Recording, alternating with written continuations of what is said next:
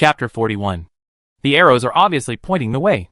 Under what circumstances did the Red Sleeves team not ask for help from the law enforcer headquarters through the communicator, but instead used a mark to point the way for those who came later? Liang Ran could think of two reasons. One is that they could not connect to the communicator, just like they could not connect to the network almost all night due to the heavy fog last night, and the Red Sleeves team might not have been able to connect to the communicator at that time. Considering that the Red Sleeves team lost contact at night, this situation is the most likely to happen. The second is that their communicator was lost. The probability of the entire team collectively losing their communicator is too low and too outrageous, so Liang Ran directly ruled it out. Liang Ran stared at the mark in a daze. If it was the first point, why did they put their mark on such a hidden tree? Is it because they couldn't see the road clearly and were chased by the alien species and accidentally turned into this place, so they chose to mark the tree? However, in such an emergency, how dare they get out of the car? At night, it is difficult for humans and alien species to fight each other. Unless it is an emergency, no one should be stupid enough to leave the car.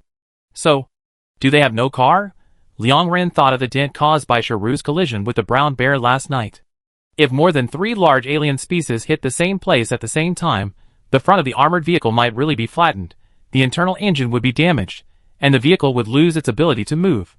There are even more dangerous situations, such as fuel leakage and armored vehicle fire. After Liang Ran had a guess in her mind, she walked quickly towards the armored vehicle. "Get in the car first," she said. "Think about it after getting in the car." The other two nodded, and after the three got in the car, they talked about the mark on the tree. Wu Ruozi mentioned the head that the brown bear had on his head before. So did the Hongxiu team encounter a brown bear? One of the heads belongs to the Hongxiu team. Liang Ran replied, "It is possible. But the head could also be cut off by the brown bear after it accidentally discovered the body." Ji-chan asked Liang Ran, "What should we do now? Follow the symbol? It seems there is no other way. The Hongxiu team is currently out of contact, and no one can be sure that they are 100% dead. As long as there is a possibility of survival, they should look for them. If they are alive, they must be seen, and if they are dead, there must be evidence. Doing anything unnecessary now will delay the search for them." Thinking of this, Liang Ran said bluntly, "Drive and follow the symbol to look for them. If we can't find them by night, we will report the situation to the headquarters, and let them send other teams to continue looking. The fuel is running low, we must retreat tomorrow morning." Sharu nodded. She started the car, turned the steering wheel, and drove to the location Liang Ran said. At this moment, Liang Ran suddenly remembered something and added, "The symbol was discovered by Song Shenai. She is very careful." Song Shenai didn't expect to hear her own name suddenly, and she exclaimed, "Ah." Wu Ruozi applauded. "Shenai is great. If it weren't for you, we don't know how long we would have to look for it."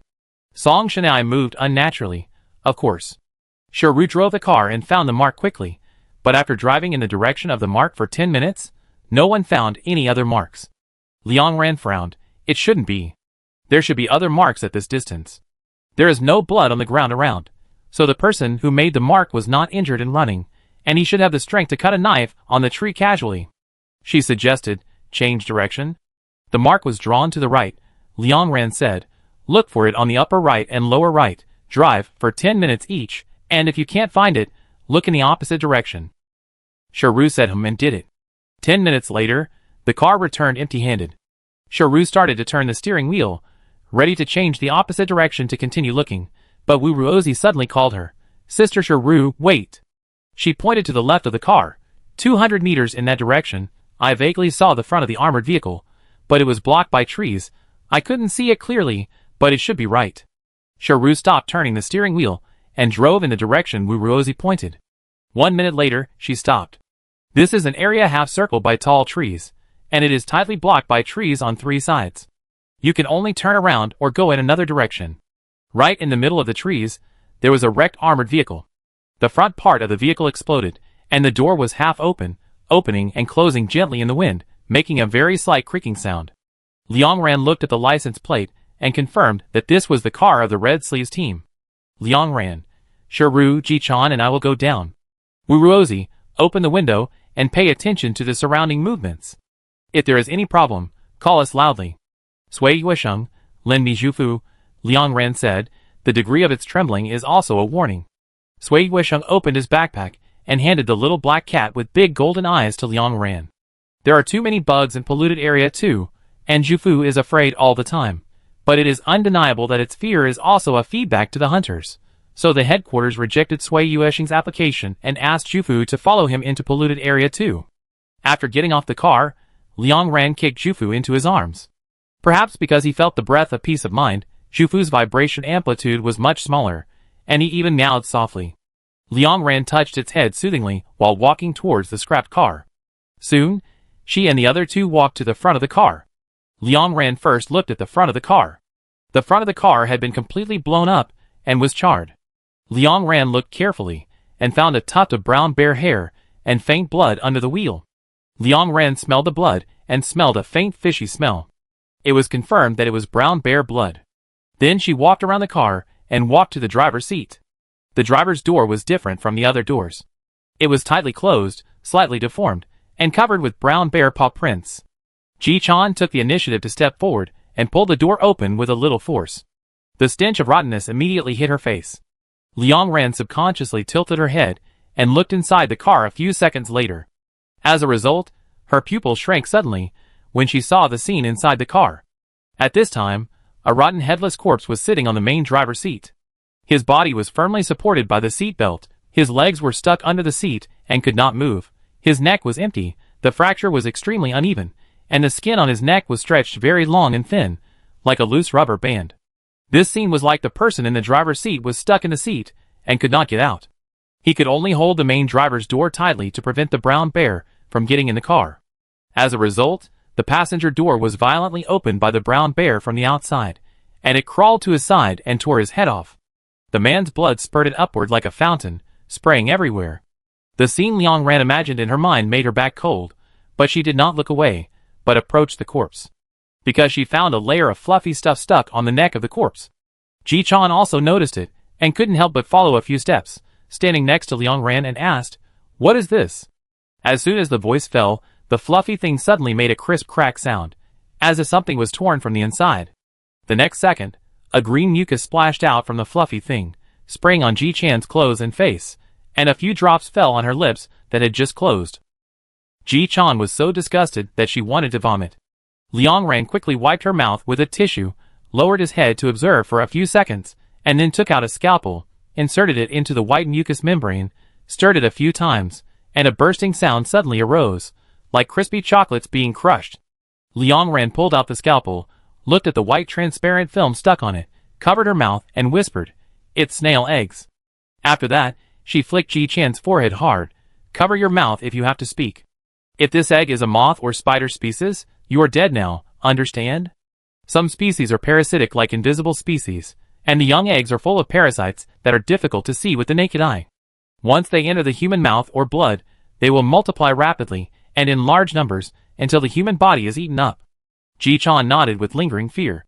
Liang Ran walked to the side, opened the back door, and got into the car. There was no one here, and the weapon boxes on the shelf were tilted here and there. Liang Ran counted and found that there were 4 boxes on the shelf, which means that except for one person in the team who took the weapon away, the others got off the car empty-handed, or only brought portable pistols, and did not bring more convenient weapons. How urgent was the situation at that time?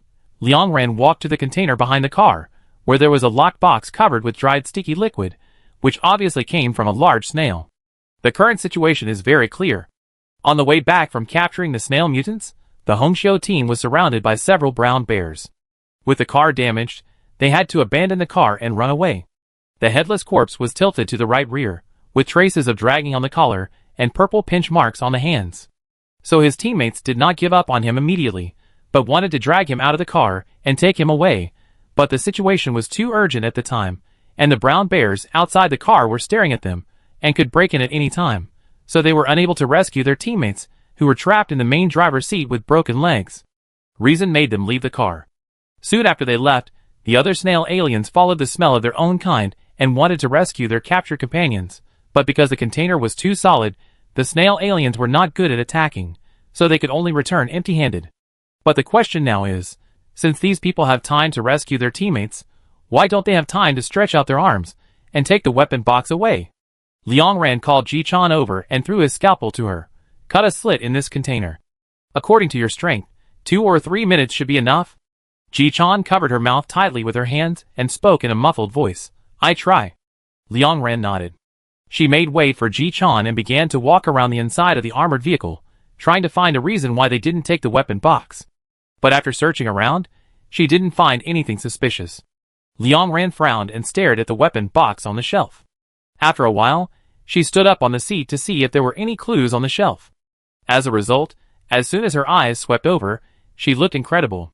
A few seconds later, Liang Ran reached out and took down a few things on the shelf. At this time, Ji-chan also cut a slit in the box and raised her little head to ask Liang Ran to see. Unexpectedly, as soon as her eyes met Liang Ran's, she had the same expression on her face. How could it be? She blurted out her questioning words, and then hurriedly covered her mouth. Why is their communicator here? They actually took off the communicator? Liang Ran thought about the wrong symbol on the tree, and looked at the 3 communicators with broken straps, which were obviously pulled off by force. She immediately jumped off the seat, walked out of the car quickly, squatted beside the tire of the car, and began to dig the soil attached to the tire. 2 minutes later, she looked at the cotton-like spores on the palm of her hand, and slowly raised her face. It's an illusion, she said. They are hallucinating. Chapter 42. The spores in Liang Ran's hand come from a kind of hallucinogenic fungus, and the carrier of transmission is the juice that flows out after the fungus is broken. These juices will emit a light grass fragrance. Because the wood barrier area is full of green grass, this smell will make people hard to guard against. Its effect is equivalent to hallucinogenic smoke. Once a large amount of inhalation is inhaled, hallucinations will occur. At first, you will feel that there are mycelium on your body, then your sense of direction will be unbalanced, you will have auditory hallucinations, and finally you will have difficulty controlling your limbs and walking. The method to eliminate hallucinations is very simple. Just eat the rods of those fungi. 1 or 2 rods can reduce hallucinations, and 4 or 5 can completely cure them. But people who have hallucinations will find it difficult to find out that they have problems at the first time. They will feel that they are entangled by the alien fungus, and are eager to tear off the non-existent mycelium on their bodies. Correspondingly, their clothes will be torn to pieces by them, and the communicator will also be torn apart. Liang Ran looked at the 3 communicators in his hand, raised his head to look at the 4 weapon boxes above his head, and then looked at the man in the main driver's seat.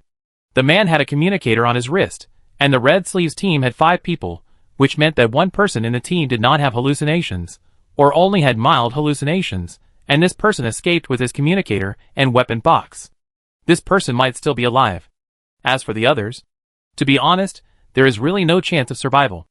Liang Ran put the dead communicators into his pocket and walked towards Ji-chan. Has it been cut open? Ji-chan nodded and pointed to the knife stuck in the container. Do you want to open the box? I have to work on it for a while. No. Liang Ran said. She gestured and drew a circle with her fingers. Hold the handle of the knife. Let the knife rotate half a circle, and make a gap. I go back to the car to get some water first. Okay. Ji-chan began to do it obediently. Liang Ran turned back to the armored vehicle. She called Wu Ruozi and Song Shanai out of the car, and then called Shiru back to the car. There is a possibility that a member of the Red Sleeve squad may survive. We may have to escape first, and then track the alien species. Ji-chan is almost done. It's a bit troublesome to explain. Shiru, start the car first. Wu Ruozi and Song Shanai put on the microventilator and follow me. After that, Liang Ran ran back to the scrap armored vehicle with 2 bottles of water. At this time, Ji-chan had made an obvious gap in the container. She stood in front of the box board, looking at the gap curiously, but she didn't dare to get close to see it, for fear of being sprayed with disgusting mucus again. Liang Ran arranged for Wu Ruozi and Song Shanai. From the track path on the ground, the car came from behind this circle of trees. You go behind the trees together to see if there are a large number of red and pink round fungi, whether these fungi have been crushed, and whether the stems have been broken by human power. And the most important thing, Liang Ran said seriously, observe whether these fungi grow there or are placed there.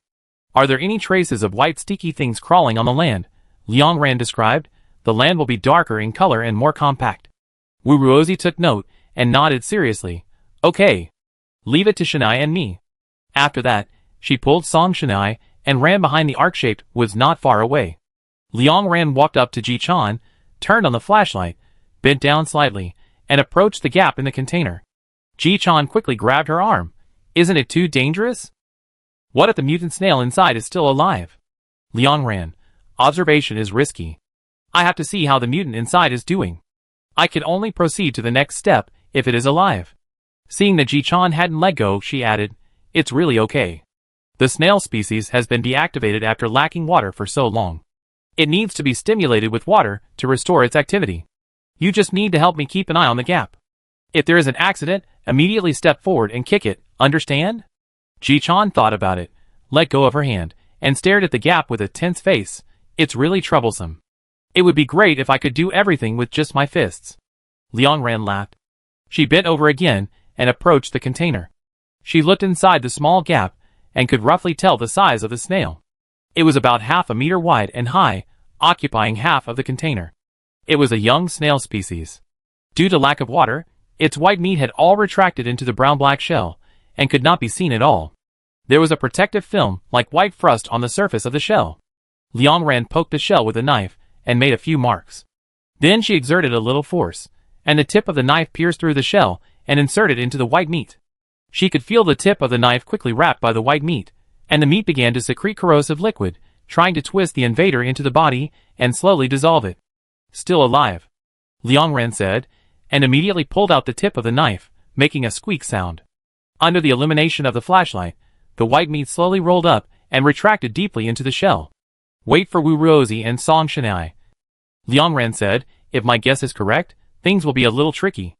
After waiting for 5 minutes, the two ran back from behind the curved woods. As soon as she saw Liang Ran, Wu Ruozi nodded hurriedly. Yes, everything you said is true. It's amazing, everything is true." Song Shanai glanced at Liang Ran and nodded. Those fungi were scattered on the ground. All the fungi have no stems. There are traces of reptiles crawling on the ground. Most of the mushrooms were crushed by the car, and there are tire marks. The current situation is very clear. Liang Ran, let's go back to the car and talk. The four of them went back to the car together. After Liang Ran closed the door, he carefully explained the current situation. "I will now explain the current situation to you. More than a week ago, the Red Sleeves team received a mission to capture snail mutants. On the afternoon of the second day after arriving in the contaminated area, they completed the mission perfectly and began to return. But because they are far away from the border, they need to spend the night in the contaminated area. That night, they lost contact. From the current point of view, on their way back, the huge wheels of the armored vehicle crushed a large number of hallucinogenic fungi, and then they were attacked by a brown bear species. The armored vehicle was scrapped, and the brown bear was staring at them outside the car. Judging from the bullets on the ground, in order to temporarily repel the brown bear, they opened the car window and wanted to use guns to repel the brown bear. During this period, they inhaled hallucinogenic gases. After continuous shooting, the brown bear was temporarily repelled, but the brown bear would always come back, and the car would not get better by itself. The glass and car doors could be penetrated by external forces at any time, and they had to abandon the car and run away. Just when they wanted to take the weapon box on the shelf, the hallucinogenic gas began to take effect, and the people in the Red Sleeves team had hallucinations and tore off the communicator as if it were mycelium. Liang Ran said seriously, "This is also the reason why they did not contact the headquarters. First, the attack happened in the forest at night, and there might even be fog. The signal was extremely poor, and they could not send messages. Second, they inhaled too much hallucinogenic gas and had hallucinations too quickly. They had no time to ask for help before they took off the carrier for help. Even if they woke up later, they could not ask for help. But from the current situation, this problem is not that simple. This attack was not an accidental encounter, and the fungus was not crushed by chance. All this is premeditated revenge." Sui Yuesheng did not get out of the car just now. His curiosity was aroused, and he hurriedly asked, "What do you mean?" Wu Ruozi thought about what Liang Ran asked her to find in the woods just now, and her eyes suddenly lit up. "It's a snail mutant. Those fungus species were scattered by snail mutants on the road that the car must pass on the way back, so those fungus species did not grow in the ground. There are traces of reptiles crawling on the ground, and there is dried mucus." "Yes." Liang Ran nodded. After the words fell, Ji-chan showed a shocked look. "Can they be so smart? Think about the slit-mouthed mermaid." Liang Ran replied. "The mutant snail in the container is obviously still in its infancy. The alien species chasing it may be its parents or its own species. There are ways for the same species to communicate. Some alien species communicate through sound waves, and can even convey information to their own species dozens of kilometers away." Ji-chan thought for a while, then asked, How do they know that the Red Sleeves team will pass this road? Liang Ran said, the hunter team only takes those few roads when they go on missions. If it weren't for special circumstances, no one would want to take a different route. The snail species is huge, and they must have seen many armored vehicles returning. The common species told the mutants about this, so the mutants ambushed on the road that must be passed, and then attracted a few other alien species. It was not difficult to force the car to turn into the small road. Ji-chan had no problem. Shiru still wanted to ask, so he asked, were those brown bears also brought by the snail mutants? Liang Ran, high probability. The pattern of cooperative hunting between different alien species is very common, and you have seen even more bizarre ones, such as those human bears holding parrot catfish. Speaking of this, Liang Ran talked about something else. The characteristic of the snail alien is that it lives a long time. Even if the environment is harsh and there is no food, it can live for a long time, and the meat in the shell is extremely corrosive. It basically has no natural enemies, because no alien species likes to eat the meat that will corrode its tongue. The existence of the former characteristics will allow the snail mutants to continuously rescue their own kind, because they know very well that their own kind in the container is still alive. The latter characteristic is their way of saving their own kind, constantly releasing corrosive liquid into the container. But the container designed by the headquarters is corrosion resistant, so they have not made any progress in a week.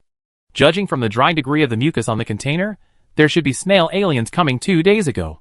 That one, or that group of snail aliens will definitely come again, so they will not be too far from here.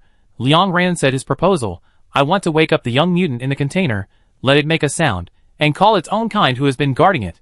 Speaking of the same kind, I prefer its parents, because there is no rescue feeling between different species of the same kind. Shiru nodded. Do you think some members of the Red Sleeves team were dragged away by this snail? It's very possible. Liang Ran replied. But I'm not sure, so I can only call the snail mutant first. During this time, we will walk around nearby and look for traces of the Red Sleeves team members. If we find clues that the snail took away a member, we will drive to track the snail. If there is no clue that the snail took someone away, we will kill them. Snail mutants like to torture hunters very much. Don't let any of them go. No problem. Shiru nodded. The others had no objection. Shiru drove the car forward and drove to a place 2 or 3 meters in front of the scrapped armored vehicle. Liang Ran jumped out of the car and walked to the container.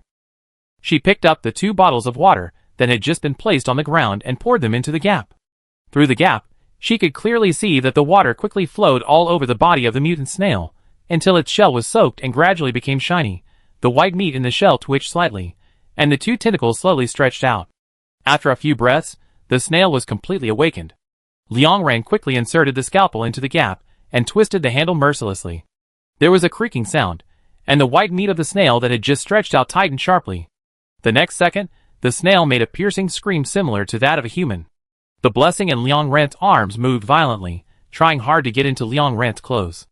Liang Ran held down the restless kitten, rushed into the armored vehicle in a few steps, slammed the door, and said quickly, "Back up. Let's go." As the voice fell, there was a sound of heavy objects rapidly pressing over the lawn in the distant forest. Chapter 43. Shiru had already started the car. After hearing Liang Ran's words, she didn't even look at the forest. She immediately turned the steering wheel, reversed the car neatly, turned a corner, and rushed to the woods in the opposite direction. The screams of the young snails behind her were extremely sharp, like nails piercing everyone's eardrums.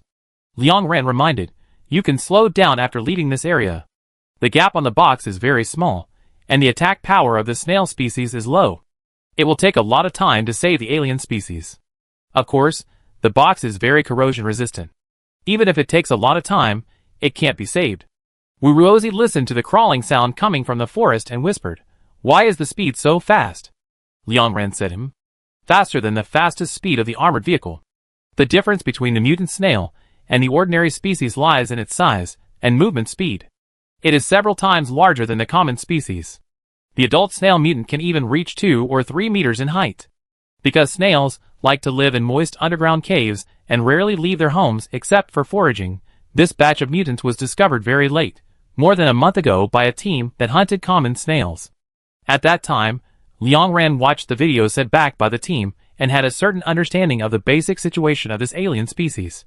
But because the other party did not capture those mutants, Liang Ran's understanding of it was limited to the video.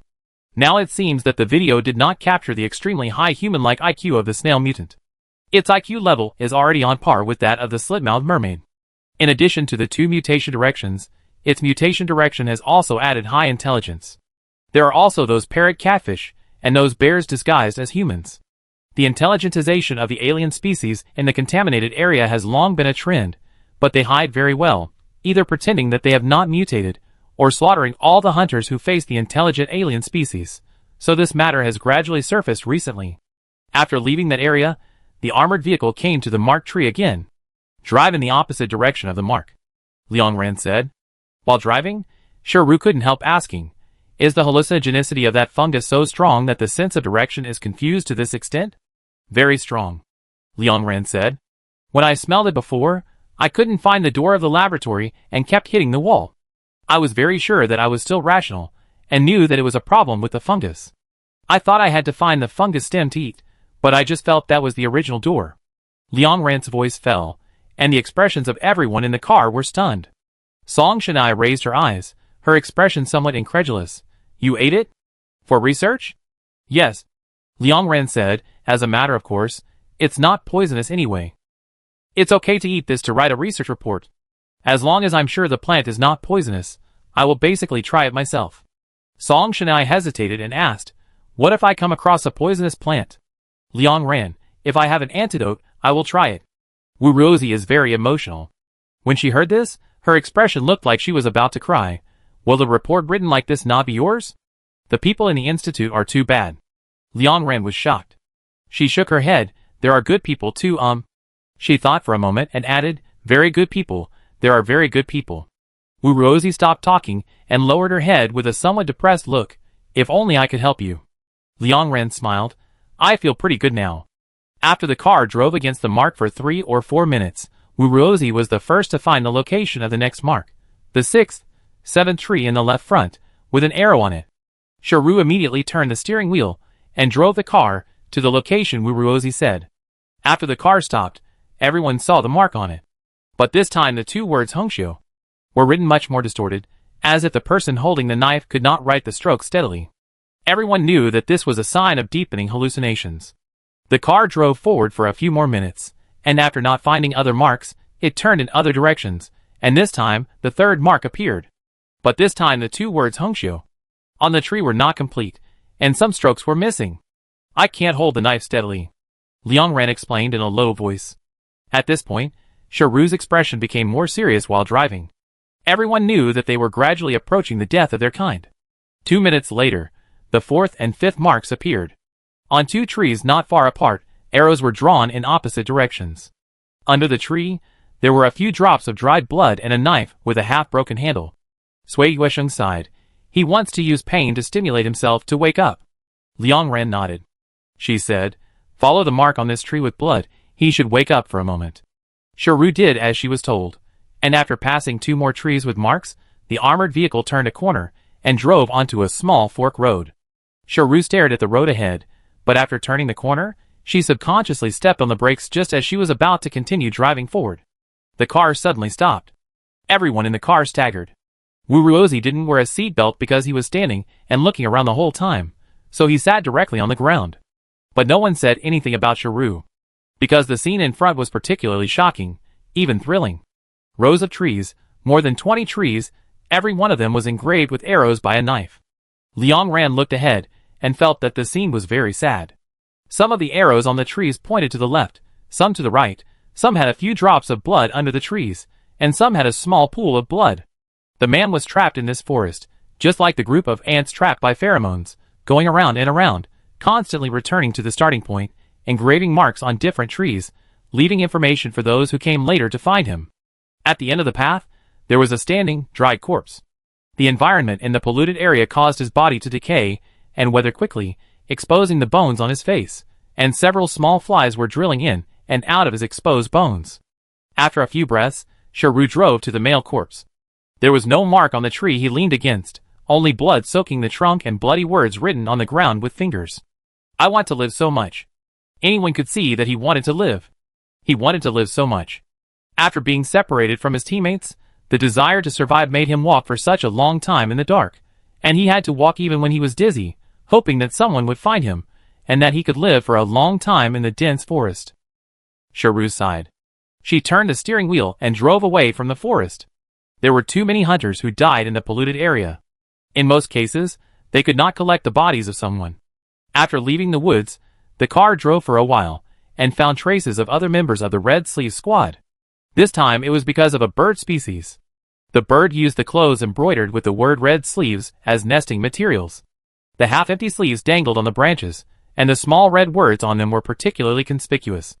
Ji-chan pursed her lips, pulled down the window, aimed at the bird with 4 wings, and bang, killed it with one shot. After she killed the species very quickly, she pulled up the window again. She sat back in her seat with a gun. A few hundred meters away from the bird's nest, several people saw the third body of a member of the Red Sleeve Squad. This was a woman in her 30s. Dozens of ants were crawling on her rotting body, eating food. She was lying in a pool of dried blood, and next to her was the body of an adult brown bear species. The woman's fists and body were covered with blood. She looked like a power mutant. She died of excessive blood loss after smashing the brown bear to death. After that, Sharu drove around again, but found no other traces. Liang Ran looked at the time and said, "It's almost time. Let's go back to that area. Let's take a detour, and go to the woods that Wu Ruozi and Song Shanai checked." So the armored vehicle returned along the same route. 20 minutes later, the car approached the original area, and the squeak sound of the snail shell rubbing against the container was very clear. They heard it as soon as they approached. Sharu slowed down the speed of the car, tried to reduce the sound as much as possible, and took a detour to the back of the arc-shaped woods. The edge area here had been checked by Wu Ruozi and the others. The ground was scattered with red and pink round fungi flattened by the wheels. The umbrella handles of these fungi were all broken off without exception and were empty. Wu Ruozi thought of this and hesitated. Did someone in the Hongxiu team eat the mushroom stems, so the illusion disappeared? Liang Ran shook his head calmly. I am more inclined to believe that the mushroom stems were destroyed by snails in advance. Wu Ruozi, Sui Yuesheng leaned back in his chair and suddenly laughed.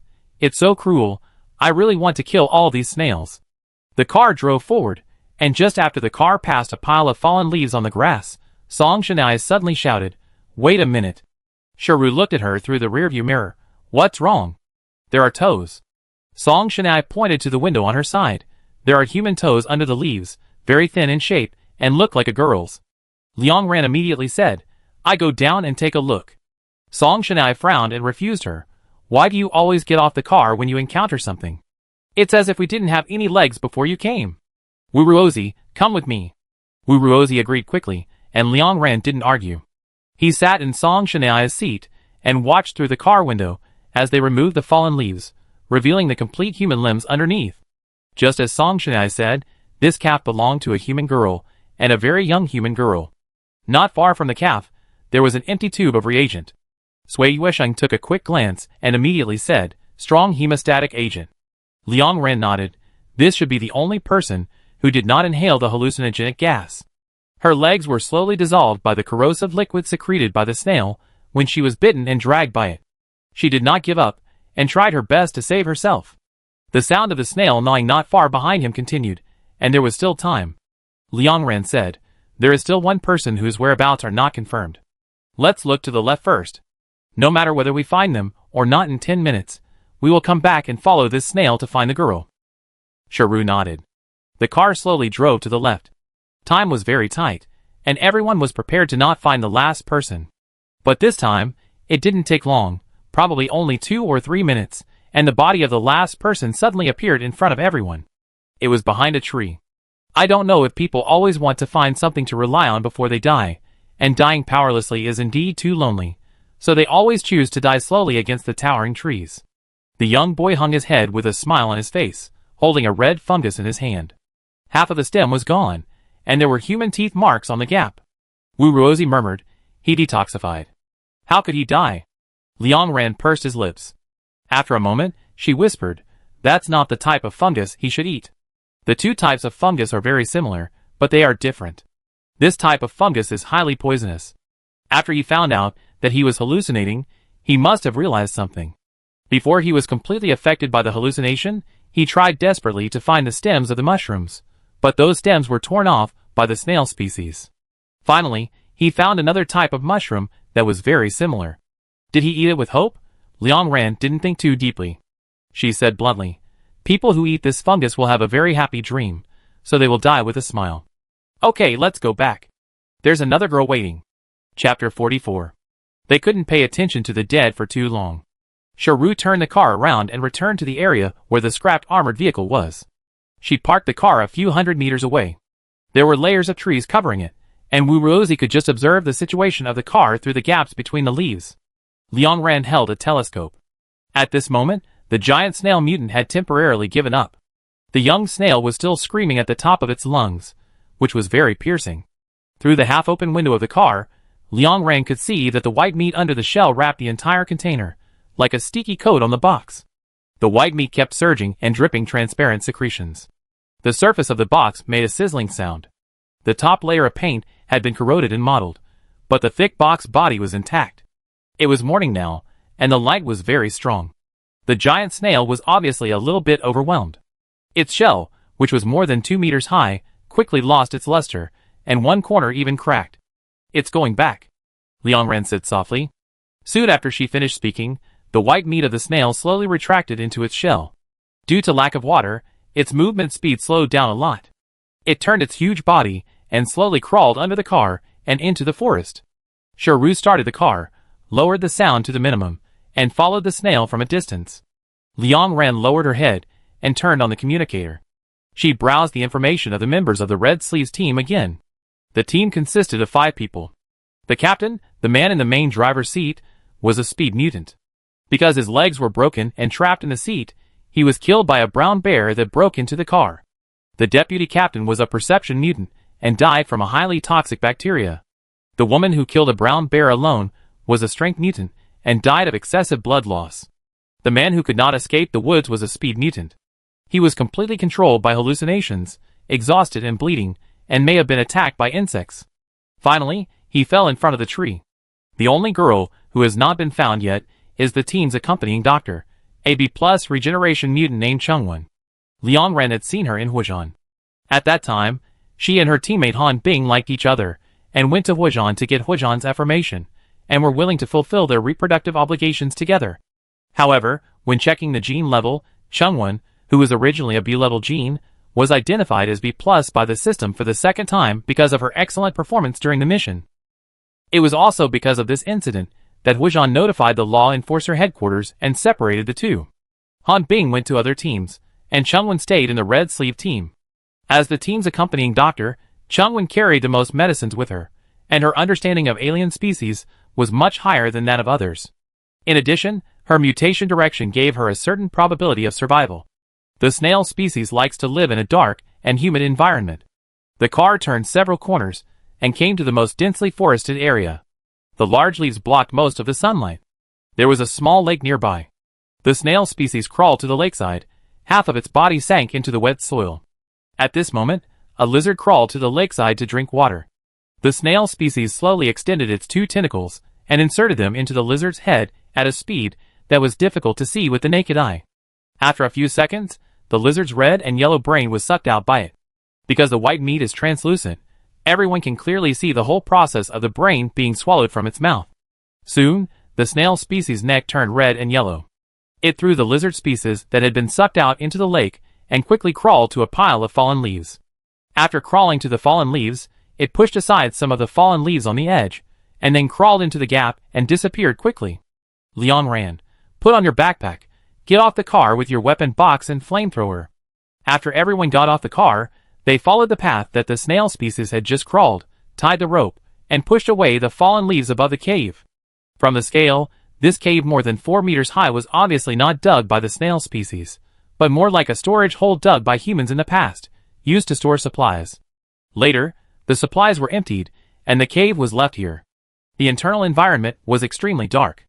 After Liang Ran jumped down, he first turned on the overhead light, and then looked around. The cave was very long and had a lingering stench. The surrounding stone walls were full of pits and wormholes. Liang Ran looked carefully at the wormhole and confirmed that the worms inside had already crawled out. The soil inside had weathered and was very hard, with some dead eggs stuck to it.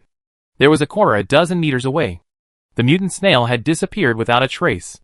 It was obvious that it had crawled inside. Behind the corner should be the nest of the mutant snail. The group walked in quietly. Liang Ran was the third one. Wuruozi, who was walking in front, walked a few meters and suddenly stepped on something. She moved her feet and looked down. She found that it was a black mass of something, sticky and sticky.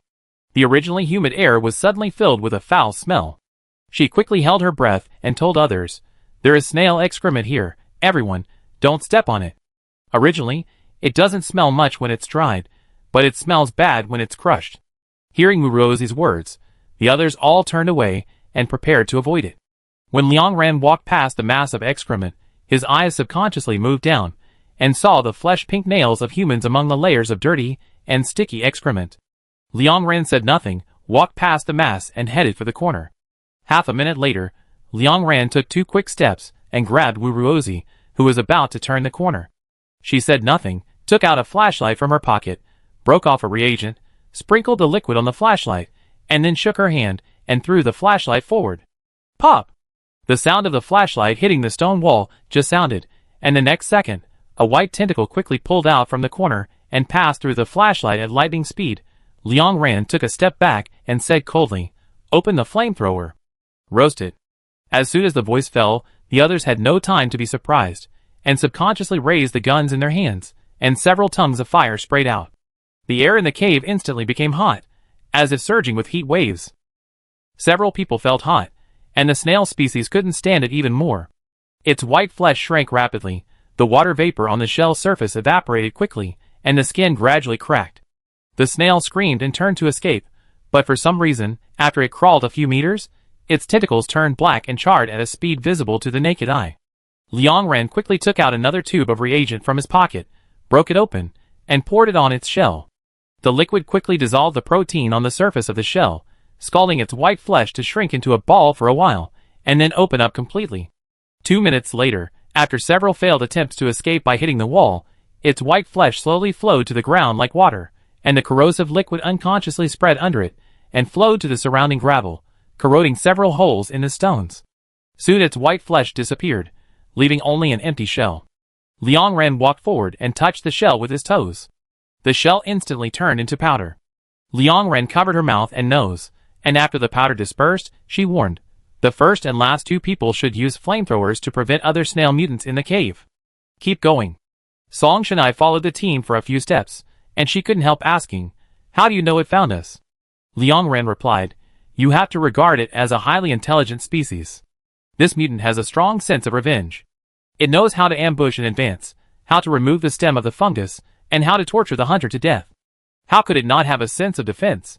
The container that had been unable to be broken suddenly had a gap. The young mutants inside were stabbed and screaming. They will definitely communicate, and the adult mutants will also know that this is a trap. We just need to pretend to step into the trap. Speaking of this, Liang Ran added, "The biggest difference between highly intelligent aliens and humans is that they don't think they are incapable, they are extremely conceited, and like to torture people in a playful way.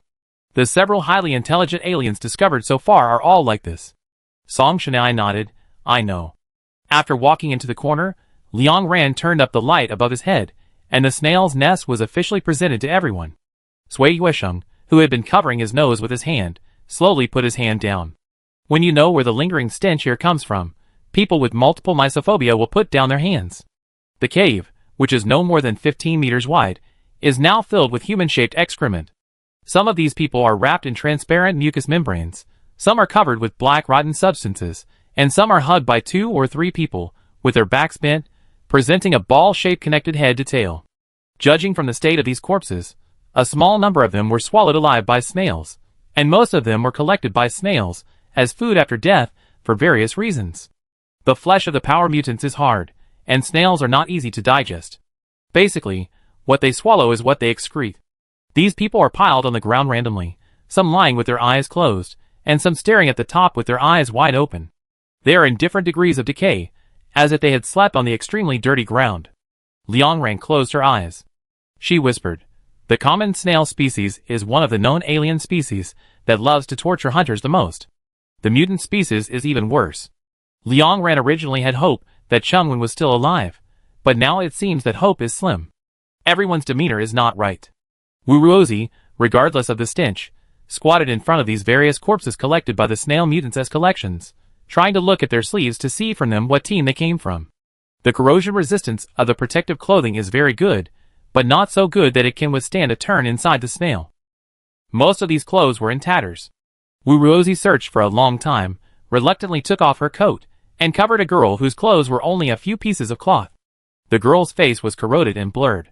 Wuruozi carefully identified it for a long time, and confirmed that it was not Chungwon. She subconsciously breathed a sigh of relief. There may be someone alive. But she hurriedly turned around, and didn't find Chungwon.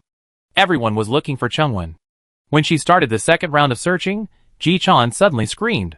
Ji-chan was angry, irritable, and angry. But even when she was beaten to death by the alien, she was vicious and never screamed. Liang Ren thought something was wrong and immediately ran to where Ji-chan was.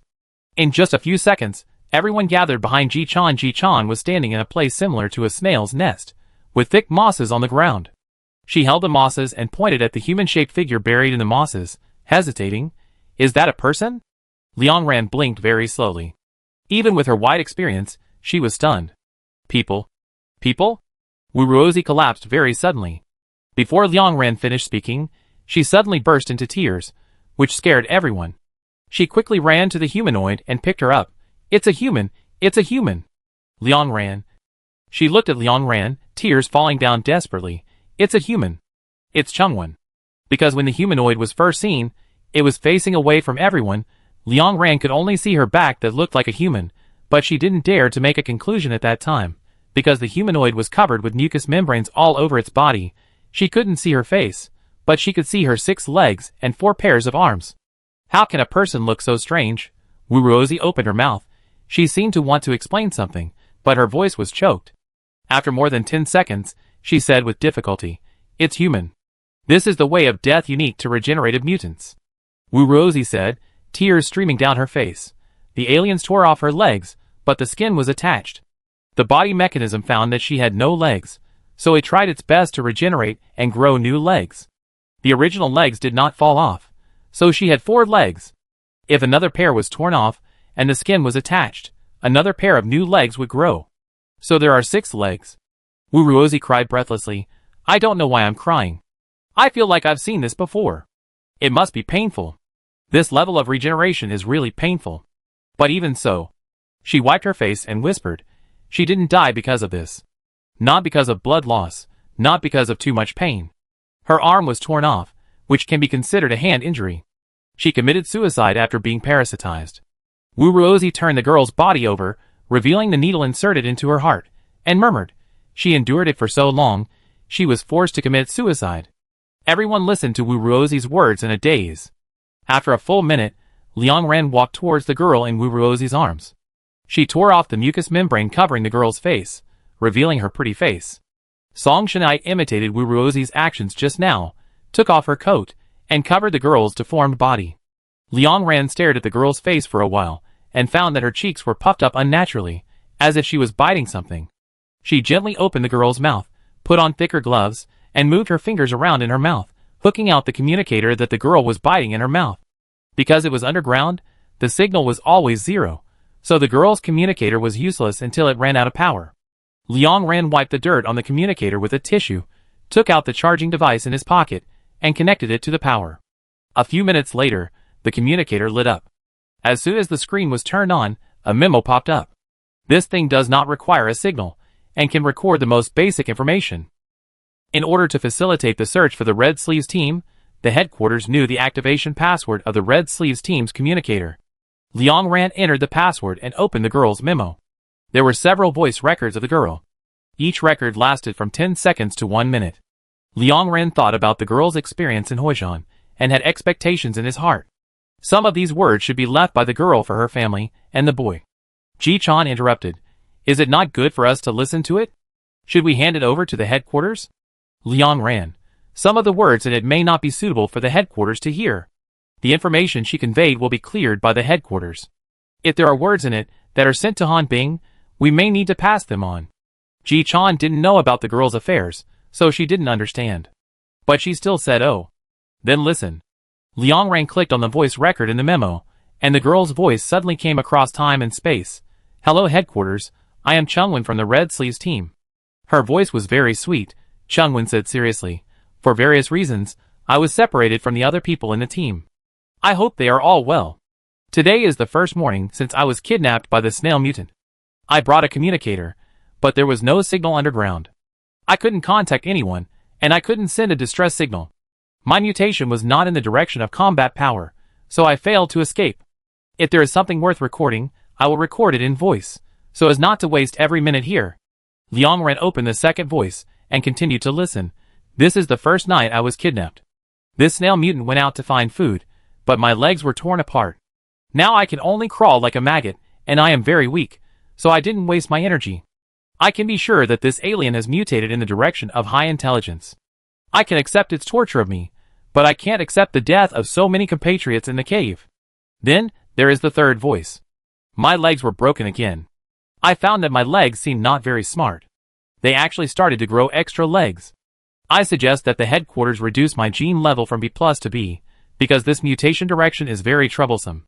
Hearing this, Liang Ran paused, and the girl's face in the fire flashed in her mind when she collapsed, and was confused when she knew that her gene level had been upgraded.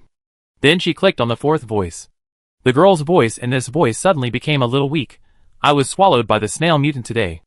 I fell into a coma as soon as I entered its esophagus, so I don't know how long it took me to be expelled. My mutation direction can make my body recover quickly. Even so, I didn't die. I am probably lucky, because most of the other compatriots in the cave seem to have died because of this. The snail is more curious about me. The fifth voice. Hello headquarters, I was swallowed again today. Because I expected it, I stayed awake for a moment this time, but I was still unconscious 1 minute after being swallowed. Today's recovery is not very good. My eyesight has deteriorated, my voice has become hoarse, and my legs have begun to ooze pus. The sixth voice is very long. Today is a special day. This time, I stayed awake for 2 minutes after being swallowed. This time I tried to save myself. The food in the snail's stomach was curled up and wrapped in mucus, including me, but the mucus at the sole of the foot was much thinner. I tried to tear it open, trying to kill the snail from the inside. But its heart seemed to have no sense of pain. No matter how hard I pulled it, it didn't die. Then I was expelled. This made me feel very unbelievable. As far as I know, aliens, like humans, will die from heart injuries and will feel pain from heart tearing. Why doesn't it hurt? Hearing this, Liang Ran's mind suddenly buzzed. Many studies on alien hearts flashed through her mind. Her fingers repeatedly touched the screen and listened to this sentence. Ji Chan pushed her arm urgently. What are you doing? Snail mutants don't feel pain well, right? Aren't there mutants that don't feel pain? I've heard of that. Yeah. Liang Ran suppressed his shock, put this message aside for the time being, and continued to listen to the following words. There weren't many words left, only 3. The third to last. A day has passed, and the snail hasn't swallowed me again. I'm a little anxious. I was thinking about whether I could find a fatal weakness in the snail's body, so that my compatriots could save themselves after being swallowed. I had thought about it. When the time comes, my name will be listed in the honor column, and my parents will definitely be very proud of me, but it was a mistake. And except for regenerative mutants, other mutants should find it difficult to stay awake in the snail's body. I was awake because it was too painful. My skin was dissolved and regenerated crazily. Alas, I did some boring things again. The second to last message. My arm was torn off today, and my arm and hand are connected. I have no chance of survival. I will commit suicide in a while, but before I commit suicide, I have to say goodbye to this world. Goodbye, Dad. Goodbye, Mom.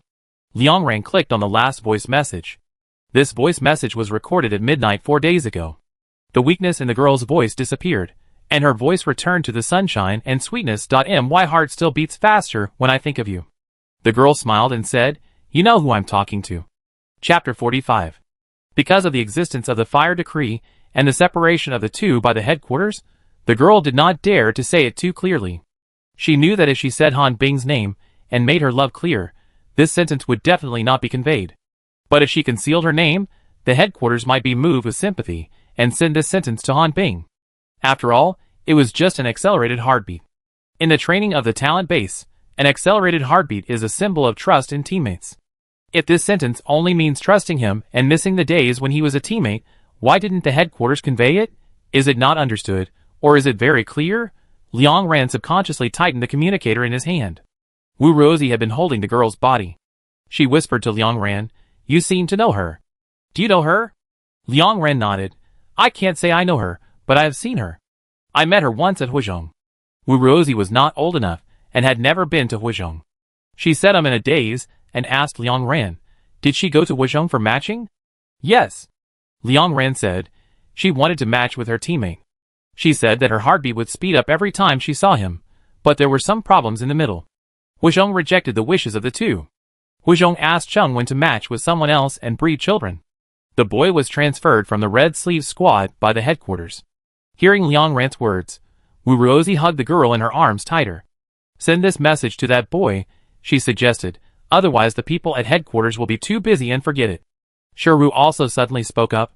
"Liang Ran, do you remember the boy's name? Find her contact and send it to him."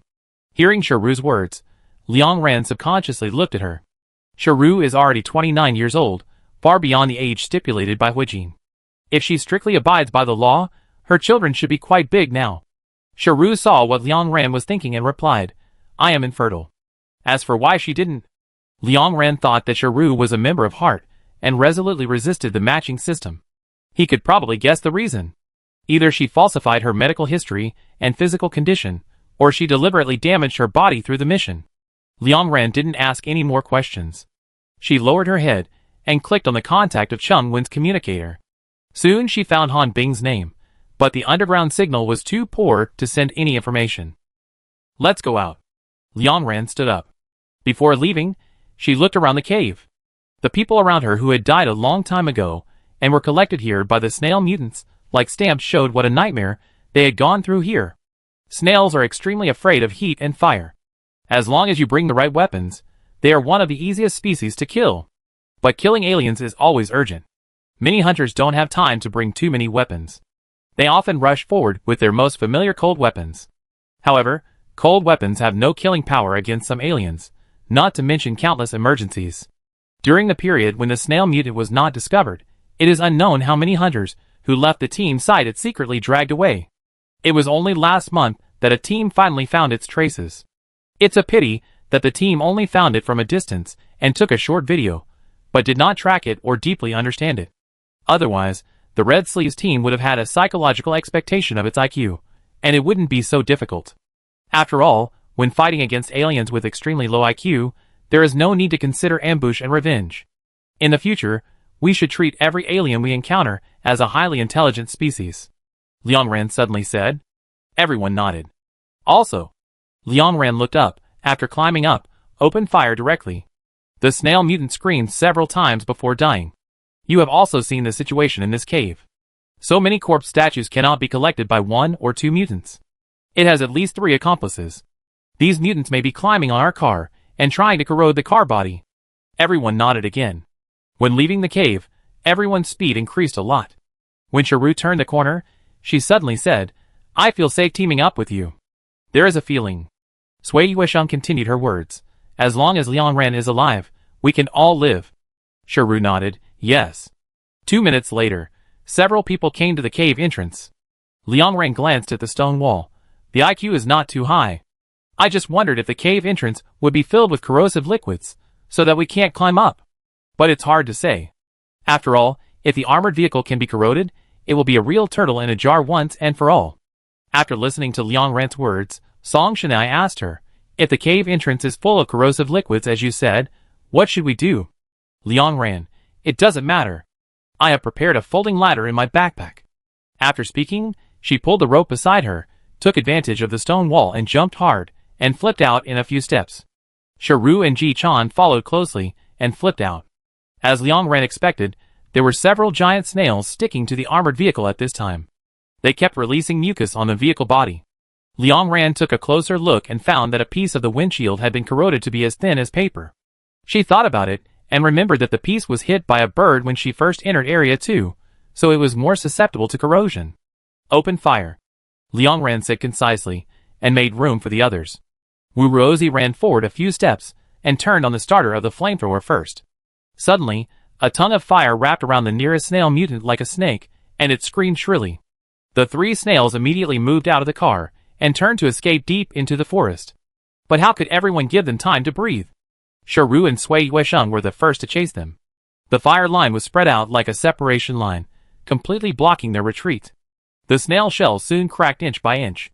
2 minutes later, the roar of an armored vehicle suddenly came from not far away. Liang Ran subconsciously looked over and found that it was the team that he met at the rest point. 2 people jumped out of the car. One was the elder brother who gave them the seasoning, and the other was the man they met in the white fog last night. Both of them were holding flamethrowers in their hands, and they sprayed flames at the snail mutants with red eyes, and no fear of death. Under the layers of siege, the 3 mutants quickly turned into a pool of water. The elder brother turned off the flamethrower, his chest kept rising and falling, and after a long time he explained, "We were going to leave Area 2, but we heard the snail screaming. Xiao Hai thought it was you, so we drove over." He was panting, his eyes were full of haze, and the enthusiasm of the day before yesterday was gone.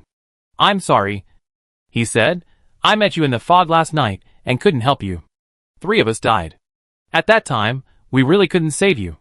We all thought you were going to die, and we were going to die too." "It's okay," Liang Ran said. "We all understand.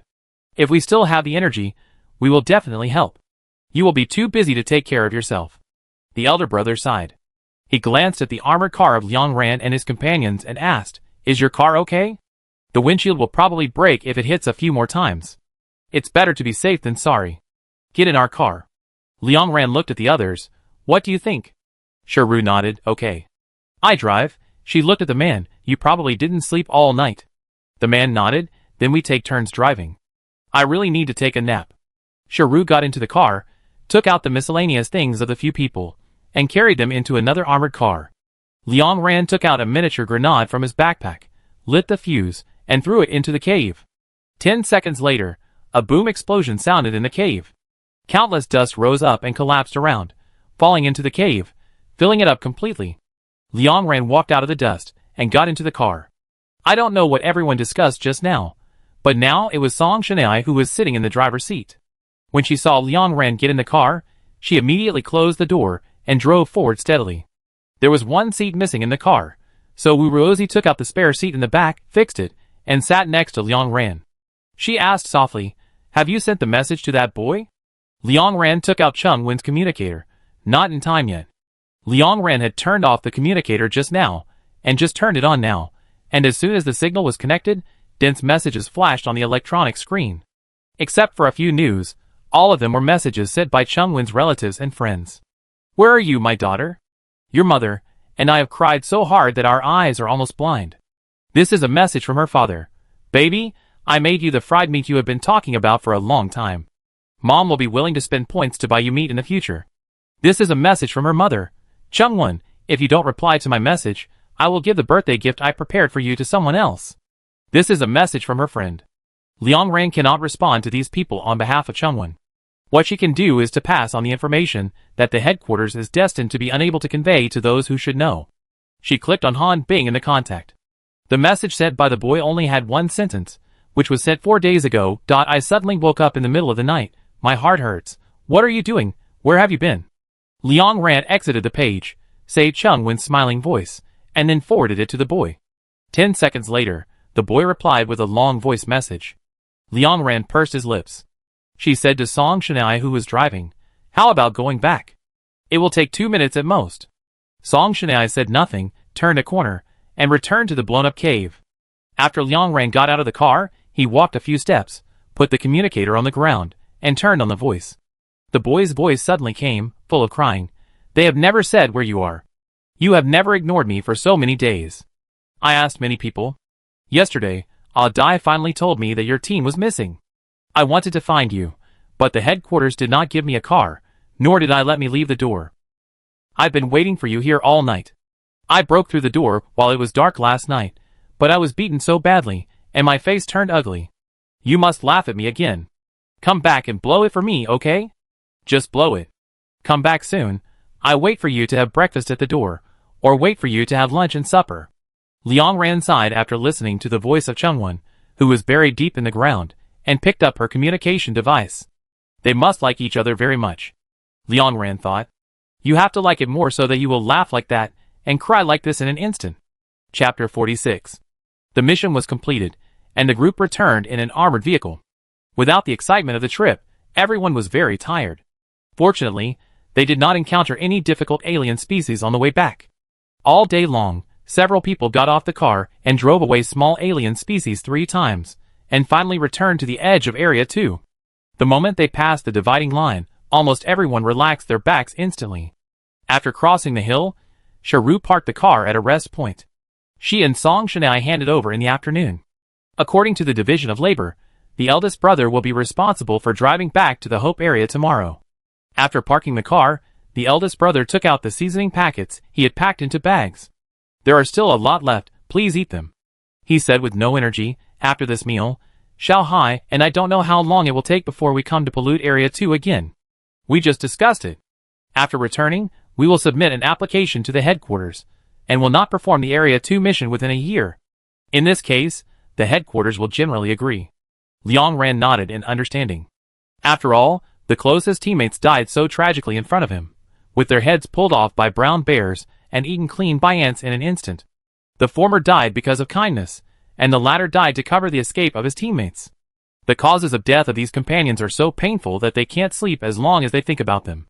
Wurozi looked around the rest point and brought out some wild vegetables. These wild vegetables are very fresh, obviously brought out by the team that just left the pollution zone 2 in the past 2 days. Several people got off the car, lit the gas tank, and ate the vegetables around the iron pot. Soon the artificial sun went out, and Sharu took 2 burning lamps from the car and fixed them next to the iron pot with a bracket. The elder brother took a few bites of food and sighed helplessly. "It has never been so troublesome before. I also heard that a highly intelligent species appeared in the contaminated Area 3 recently, but I don't believe in religion and dare not believe in any oracle. Isn't the headquarters still verifying it? How come there is one in Area 2 so soon? It's our bad luck to encounter the ant colony, but those brown bear aliens, if we were sure that there were also highly intelligent species in Area 2, and knew that the great parrot catfish could survive in the mouths of other aliens, we would not get off so easily. The talent training base has courses on alien species introduction, but most of them teach common alien species, telling students the main characteristics and weaknesses of these alien species. There are so many alien species in the contaminated area, thousands of them, changing and evolving all the time. For those rare and strange alien species, most hunters don't know the characteristics at all. The most important thing is that many alien species are difficult to kill even if they know their characteristics. For example, the ant colony, without years of training and clinical experiments, how can ordinary hunters configure interference agents? When they see it, they can only step on the accelerator and run away. The headquarters also thought about assigning researchers to each team, but researchers who have been doing research in the laboratory for many years have low survival ability in the wild. You can't ask a researcher to know all the alien species and conduct simulation training day and night like a soldier. Secondly, their mortality rate in the institute is indeed too high. Many researchers died in experiments for various reasons before they were trained.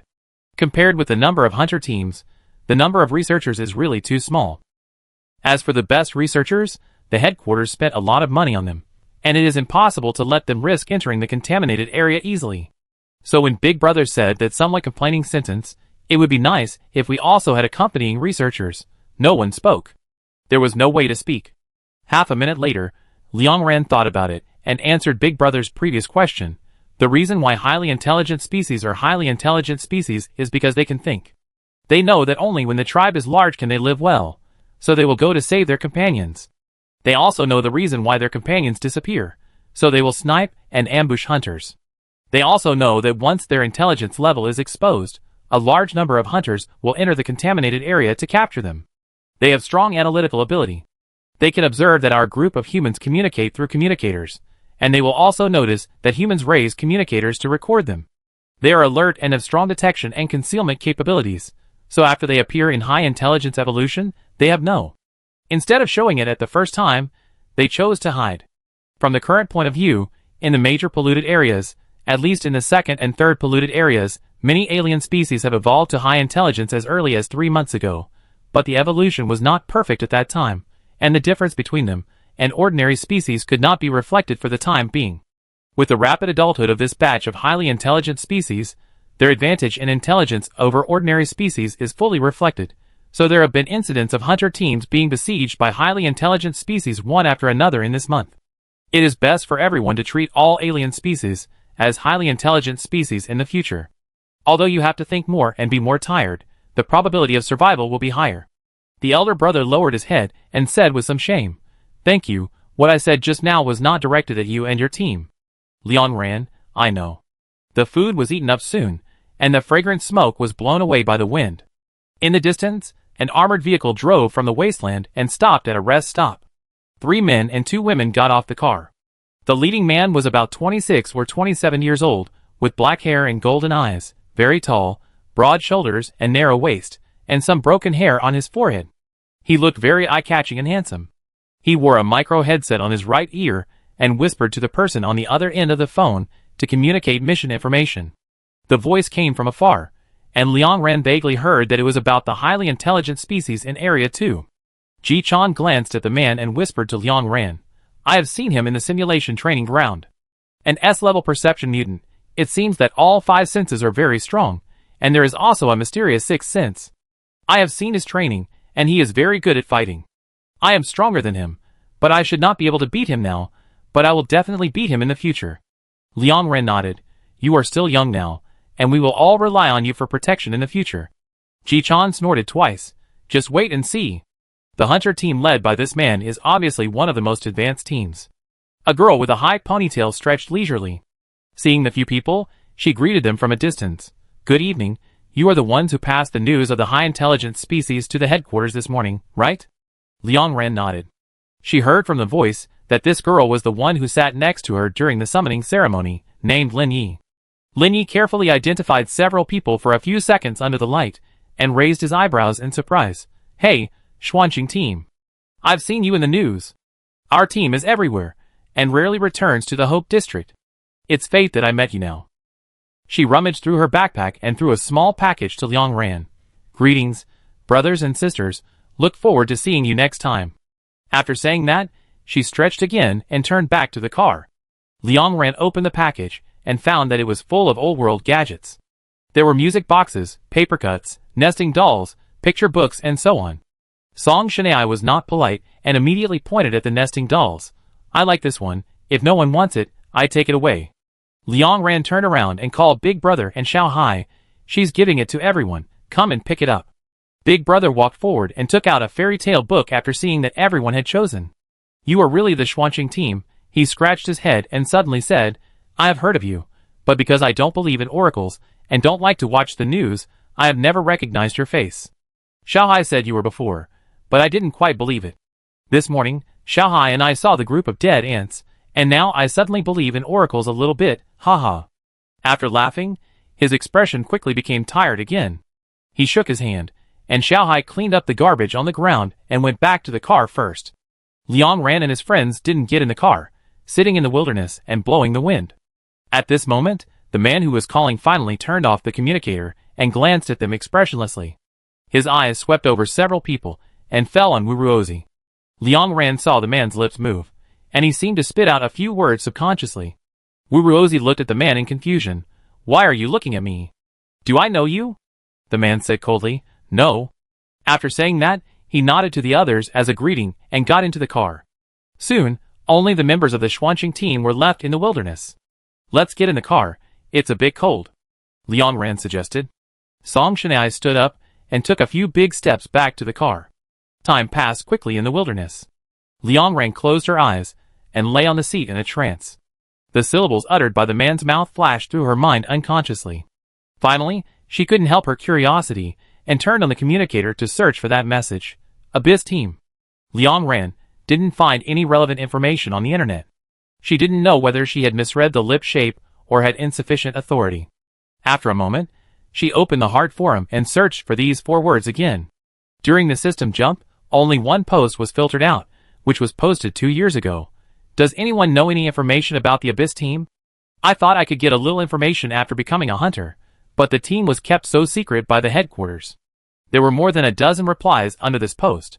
Some were as curious as the poster, and some were not interested. Post 1, I suggest the poster not to be so curious. Those who are too curious about this team have been taught a lesson by the headquarters. There is no need to cause trouble. Besides, no one knows. Even the big guys don't know how the team name came out. Post 2, To reply to the above, I heard that the name of the Abyss team was said by a hunter who met the team by chance. The Abyss team is a secret weapon-level team cultivated by the headquarters, specializing in deep pollution areas. That's all I know. Post 3. There must be powerful people in this team. Everyone can understand the considerations of the headquarters. After all, the Hope District is not a cohesive fist. It is unwise to expose the weapon-level team. Floor 4. I secretly speculate that this team should be composed of S-level and A-level gene holders, and there may even be hidden S-level bosses. The configuration is excellent, and they only listen to the headquarters orders. Floor 5. I still think the Dawn team is more powerful. Our commander Liang Gian is the strongest in the universe. Floor 6. I agree that Liang Gian is the strongest, but I have to question whether the team configuration is better than the Abyss team. Moreover, Commander Liang has a very strong personal consciousness and often violates various laws and regulations. We all like her for this, but the headquarters may not like it. Floor 7. According to rumors, the Abyss team seems to have had some problems recently, and the head of the headquarters is overwhelmed. My friend and I speculate that the Abyss team is likely to suffer heavy losses when entering the deep contaminated area. Floor 8. What the above said is very likely. After the Dawn team is wiped out, there must be a new team entering the deep contaminated area. Hongwei is ready at any time. It may disappear, and our supplies are running out. How many years can the Hope Zone last? Floor 9. The floor is crooked. If the headquarters issues an order, all of us should be willing to enter the deep contaminated area. Floor 10. I agree with the floor above, as long as my sacrifice is worthwhile. Floor 11. I pull the crooked floor back. Floor 12. Now one thing is certain, the 4 or 5 people in the Abyss team are not on the list of hunter members registered by the headquarters. After training at the talent base, they changed their surnames and names to join the Abyss team. Their existence and genetic level are kept secret, which is a good thing in some cases, but also a bad thing. Unless the headquarters publishes the list in the future, no one knows how they live and how they die. At this time, they may have been wiped out, or they may be living in a corner of the Hope Zone. Chapter 47. The Abyss Squad, a secret team trained by the Law Enforcement Corps. The purpose of this team is to explore the deep contaminated area. Liang Ran quickly made a summary. The members of this team should have been determined when the gene level and mutation direction were just detected. In order to protect this team in all aspects, the Corps concealed the level of these people and let them enter the talent base for training step by step, and then conduct a secondary screening. After the personnel are finally determined, the Corps will make these people disappear with various reasonable reasons, set up the Abyss Squad, and conduct secret training to enable them to have the ability to explore the deep contaminated area. If Wu Ruozi was really a member of the Abyss Squad before, then her body recovery speed can be explained. Liang Ren has learned about regenerative mutants. The regeneration speed of their bodies is related to the level of genes and the degree of stimulation of the body. Liang Ren was very curious about Wu Ruozi's body regeneration speed before. It stands to reason that even if a Class A mutant is injured, it is impossible to grow all the flesh in 1 or 2 minutes. However, when Wu Ruozi encountered the slit mermaid before, 2 large pieces of flesh were bitten off, and it was all grown back in less than 2 minutes. This regeneration speed really made her dumbfounded. Now it seems that if Wu Ruozi had performed high-difficulty tasks before and suffered many serious injuries, her body regeneration speed was constantly tempered, then her situation can be explained. Liang Ran suspected that even if Wu Ruozi was bitten in half again, she could survive on her own without the help of the treatment cabin. Before closing the forum, Liang Ren browsed the post again. Finally, he sighed with some emotion. If Wu Ruozi was a member of the Abyss Squad, then judging from her loss of memory and joining the Xuanqing Squad, the Abyss Squad had been destroyed. No matter how many S levels there were in it, or how powerful the captain was, everything turned into smoke, and only Wu Ruozi was still alive with the remaining fragments of memory. Except for the direct superiors of the Abyss Squad, no one knew who they were, how much they had contributed, and what kind of sacrifices they had made. And the reason why Wu Ruozi was not absorbed into the heart seemed to become clear. The Abyss Squad was directly under the top of the Law Enforcer Corps, and there must be huge differences between the heart and some of the people in the top. Once Wu Ruozi joined the heart, her memory that could be restored at any time would be a time bomb. So no matter how close and easygoing Wu Ruozi was, she would not be a member of the heart. Time passed quickly. The blue-purple aurora in the sky radiated brilliant light, and then the light gradually became gentle, turning into a pink-blue sea of stars. Liang Ren admired the beautiful scenery of the sky through the car window, and then slowly fell asleep. She slept well this time. The alarm clock did not ring in the middle, and no one asked her to get up to keep watch. When she woke up again, it was already bright outside the window. Liang Ran covered her eyes, and just opened her eyelids, and quickly looked for her communicator. It's dawn? My alarm clock. Song Shanai. Oh, I was annoyed and pressed it to death. Liang Ran. What about keeping watch? Song Shanai. Oh, I was awake and wanted to dance last night, so I helped you keep watch. Liang Ran curled his lips. Thank you. Song Shanai raised his chin. Yes, thank you. The car today was driven by the seasoning brother. We set off at 7 o'clock and arrived at the Hope Zone at 4 o'clock in the afternoon. When we were about 100 meters away from the high wall, everyone found something wrong. When we came back last time, the patrol team under the high wall checked each team in an orderly manner, and only called the medical team when they encountered injured hunters. But at this moment, several vehicles of the medical team were parked in front of the gate, and more than a dozen medical personnel stood under the car, and everyone was in a state of alert. As long as an armored vehicle stopped, medical personnel would immediately come forward to ask. Liang Ran thought for a moment, and said softly, the alien species in each contaminated area have begun to evolve to high intelligence. The elder brother, who was still lucky, heard the words. His face turned pale, and sighed several times in succession. Liang Ran lowered his eyes. Judging from the current situation, the situation encountered by the Xuanqing team is not special. Some teams, such as the Hongxiu team, had people killed by highly intelligent mutants before the conclusion of highly intelligent mutants appeared in the edge-contaminated area came out, but for various reasons, they did not pass the information back. Liang Ran did not let the team be destroyed by the invasion of highly intelligent species after entering the contaminated area, so she finally passed this information to the headquarters. If Liang Ran had not joined, the Rift Mermaids in the contaminated Area 3 would have destroyed the Xuanqing team without revealing their high intelligence. After all, there could be many reasons for the simultaneous appearance of more than 20 Rift Mermaids. It is not necessarily that their IQ has increased, and they are setting traps to tease the hunter team. It may also be that they are simply protecting the young mutant mermaids, or they are driven away by natural enemies, and happen to run into the Xuanqing team during their escape. The final conclusion is likely to fall on the team's bad luck. After all, hunter teams often die because of bad luck. In short, if the Xuanqing team had not brought back accurate information, it would take a long time for the headquarters to discover that the highly intelligent alien species had been hiding their intelligence. By then, the trouble would be much greater than it is now, and even difficult to estimate. Liang Ran watched the medical team running around, and from time to time someone was carried away on a stretcher. Turning her head, she saw an armored vehicle coming back from the same contaminated area behind her open the window, and shout anxiously, asking the medical staff to come forward immediately. After the armored vehicle stopped, Liang Ran got out of the car and prepared to be inspected. As a result, she saw several armored vehicles with stars painted on the license plates speeding away from the Hope Zone and heading urgently to the major marginal contaminated areas. Wu Ruozi explained softly, the A+ team is in those armored vehicles. The one we met last night is an S-level team. Because the captain is S-level, if we can survive and complete 15 ordinary level tasks and 3 difficult level tasks, we will also become an S-level team. If the captain's level is not there, the team will have to double the number of tasks at least to upgrade to S-level. Liang Ran nodded. That will take a long time. Wu Ruozi thought for a while and replied, there are also special cases. For example, the Dawn team became an S-level team after only 7 tasks, and no team can surpass them. Wu Ruozi finished speaking and did not continue the topic. She pursed her lips uncomfortably. I don't know how many people will be missing from the list of people returning to the city this time. The patrol team's inspection speed was very slow this time. From time to time, there were teams with injured people asking to cut in line for inspection, and everyone consciously made way. After waiting in line for half an hour, Liang Ran counted the people in front of her out of boredom, and found that there were a few more people than before the line. She opened the communicator, found the Hunter Forum, and began to browse the information on it. Everyone was discussing the highly intelligent alien species in the marginal pollution area. Liang Ran glanced at the most popular posts.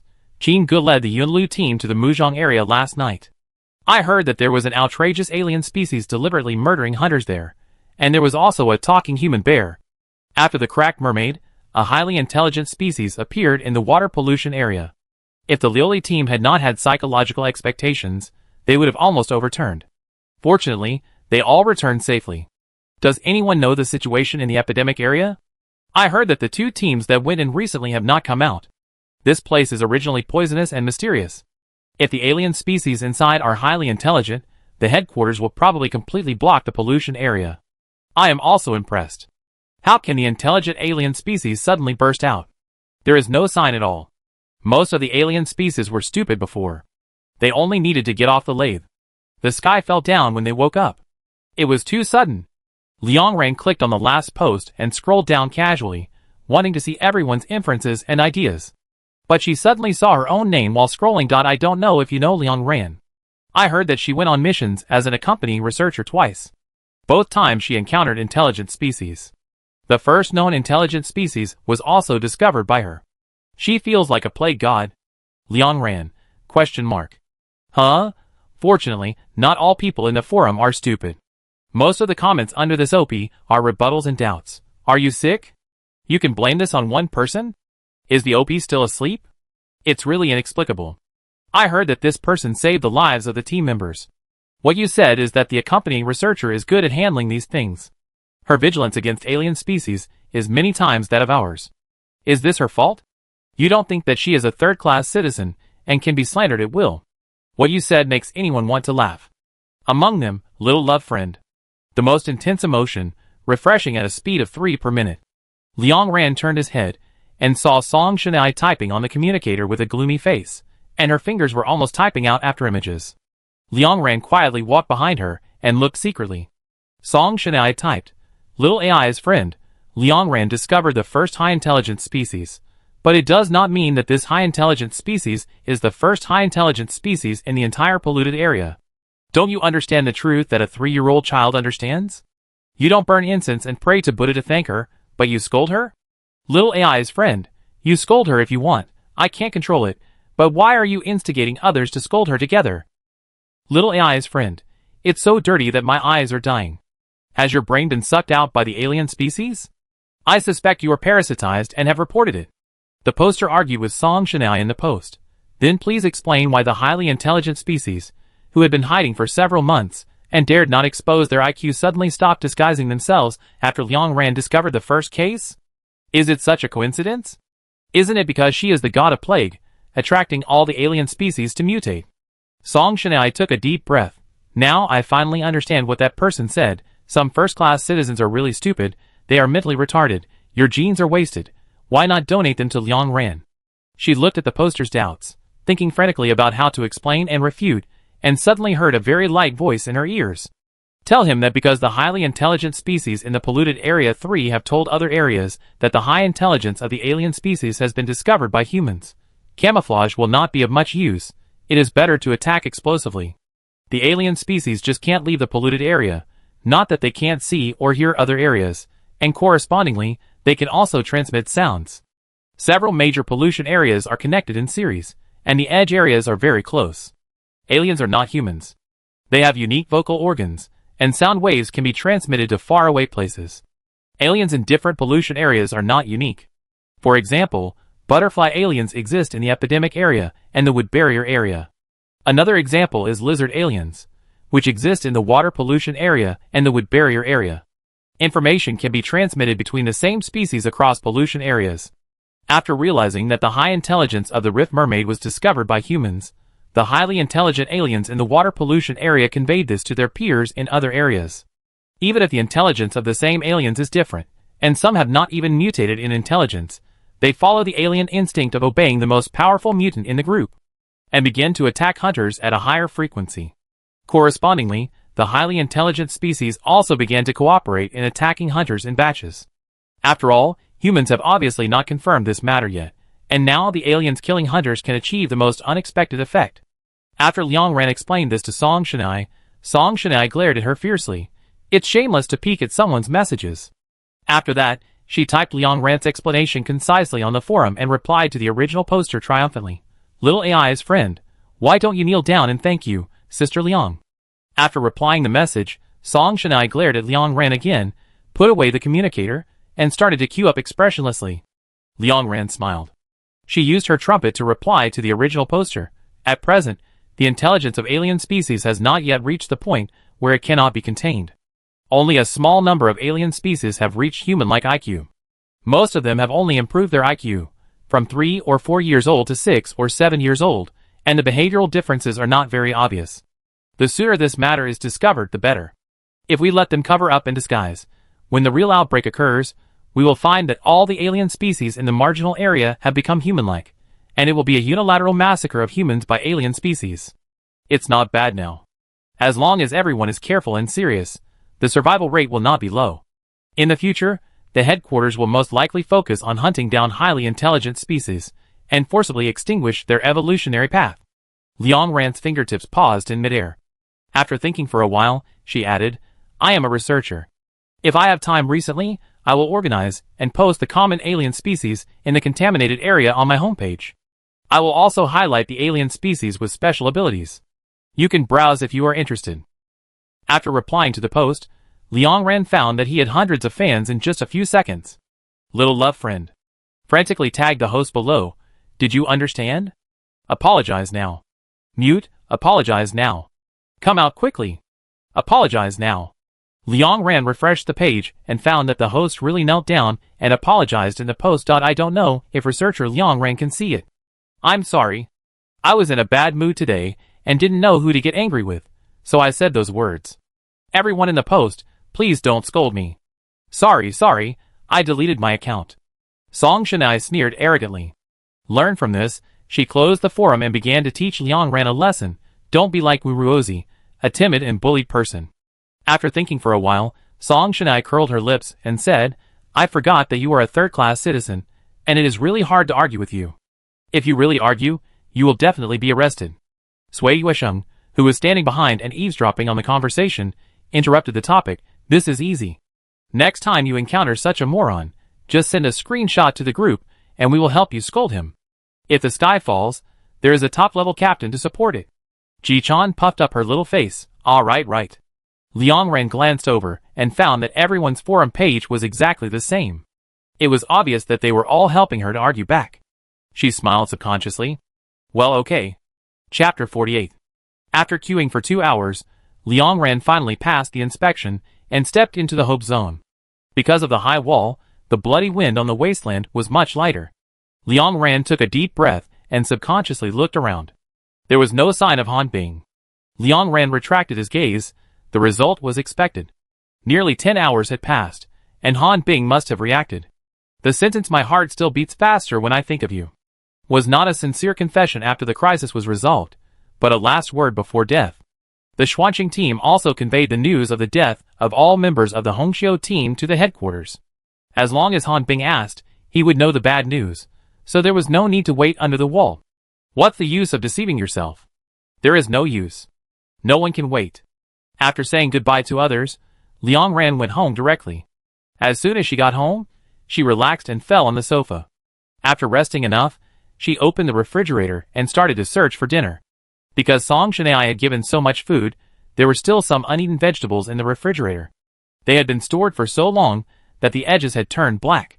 Liang Ran was so distressed that she immediately tore off the inedible parts, washed them all, poured them into the pot, sprinkled them with seasonings and stewed a full pot. Liang Ran ate very comfortably.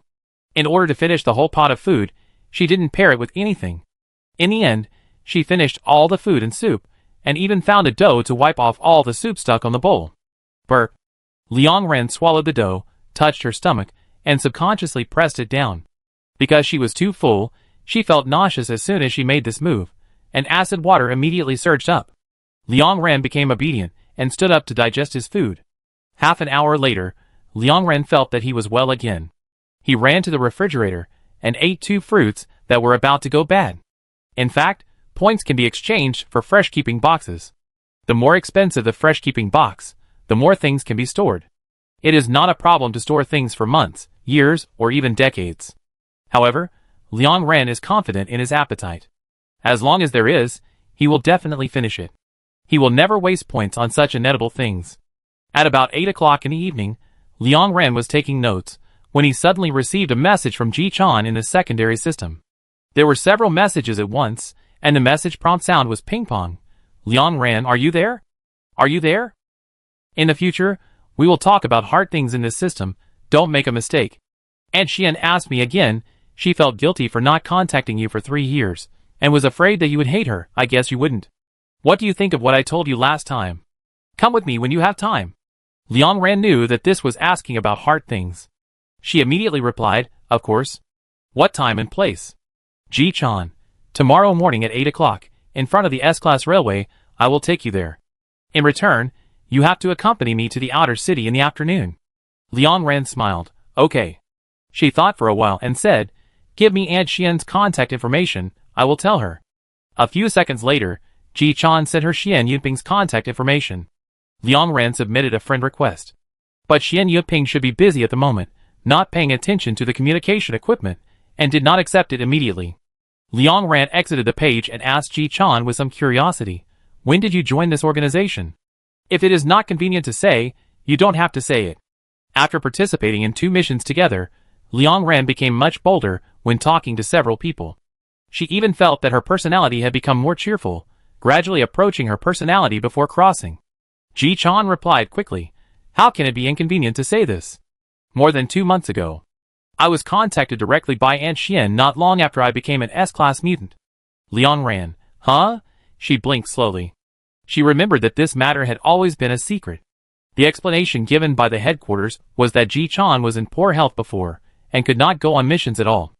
S-Class was useless to her, so it was not made public, for fear that others would know that Ji-chan was a third-class citizen not long ago. Why did Ji-chan say this directly? The chat interface was strangely still for half a minute, and finally, Ji-chan sent out a bunch of ellipses. Ji-chan. His grandfather's legs. Ji-chan. I mean that I was an A-class citizen more than 2 months ago, and suddenly I evolved twice. Do you believe it? Liang Ran never exposes children's words. I believe it, otherwise what? The chat page was strangely silent for a while. Ji-chan, it's a lie. You are so smart, you definitely don't believe it. Liang Ran, I believe it, I believe it. Ji-chan asked her, I signed a confidentiality agreement, not letting me tell others, or I will lose my life, but you are my lifesaver, so you are not others. Liang Ran laughed, if you say not, then not. Ji-chan, then I told you? Liang Ran, okay. Ji-chan's next sentence came out very quickly, and it seemed that she didn't think much, and she really trusted Liang Ran. She said, shocking secret? I used to be a third-class citizen. Liang Ran was very supportive. Wow. Ji-chan continued, I live in the slums at the edge of the outer city, very poor, but I am strong, I can lift the neighbor's child to sprint 100 meters, and I respect the elderly and love the young, isn't it amazing? Liang Ran immediately replied, of course. Your parents raised you very well. Ji-chan, huh? She was smug like a real kid, and couldn't hide her words. After a while, she praised Liang Ran. You are also very good. You are now the person I admire most besides Aunt Xian. Liang Ran became curious. Huh? Why do you say that suddenly? Ji-chan, because you are very patient. My father said that people who can endure are very capable. I was not as miserable as you before. Everyone in the slums was equally poor. We had no houses to live in and nothing to eat. We lived together in groups during the winter. People were all well off. You had a hard time. All the things you worked hard to research were taken away, and you were monitored like a dog. If it were me, I would definitely be pissed off to death. I know people can be pissed off to death, depressed and so on, but I might just take a knife and stab the person who bullied me and die together. I just can't stand it. Liang Ran replied, nonsense, how can so many people stab you? You will definitely be shot by the law enforcement team as soon as you stab one person. It's a big loss. And I actually still want to live. Liang Ran lowered his eyes and thought for a while. She didn't think about whether Ji-chan could understand her. She subconsciously sank into her thoughts and typed a lot of words. Although I occasionally thought about killing some bad guy before, it would be good if I was shot, so I wouldn't have to do things that benefit others. I also kept calculating when I would have a mental breakdown, and whether I would be scared to death by my nightmare one day. Although I thought about these things, I still wanted to live. Before my parents died, they made me swear to live well. It's better to be alive. Kittens are fluffy and can be touched. Vegetables are delicious and fruits are sweet. I also like to study those alien species. They are weird and ugly, and it's fun to cut them. If it were someone else, Liang Ran would never tell her these things. Although Ji-chan said that she had a good life before, Liang Ran knew that she couldn't live well. In addition to the love of her parents, she would be bullied and wronged. Liang Ran also had the deep love given by her parents before. They are very similar. After Liang Ran said these words, he regretted it later.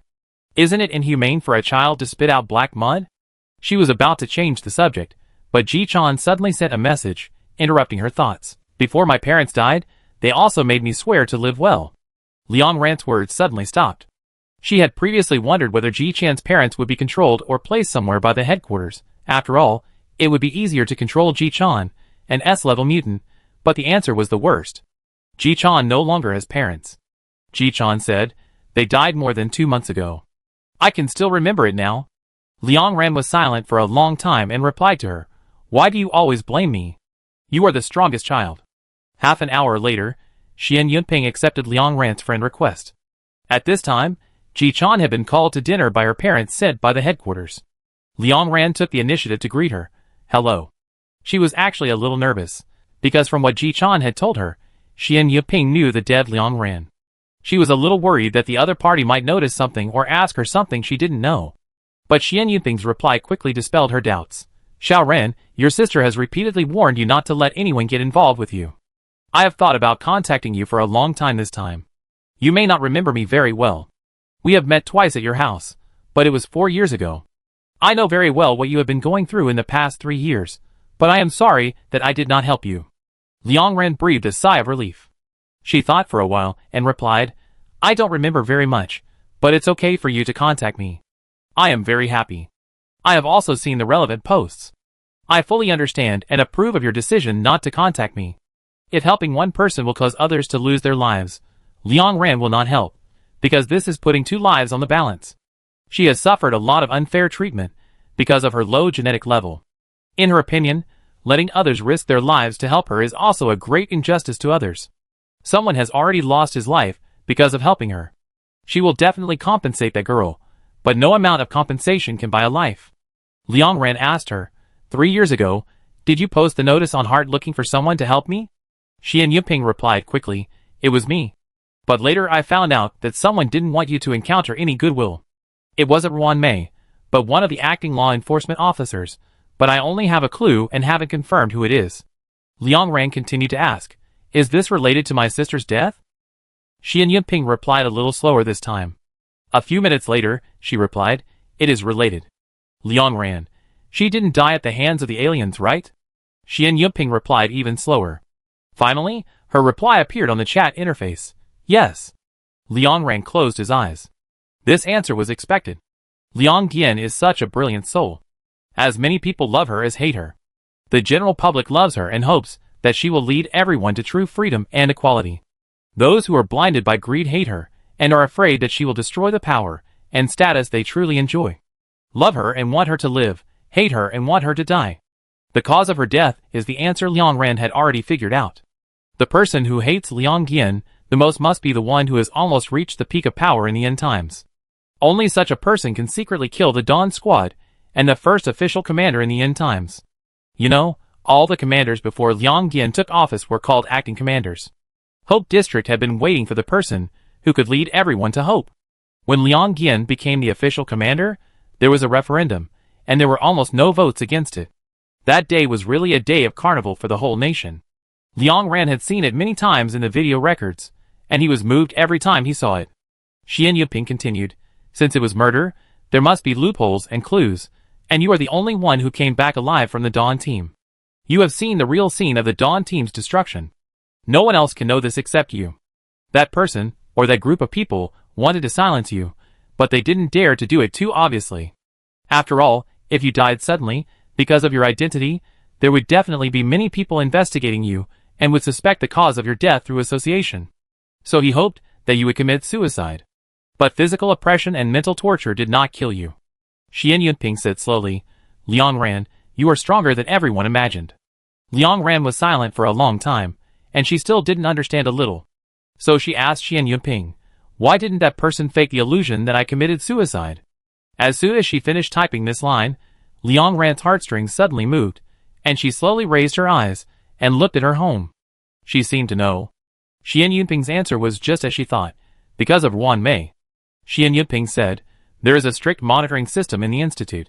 All images will be recorded in the system in real time and cannot be deleted. And your home is full of Ruan Mei's surveillance lines. No one can sneak into your home and kill you quietly. Xian Yiping said, this is not Wan Mei's original intention. You don't have to be grateful to her. You can still hate her, even disgust her. At the beginning, Heart was established by Liang Qian, and I and Wan Mei were called. Later, your sister died and Wan Mei withdrew. I am very happy that you can come. Many people who know you in Heart also hope that you will come. Some of them gave you a bag of nutrient solution when you bought it, and some of them praised you for your beautiful smile when you were riding the railway. They didn't say it casually, nor did they do it casually. They all hope that you can be happier when they meet you. Chapter 49. The next day, Liang Ran packed up early and arrived at the location more than 10 minutes in advance. This time, Ji Chan also arrived early. Liang Ran had just stood there for a while, when Ji Chan called out from behind. Hey, why do you come so early every time? Liang Ran turned around and looked at Ji Chan, who was sweating profusely, and explained, I am used to arriving early, you don't have to arrive early, I just want to get some fresh air. Ji Chan puffed up her cheeks. I obviously arrived early this time. Next time you must come later, I want to be in front.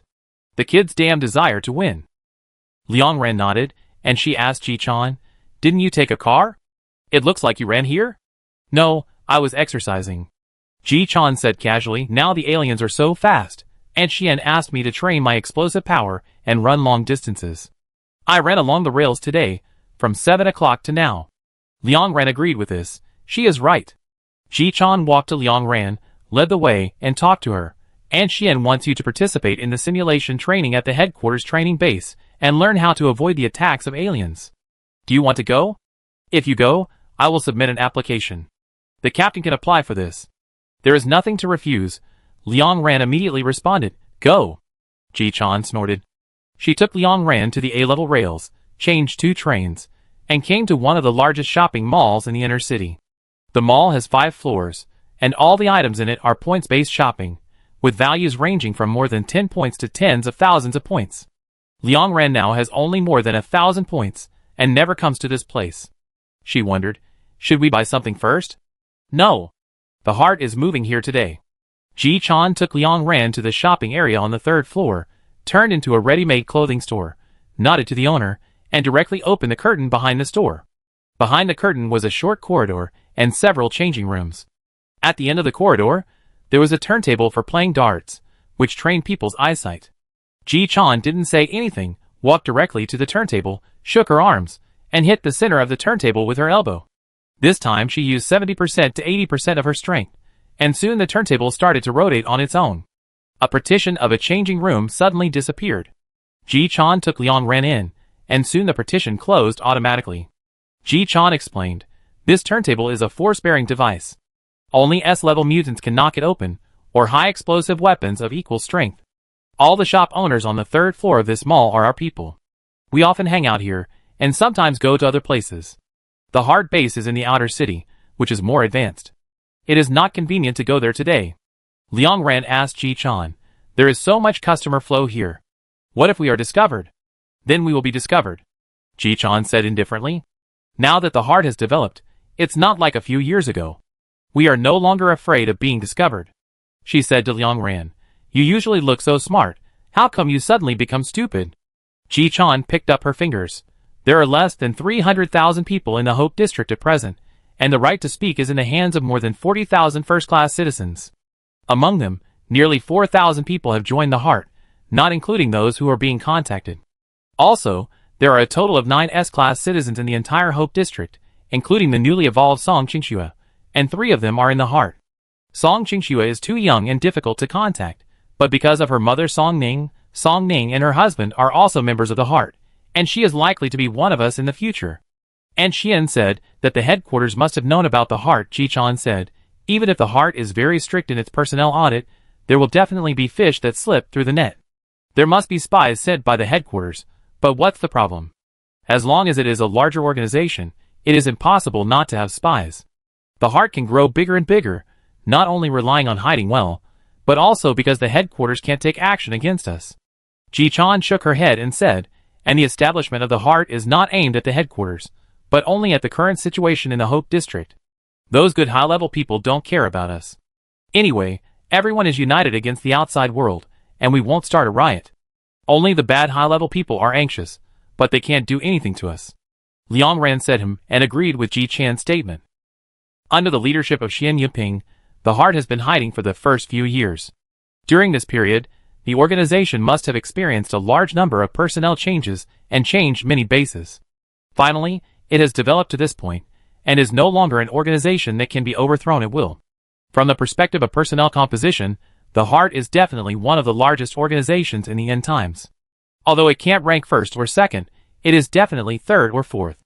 The most important thing is that it is backed by the largest pharmaceutical organization in the end times, and it has a material foundation, and the most scarce thing in the end times is material.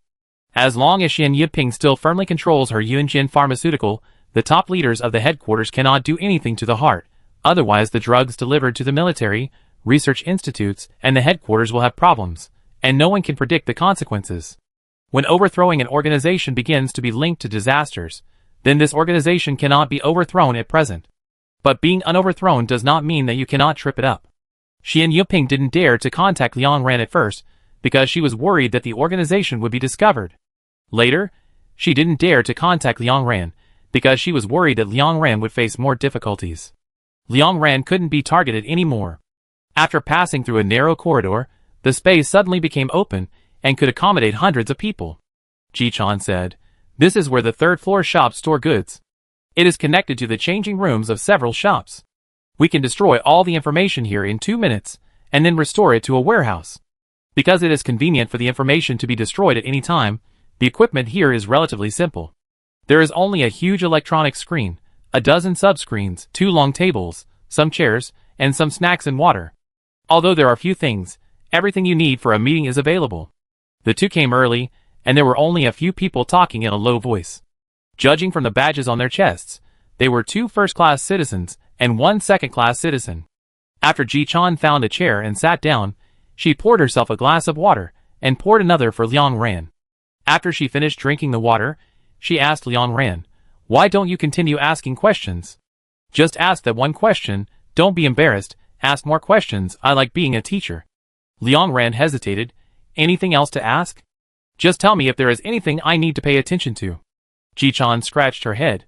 "Why don't you ask? Since the heart is not afraid of being discovered now, why is it still so mysterious? And why do you specially create a new system to prevent the content of the communication from being leaked?" Liang Ran laughed immediately, "Because I can figure it out. Being discovered by others is definitely different from exposing yourself. As long as it is not exposed, everyone is still friends at the table, and can pretend that they know nothing and communicate as usual. Putting it on the surface means a complete dispute. The aliens are getting smarter and more united. Humans can no longer be divided and fight among themselves. And," Liang Ran said softly, "the real core figures, the most important group of people in the heart should have a separate forum or communication channel. The forum in the new system is also a deception. A way to express attitude to the top. Although the heart is actively recruiting members, these members are not retained by you. They can't stay in the cold system and choose the heart, but our ultimate goal is for the survival of mankind." Ji Chan's mouth opened slightly. After a moment, she propped up her face in a somewhat discouraged manner. "I feel so unfulfilled, you are so boring. I should be the same as you when I grow taller. I want you to be like this." Liang Ran laughed. "Definitely the same." A few minutes later, a long-haired woman in a windbreaker walked in. Although the woman was approaching middle age, the years had left no trace on her face, and she still looked bright and charming. Liang Ran recognized at a glance that this was Sui Yueshing's mother. Sui Yueshing's words, that she had the most beautiful face in the Hope District, were not just self-praise. In Liang Ran's opinion, it was a fact, and his beauty was inherited from his mother. Liang Ran stood up, and Xian Yuping walked over quickly as soon as she entered the door, and gave her a very warm hug. Xian Yuping was shorter than her, so although Xian Yuping took the initiative to hug her, it looked like Liang Ran hugged her into his arms to outsiders. This hug lasted for a long time, and Ji Chan muttered beside her, "This action, the hug is weird." Liang Ran also felt weird, and she couldn't poke her chin on the head of the elder, so she could only put her hand on her back and pat her twice. Ji Chan muttered, "It's like patting a baby. It's even weirder." Liang Ran, Hearing the child's words, Xian Yuping couldn't help laughing. Okay. Xiao Chan, you're so mean, you don't give me any face at all." Xian Yuping let go of Liang Ran, walked a few steps to the side, propped up her hands, and sat on the corner of the table. She didn't sit in a very decent manner, but she instantly shortened the distance between her and Liang Ran. It's too shabby here. I take you to the outer city later. It's better decorated there, Xian Yuping asked softly with her eyes bent. Xiao Chan should have told you the basic situation, right? Liang Ran sat beside her and nodded. Yes. Then I tell you about the situation in the Hope District later. Now I introduce you to a girl. You should become good friends, she said, waving at the door. Adele, come here. Adele was a red-haired, green-eyed girl in her 18th or 19th. She braided her hair into a thick braid and hung it behind her waist. Xian Yuping introduced Liang Ran. This is the only psychic mutant in the Hope District, Adele. Her ability is Foresight S level. Liang Ran was surprised. Psychic mutant? Xian Yuping affirmed, yes. The girl walked forward slowly, yawning, with thick dark circles under her eyes. As soon as she saw Liang Ran, she said, you can go home on the day the world restarts. Liang Ran was stunned for a moment. Xian Yuping thought Liang Ran was scared and quickly explained. It's okay, she said this to everyone she saw today. Adele has a defective ability. She dreams every night, and dreams about a little information about the future. Sometimes the range is very wide, and sometimes it only concerns a certain person. But because the dream is vague, she doesn't know who the sentence is about, so she can only tell everyone she meets the next day. Sometimes you are lucky enough to meet the hero of the prophecy, but most of the time you don't. After all, there are hundreds of thousands of people in the Hope Zone. Ji Chan also snorted. The last time I met Adele, she dreamed about a hungry kitten, and the last time she dreamed about a person with a stiff neck. They are all useless, and they are very confusing. Xian Yuping saw Liang Ran was still in a daze, and explained, are you unfamiliar with this name? It's normal. You should also know that the headquarters has only announced the number of S-level citizens, but not all the information.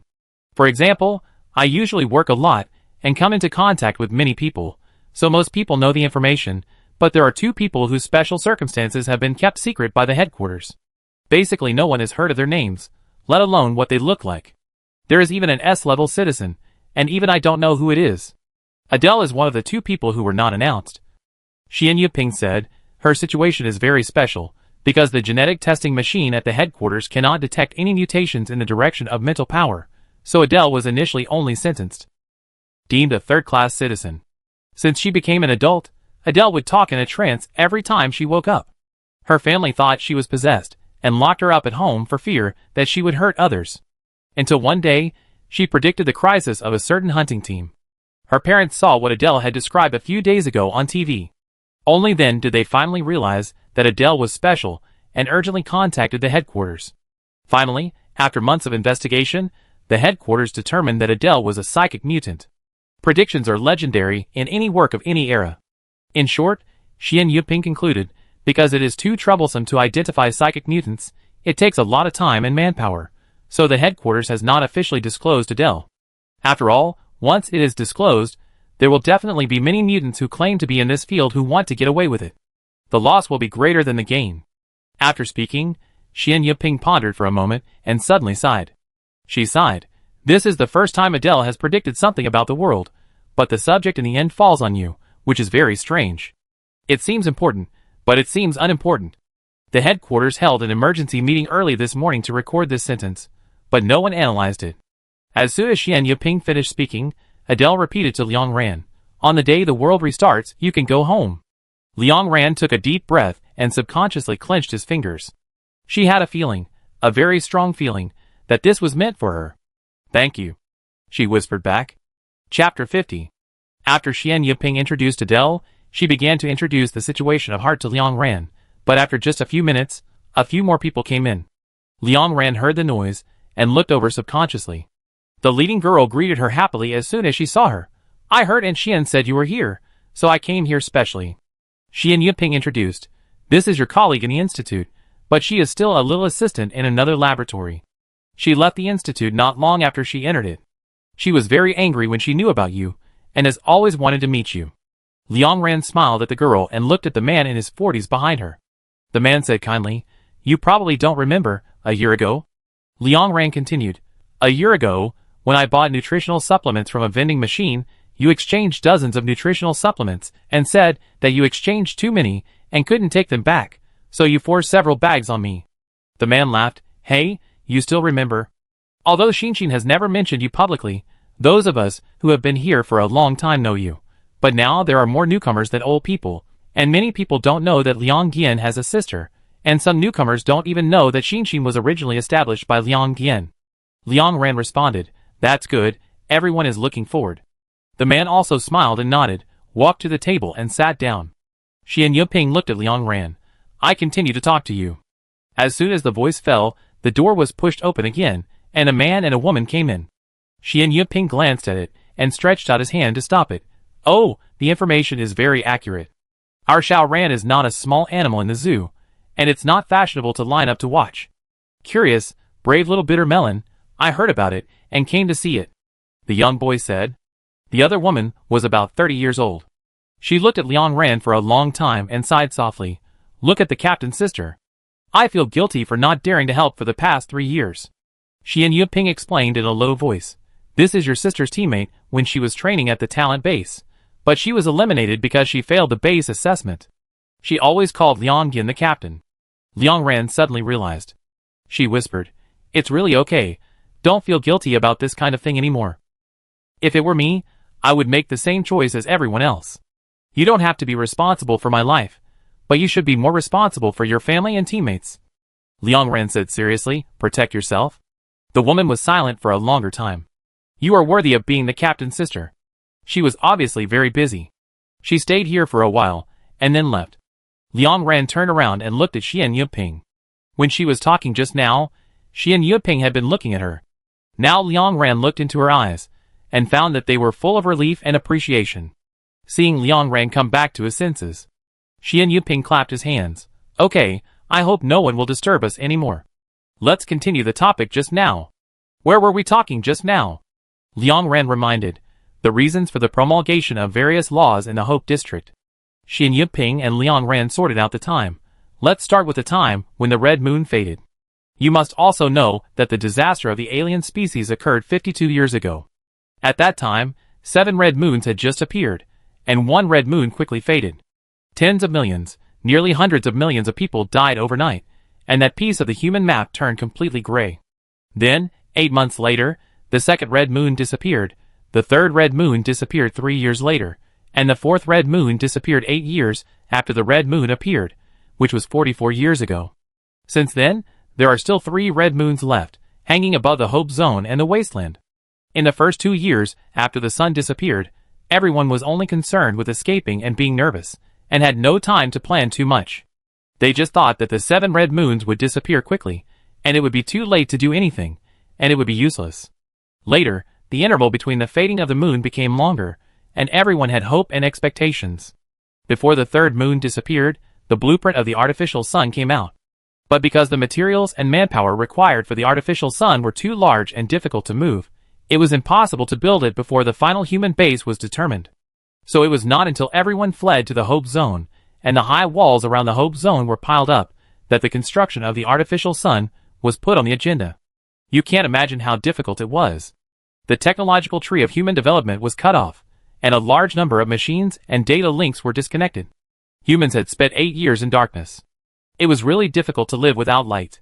Gene mutation reagents had not yet been developed. Everyone was just an ordinary person at that time. Malnutrition, physical weakness, mental fatigue, and inescapable diseases of all sizes surrounded humans. Since the construction of the artificial sun began, all manpower and materials have been tilted towards it. Countless talents have devoted themselves to it, and died on the job one after another. I heard from my parents that at that time, carts were pulled with carts of corpses every day to the wasteland for collective cremation. A small piece of soil in the wasteland was dyed red in this way. A year after all humans moved into the Hope Zone, the artificial sun was finally built. It radiated light, and towered into the clouds. At the same time, all fuel resources were consumed rapidly. If humans want to retain sunlight, they must enter the contaminated zone and find enough fuel. So who enters the contaminated zone? How to distribute such scarce materials? There is more than one head of state in the Hope Zone. Who should we listen to? Should we establish a joint organization and vote on all decisions, or elect the person with the most say? These are all problems that the Hope Zone must face. These problems quickly broke out after all humans worked together to build the artificial sun. At that time, many leaders of countries died during the escape. Ordinary people did not speak the language and communication became a problem. Everyone began to form groups based on race. In addition, the policy was unclear, and many factions emerged. If someone is alone and helpless, they will subconsciously support the leader of their country.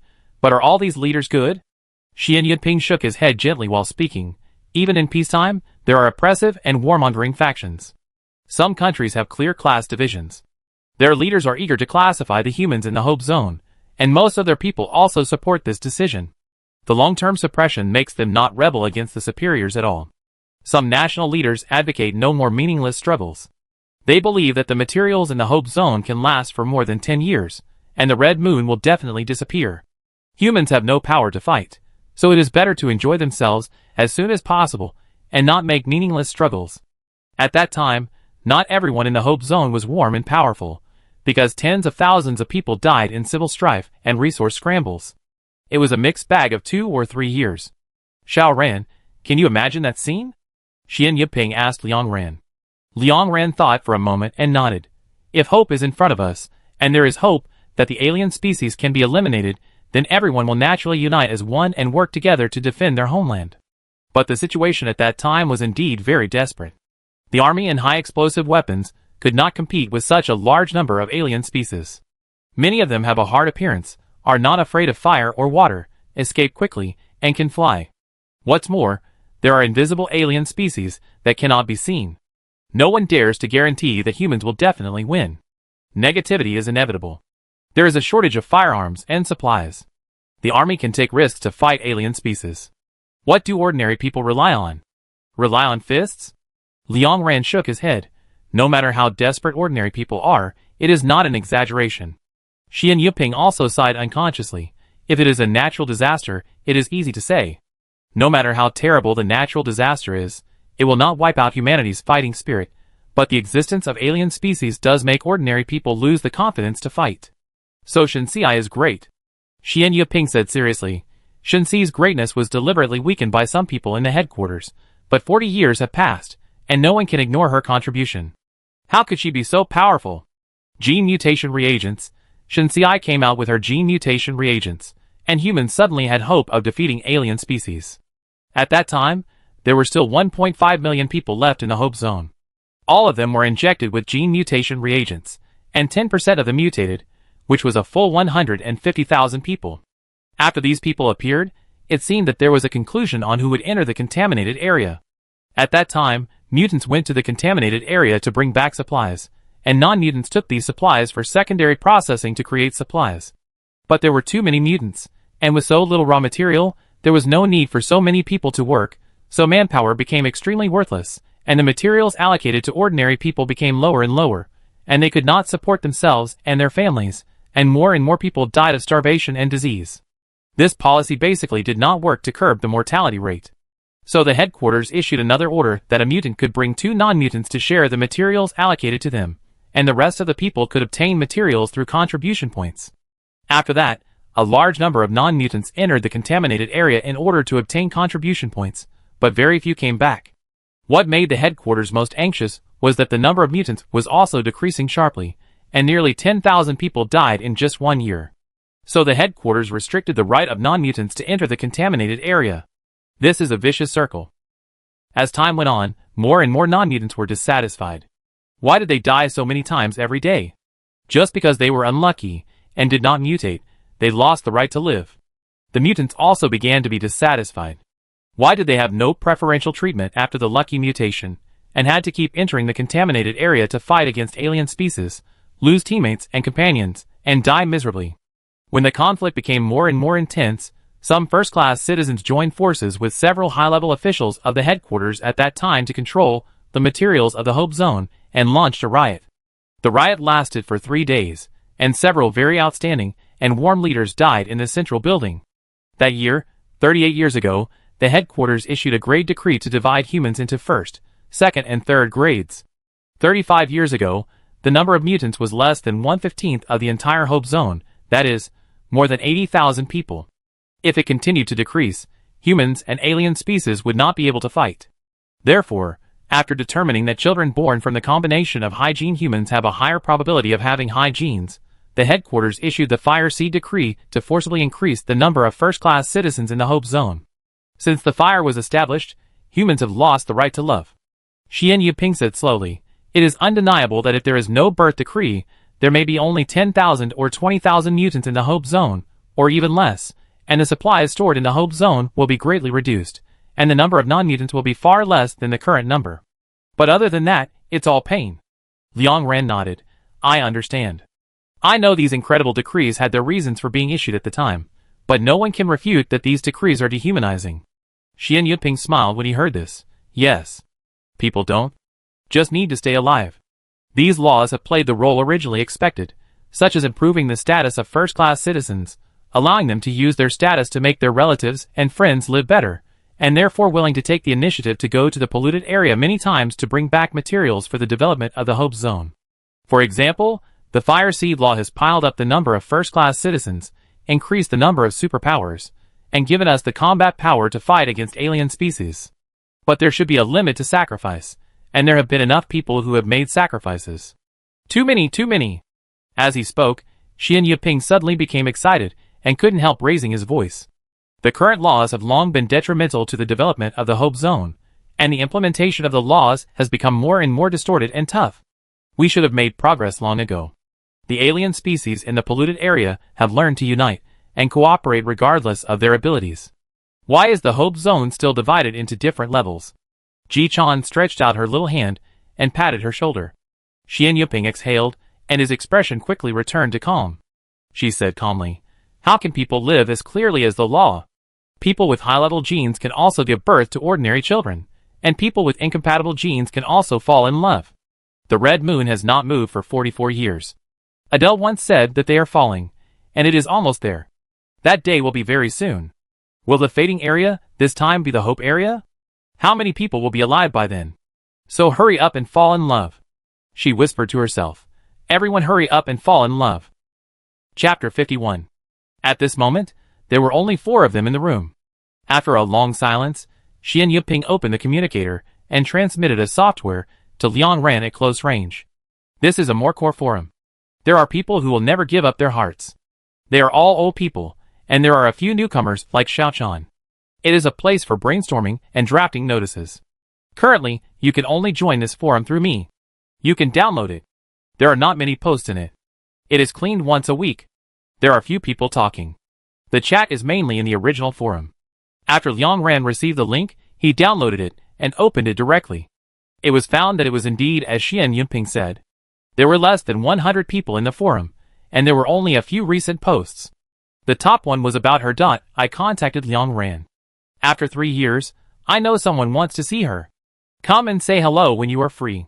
So Liang Dian's former teammate came, and the person who showed her goodwill also came.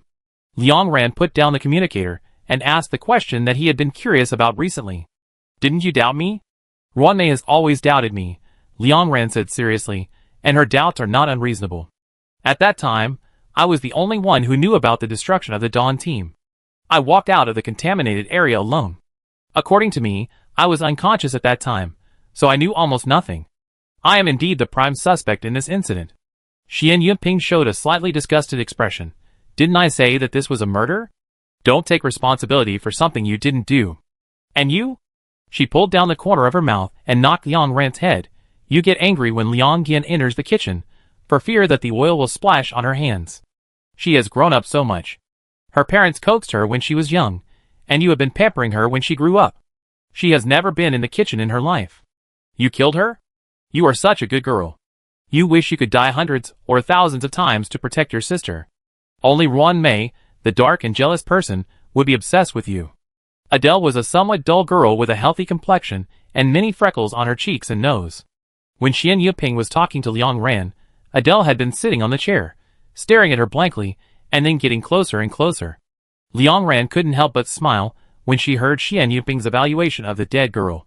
To be honest, she felt relieved that no one had discovered that Liang Ran's shell had been replaced by someone else, but she often felt sad about it. Why didn't anyone understand the girl's soul? Why didn't she have any friends? After 3 years, Liang Ran finally heard someone praise and recognize the girl, and she was sincerely happy for her. But Adele was too close at this time, and her breath sprayed on her face. Liang Ran endured it, but still moved his body unnaturally. She asked, "What are you doing?" "The social distance is almost zero," Ji Chan said bluntly. Adele, you don't want to kiss Liang Ran, do you? Xian Yuping, who had been pretending not to see Adele's actions, stopped talking, covered her mouth, and laughed so hard that her body shook. Liang Ran immediately showed a helpless expression, and Xian stopped laughing. Xian Yunping was completely different from the gentle temperament she thought last night. When she was not talking about serious topics, she was actually a little naughty, and would joke with the younger generation. Xian Yunping laughed enough and explained, she likes you. Adele was locked up at home for too long before. She has some language and social barriers. She doesn't like to talk. This is what happens when she likes someone. It took me a long time to correct her, and she finally realized that she couldn't kiss the person she liked. Ji Chan thought, it seems that she can't hold back now. Liang Ran, She tilted her head and looked at Adele. Adele has the clearest eyes, like a clear spring under the sun, with the waves swaying inside. Liang Ran thought about it, leaned slightly to the left, and pressed his face against Adele. Is this okay? Her cheeks were slightly bulged by the pressure. Put your face against you for a while, don't kiss me, it's weird. Adele's cheeks bulged like a little hamster, and after a moment, she suddenly showed a bright smile. She said, you have a light on you, I like you. Let's drive the aliens out together. Driving the aliens out is really a lofty ideal. Liang Ran didn't know how to respond for a while. Xian Yunping also said, our Adele is so ambitious. Ji Chan kicked her feet on the chair a few times and said angrily, how to drive them out? We don't know where they came from. There are so many that we can't kill them all. The best we can do is to coexist with the alien species. Xian Yunping thought for a while and replied, not necessarily. If the alien genes are completely cracked, then they can be eliminated. Do you know about genetic weapons? Eliminate them directly from the genes. It's just that there is no progress in the genetic information on the alien heart. Some people say that it's because our machines and technology level can't keep up, but the genetic detection machine of the Institute is directly connected to the terminal optical computer of the headquarters. Now the technology tree is so crooked that most of the resources are used for artificial suns and terminals. It can't make any progress in the short term. It will take years to crack all the genes of the alien species. Liang Ran added, there is a second plan. Xian Yunping asked curiously, what else? Liang Ran, drive them out, just like Adele said, let them go back to where they came from. Ji Chan interrupted, how to drive them out? Liang Ran said frankly, I don't know. But these alien species are definitely alien species, and those red moons also fell into our world suddenly. Didn't they say that the observatory observed a large meteor shower before the red moon appeared? At this point, Liang Ran asked a few people, what do you think the contaminated area looks like? Without waiting for a few people to answer, she said to herself, like a prison. The invisible boundary of the contaminated area is like the bars of a prison. The things inside can't escape, but this boundary is not set for us. We don't. They are prisoners, so we can go in. Liang Ran whispered, maybe these alien species are fugitives, and they came to us as a natural disaster. Maybe they will be caught back one day, so don't lose hope, live as long as you can. Ji Chan didn't read many books, she wondered, fugitives? Alien fugitives? Have you seen them before? Don't talk nonsense, I really listen to you. Liang Ran laughed, our planet is so young and can produce humans. There must be countless civilizations in hundreds of millions of planets, some of which are even so advanced that we can't imagine, but we can't connect with them with our current technological level. However, these alien species are obviously the products of low-level civilizations. They have been here for too long, and have begun to assimilate with our planet. It is only a matter of time before they become fully intelligent, and now it has reached this time point. Liang Ran shook his head as he spoke. I just said it casually, without any research. It's better to study the genes of the alien heart than to study this.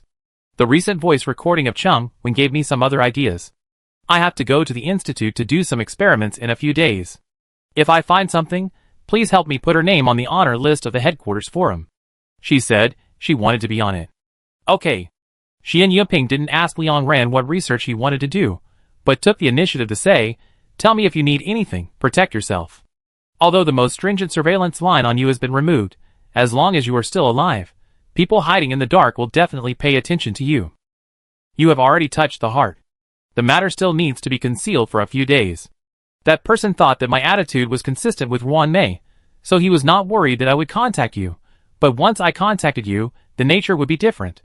He will suspect what information you used to gain my trust, and that information is what he wants to conceal the most.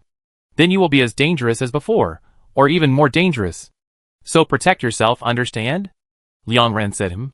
She recalled the content of today's chat, and finally asked Xian Yuping, so what do you plan to do in the future? Although it was not clear, Xian Yuping understood. Her expression became serious. The 4 acting commanders will be subject to a referendum next month. As long as 2/3 of the votes are cast for one of them, that person will become the official commander. Otherwise, they will still be acting commanders. They can't be elected. Xian Yuping's voice was somewhat sarcastic. They are too far behind Liang Dian. In the 3 years since Liang Dian was away, they have somewhat forgotten what they are. Unless they rig votes, becoming the official commander is a pipe dream. As long as they can't become the official commander, the headquarters power will be decentralized, and we can shake it up, and I will supervise them to make the votes fair and just. In addition, our people have already intervened in the top management of the headquarters. As long as I am alive, I have the final say in the pharmaceutical organization. The discipline center and the military are in contact and infiltration. The research institute currently has no solution. The death rate of the people sent in is too high, and the top management of the institute is not worth anything. There are also some problems with the church. I let Yuesheng join the Xuanqing team for. I wanted him to observe Song Shenai, but I didn't expect Song Shenai to hate him so much.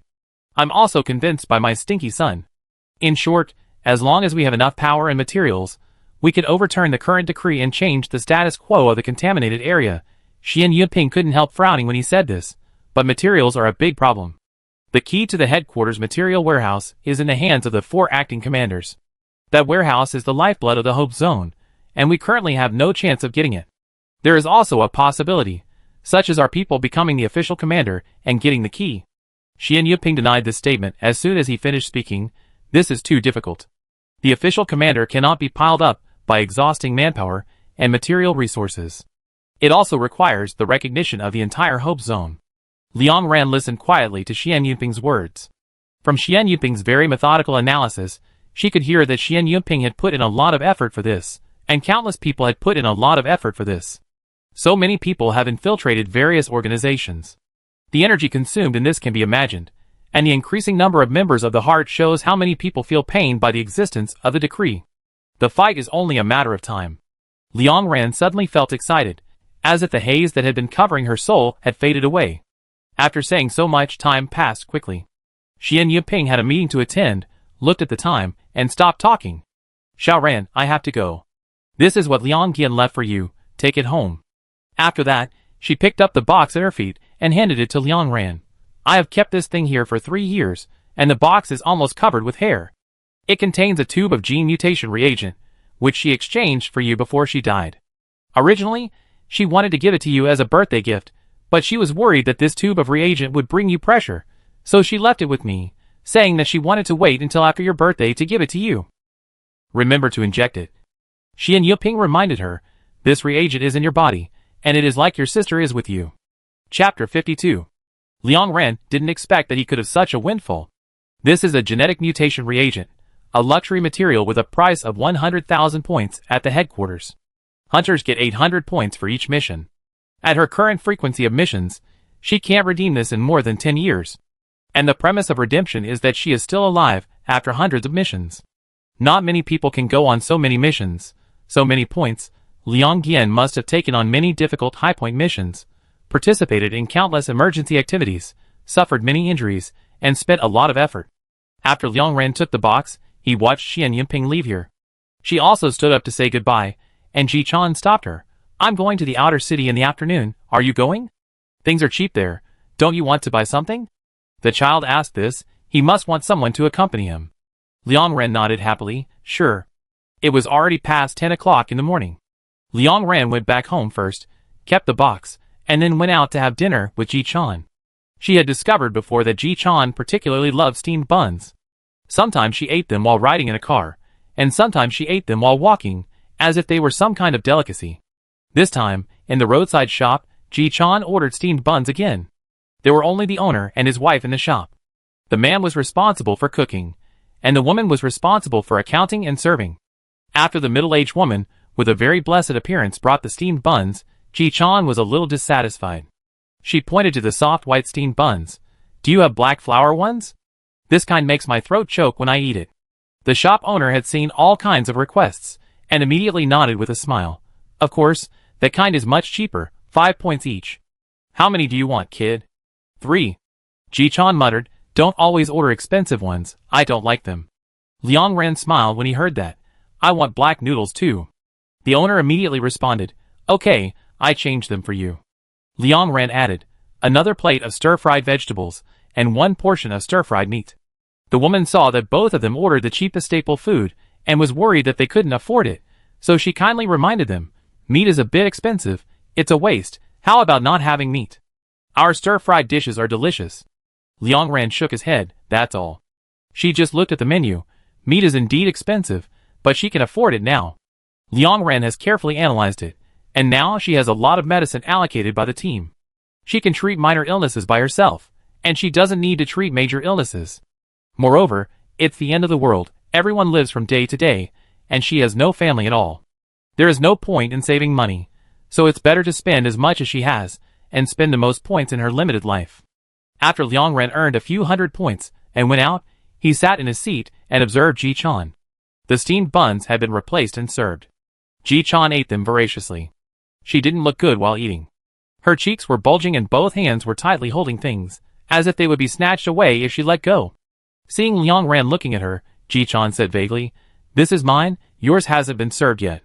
Liang Ran laughed, I know, you eat it seriously. Ji-chan took another bite of the steamed bun. I didn't eat in the morning because I was competing with you to see who arrived earlier. I was starving. I used to love this kind of steamed bun the most. My family was poor, and my parents had to work and eat a lot. They gave the leftovers to me and my brother, and I would fight with my brother. The things I snatched were the most delicious. It's not as delicious as before. Liang Ran nodded, I know. After the stir-fried vegetables and meat came up, Liang Ran took 2 bites and pushed Ji-chan. It's delicious, you try it. After that, she ignored Ji-chan's reaction and lowered her head to eat seriously. Liang Ran had just eaten a large pot of food yesterday to avoid waste. Today, she was not particularly interested. After eating, she browsed the forum while waiting for Ji-chan to finish eating. While Liang Ran was eating, Ji-chan didn't touch the 2 dishes at all. Seeing that Liang Ran didn't move his chopsticks, she pushed the plate in front of her and lowered her head to clean it up like a whirlwind. You are so wasteful. She criticized Liang Ran. But I know you saved it for me, she added. After the child finished speaking, he burped with satisfaction, and his forehead was full of sweat from the heat. She wiped off the oil on the edge of the plate with her index finger, and put it in her mouth to sip. Ji-chan was still not satisfied. The meat is really delicious. Liang Ran asked her, you are growing up. Don't your parents cook for you now? Ji-chan nodded, yes, but his children don't like me. They stare at me when I eat, and sometimes kick me under the table. Liang Ran frowned. So you don't eat? Ji-chan snorted. So I eat more. They support me, and the headquarters gives me points. I won't treat my mouth badly. I still have to grow taller. Can I not grow taller than Shiru and you? Liang Ran. Question mark. Is she a very short person? But she doesn't care about children. Liang Ran's concern for Ji-chan is different from that for other people. She doesn't like to see children suffer, especially those who are forced to grow taller, so she will subconsciously care about Ji-chan and speak in a lighter voice.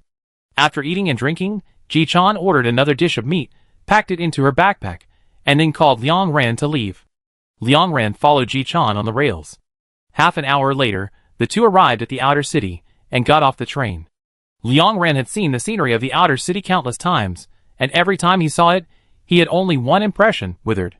Standing in this space, you will feel that your living space has become infinitely depressing. The houses are short, the shops are short, the trees are short, and life is short. Ji-chan took Liang Ran to shuttle through the streets of the outer city skillfully. The outer city is very large. After walking for more than 20 minutes, the two turned into a small road. This small road is full of people selling handicrafts. Liang Ran had never been here before. He took a few glances and found that all small items were 2 or 3 points, and at most 5 points, which could not afford the cheapest food. There were not many people on the road. Everyone was sitting on the side of the road. When they saw the 2 people coming, they greeted them enthusiastically. Ji-chan opened her empty backpack and began to squat on the roadside to stuff things into it. In just a few minutes, she filled the backpack and earned nearly 200 points. Liang Ran also squatted down and picked some things.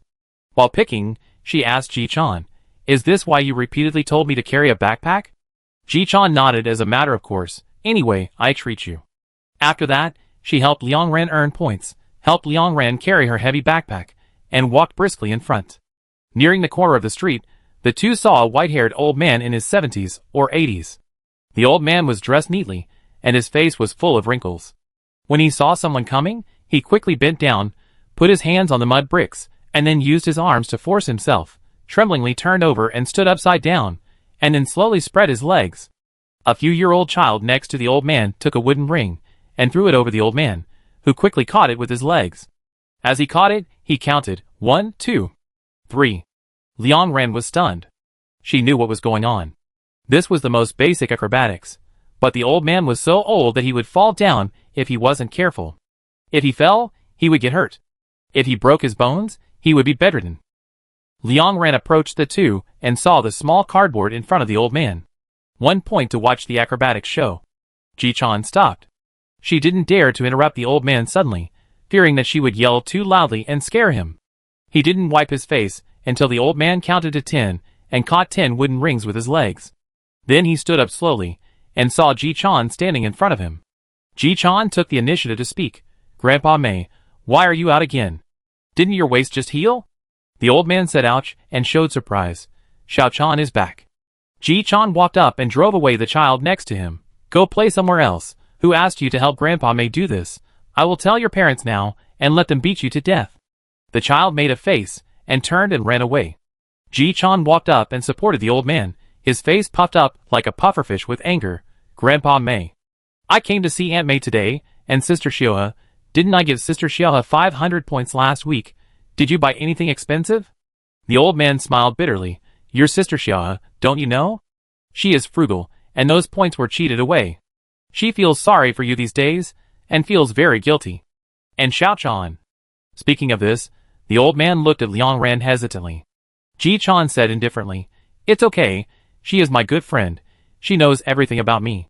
Liang Ran listened to the conversation between the two silently, thinking that she didn't know much, except that she knew that Ji-chan was a third-class citizen before, and that her parents died, and she didn't know anything else. But she thought again, these 2 points are probably Ji-chan's biggest secret. When the old man heard Ji-chan's words, he said with some worry, Didn't you say that you can't tell anyone? You don't listen to Sister Xiohe's words? This girl looks kind and seems to be good. Don't tell others, they will look down on you. And those people from the church. Ji-chan smiled, revealing 2 inconspicuous little canine teeth. No one can bully me now. Grandpa Mei, you were a teacher decades ago. You taught me that a dog that is kind will be eaten by others. Is that the sentence? Anyway, the meaning is similar, I remember it all. If they are idiots. If bad people talk to me, I will talk to them, and if they talk to me about rank, I will beat them to death. Grandpa Mei smiled bitterly. You kid, how come you shout and kill all day long at such a young age, and you won't change? Ji-chan snorted, I am happy. The 3 walked for a long time, turned countless corners, and finally arrived at their destination. Liang Ran looked at the scene in front of him and immediately understood where this was, the slums. She had never been here before. She had come to the outer city before mostly to buy cheap things. The atmosphere of the outer city gave her a bad feeling. She didn't like to shop for a long time, so she basically left after making her purchases. Seeing everything in the slum now, she couldn't think of any words to describe it. If she had to describe it, it might be a garbage dump. Countless hard-to-decompose garbage filled the place. Even though there were several large deodorizers around, the rotten smell still made it hard to breathe when she got closer. Ji-chan and Grandpa Mei walked into a path next to the garbage dump with normal expressions, and walked forward for 7 or 8 minutes. Soon, Liang Ran saw several houses made of wood blocks and bricks. They were not the solid brick and tile houses built by the countryside in the old world, but were shaky due to the wind. Some houses did not have enough bricks and soil, and even used cardboard, which would be wet and broken into slag blocks after the next rain. There were several yellow-faced and muscular children chasing each other on the path. When they saw Ji-chan, they swarmed behind the garbage mountain and slowly showed their little heads after a few breaths. Their clear eyes rolled around, and their voices were childish. Am I seeing things? Is it Sister Xiao-chan who is back? Oh no, Ji-chan is back. We're going to get beaten again. Sister Xiaobawang is back. I still admire Sister Bawang the most here. She can protect us again when she comes back. Sister Bawang. Liang Ran couldn't help laughing instantly. The little girl in her eyes was actually a big sister in the eyes of other younger children, and the sadness that Liang Ran had just unconsciously felt in his heart disappeared with these words. The children here did not complain about themselves, except that they were a little thinner. They were no different from other children. Ji-chan choked, handed the backpack in her left hand to Liang Ran, and opened the weapon box in her right hand. A few seconds later, she took out the heavy sniper rifle that was nearly 2 meters long, flipped it over, and carried it on her shoulder, with a proud look in her eyes.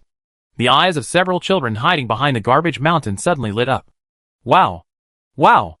Ji-chan's expression was very inflated. Cho-cho, Air Sha, Lon Lon, what are you pretending to be? Why don't you come and touch the gun? Several children ran over with arms, like little butterflies, and surrounded Ji-chan. A girl who looked only 6 or 7 years old put her hand on the gun and touched it carefully, staring at Ji-chan with her big eyes. Ji-chan asked her, Lon Lon, what are you looking at me for? The little girl named Lon Lon reluctantly put down her hand and didn't touch the gun again. She whispered, Sister Xiao-chan, where is your fat brother? My mother said that your family went to the inner city to live a good life, eating delicious food and drinking spicy drinks. She poked Ji-chan's hand and added, but you are still as thin as me. Sister Xiao-chan, are you eating well? Did Uncle Ji and Aunt Li cook meat for you? Did you still steal Xiao Pang's steamed buns? Chapter 53. As soon as the little girl finished speaking, Liang Ran knew she had asked the wrong question. Ji-chan's expression froze instantly, and Grandpa Mei beside her also anxiously scolded the little girl, Lon Lon. Because he was too anxious, Grandpa Mei couldn't catch his breath, and he bent down and coughed. Lon Lon was startled, and she quickly let go of Ji-chan's hand. Her shoulders shrank, and asked carefully, What's wrong? Sister Xiao-chan, didn't you eat meat? Ji-chan was quiet for a few seconds, then smiled again, revealing 2 small canine teeth. She shook the gun on her shoulder and replied handsomely, I ate it, a lot. I just ate it. If you don't believe me, ask her. Ji-chan pointed at Liang Ran, and Lon Lon looked over immediately, swallowing subconsciously, Really, you just ate it? Liang Ran hesitated and nodded. The little girl showed an envious expression. That's great, you are worthy of being Sister Xiao-chan. I knew before that Sister Xiao-chan must be the first one to eat meat here. Ji-chan snorted and took out the plate of meat she had packed from her bag. The meat was completely cold now, and the oil on the surface solidified into a white solid, which looked very unpalatable. Ji-chan stretched out her hand. 3 pieces per person, no more. As soon as she finished speaking, the children behind Lon Lon surrounded her, and chattered repeatedly to confirm. Grandpa Mei showed a disapproving look. Xiao-chan, you are wasting again. I said last week that you were not allowed to bring anything, and it's better not to come back. You brought it again this week. Are you trying to make me sick? Ji-chan said bluntly, Old liar, you were obviously very happy when I came just now, and I want to argue with you when you talk, don't talk. Grandpa Mei said all in embarrassment. After each of the children took 3 pieces of meat, they didn't care whether their hands were dirty or not. They hurriedly put 1 piece in their mouths and smacked it hard. When they had smacked enough, they all turned around and ran home as if copying and pasting. Lon Lon also ran home. Sister Xiao-chan, I get it for my parents to eat. Bye, Sister Xiao-chan. Ji-chan waved her hand. Bye. She put the gun back into the weapon box and followed the old man with a relaxed step. Liang Ran followed Ji-chan and carefully observed the houses around. These houses were too thin. She couldn't imagine how many times the people here had renovated the houses, and how many new houses they had changed in the wind and rain.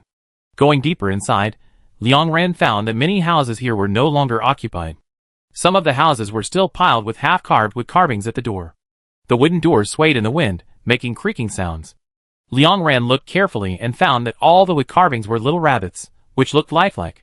Ji-chan noticed Liang Ran's gaze and explained, That's a carpenter grandmother. Her granddaughter is lively every day, just like a little rabbit. Grandma Wang likes to carve this the most. Liang Ran didn't ask where Grandma Wang and her granddaughter were going and nodded.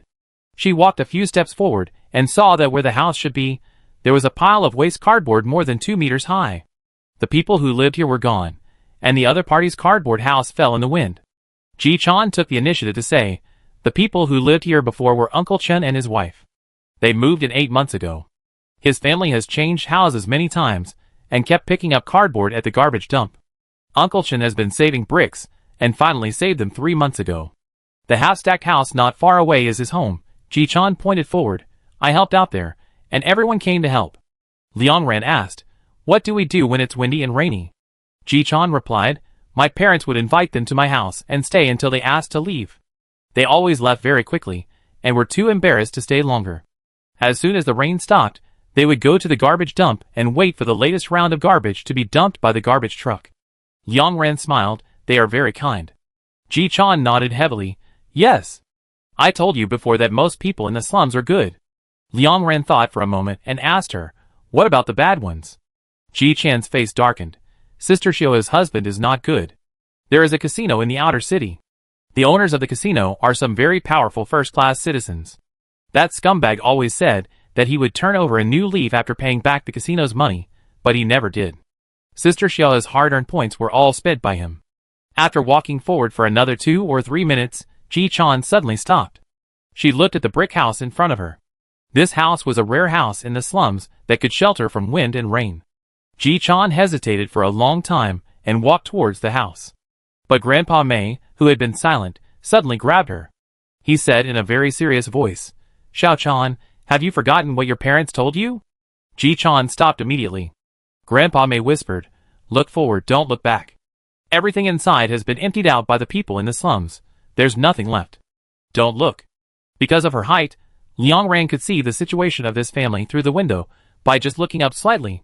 She could see clearly that most of the furniture was still there, including a bed, a wardrobe, and many warm wooden carvings.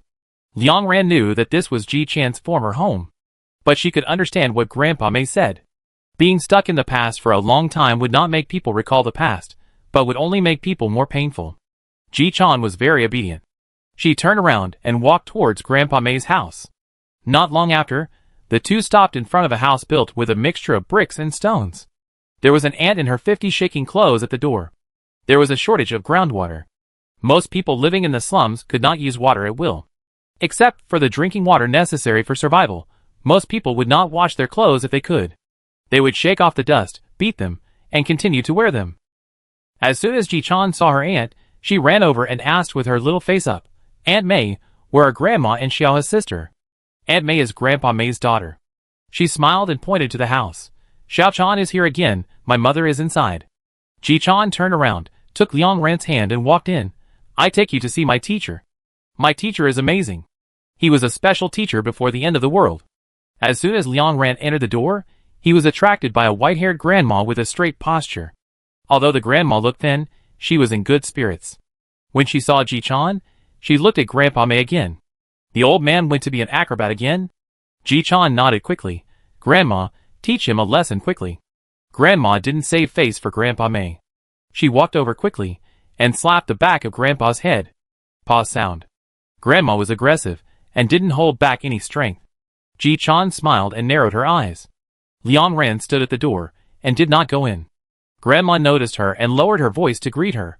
Whose family are you from? Don't stand at the door. Ji-chan helped her explain.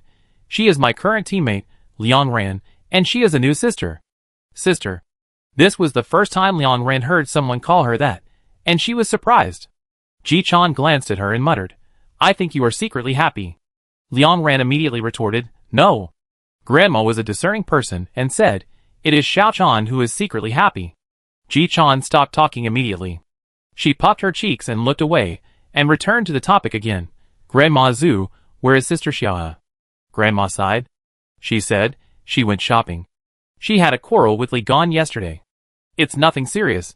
You, a child, don't worry about it. Hearing this, Ji-chan squatted down and opened her weapon box. Grandpa Mei was anxious when he saw it. Xiao-chan, what are you trying to do? Ji-chan raised her little face. Grandpa Mei, you don't have to hide it from me. Li Gan beat Xiaohe again, didn't he? He relied on his brother being a second-class citizen to beat Xiaohe twice. The Fire Seed Law does not treat third-class citizens as human beings. It thinks that it doesn't matter if the children of third-class citizens cannot be born. I will do what they don't do, and I will kill those they don't kill. It's not illegal for me to kill him now, and no one can control me. Just wait and see. Not only can they not blame me, but they will also praise me for seeing injustice. Just wait and see. Grandpa Mei stamped his feet. I know, but... Grandma continued, Xiao-chan, what did I teach you? Don't use genetic level to punish people. Ji-chan said loudly, then is he a human being? Xiaohe doesn't like him at all. Because the stupid fire seed law matched him, he was beaten every day. I couldn't help Xiaohe before, but now I can help. Grandpa Mei smiled bitterly, but Xiao Chan. What will happen if we kill this? Your sister Xiaohe will soon match someone else. Her genes that can only stay in the slums can only match a few good people. Maybe her life will be even worse. The most important thing is that you can't start this. Once you start this, you can't stop. Your grandma is right. Never use genetic level to punish people. Ji Chan stared at the two old people for a moment, and she suddenly exhaled. I knew you would say that. After that, she took out two pieces of paper from the interlayer of the weapon box. One was a divorce certificate stamped by Huizhong, and the other was a certificate of infertility issued by a Class A hospital.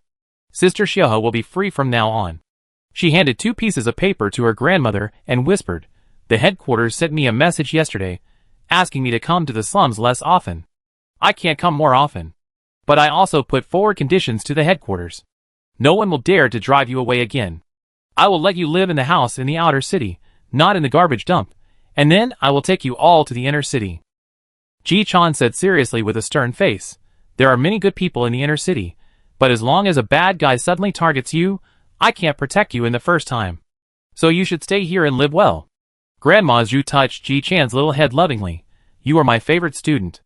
After the matter was settled, Ji Chan didn't stay any longer. She walked side by side with Liang Ran to the outside of the slums. Following the original route, the two soon returned to Ji Chan's former home. Ji Chan couldn't help but stop again this time. Liang Ran considered the words and asked, Have you been in and seen it in the past 2 months? Ji Chan replied, No. After I mutated more than 2 months ago, I was sent to the training base by the headquarters for training. I was doing simulated confrontation every day, like a robot. They let me try many weapons, and finally found that my dynamic vision was very strong, so they gave me this heavy sniper rifle. Liang Ren thought for a while and said, If you really want to, you can say goodbye to them once. Just this time, and look forward from now on. Ji Chan had been waiting for someone to say this. As soon as Liang Ren finished speaking, she rushed forward, as if she had rehearsed countless times in her mind, and quickly pushed open the door of her house.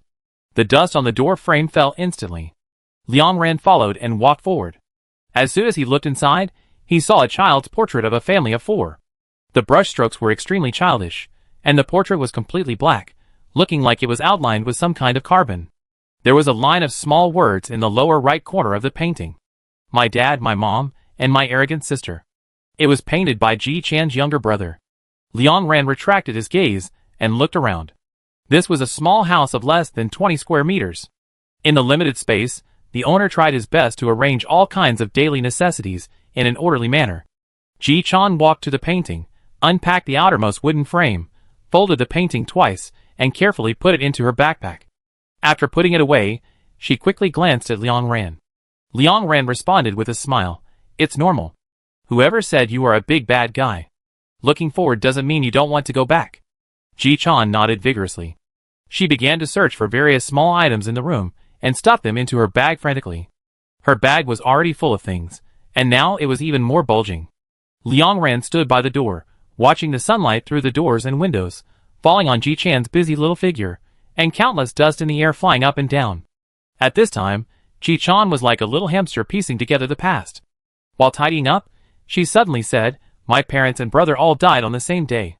And Grandma Wang, who likes to carve little rabbits, Uncle Chin and his wife, who have been saving bricks, and many others, all died on the same day. There was a riot in the outer city that day, and everyone involved died. Only Sister Xiaohe took advantage of the chaos to run back to the slums. And me, Ji Chan said, except Sister Xiaohe, I am the only one alive. Liang Ran pursed his lips. After a moment, she asked softly, What happened that day? Ji Chan lowered her eyes. That day, a believer came to the outer city with a box to purchase. During the communication, he was not careful and accidentally revealed that there was a tube of gene mutation reagent in the box. I don't know what happened exactly. I only know that when I walked out of the store with my parents after shopping, people on that street were fighting for the box. There were constant gunshots, and many people died. People who ran away died, and people who robbed also died. In the end, the box was lost during the robbery, and rolled to the place where Grandma Wang was hiding. She said she was old, so she gave it to Uncle Chin, who was hiding with her. Uncle Chin gave it to my mother. My brother and I were there at that time. Speaking of this, Ji Chan sucked her nose hard. After a long time, she continued, my mother said that I was born strong and had this opportunity in my life. With this tube of reagent, I will definitely become the most powerful mutant and protect the slums. She pinched my wrist and injected me with the tube of reagent. Ji-chan said, while quickly wiping her eyes with her hands. When I woke up later, my brother was dead, and my parents were dying. The people in the car said that this tube of reagent could not be wasted and had to be extracted from my body before I absorbed it. But I absorbed it very quickly, very, very quickly. Ji-chan's voice was calm and trembling, and her body was shaking slightly. Sister Leong ran. She whispered, if only I hadn't made a fuss about eating white steamed buns that day. Chapter 54. Ji-chan's dream since childhood was to eat snow-white steamed buns. When she was a child, she followed her grandfather to the testing center to test her level. She saw a very beautiful little girl. The girl was chewing a white ball in her hand. It was fragrant and steaming. Ji-chan asked her grandfather what it was, and her grandfather said it was a steamed bun that could only be bought in the inner city. Not long after leaving, the girl threw the steamed bun on the ground and ran back to her father's arms. Ji-chan's grandparents were second-class citizens, but their children were third-class citizens. There was a very small probability that Ji-chan would also be a second-class citizen, so when she reached the age, she was taken to the testing base by her elders. But fate did not favor her, and she did not become a lucky person. After returning home, her younger brother laughed at her and said that he would definitely be a second-class citizen. But a year later, her younger brother also came back in disgrace. Ji-chan responded with even greater ridicule. Over the years, she always tossed and turned in the dark, recalling the charming fragrance of that day. When she left the testing center that day, she took advantage of her grandfather's inattention to pick up a small piece of steamed bun that the girl had thrown on the roadside and stuffed it into her mouth in a hurry. It was so delicious. She couldn't bear to chew it. But the scene of her picking up garbage to eat was seen by the girl's father. The man passed by her with his nose covered and looked at her with contempt and disgust, and kept muttering, beggars are so disgusting. Ji-chan didn't think it was a big deal. If she would be scolded for eating a bite of steamed bun, she would be willing to be scolded to death. Ji-chan was optimistic since she was a child, running around the garbage dump. After her grandparents passed away, she had more grandparents. Grandma Zhu was her grandmother's good friend when she was alive. At that time, she took her home and said that she was old enough and should go to school. Call your little fat boy here too, said Grandma Zhu. He has a great talent for painting, but it's useless here. No one will come here to collect paintings. So Ji-chan asked her, is studying useful? No one will come here to collect scholars. At this moment, Grandpa May would jump out and knock on her head. If your grandma says it's useful, then it's useful. Little Ji-chan covered her head, and she was determined to have an idea in her heart. Grandpa and Grandma couldn't explain it, so she was angry and embarrassed. Therefore, studying is really useless. Later, she disliked studying more and more. She skipped classes every day to pick up garbage and fight with homeless people for food. Once, a dog raised by a rich man ran to the garbage dump with a rope around its neck that looked very expensive. That day, there was a steamed bun that was not covered with much dust in the garbage dump, shining in the sun. She and the dog saw it at the same time, so they rushed forward together. She fought with the vicious dog for 20 minutes, and finally stuffed the bun into her mouth. As a result, her mouth was full of broken glass. Someone had hollowed out the inside of the steamed bun, stuffed broken glass into it, and then glued the bun back together. In fact, anyone could see the glue if they looked carefully, but Ji-chan was really hungry and had just experienced the joy of victory, so she didn't care to look at anything. Her tongue was almost cut that day, and her mouth was full of blood. Everyone in the slum was very angry. Grandma Wang, who liked to carve little rabbits, came to the garbage dump with her slippers in her hand and cursed. The old lady cursed fiercely, attacking all bad guys indiscriminately. Little Ji-chan smiled, spit out the hemostatic tissue in her mouth, and danced to cheer for her grandmother. We were so poor back then. Ji-chan always felt so poor when she thought about it. There was a lingering stench on her clothes. Whether it was the smell of fish or the smell of rotten vegetables, it was due to which garbage was more in the garbage dump that day. She smelled like the garbage dump.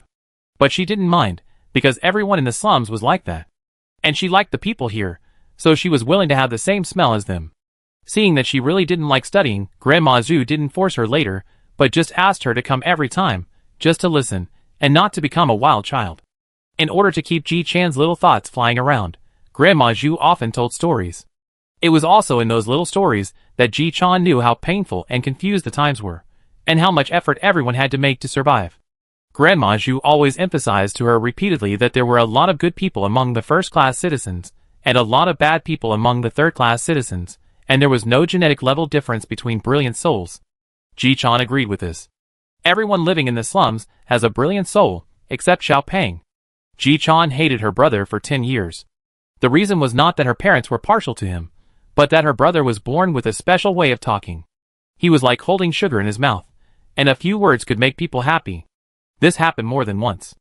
Ji-chan asked her good friend, who was the most important friend. Before, the other party said that he liked Xiao Chan the most, but later suddenly changed to liking Xiao Ku the most. Ji-chan got angry and gave her brother a nickname Ji Peng. He was obviously as thin as a bamboo pole, but he had a round face and looked chubby. Because her best friend was always snatched away, Ji-chan changed friends one after another, hoping to have an unchanging friendship, but fate always hit her hard. Later, she stopped struggling and devoted herself to locking her brother at home and not letting him contact any children. Every time this happened, her parents would feel helpless and fight a guerrilla war with her. As soon as little Ji-chan left home, her mother would take the key to open the door for her brother. "Don't mess with your sister," Mom sighed. "If she hits you, Mom can't stop her." Dad echoed, "Dad is not as strong as your sister, and can't stop her either." Jiku was also very angry. He never concealed that he was doing it on purpose. He was also very angry. "Then when she snatched my food, could you help me?" "Mom, your sister helps this family, and that family all day long, and she consumes a lot of physical energy. Just let her go." Dad continued to echo, "Most of the food was sent by neighbors to thank your sister. It's normal for her to eat more." Jiku said loudly, "But I'm hungry." Mom laughed. "Mom is hungry too." So Jiku stopped talking, and Ji-chan, who rushed back and heard the conversation, also stopped talking. She began to consciously eat less, but Jiku found out within a few days. He said the most annoying words with that cute face. "I don't need you to give in. Asshole sister, I will definitely be stronger than you in the future." Ji-chan was not one to tolerate it, and immediately laughed back. "You said the same thing during the genetic test before." So Jiku started crying. She cried loudly, straight to the sky. Ji-chan immediately opened the door with a smile on her face, and invited all her old friends to come visit. Jiku's mouth, which had just opened, closed instantly, and his snot crawled a long way like a caterpillar. "Ji-chan, why don't you continue?" Jiku's lips were shaking with anger. "I hate my sister the most." Ji-chan was so proud of this for a long time. Later, a couple moved to the slum. Both of them were second-class citizens. Because their child made a mistake and died, they were driven out of the city. When they came to the slum, they were very restrained. Everyone asked them to find an unoccupied house to live in first. But the two didn't want to. They said that these houses were also the thoughts of some people. They were full of memories, and couldn't be broken by them. So the two of them diligently picked up waste cardboard. The cardboard in the garbage dump was very hard. If it didn't rain, it would be better than bricks. Of course, the most important thing was that there were very few bricks in the garbage dump. The slums used all kinds of materials to build their homes. When it was windy and rainy, they would go to other people's houses to hide. After the rain, they would go out and fiddle with it and continue to live. The couple was always called home by Ji-chan's mother. This situation is very common. Ji-chan has long been accustomed to people coming to her house from time to time. She likes to listen to stories told by various people. Uncle Chin is particularly good at telling stories, and describes the scenes and characters of the inner city very clearly. Ji-chan has not been to the inner city for a long time. Except for necessary circumstances, it is difficult for third-class citizens to enter the outer city. The tracks cannot be used and there are patrols guarding the critical points. Uncle Chin described. The children there chase each other in the street, and each of them can flash after images, like lightning. There are a lot of nutrient solution vending machines on both sides of the street, and the taste is very good. Some people wear the kind of gorgeous skirts in the old world books, walking like dancing, and the hem of the skirt is more beautiful than the stars. Ji-chan longed for the inner city. "Uncle Chin," she asked the man, "do you think I have a chance to try the nutritional supplement?" "Of course," Uncle Chin replied. "Then, I want a bag of nutritional supplements with the flavor of steamed buns." Jiku laughed at her.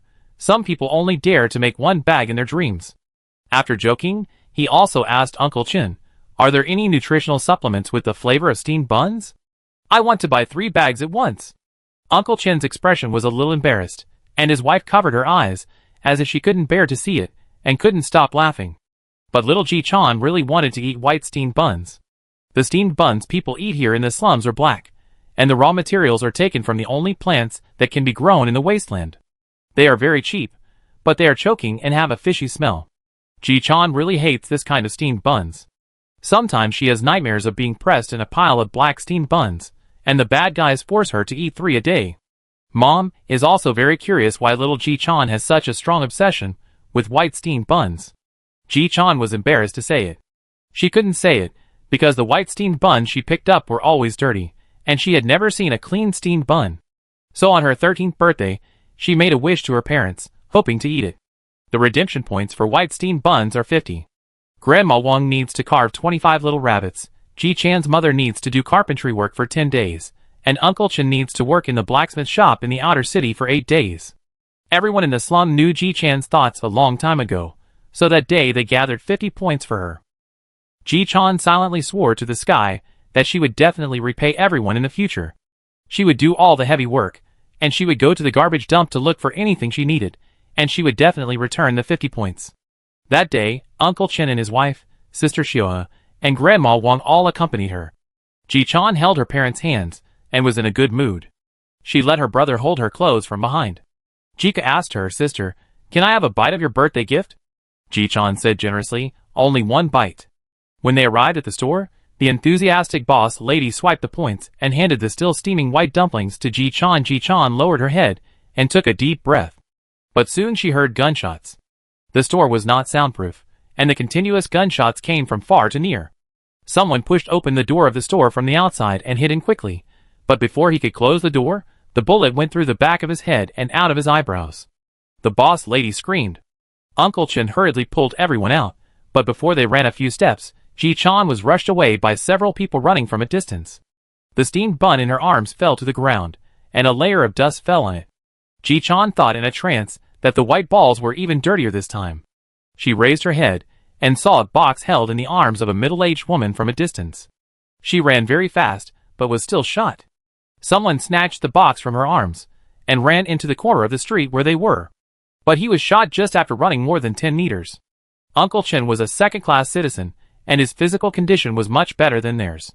He led them into a small alley, and hid behind the wall. Soon footsteps were heard outside the wall. A woman asked if it was worth it. Why did she wade into this muddy water? Wouldn't it be better to run away quickly? The man replied that he didn't want to be a maggot in the sewer all his life.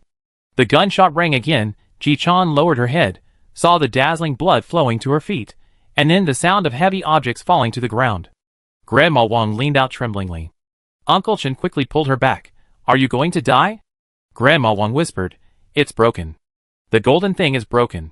Uncle Chen reacted for a few seconds. His eyes widened instantly. Gene mutation reagent? Hearing this, Grandma Wang leaned out half of her body, bent down and groped to pick up the broken test tube and a syringe. Some of the liquid in the test tube flowed out, but most of it was still in the tube. She stuffed the tube of reagent into Uncle Chen's arms. "I'm old, and I can't take it back to my granddaughter." Uncle Chen thought about it, gritted his teeth, and handed it to Ji-chan's mother. The woman who had been gentle all her life suddenly became at a loss. Uncle Chen urged, "With or without this thing, we can't leave. No one on this street can leave. It's too late. Give the child an injection. Give the child an injection." I heard that children absorb this quickly. Ji-chan's mother immediately looked at the 2 children around her. She first looked at Ji-ke, then looked at Ji-chan, and tears came down. "How about you each take half?" Uncle Chen immediately said, "This tube has been broken, and it may not be enough now. How can we take half and half?" Bang! The gunshot rang again, and Grandma Wang, who had half of her body exposed because of handing something over, suddenly trembled. Her heart was pierced, and warm blood sprayed on Ji-chan's face. A few seconds later, Grandma Wang's body fell to the ground. Ji-chan's mother suddenly seemed to have made up her mind, pulled Ji-chan over, and then looked at her other child. "Today is my sister's birthday, and my sister's birthday present is gone. Can this be used?" Jika nodded seriously. "Okay, Mom." As soon as Jika finished speaking, Ji-chan's wrist was grabbed. Her mother squeezed her wrist tightly, and emptied the tube of reagent at the fastest speed in her life, and injected it into the girl's arm. As the reagent gradually moved forward, Ji-chan felt the world spinning, and everything in front of her became extremely blurry. Before she fainted, she vaguely heard her mother's fierce words. Our Xiao-chan is born strong. This is the opportunity you have in your life. You will definitely become the most powerful mutant, stronger than anyone else. You must help everyone in the slums when the time comes, remember? Let Grandma Wang's granddaughter go to school. Let Sister Xia be free, and let Grandpa Mei no longer have to perform acrobatics. Remember everything? If. Mom's voice suddenly became low. If you can't do all these, you just live. Try to live. Live well. Ji-chan nodded subconsciously. Okay, Mom. But why do you say this? Everything that day was Ji-chan's nightmare. Her mother's dying instructions, her brother's unsought consent, and the blood that Grandma Wang sprayed on her face. And when she woke up, her father protected her body tightly with warmth. That's it. After the memories ended, Ji-chan patted the children's paintings in the backpack. Thousands of words came to my mind, and finally came together into one sentence. If I could do it again, I would like to share all my good friends with Xiaopeng. Chapter 55. Anyone who has this will feel uncomfortable for the rest of their lives. It's uncomfortable when you're awake, uncomfortable when you're asleep, and when you're walking, you think of the kindness that was passed on and the innocent people who died. The saddest thing is that the person you hated the most in your heart pushed you at the last moment. So all the hatred you had at the beginning became a boomerang in your life from now on. Whenever you think of it, your heart will be stabbed, and it hurts every time, and it will hurt for a long, long time. I used to think my parents were partial. Ji-chan put on her backpack and looked around her home more than 2 months ago. They always said that my younger brother studied hard and had a talent for painting. If he was more knowledgeable than me in the future, I, as a sister, would feel uncomfortable again. My parents were right. At that time, I felt uncomfortable no matter how he was better than me. I was afraid that my parents would like him more, and abandon their children and me like those poor people in the storybooks. At this point, she suddenly asked about Liang Ran again. How come he is so good at talking? I didn't think much of him when I was little, but the older I got, the better I talked, making everyone happy. He has a round face, and doesn't look malnourished at all, making me look like a bean sprout. Ji-chan's sad expression disappeared, and she spoke aggressively. Liang Ran thought for a moment and replied, he may also be worried that his parents like you more. Life in the slums is too hard, and survival is an unsolvable problem.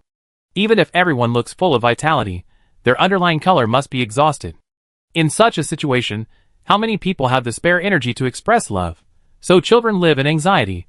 Even if their parents reiterate I love you countless times, they will still fall into doubts about themselves and their parents. Ji-chan lowered her head, maybe. But no one asked me. Why no one asked?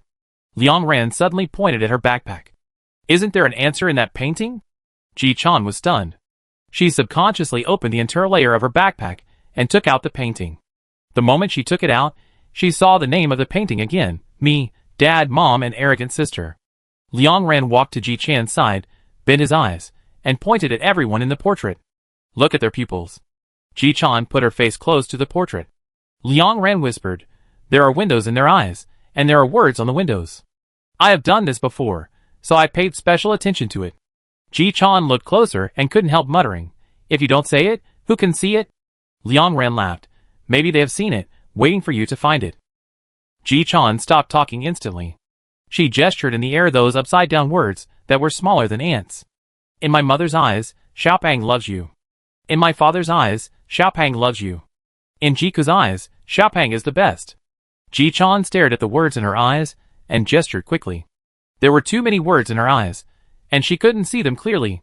The little girl was anxious for a long time.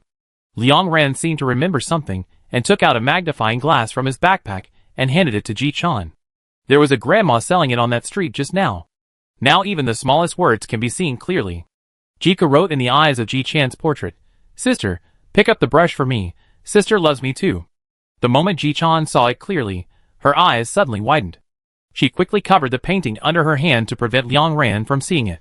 2 lines of tears flowed down her gray face, leaving 2 funny tear marks. There was too much dust here, making everyone who came here look dusty. Liang Ran had just stood behind Ji-chan, and through the lens, he could see everything.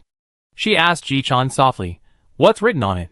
Ji-chan quickly wiped her face and replied, Sister is a big bad guy. I'm not good to her, so he should hate me. He shouldn't love. Some words clearly say that sister loves me, but it reads that I love sister. Ji-chan was very frightened and even unbelievable. She looked at Liang Ran eagerly, hoping that she could give a reasonable explanation, but she thought that she had just lied to Liang Ran and told a lie, so she turned her head away. Liang Ran had no brothers or sisters, so she didn't know what to say. She thought about it, squatted beside Ji-chan, and stayed with her for a long time. Ji-chan stood up until the light of the artificial sun was about to go out.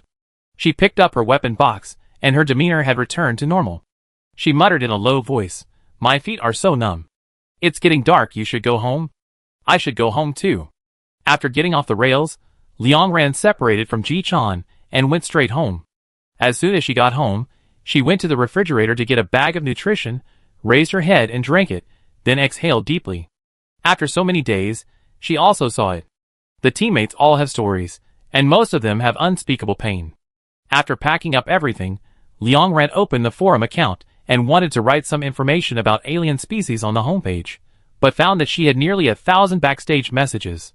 Liang Ran clicked in and found that a small part was a response to her forum speech, and most of them were her new fans. Many people clicked on her homepage because of her previous speech on the forum about high-intelligence species, and found several posts she had posted on the small broken forum. There were only a dozen replies to the post, but suddenly there were nearly 100. Liang Ran checked her fans, and found that she had 1,200 fans. This number was not a lot, but it was not too few either. After all, there were less than 300,000 people in the Hope District. Liang Ran checked the time and confirmed that it was 7:30 in the evening. So she opened the Hunter forum, hesitated for a while at the posting place, and then typed 6 words. "The end of the alien files." After thinking for a while, she added another sentence. "The end of the alien files, Water Pollution District." Then she did not look up any information, and directly started to introduce it from the perspective of the hunter Xiaohong. "Hello everyone, I'm Xiaohong. Today I followed my team into the Pollution Zone 3.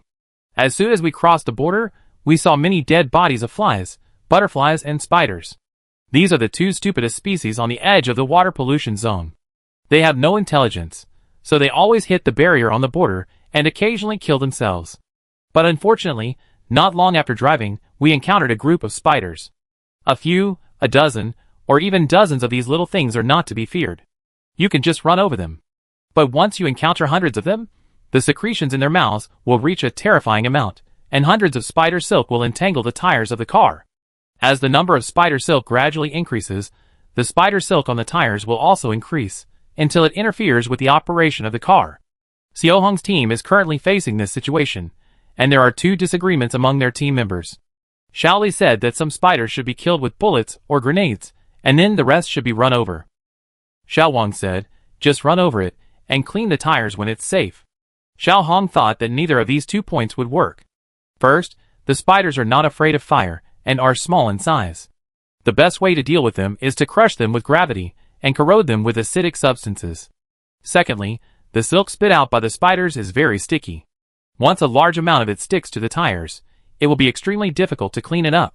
If there is danger, the car will be difficult to move, which will be a disaster for the entire team. So Xiaohong decided to open the car window, and throw the sulfuric acid bottle around vigorously. While the spiders were corroded and dispersed, the team members got off the car to clean up in the chaos. After all, spiders that do not form a group are not to be feared. The teammates listened to Xiaohong's advice, ended the battle in 5 minutes, and returned to the car. But just a few minutes after the car started, the team encountered a group of flies and butterflies again. Liang Ran recalled the alien species at the edge of the water pollution area, and regarded these alien species as the tribulations of Xiaohong's team. In Liang Ran's narration, the team would encounter a group of alien species every once in a while. The species were varied, and Xiaohong's treatment methods were also varied. After each alien species was solved, she would open a separate post and list all the information about this alien species in a serious and analytical tone. When Liang Ran first started posting, there were few people replying, but after she wrote a few types of alien species, the number of posts suddenly increased. 6th floor. This is interesting.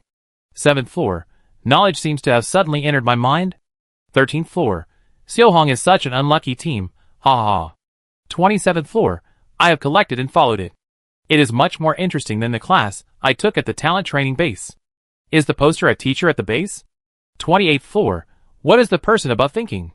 The poster must be a senior researcher. 33th floor. I recommend everyone to check out the poster's other posts, which were posted on unknown forums. I was very inspired when I read them. 45th floor. The posts are refreshed very quickly. 67th floor. 5 posts in 1 minute. 88th floor. 10 posts in 1 minute. Liang Ran wrote 20 variants in one night. When he wrote about each variant, a kind-hearted person would post the corresponding variant picture on the corresponding floor. Liang Ran was happy and relaxed. After checking that each variant picture was correct, he did not care about it anymore. She looked up at the time and found that it was already 11 o'clock. Liang Ran stretched, got up, and went to take a shower. When she came back, she was shocked by the data in her back end. More than 3 hours ago, she had 1,200 fans, but now it has suddenly increased to more than 4,000. Moreover, every time Liang Ran refreshed her account, her fans would increase by dozens, and the number of replies to her posts was also increasing rapidly. Liang Ran looked at the post marked as hot by the system, thought for a while, and made a patch for herself in the post. I dare not guarantee all, I can only guarantee 99%, everyone consider it. As soon as this patch was made, the speed of post refresh became faster. 277th floor. What's the difference between this and saying just listen to it all? 289th floor. Ha ha ha ha, the patch was made in vain. 317th floor. Okay, OBE, please update quickly. I believe the first 99 posts, but I don't believe the last one out of courtesy. 346th floor. You really dare to believe it? If it's wrong, it's a matter of life and death. 347th floor. Just for fun, anyway, the knowledge has entered my brain. If you really encounter it, just try it carefully, maybe it will be useful. After reading all the posts, Liang Ran likes the mentality of this post the most. She can only indicate the characteristics and killing methods of the alien species, but the attack methods of the alien species are diverse. She can only try her best to write down everything she thinks of, so that people who have read this post can think of Xiaohong's mumbling and handling methods when they see the alien species during the mission. After thinking about this, Liang Ran yawned. She had used her brain too much just now, and she was a little tired now. She walked into the bedroom and laid down on the bed. After resting for a few minutes, she got up and walked to the box next to the desk. This is the box that Xian Yiping handed over to her this morning. Inside is a tube of gene mutation reagent. Liang Ran opened the box and saw a tube of pure golden static liquid. Liang Ran had seen this liquid during the ritual of summoning the gods. At that time, she said that this thing looked like solidified gold. Liang Ran held up the potion and felt that the color of this one was deeper than the one she had seen before. Liang Ran lowered her eyes and looked at the tube of liquid. A few minutes later, she broke the seal on the test tube with force and picked up the syringe at hand. Chapter 56. It is not a good idea to leave the gene mutation reagent like this. Liang Ran did not know if there would be any uninvited guests in the house in the future. If there was a problem with the medicine, she would have nowhere to complain, so it is better to use it now. But she did not have any expectations for this. She was very sure that Liang Ran had definitely been injected with the relevant reagents before. Since her mother gave a gene mutation reagent to the deputy director of the institute, who was only a third-class citizen at the time, she must have given it to her daughter in advance. It was just that Liang Ran did not mutate at that time, so in order to pave the way for her little daughter and make her life smoother in the future, her mother gave the man a mutation reagent, asking him to enter the institute if he mutated and helped Liang Ran, who had been determined to be a researcher since childhood. Since Liang Ran did not mutate at that time, it was highly likely that she, who shared the same body with her, would not mutate either. After all, the genetic structure of the two was exactly the same. In Liang Ran's view, since the gene mutation reagent acted on human genes, it was screening human genes that could accept and be compatible with it. Everyone has different genes, so the degree of acceptance is also different. The more fully the genes and mutation reagents are integrated, the higher the gene level of the human after mutation. And through multiple injections of gene mutation reagents, the already integrated human genes and mutation components can be more thoroughly integrated, so some people will have secondary mutations. But everything is a one-off. What if Liang Ran's gene fusion level before was between second and third-class citizens? Then after this injection, she might become a second-class citizen.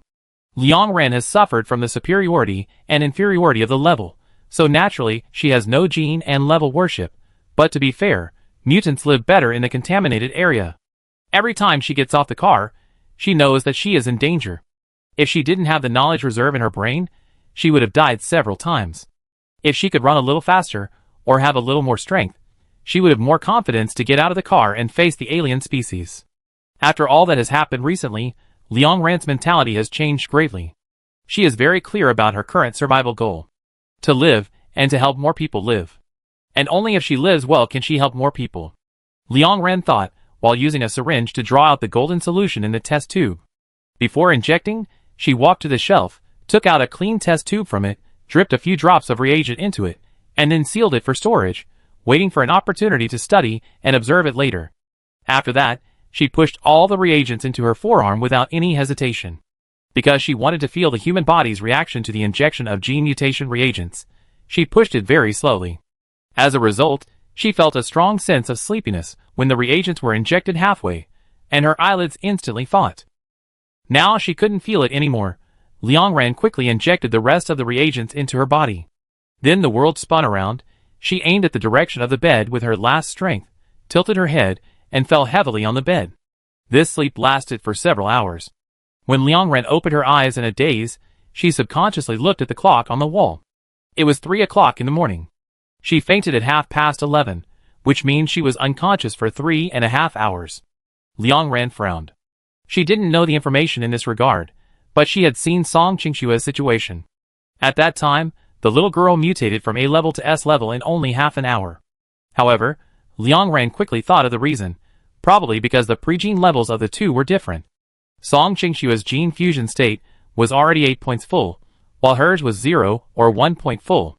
If her genes wanted to be full, mutation reagents take longer. And she was in a coma for so long, does it mean that her genes are really merging with the mutation reagents?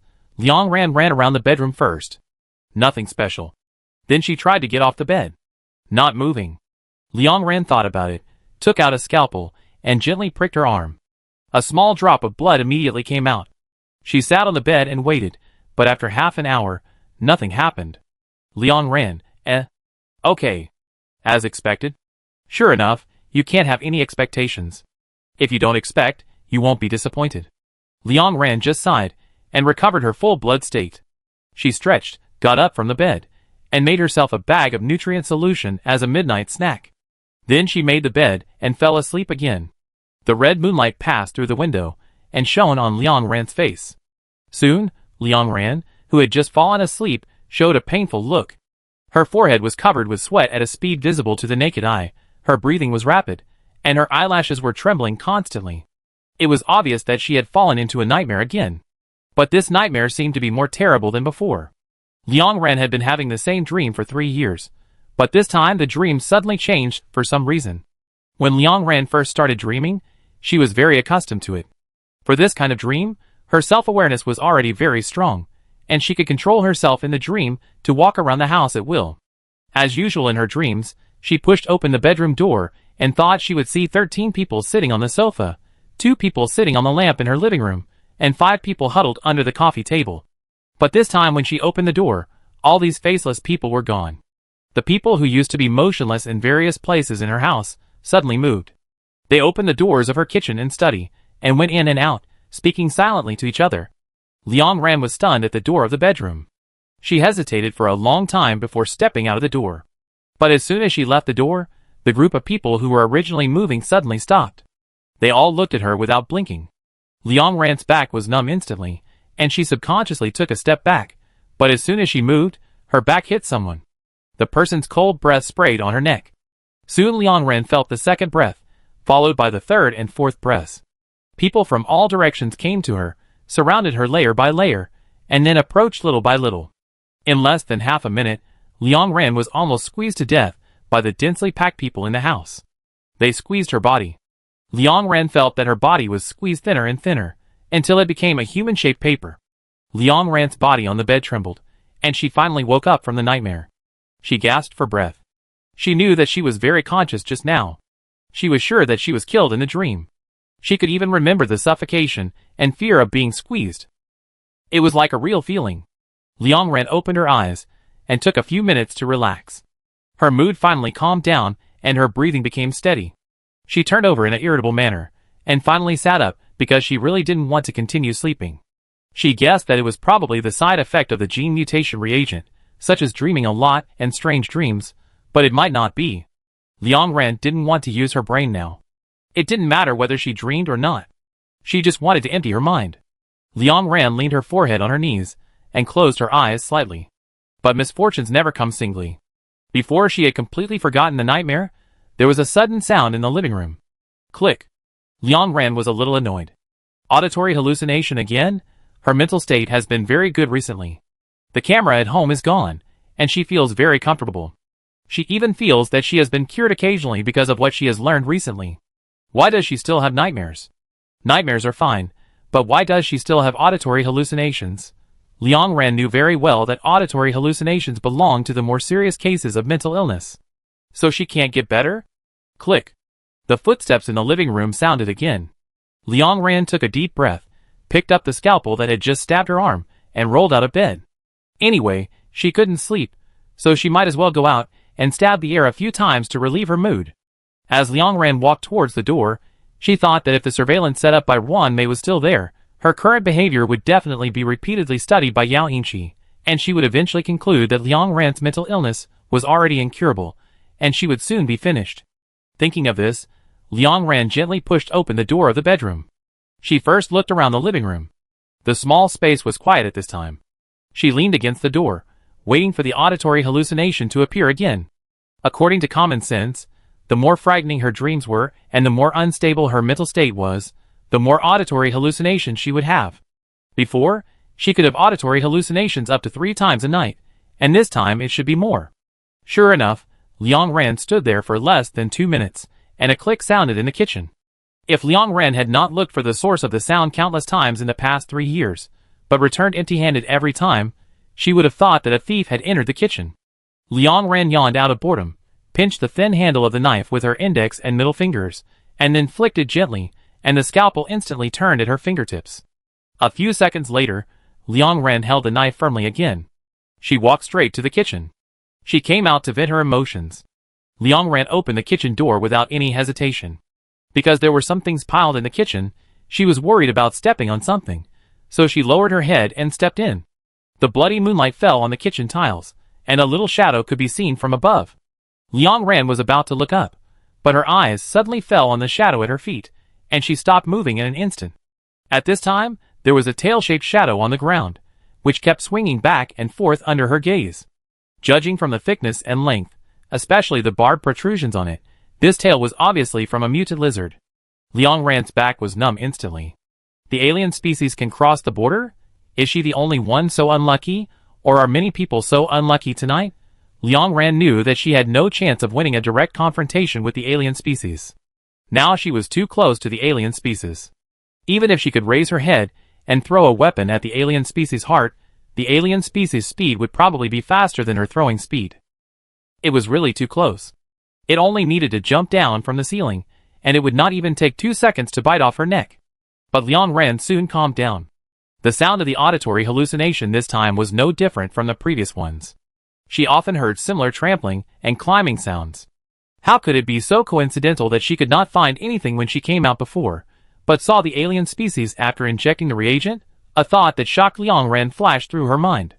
The consensus of the Hope Zone is that invisible aliens can ignore the border line.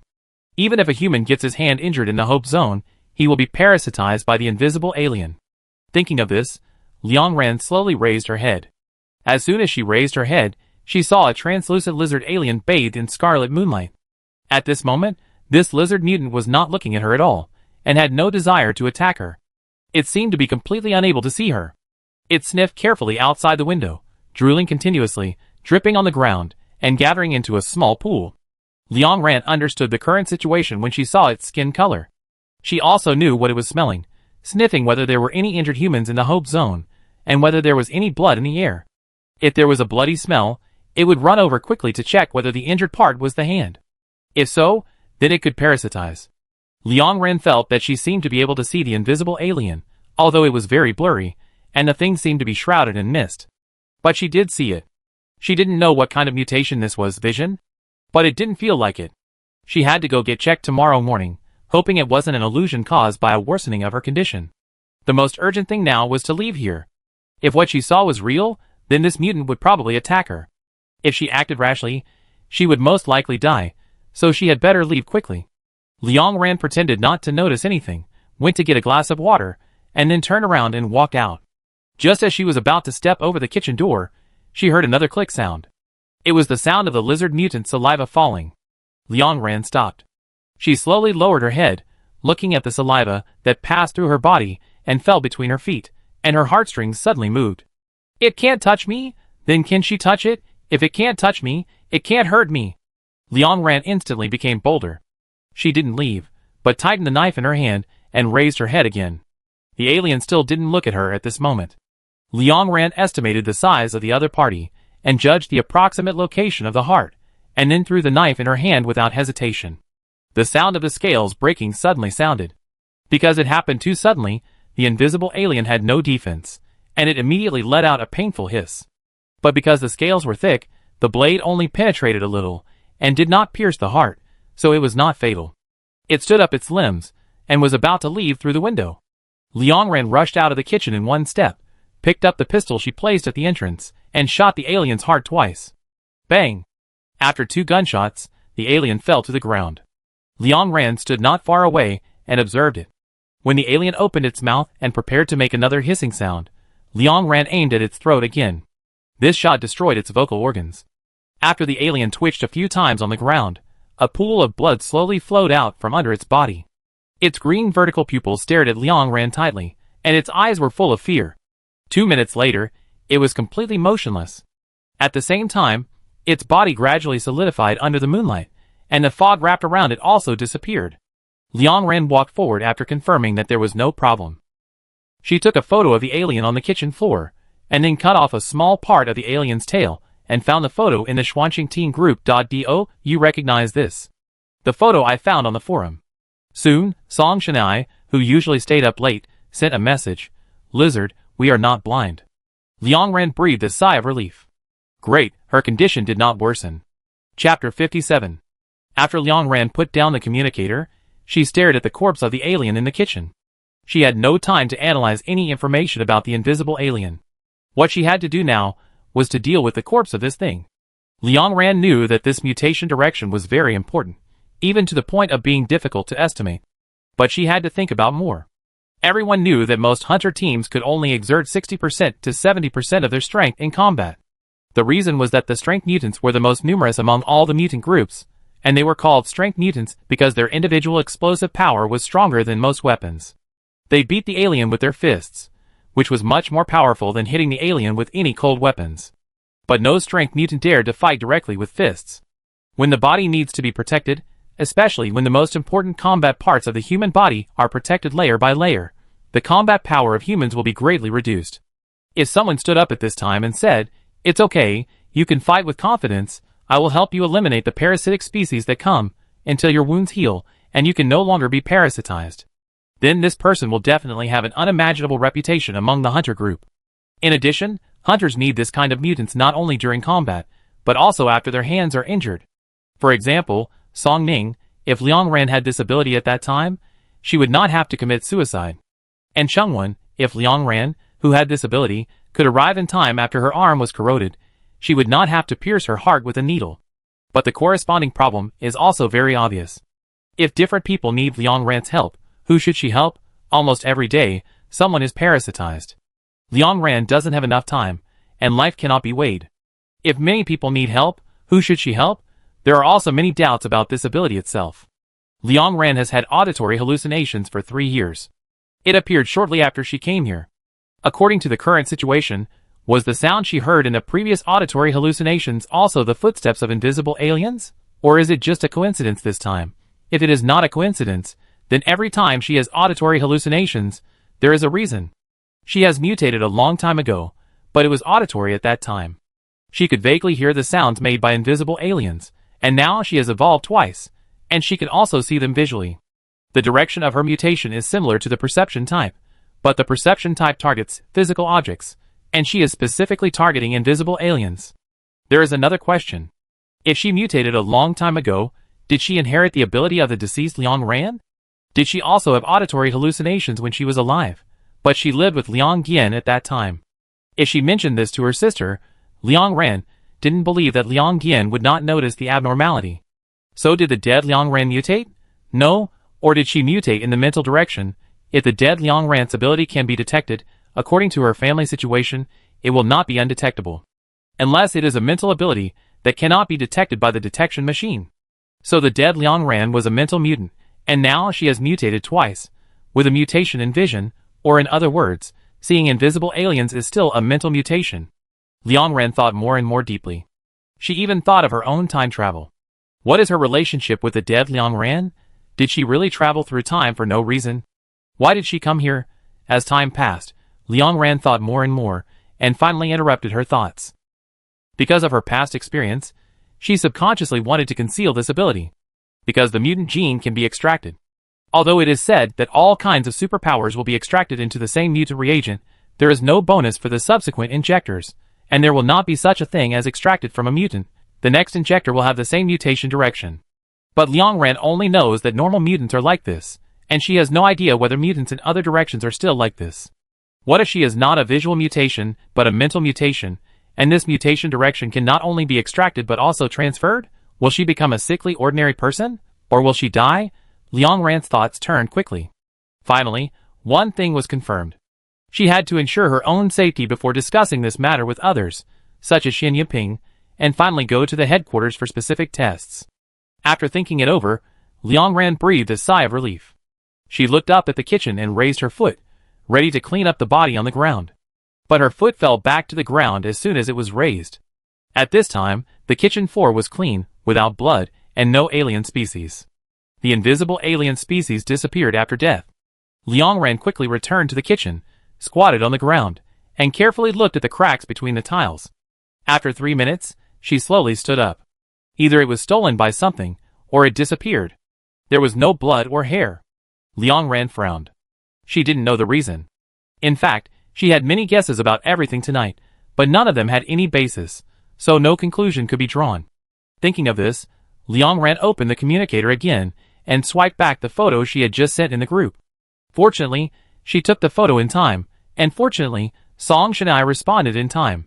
Otherwise, she might really think that her condition had worsened, not only auditory hallucinations, but also visual hallucinations. After standing in the kitchen for a while, Liang Ran turned back to the bedroom. It was better to disappear, so she didn't have to clean up.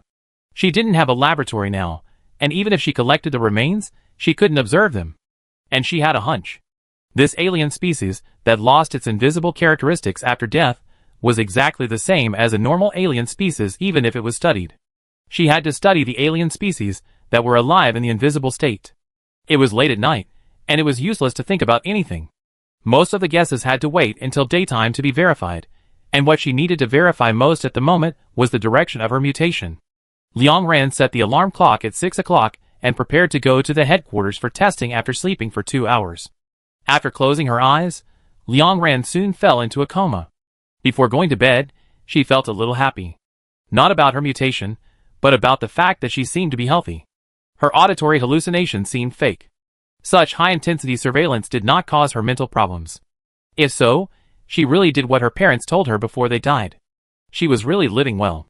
Living well without any illness or disaster. The next morning, Liang Ran went to the headquarters. At present, there are 4 gene detection machines in the Hope District, 2 in Fire, and 2 in the headquarters. The one in the central hall, that is, the one on the first floor of the headquarters, is for public use, and one test is performed for 100 points. After getting off the train, Liang Ran arrived at the central building of the headquarters on time at 6:30. The inspector outside the gate this time was still the boy he met last time. The boy had a special impression of Liang Ran, and his eyes lit up when he saw her. 7,429. This was the number of times Liang Ran was recorded by the system at that time. Liang Ran, She was helpless. Why are you remembering this? The boy was a little embarrassed. I didn't remember it specifically, but there were too many times, and I accidentally remembered it after taking a look.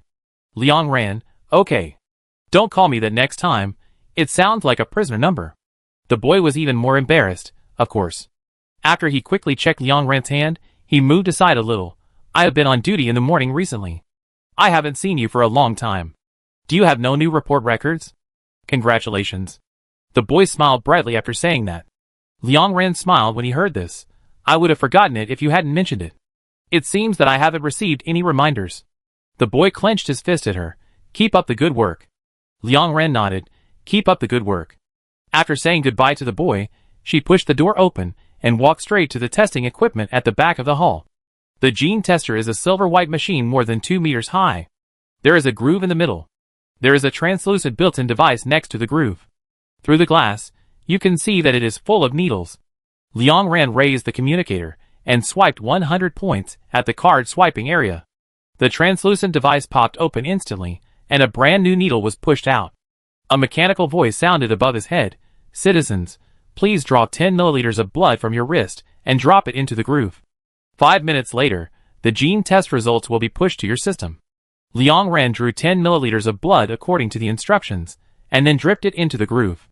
The blood-red blood flowed along the long delivery tube under the groove, and was input into the main body of the machine. With a tick-tock sound, a line of small words appeared on the displayed bar above the groove. 4:59. The countdown began, and time passed second by second. Liang Ran stood in front of the machine, lowered his head slightly, waiting for the results to come out. Soon, the roar inside the machine disappeared. The mechanical voice sounded again. The results have been transmitted. Please check the system message. Liang Ran turned on the communicator and opened the message. The first thing he saw was the 3 words "It's a pity, it's a pity that no mutation information was detected. Your gene level is F level. Still a third-class citizen." Liang Ran confirmed that seeing invisible aliens is a kind of mental power mutation. Why is it not a perception mutation? There is a lot to study. Liang Ran was a little curious when she heard about Adele's mutation. Now that this mutation happened to her, she finally didn't have to be limited to curiosity. She wanted to study why mental mutation could not be detected, and whether the dead Liang Ran was a mutant in this aspect. Liang Ran has always been very active. After thinking about it, she directly opened the contact list, found Sui Yuesheng, and asked, "Do you have a laboratory? Can you lend it to me?" Sui Yuesheng has a pharmaceutical company behind him, a big family, and has learned to treat diseases and injuries since he was a child. He must have his own laboratory. Sui Yuesheng replied immediately. "Hiss, you woke up so early? Of course, I give you the address. Do you want to come now?" Liang Ran breathed a sigh of relief. The sooner the better. Sui Yuesheng asked again, "Do you need me to go over?" Liang Ran immediately replied, "Yes." This is also the reason why she didn't find Xian Yiping. The other party's free time is too short, and the work she has to do is time-consuming. She can't let the other party wait for her outside, and she is worried about asking others to guard the door. So she found Sui Yuesheng. Sui Yuesheng asked curiously, "So sudden? You didn't get any contraband to study secretly?" Liang Ran, "Yes." Sui Yuesheng got a little excited. "Then wait a minute, I will go over to help you remove the monitor in the laboratory. Come to this address, don't go to the one I just sent." After that, Sui Yuesheng attached a new address. Liang Ran couldn't help laughing. "Thank you even more. I may have to trouble you for a long time later, so you should eat more breakfast. After all, you have to dissect your own brain." Liang Ran estimated the time and nodded to himself. This should take a long time. Chapter 58. At 7 a.m., Liang Ran arrived at the place Sui Yuesheng mentioned. This place is a remote residential area, where most of the people living there are second-class citizens. People of all kinds hurriedly left the area and rushed to the railway tracks to start their day's work. Liang Ran waited for 3 minutes, and Sui Yuesheng ran out of a residential building and waved to her from a distance. "I haven't been here for a long time. I disinfected and poisoned it in advance." Liang Ran walked towards him, a little worried. "Is the equipment very old?" Sui Yuesheng said casually, "It's okay, it can be used." Liang Ran, "Is there a medical cabin?" Sui Yuesheng, "There are several." Liang Ran immediately felt relieved. As long as there is a medical cabin. Sui Yuesheng glanced at her hand and asked curiously, "Where did you hide the contraband?" "Show me, I promise not to tell anyone." Liang Ran, "It's hard to say." Sui Yuesheng lowered his eyes gloomily. "Really, I rushed here in such a hurry. Really can't tell?" Liang Ran nodded. "It's a bit awkward. I'm annoyed, so I can't do it for the time being." Sui Yuesheng said, Okay. After saying that, he was inexplicably happy again. "Well, you're here anyway. I show you my hidden contraband." Liang Ran, What did you hide?" After asking, Liang Ran regretted it and immediately said, "Don't tell me, I don't want to know." Sui Yuesheng tried to force a deal. "Anyway, you definitely see it when you go in." Liang Ran, She admitted that she was a little curious. "Forget it, What do you hide? Sui Yuesheng. Exotic specimens. Liang Ran. Question mark. Sui Yuesheng patched up. They are all alien species that have been studied by the Research Institute and are on record. Some hunting teams will catch another one after killing the alien species on the mission and take it to the black market in the outer city to buy. I don't know how they avoid the inspection of the patrol team, but these alien species are all dead. The black market does not allow the circulation of living things. If something goes wrong, a lot of people will die. The black market has existed for 20 or 30 years to satisfy some people's collection habits. The price of each alien specimen is very expensive. I have it here because the pharmaceutical organization is also currently studying alien species. Now there is a shortage of drug resources and raw materials. Many people with mild illnesses cannot get treatment and are forced to die. Therefore, many people want to extract drugs that can be used for humans from alien species and mutant plants, but the headquarters is worried that there are problems with these drugs and they are not sure. The drug industry is not allowed to research the drug, which is responsible for causing malignant mutations in humans. Therefore, some people, including my mother, will go to the black market to buy it. How can I explain this? The headquarters is also aware of the existence of the black market. That place has never caused any major trouble, so there is no need to cut it off. So both parties are clear about this matter. Anyway, the headquarters has banned it. If there is a problem, the pharmaceutical organization will take the blame. If there is no problem, it will benefit the public. Speaking of this, Sui Yuesheng's expression became a little more serious. The headquarters consideration is correct. This thing is indeed dangerous, and not easy to use on humans. My mother also knows it, so the entire research process is very cautious. It has been several years, and it is still in the early stages of research, far from meeting the standards of clinical trials. These in my hand are what they have studied. I think they look good, so I found a place to frame them. After listening to Sui Yuesheng's words, Liang Ran nodded calmly. Is that so? Sui Yuesheng was a little disappointed. Why aren't you curious at all? It's so boring. Liang Ran was a little helpless. You told the researcher that you have a specimen of a different species. What's the difference between that and telling the vegetable seller that you have a vegetable specimen? I'm tired of seeing it a long time ago. If you really want to see it, why not go to the Research Institute to see a live one? Sui Yuesheng declined. No. I've seen enough live ones in the contaminated area. Seeing live aliens again is not good for my mood and appearance. Liang Ran had discovered before that Sui Yuesheng was particularly concerned about his face. Thinking about Sui Yuesheng's help this time, she didn't hide her thoughts. Don't worry, even if you are scared and cry, and you have dark circles under your eyes because you can't sleep all night, your face will still look good. Sui Yuesheng, He showed an expression that was hard to describe. Thank you. Liang Ran nodded. You're welcome. 7 or 8 minutes later, Sui Yuesheng took Liang Ran to a residential building and walked to the basement with ease, and then turned a few corners and went to the innermost room. Sui Yuesheng took out his badge and swiped it against the verification device next to the door. After a few seconds, the door slowly opened. The mechanical lights in the room automatically lit up, and the light seemed a little dazzling in the dim underground. Liang Ran subconsciously squinted his eyes, and then quickly returned to normal. She looked around and questioned Sui Yuesheng's statement. Is this called usable? More than usable, most of the most advanced instruments are here, and some of the equipment Liang Ran has never even seen. Sui Yuesheng shrugged and said, My mom bought them. I used all my points to raise blessings, so I don't have time to buy these. Come over anytime if you want to use it.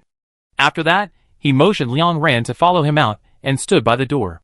Give me the badge, he said. Liang Ran took it off without hesitation. Sui Yuesheng glanced at her with amusement, pressed a few times on the verification device, and then swiped Liang Ran's badge 3 times. Come over when you want to do some shady research. No need to tell me. Sui Yuesheng handed the badge back to Liang Ran. Liang Ran took it and pursed his lips. This is not good. Sui Yuesheng? ? His face darkened. Why didn't you tell me when I asked you to take off your badge? Don't act like that. Liang Ran, okay. Sui Yuesheng showed a rare speechless look. He stood by the door. The things inside should be enough for you. I have opened the permissions. I have disinfected the scalpel and common instruments. You'd better disinfect them again. Some of the instruments inside are not used for surgery and research. I don't know how to use them. Just ignore them. Liang Ran smiled. Thank you. I didn't expect it to be so smooth. Sui Yuesheng, after all, we were chased by the ant colony together. You go in. I wait at the door, and won't let anyone in. Liang Ran nodded. She turned and walked into the room, and closed the door. She first checked the equipment and knives more carefully, especially focusing on the treatment cabin. After confirming that everything was fine, she took out the disinfectant and began to disinfect the instruments one by one to prevent Sui Yuesheng from missing anything. After everything was ready, she looked around. She didn't feel any discomfort. The monitors were turned off, as Sui Yuesheng said. Thinking of this, Liang Ran suddenly remembered that after crossing over, she seemed to have become more sensitive to things like monitors, which was better than the training effect before crossing over. In connection with the voices she had heard in these years, she felt that there might be some connection between the two. Because there was a tendency of mental power mutation, her perception, observation and memory had improved. But she still wanted to see for herself what was going on. Liang Ran turned on the CT machine on her left-hand side, started the intelligent monitoring, and then plugged in the monitoring helmet. She sat on the stool in front of the instrument, put on the helmet and closed her eyes. 2 minutes later, a gray-white film slowly moved out from under the machine. Liang Ran picked up the film and looked at it carefully. At first glance, everything was normal, but soon she found that there was a bright color in her frontal lobe, like a lesion. And she was sure that in a recent physical examination, her brain was extremely normal. Liang Ran stood up immediately. She was thinking last night, if the gene detection machine can detect genetic changes, then why can't mental power mutants be detected? The answer is obvious. Because the genes of psychic mutants are similar to the hearts of alien species to some extent, they are both higher-level things, which cannot be analyzed and read by human instruments. Just because human instruments cannot detect the genes of psychic mutants does not mean that the mutants cannot observe their own changes. This lesion is something that only Liang Ran can see. If Adele's psychic mutation degree or psychic level is similar to hers, or even higher, then Adele should also be able to see her lesion. Liang Ran stood in the center of the laboratory, the mechanical light above her head shining on her face. She calmed her breath, turned around, walked to the operating table, selected a few scalpels from a row, and then began to prepare the drugs needed for the dissection. She was ready to dissect and analyze her brain. If Liang Ran had not traveled through time, she would never dare to do this. Opening a hole in her brain without any assistant, how to stay awake during the operation, what to do if there is heavy bleeding, what to do if the knife is not held firmly, if there is a slight mistake, she will die. But this is not her original world. There are more advanced instruments and treatment cabins with amazing treatment speed, as well as anesthetics that can keep her awake for a moment. The most important thing is that she did not disassemble her brain, but opened a hole on the side, and then pushed in a smart detection device the size of a grain of rice, and connected it to the lesion. After the treatment cabin, Liang Ran quickly injected herself with anesthetics, and then began to move. Because the anesthetic acts on the brain, it is somewhat disturbing, so Liang Ran started before the drug effect was fully effective. The slight pain made Liang Ran move faster. At this time, her forehead, temples, back of the head and other places were all attached with instant sensing equipment, and 7 or 8 long and thin tubes surrounded her. The upper left screen of Liang Ran showed her vital signs, the upper right screen showed her brain image, and the middle screen showed the operation of the treatment cabin. Liang Ran's eyes kept scanning between the screens. 10 minutes later, the intelligent detection equipment touched her frontal lobe lesion. The upper right screen clearly showed that about 2 centimeters of the edge of her frontal lobe had turned pure gold. The moment she saw the golden substance, Liang Ran had an urgent desire to go to the research institute to see if she could see the genes of the alien heart in the gene detector. But now is not the time to think about this. Liang Ran stared at the screen, because she found that in addition to the golden part of her frontal lobe, there was also a small piece of light golden material that had faded. It was like it had really appeared before, and died because of someone's death. Liang Ran determined that the dead girl had also experienced a mental mutation, and from the perspective of material volume, the concentration of her mental power when she mutated was almost the same as her current one. Because if the mutation direction of Liang Ran was exactly the same as hers, then she would have woken up late at night many times and suffered from auditory hallucinations, and Liang Dian would not have failed to notice it. With Liang Dian's judgment, she could not have ignored her sister's situation. It is very likely that her sister can sense invisible aliens. But she didn't, and there was no record of auditory and visual hallucinations in the diary of the dead Liang Ran. So the direction of the mental mutation of the dead Liang Ran is likely to be different from hers, and her type is more hidden, so that neither she nor Liang Dian noticed it. So what kind of mental power mutation is this? Liang Ran thought about how he traveled through time and space to replace the dead girl and continue to live, and he had a vague guess in his heart. At a certain moment, other people's spirits can travel through time and space to come. Is this a kind of mental power mutation? Chapter 59. In the final analysis, Liang Ran's idea was just a guess. It was a thought that suddenly popped up in her mind when she thought about herself traveling to Liang Ran's body. But this was destined to be a question with no answer, no place to verify, and no one could tell her the reason. But she sincerely felt that her guess had some basis. After all, there were so many people in the past. Why did she travel here? She really liked doing scientific research, was willing to dissect aliens, could quickly get started with Liang Ran's work, and was not easy to be exposed. But she had a lot of confusion. If the dead Liang Ran's ability was really this, if the girl had the right to choose when she was about to die, and could choose a living soul to replace her, then why did she choose her? In modern times, there are countless experts who are better than her in scientific research ability.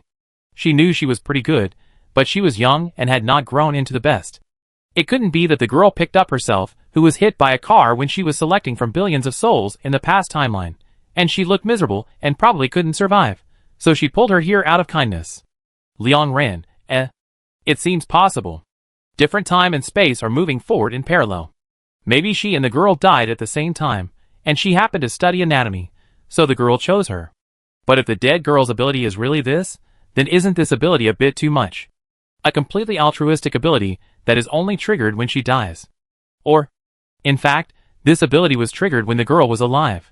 But she didn't realize it. Liang Ran thought wildly while operating the machine, letting the tentacles of the micro-intelligent machine touch the already dim-like golden substance. Who knew that as soon as they touched it, the substances quickly cracked, decomposed into powder in her brain, and fell down. Liang Ran, She observed the data in her brain and body, and after confirming again and again that there was no change, she breathed a sigh of relief. Liang Ran tentatively manipulated the instrument to let it touch the edge of the intact golden substance. Liang Ran raised her eyes and stared at the real-time data throughout the process. The data was normal, and then she manipulated the micro-tentacle to exert a little force. The next second, a sharp pain came, as if dozens of steel needles were inserted into the back of a person's head, and Liang Ran's forehead was instantly covered with cold sweat. But she did not move the tentacles away, but poked the edge of the corner more forcefully. Another stinging pain, but this time it was more painful. Liang Ran breathed violently, and saliva quickly secreted from her mouth, flowing out uncontrollably. Finally, she saw what she wanted. A dust-sized golden particle quickly turned gray the moment it left her frontal lobe. Liang Ran immediately controlled the tentacles to stop, and the small golden particle seemed to be magnetic, and was sucked back to the golden substance again, gradually regaining its color. Liang Ran was finally relieved. Her ability could not be transferred through brain surgery. Once the golden substance left its original position, it would lose its function. After confirming this, Liang Ran closed her eyes, and her rapid breathing became a little more stable. She had been worried about this since yesterday. It was easy to link mental power mutation with the brain, and some people in the end times were so bad that it was unimaginable, and there were also superiors who did not want her to live well. She was worried that after the other party knew her ability, even if they did not know the specific situation, and could not see the abnormality in her brain, they would try to transfer her brain tissue.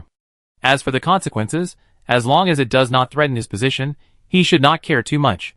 At this time, an hour had passed since Liang Ran entered the laboratory, and she spent nearly half an hour observing the data for the operation. Liang Ran tapped the screen a few times, and the micro-intelligent tentacles in her brain slowly withdrew and returned to the device on their own. She simply sutured the gap on her ear. At this time, the effect of the anesthetic faded rapidly. Liang Ran loosened her hand, revealing many blood-soaked cotton balls in her hand, and the pain surged up.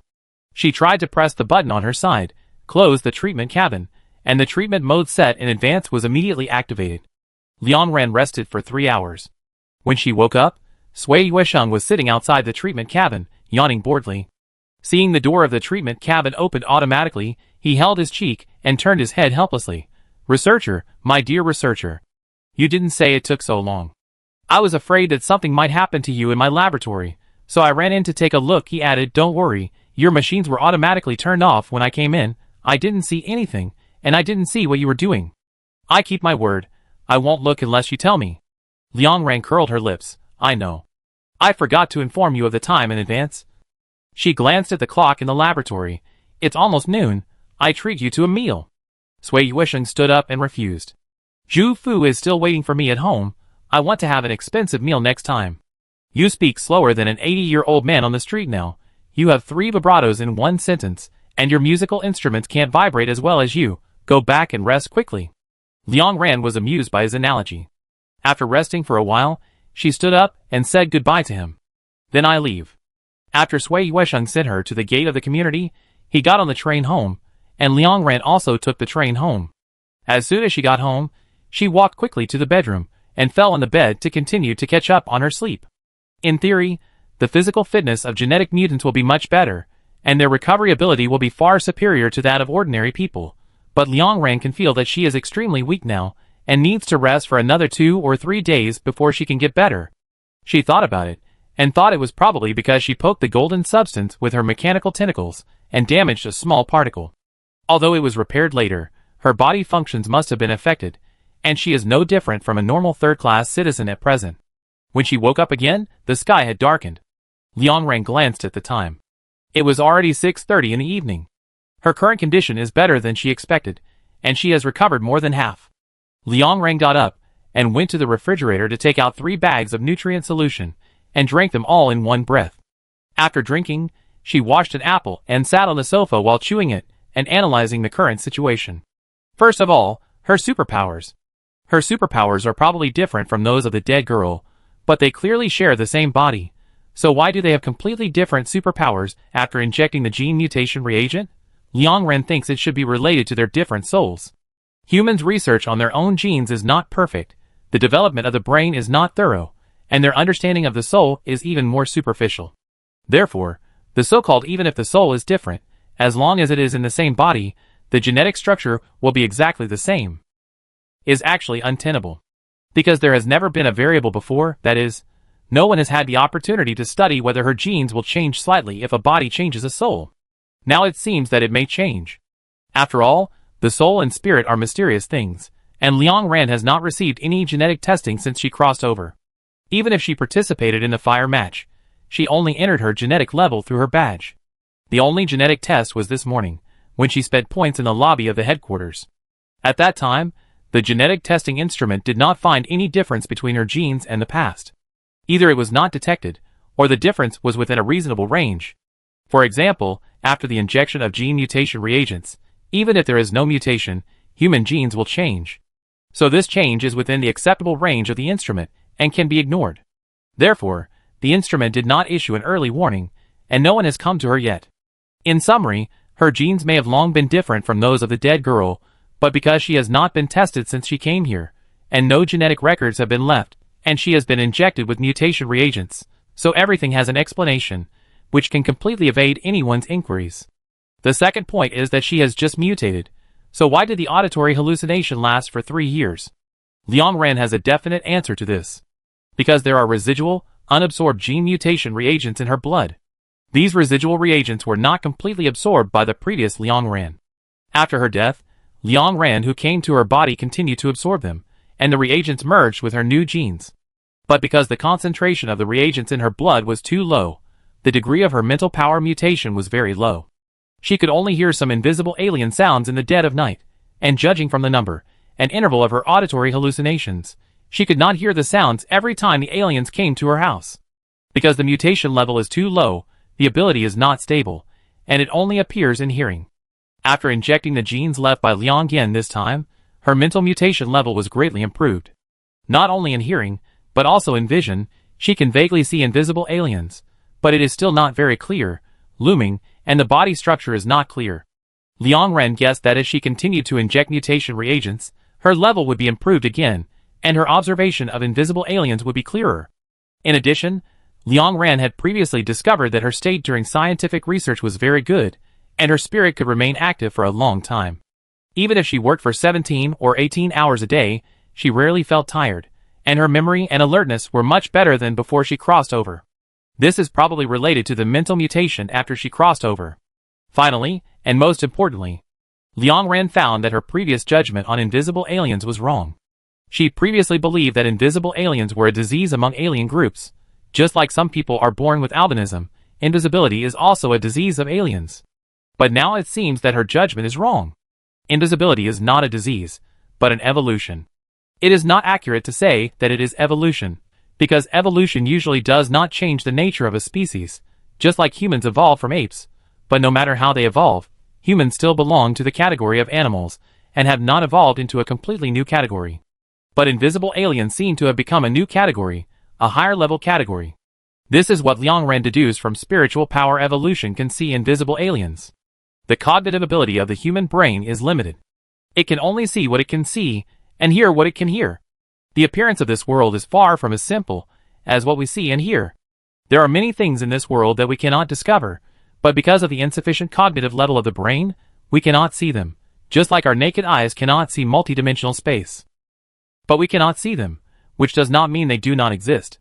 Similarly, we cannot see invisible aliens, not because they are diseased, but because their existence is higher than our cognitive ability. Because disease will never change the level of aliens, and it does not require higher mental power to see them. In short, if invisible aliens are something that ordinary humans can perceive normally, then Liang Ran's mutation direction should be perception, not mental power. And since only when mental power becomes higher can invisible aliens be seen, it means that invisible aliens cannot be regarded as things of the same level as ordinary aliens, but are more advanced, and are species at the non-material level. Invisibility belongs to the upgrade of aliens, or the upgrade of dimensions. Judging from the effect of her killing invisible aliens, Liang Ran inferred that her current mental power should be at the same level as invisible aliens, or even higher, so she can see and harm invisible aliens. But what's interesting is that once the invisible alien dies, it will become a physical entity, and become an ordinary alien that everyone can see. The upgrade is cancelled. Because of death, it is downgraded, not only downgraded, but it also disappears, and its existence is obliterated. Liang Ran finished thinking. She threw the apple core into the trash can and fell on the sofa. She was going to contact Xian Yiping and ask her advice. If there was no problem, she would go to the headquarters to explain the situation. Although hiding it seemed to make her feel more relaxed, there should be many people who need the help of this ability. She wanted to save people like Song Ning and Chengwen. Chapter 60. After 10 o'clock in the evening, Liang Ran estimated that An Xian should not be busy, so she sent a message. The content of her message was relatively long, and she roughly talked about the information she got last night and today. A dozen minutes later, An Xian sent a message. Xiao Ran, I just finished my work, I'm reading your message now. Liang Ran responded, okay. Half a minute later, Xian Yiping called directly, and Liang Ran answered immediately. As soon as the call was connected, the female voice on the other side rushed straight to the top of the head, and Liang Ran subconsciously held the communicator away. Xian Yiping's voice was usually very gentle, but at this time, because of astonishment and excitement, the tone became super high and the speed of speech was also very fast. My God, there is such a superpower, it's great, I'm so happy that I don't know how to speak. Xiao Ran, show me the photos of the alien species you took. Liang Ran sent the photo she took last night. This photo was taken of her kitchen floor and some sundries. It can be clearly seen that it was taken at home. Xian Yiping only took a glance and laughed excitedly on the phone, laughing non-stop like clockwork. Sui Yuesheng's voice came faintly from the phone. Mom, Shufu is scared to death by you. And Xiaobai, Xiaohei, Xiaolan, and Xiaolu are also scared to death by you. Xian Yiping covered the communicator and scolded her son in a low voice. Children should not interrupt when adults are talking. Take care of those 1-month-old kittens. They were weaned early, and you are the one who fed them. They have been whining and looking for you these 2 days. They really think you are their mother. Sui Yuesheng, He was speechless. You called Xiao Ran on the other side. I am not deaf. Xian Yiping rushed him to the room. Go, go, go. Okay. Sui Yuesheng left reluctantly. After he returned to the room, Xian Yiping quickly calmed down. As the leader of a pharmaceutical organization, she was always able to control her emotions unless there were special circumstances. She took a deep breath and lowered her voice. Xiao Ran, I'm glad you're willing to share this with me. I understand your concerns very well. Since you did an experiment today to ensure that this ability can only belong to you, I suggest you tell the headquarters about this. Send this photo to the headquarters through the system, and someone will definitely contact you. Because mental mutants cannot be detected, any discovery will be subject to strict review. But I don't know how the headquarters plans to review it. I will pay close attention to it, and ask someone to help you. Your mutation direction. Xian Yiping thought for a moment and continued, unique, simply immeasurable, at least S level, this is still established. Since you can't see clearly, the subsequent levels will only be higher. I don't have any mutation reagents on hand at the moment. It's much easier for me to earn points than others. I will give them to you immediately after the next exchange. You can try to see more clearly after the injection. Liang Ran subconsciously refused. Don't bother, I can exchange it myself. Xian Yuping's tone became serious. How long will it take you to earn points by yourself? Going on missions is the fastest way to earn points, but it is too dangerous and time-consuming. By the time you earn enough points and slowly exchange for mutation reagents, maybe the hope zone will be gone. One of the ultimate goals of the heart is to overturn the level decree, but the premise of overthrowing it is that a large number of people have the right to speak. Xian Yuping said seriously, you also know that if non-mutants and mutants have the same achievements and merits, mutants will get more support and more power. This is the current situation in the Hope Zone. Get power first, then overthrow everything. Liang Ran admitted that Xian Yuping's statement was indeed correct. You need to upgrade your level as soon as possible. Xian Yuping said it decisively. The level law has existed for too long, and has become a consensus among many people. The public will have a blind belief and worship of high-level people. I was worried about how to get your research results back before, but now... Speaking of this, Xian Yuping's voice suddenly paused and stopped talking. After a full half-minute, she continued, my plan seems to have to change. She seemed to have a lot more things to deal with in an instant. While whispering to herself, she took out paper and pen to record something. Liang Ran could clearly hear the swish sound of the pen tip sliding across the paper from the communicator. She didn't bother Xian Yuping anymore. Good night, Aunt Xian, she said softly. Okay. Xian Yuping put down the pen in her hand and said goodbye to Liang Ran. Good night, Xiao Ran. Just before hanging up the communicator, she suddenly called Liang Ran again. Xiao Ran. Liang Ran stopped the action of hanging up. Huh? Xian Yuping's voice suddenly became softer. Our mutation direction is to protect ourselves, but yours is to protect everyone. It will be very hard. Liang Ran was stunned. Then she laughed. What are you thinking, Aunt Xian? No matter what mutation direction, it can protect both yourself and others. When we were chased by the ant colony, without Sui Yuexing's ability, neither he nor I could have returned to the car safely. How can this not be considered protection? Besides, mental power mutation brings many additional benefits. Not only can I see invisible aliens, but other mental power-related abilities, such as memory and perception, have also been greatly improved. Most importantly, I like to do research. This is my favorite direction of mutation. Xian Yuping also laughed. That's good. Xiao Chan should have mentioned to you that you will come to the training base for simulation training in a few days.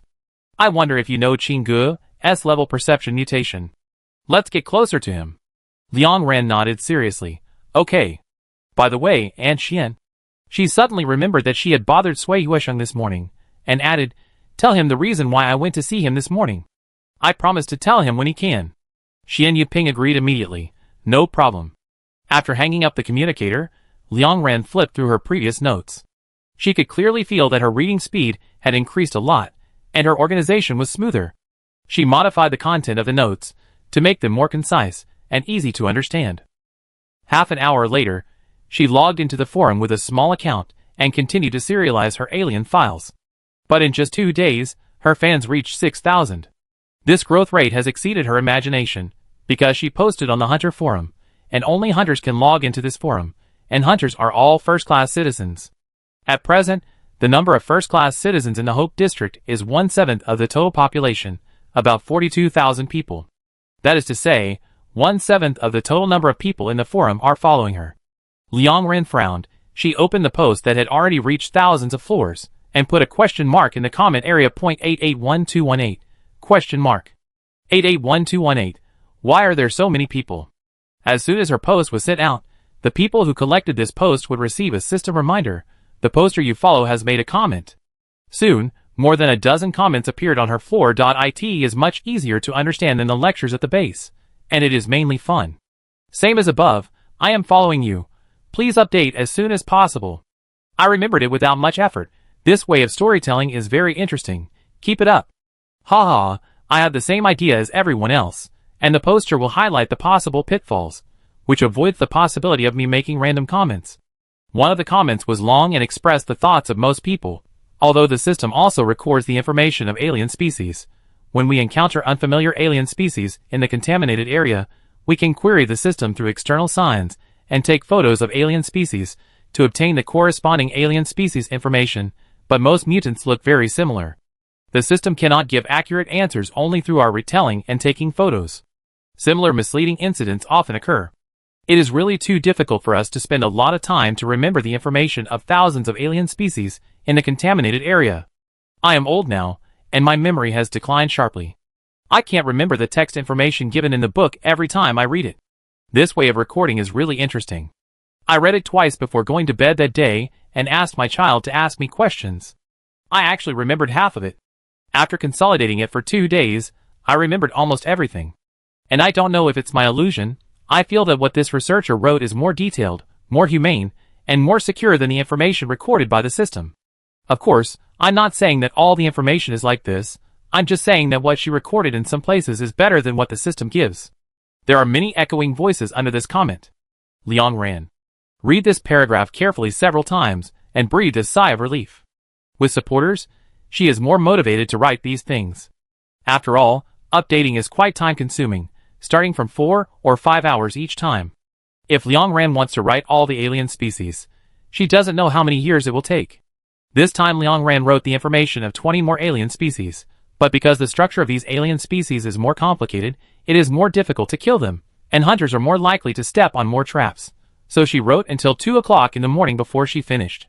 When she wrote, today's update ends here.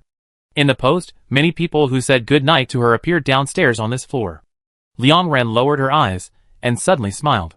She rubbed her cheeks, copied the 40 alien species she had sorted out in the post, and posted them in this small forum. This forum can be browsed by citizens of all levels. Liang Ran just thought about it. The more people know about the alien species, the better. Now it is true that only first-class citizens need to face the alien species, but who knows what will happen in the future. More skills are better than more knowledge.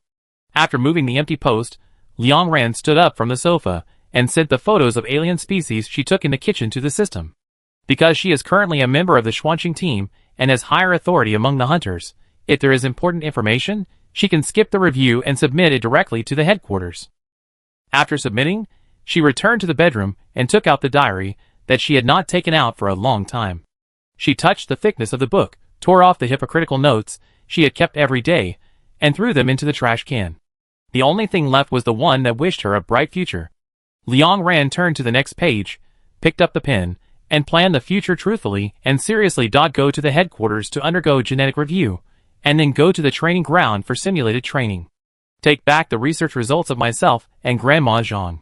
If I can get all of them back, there should be tens of thousands of points rewarded, which I will give to the family of the sea-level researcher. Eat half of the apple that Grandma Zhang left for me, and then give her a lot of fruits and candies. After writing this, Liang Ran paused and made a patch. If Grandma can eat candies. Chapter 61. The next day, Liang Ran didn't wake up until 8 o'clock. Her weakness and overdraft had completely disappeared, and even the incision above her ear was now only a small scar. Liang Ran had never felt the physical recovery ability of hygiene humans before, but now she could not help but sigh with emotion after experiencing it.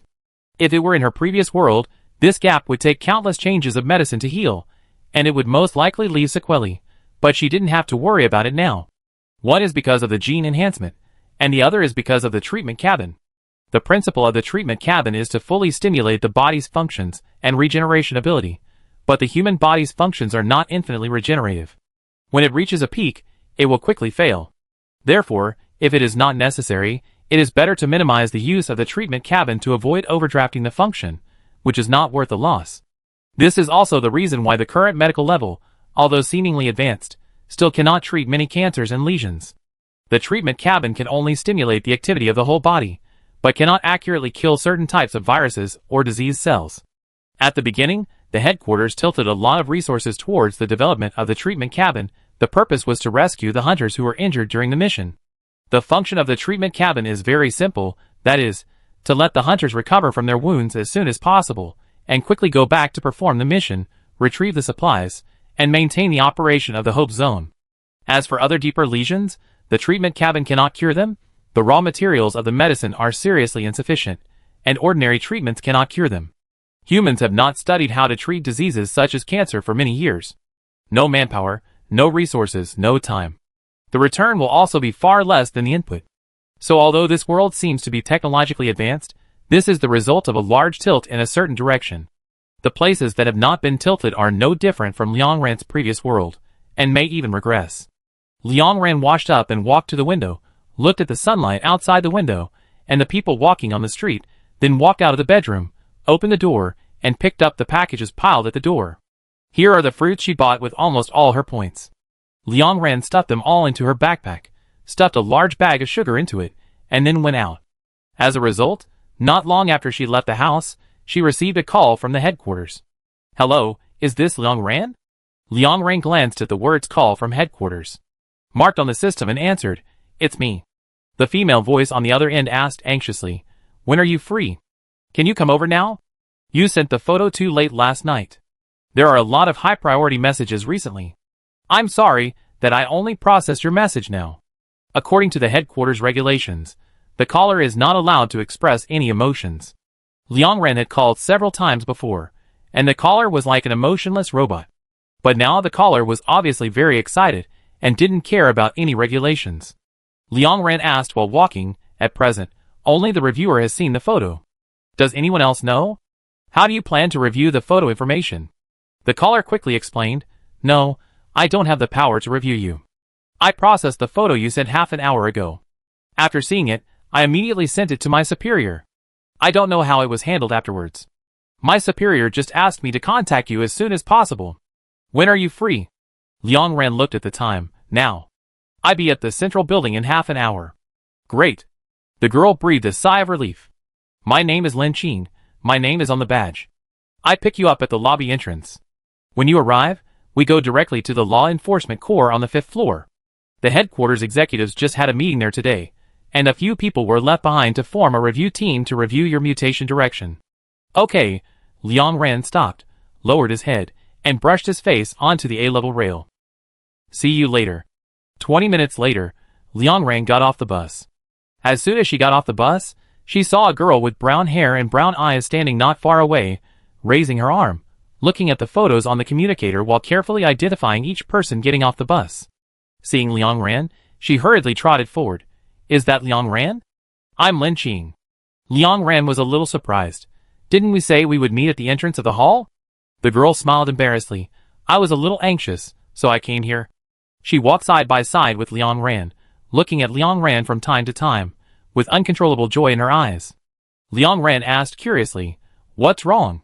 "Nothing, nothing." The girl immediately retracted her gaze. "It's just..."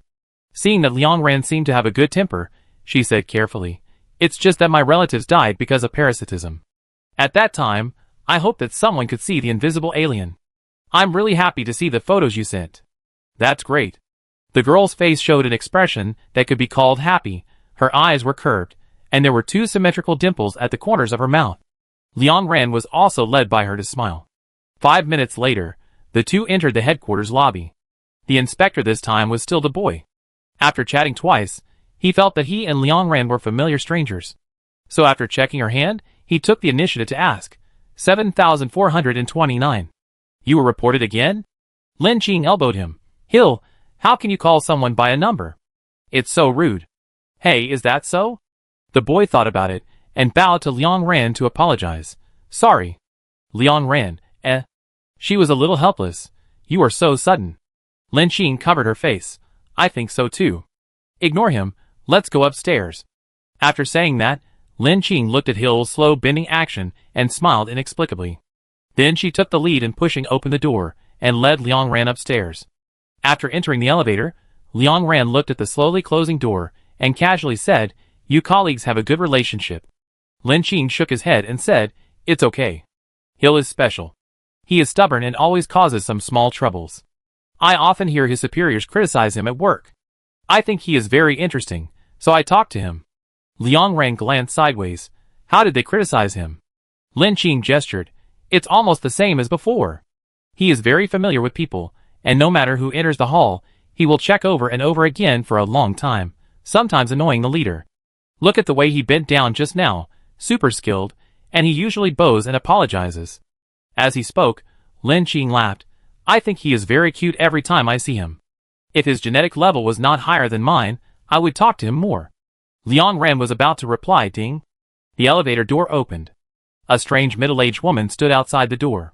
She saw Liang Ran, nodded to her, and then turned to Lin Qing.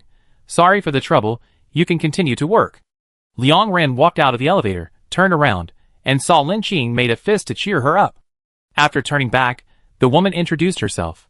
I am the senior liaison of the Law Enforcement Corps, Selby. I have analyzed the photos you took, and there is no trace of synthesis, but for safety reasons, further confirmation is needed. The reviewers this time are me, members of the Yunlu team, the head of the supervision department, and an acting commander. They are still discussing the photo and the review method, and they will be here soon. As Selby's voice fell, the door of the innermost room on the 5th floor was pushed open. Liang Ran looked around and found that they were all familiar faces.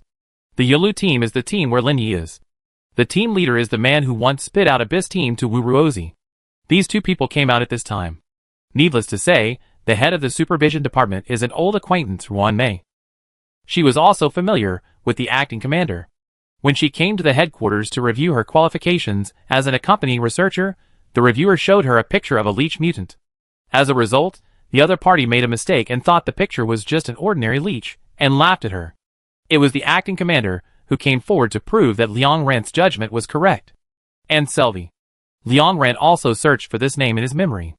Before her first mission, Zhang Jimon revealed to her the fact that Ji Chan was once a third-class citizen, and according to her, this matter was secretly told to her by her best friend's sister Selby.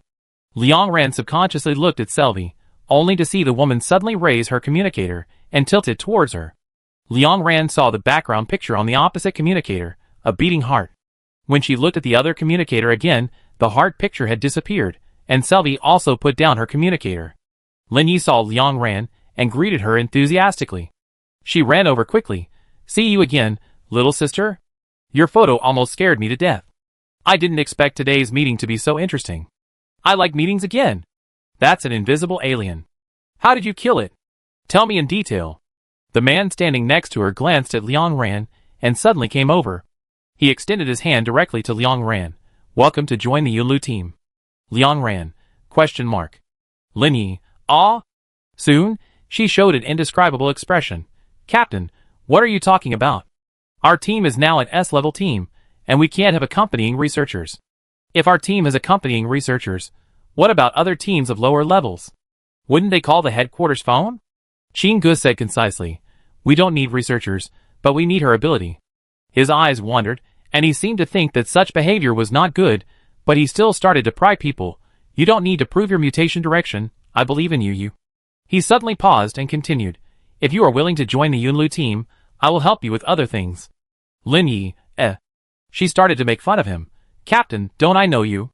Look, you want to deceive people, but you are so panicked that you stutter. You must be thinking, come on Qin Gu, try to say a few more words, maybe I will trick her into coming. Come on, come on, come on, come on. Liang Ran, Qin Gu looked at Liang Ran for a few times, and after confirming that she really had no intention of joining the Yunlu team, he slowly put down his hand. He turned around and looked at Lin Yi, who quickly shut up, turned his face away awkwardly, and refused to look at him. She pulled Liang Ran's arm. His eyes are too much like those of a lizard, golden and scary. Little sister, protect me. Quickly talk about invisible aliens to divert the attention of the captain. Liang Ran, As soon as this was said, everyone, including Ruan Mei, turned their eyes to Liang Ran. Liang Ran briefly told a few people what happened the night before, and then explained the reason for the mutation. It was a very accidental situation. I found a compartment at home, which contained the mutation reagent hidden by my sister. She wrote on the box of reagent that this was a birthday gift for me, and wanted to give me a surprise, but because a lot of things happened later, she didn't have time to give me this gift. I injected the tube of reagent, and then I could see the invisible mutant. Although the relationship between Xian Yuping and Liang Yin should not be a secret, Liang Ran did not want to explain too much to avoid problems, so he found a reason.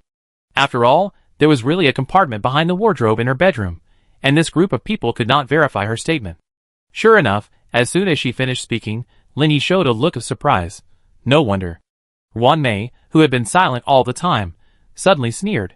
My sister's value has really been used up by you. Lin Yi turned his head and asked in surprise, Minister Ruan Mei, do you have a sister? I always thought you didn't have any sisters in your family. Ruan Mei's face darkened instantly. Liang Ran hissed in his heart. Sure enough, people who don't know anything are the most accurate in stabbing. After a moment, Ruan Mei showed a sarcastic smile. I don't have a sister, but I am more suitable to be a sister than some people. Liang Ran was injected with a gene mutation reagent 10 years ago. Why didn't she mutate at that time, but mutated this time? If you ask me, you are all too happy too early. She has had mental problems for a long time. Maybe this photo was synthesized when she was sleepwalking.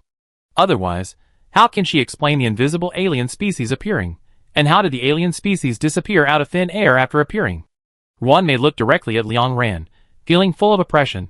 Can you explain all these?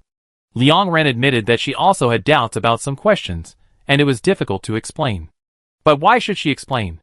Liang Ran was not affected at all, and said casually, I am here to review the direction of mutation, not to explain the unsolved mystery.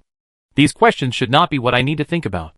Why the mutant species appeared, and then disappeared is something that the headquarters and the research institute need to analyze.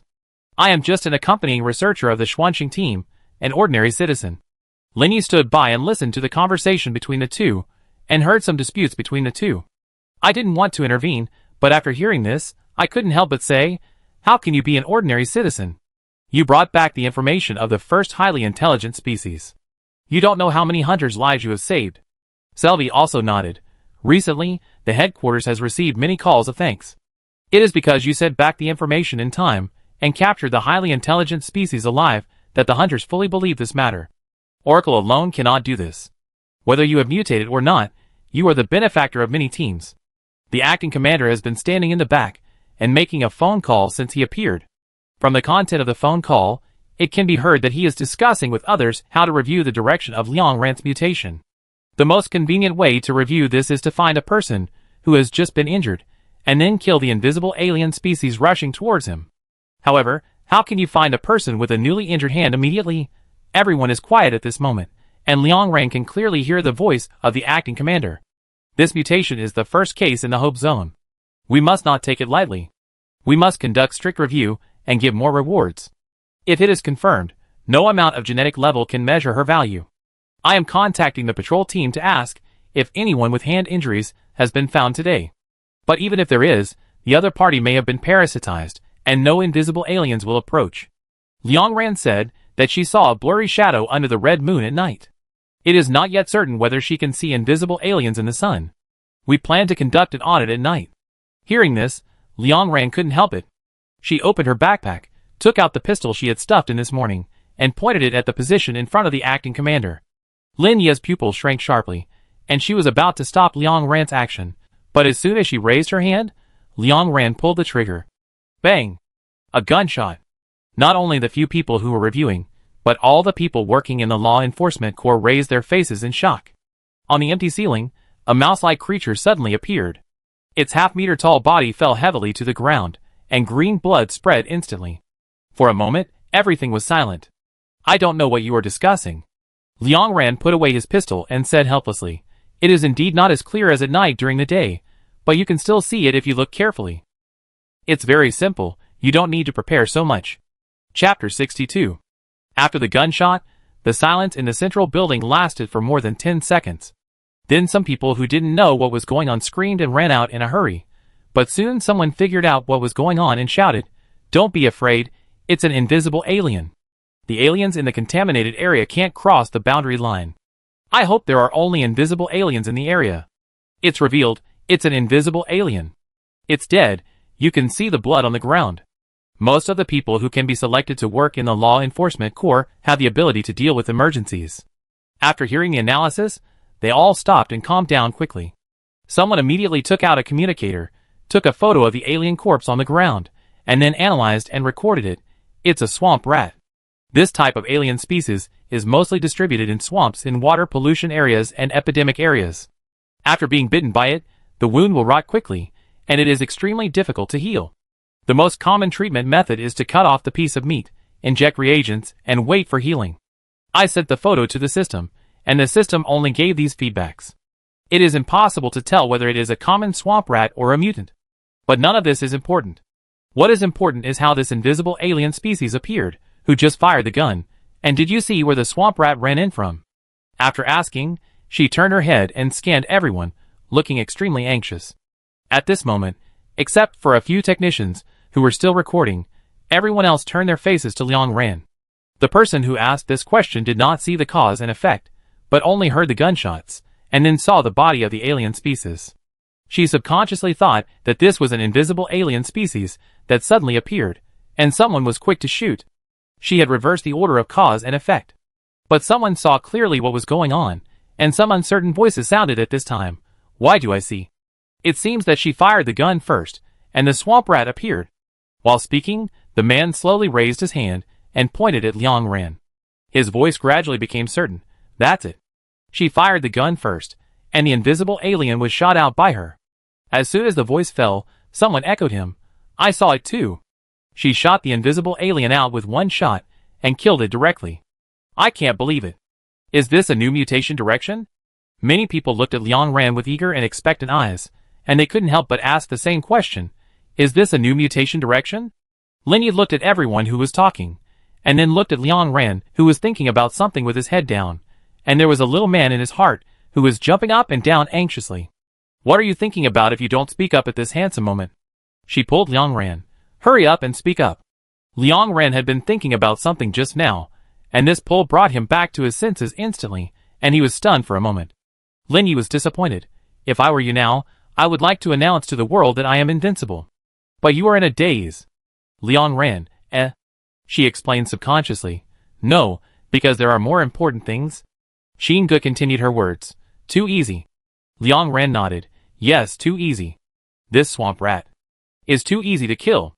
The night before last, I used a scalpel at first, but the force of throwing it was not enough, and the scales at the heart of the invisible alien were not penetrated, and it was not dead, so I didn't notice it, but just now. Liang Ran whispered. Invisible aliens seem to be easier to kill than ordinary aliens. Since she determined the direction of her mutation, Liang Ran has been worried about one thing, that is, her strength and speed are not enough. If invisible aliens are as difficult to kill as ordinary aliens, then her mutation is actually a bit useless. She can't kill invisible aliens with thick scales at all. But now the problem seems to be solved. The dimensional upgrade of invisible aliens comes at a price. Fragility is their price. Hearing Liang Ran's words, Lin Yi showed an ecstatic expression, but soon fell. Oh! It's good to be easier to kill, but we can't kill it either. You'd better speak quickly. Liang Ran lowered his eyes, thought for a while, and looked at the acting commander.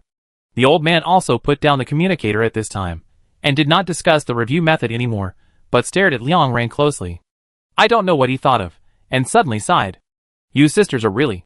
His voice was so low that it sounded like a sigh. You have been saving us all the time. He soon became serious. The facts are in front of us, and there is nothing to review further. I will submit the review results directly. The gene level is temporarily set as S level. The gene level of S+ needs to be determined by multiple observations. This is a long process, the old man explained. It may take a month or several years. The headquarters needs to examine how much effect your mutation direction plays in the combat process. Currently, the highest level of the gene detection machine in the main city is S level. Liang Gian was also found by the main city after more than a dozen missions that the effect of her genes was far higher than that of other S-level power mutants. Her physical fitness and combat ability have reached a new level, so she was finally judged as S+. After explaining, the old man looked at Liang Ran and asked, Is it okay? What's wrong with that? Liang Ran nodded. It's all right. The old man smiled and stretched his body. It's a really comfortable day. He waved his hand at the people on the 5th floor, who had been staring at Liang Ran eagerly. It's just what you think. Stop looking and go to work. The 5th floor was instantly filled with suppressed exclamations. The old man smiled even more happily, with wrinkles on the corners of his eyes. He told Selvi, You will enter this matter into the system in a while, and follow up with the corresponding treatment. Report to me directly after the follow-up. Hey, I remember you are an accompanying researcher. The old man thought of this, and asked Liang Ran for his opinion. It is too dangerous for a researcher to go on a mission. You should not go on a mission. Go to the institute to study invisible species. Liang Ran immediately refused. That's not necessary. The old man showed a confused look. If you study invisible species thoroughly, you may be able to eliminate parasitism from the root. Are you worried that you are too tired? Don't worry. Heart, All configurations will give you the best. You don't have to worry too much about research. Liang Ran replied, no. She pointed to the place where the alien corpse was just now. It has disappeared. The dead invisible alien will disappear quickly, and cannot be studied at all. The living invisible alien, she said bluntly. The situation in the contaminated area is changeable, and the invisible alien can expose more characteristics. It is the best place to study it. The old man frowned, but the contaminated area is too dangerous. Your mutation direction is special, and no accidents can happen. Qingge interrupted the topic forcefully. You can let her join the Yulu team, and our entire team will protect her. The old man said and said, the Yulu team is indeed more secure. How about you? Liang Ran was a little helpless. She lowered her eyes, and began to think about other reasons. Although the contaminated area is the best place to study invisible aliens, as long as she wants, she can simulate as many scenarios as possible in the laboratory to study the invisible aliens in different states. But the person who wants to harm her has not been exposed yet. She doesn't want to go back to the closed environment of the laboratory, and there is also the Xuanqing team.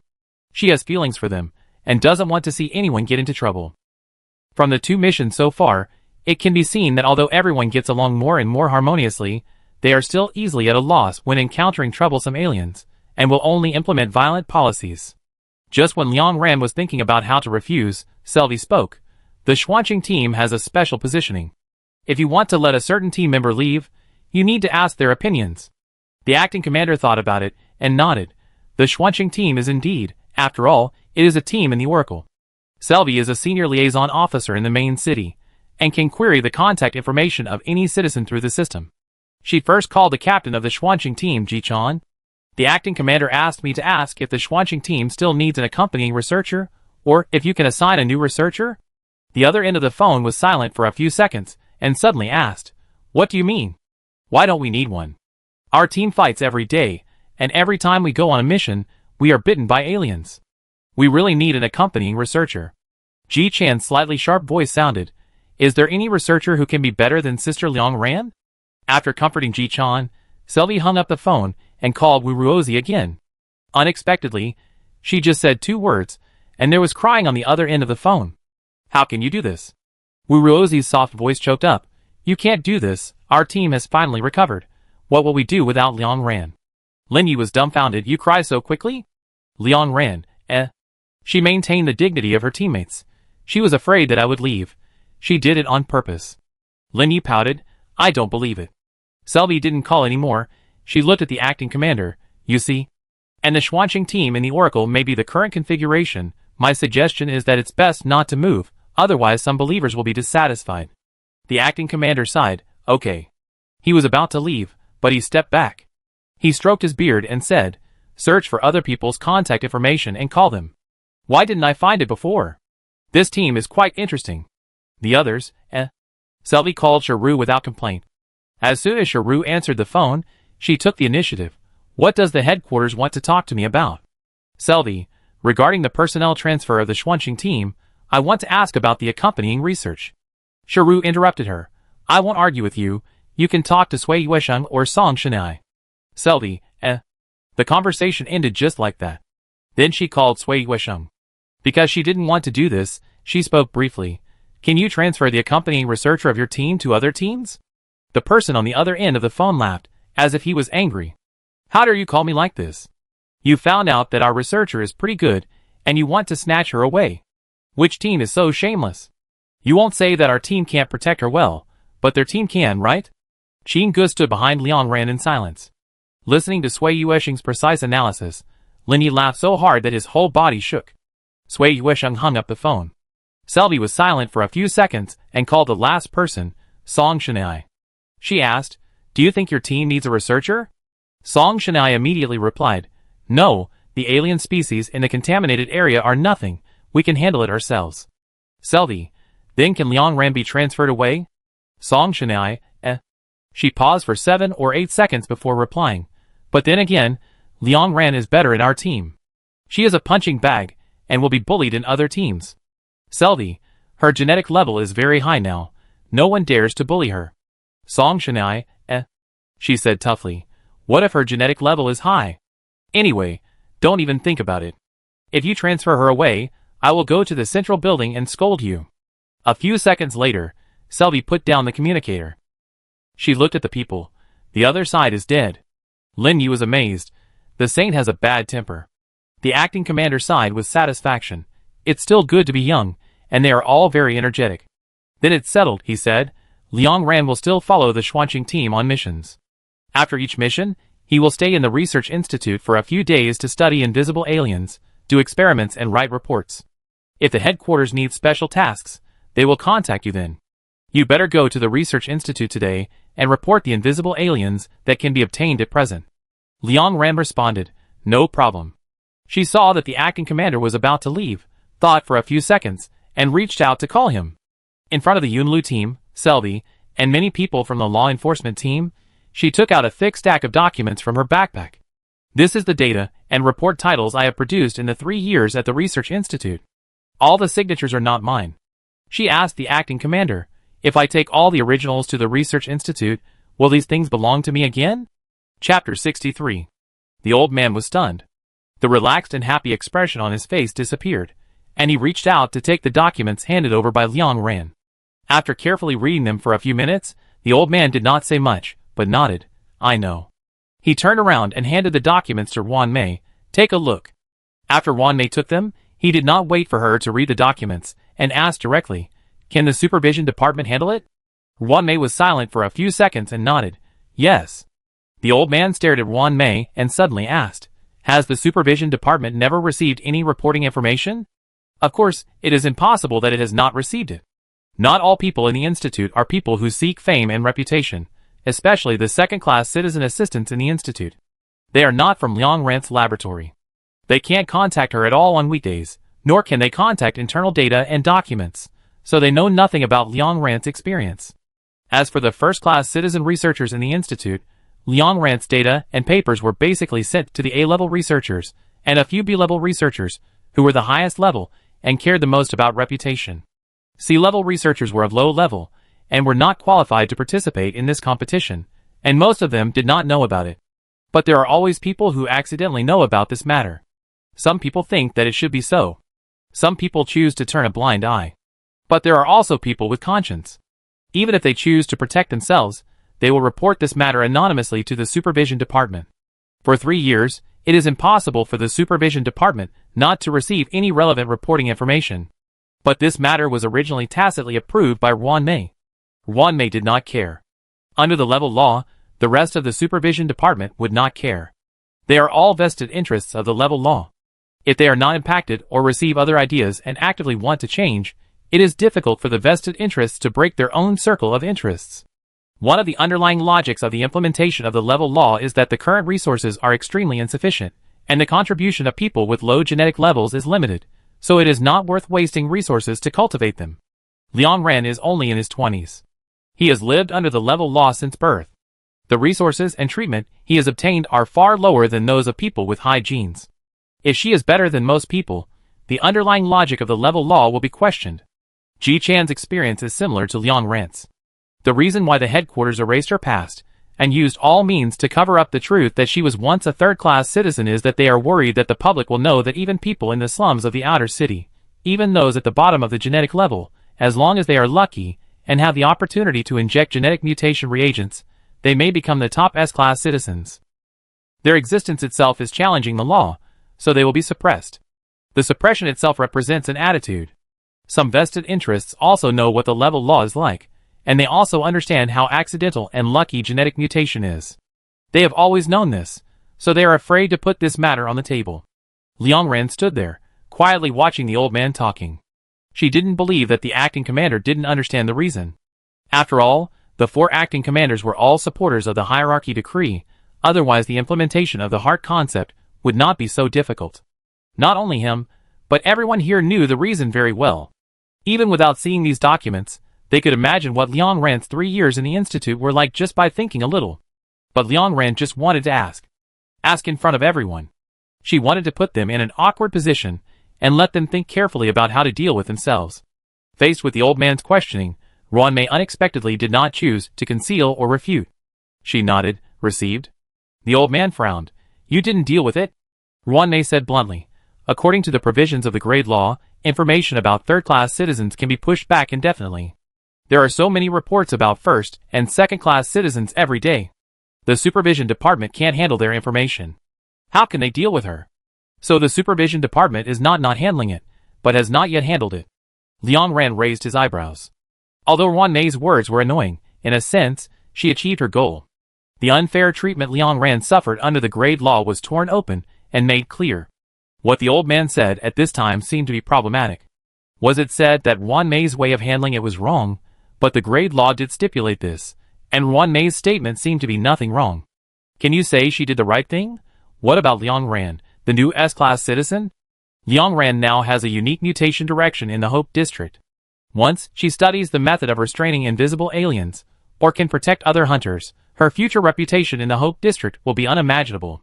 The selection of the official commander must be subject to a national vote. All acting commanders will attract S-class mutants and citizens with appeal before participating in the vote. It is very unwise to say the wrong thing and push Liang Ran out at this time. The old man was silent for half a minute and gave his solution. At 1 o'clock this afternoon, the headquarters will discuss and decide whether Wan Mei is capable of serving as the head of the supervision department. The senior management of the institute reports once a year. This year, the report will be advanced and will be held at 1 p.m. He looked at Wan Mei. I know you have always doubted the cause of Liang Dian's death, but I didn't expect you to be so confused. You have involved too much suspicion and personal feelings in dealing with Liang Ran's problem. The hierarchy law has never wiped out truly capable people. For example, Zhang Jiman from the institute, although she is a third-class citizen, has been treated preferentially because of her outstanding ability and lives in the inner city. The Institute of Pharmaceutical Research and the Institute of Agricultural Plants also have third-class citizens. Wan Mei straightened her back. I will wait for the handover ceremony in the afternoon. After speaking, she turned around and glanced at Liang Ran. Her eyes paused for a few seconds and suddenly said, the issue of invisible aliens has always been the most concerned issue for Commander Liang Dian. She was anxious about this matter until her last mission, so from today on, I will no longer target you. But I will still keep a close eye on you. You know what you have done. After speaking, she left, leaving Liang Ran with a cold and hard back. Liang Ran frowned. What did she know? However, Liang Ran's thoughts were quickly pulled back by the voice of the acting commander. The old man returned the documents in his hand to Liang Ran. Go to the research institute in the afternoon. You can handle this matter however you want. If you encounter any trouble, come to me. Selby will tell you my contact information. Lin Yi took the initiative to say, I will go with you. I will help you beat up anyone who dares to disobey. Liang Ran smiled and refused. No need to bother. I can handle it myself. Lin Yi patted her shoulder encouragingly. Come on. But you are amazing. You didn't even enter the room. You finished the review standing in the hall. Your gun was so sudden that it scared me. Liang Ran curled his lips. I don't want to waste time. After saying goodbye to a few people, Liang Ran went home first and made herself a hearty lunch. While eating, she recalled what the acting commander said. The hierarchy law has never wiped out truly capable people. This sentence is false. Grandma Zhang is indeed a third-class citizen, and she is indeed very good, but she did not become powerful because of being promoted by the headquarters. She was a famous researcher before the end of the world. Other examples are also that the third-class citizens in the Research Institute, the Pharmaceutical Research Institute, and the Agricultural and Plant Institute are all over 80 years old. The end of the world occurred 52 years ago, which means that the old people in their 80s now were just over 30 years old at the end of the world, and had just made their mark in the scientific research community. The 70-year-olds now were just adults when the apocalypse came, and they had not yet entered university, and had not learned enough knowledge. In the 10 years between the apocalypse and the emergence of the mutation reagent, they were busy and had no energy to study. So most of the third-class citizens living in the inner city now are a group of people who were trained before the apocalypse, and they are a group of old people. In addition, not all people who were trained before the apocalypse are qualified to enter the inner city. The headquarters review criteria for this are extreme shortage and irreplaceable.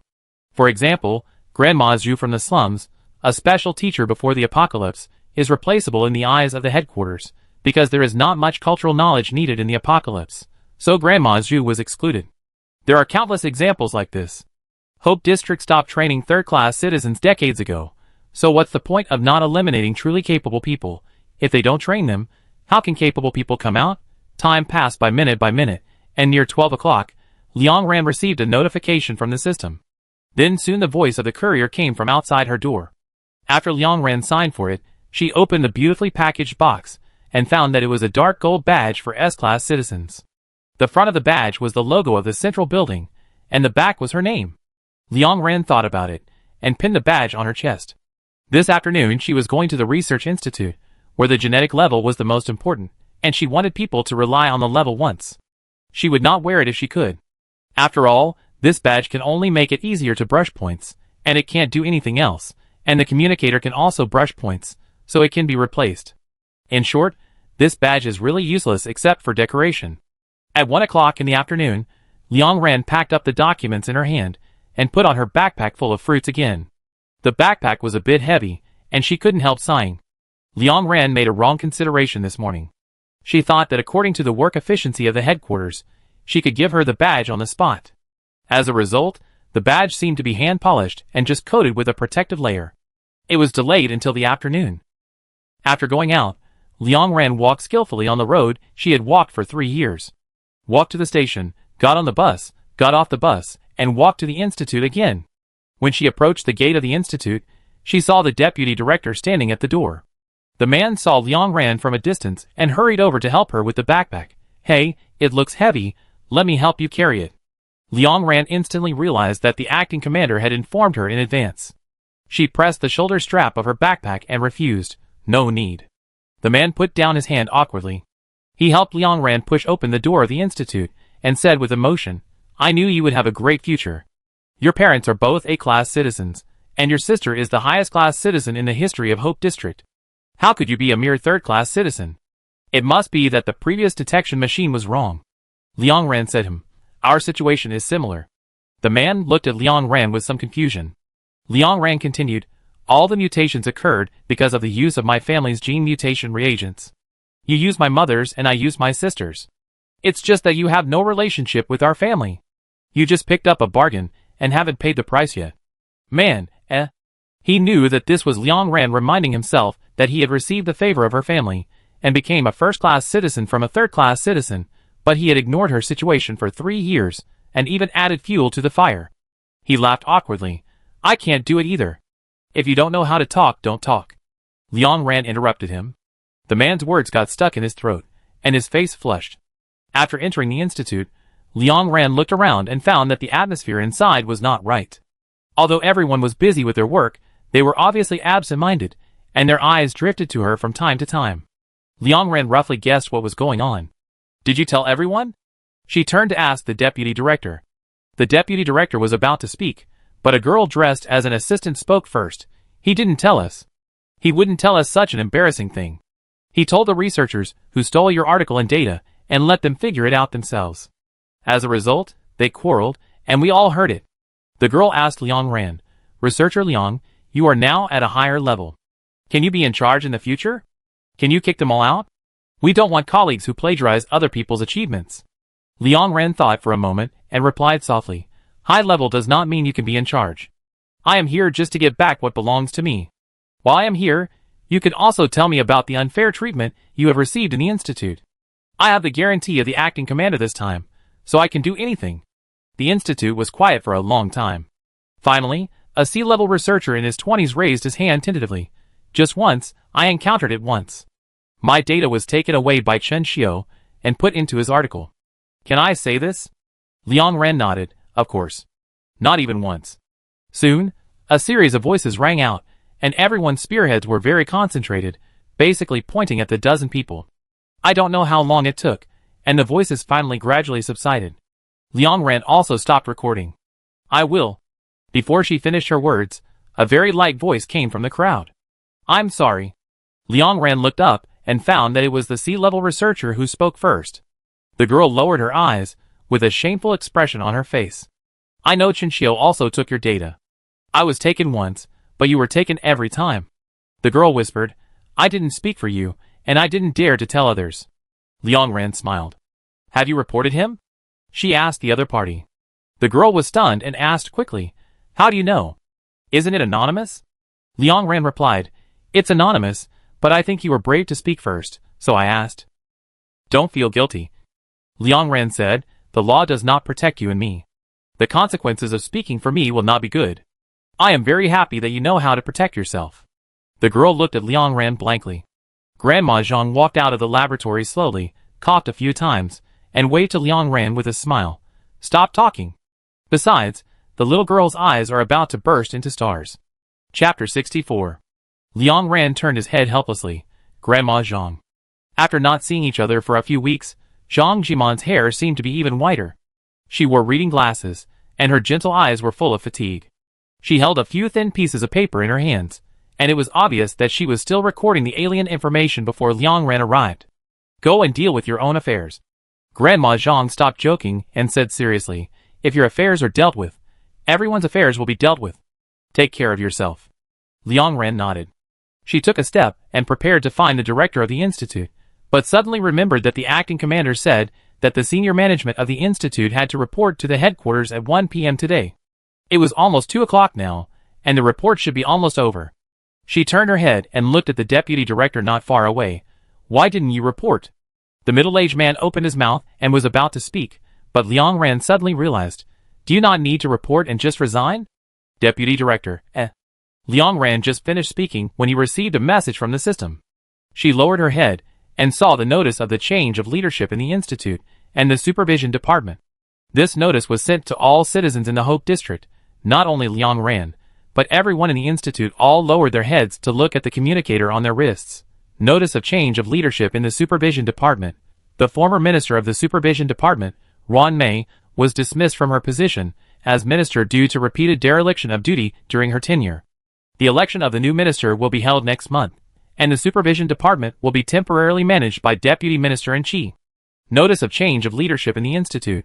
The former director of the institute, Abel, and Deputy Director He Mingjiu were dismissed from their positions due to repeated dereliction of duty during their tenure. Due to the current vacancy in the senior management of the institute, the headquarters unanimously recommended Liang Ran, an S-level researcher, to temporarily serve as the deputy director. Due to his special circumstances, Liang Ran has the right to appoint one person in the institute to serve as the deputy director and manage the institute on his behalf during his mission. Liang Ran stared at the S-level researcher. A few words, somewhat helpless. This place is really terrible. The researcher level is the same as the gene level. It has always been like this. She used to be a D-level researcher because her gene level was low, but now she is an S-level researcher in an instant. She doesn't think she can be the highest level researcher at the moment.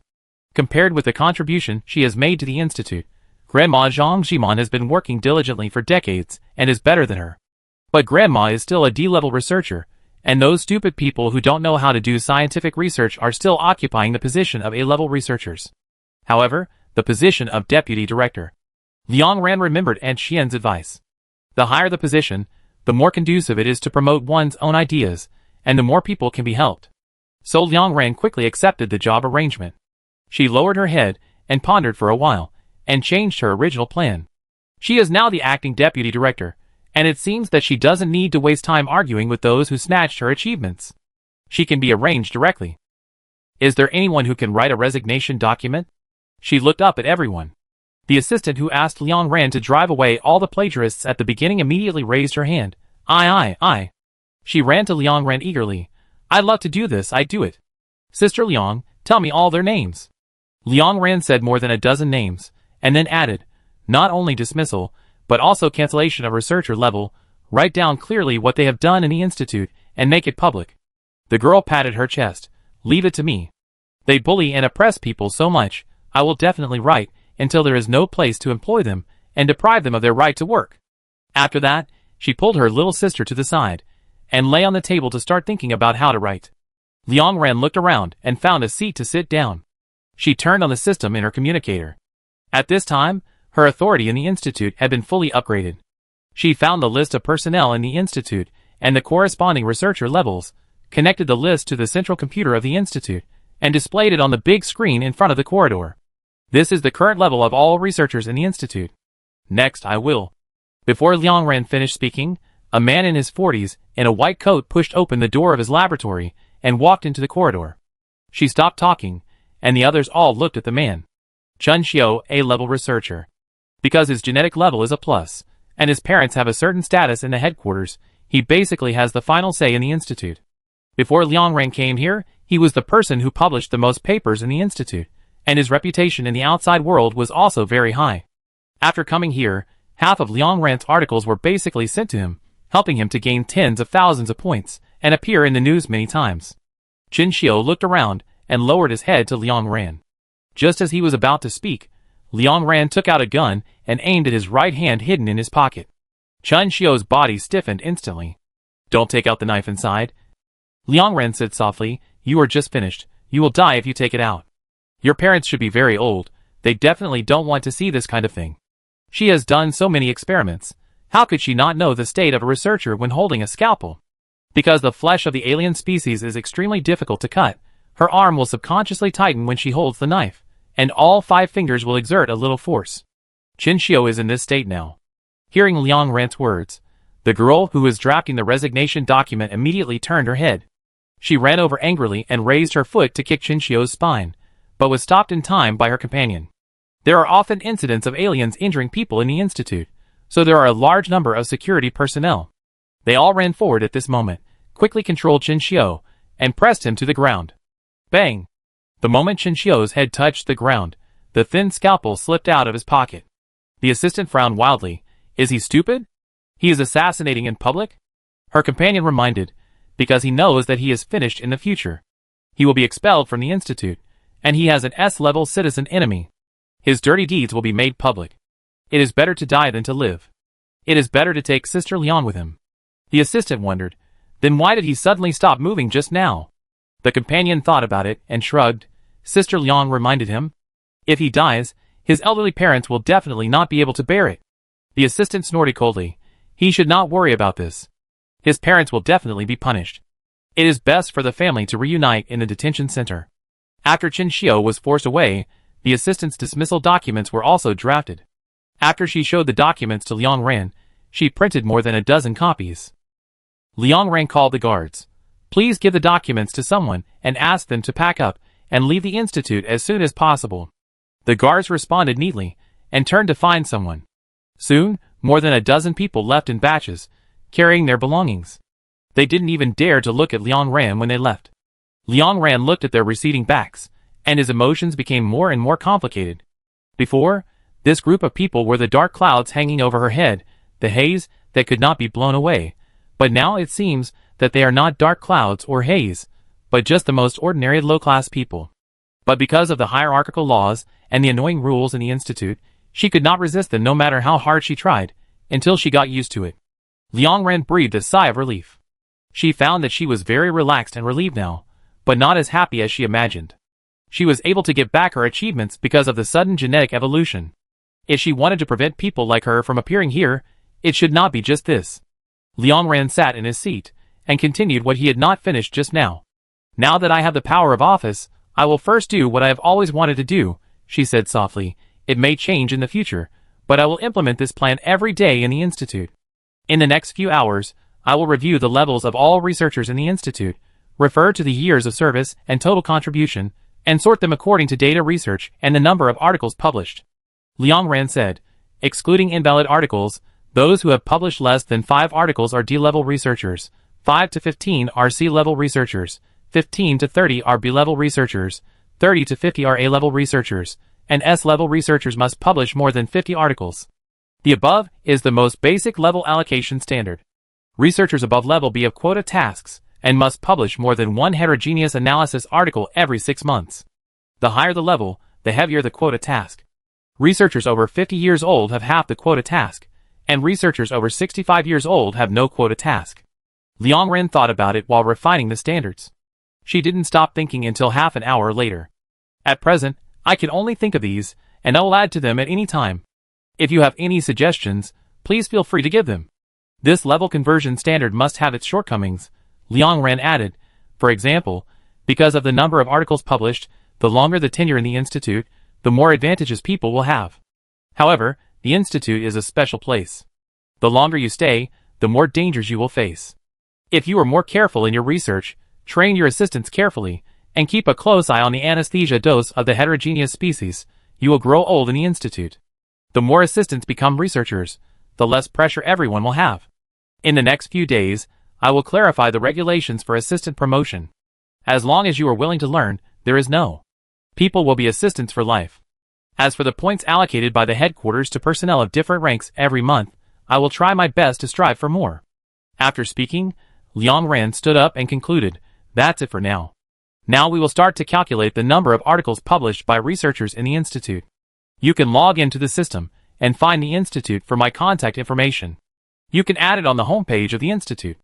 If you have ever encountered any plagiarism or robbing others' achievements, you can now privately chat with me to report it.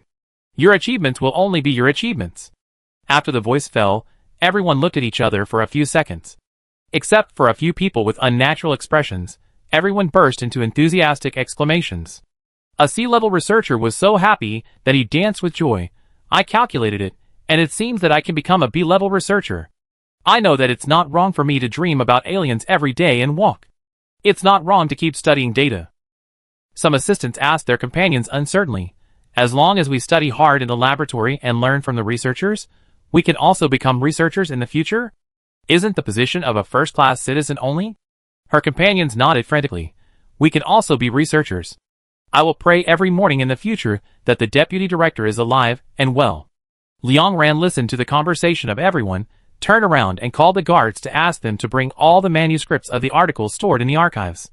When Liang Ran began to formally review, there was still discussion at first, but then everyone quieted down. Liang Ran's communicator basically never went dark from then on, and information kept popping up.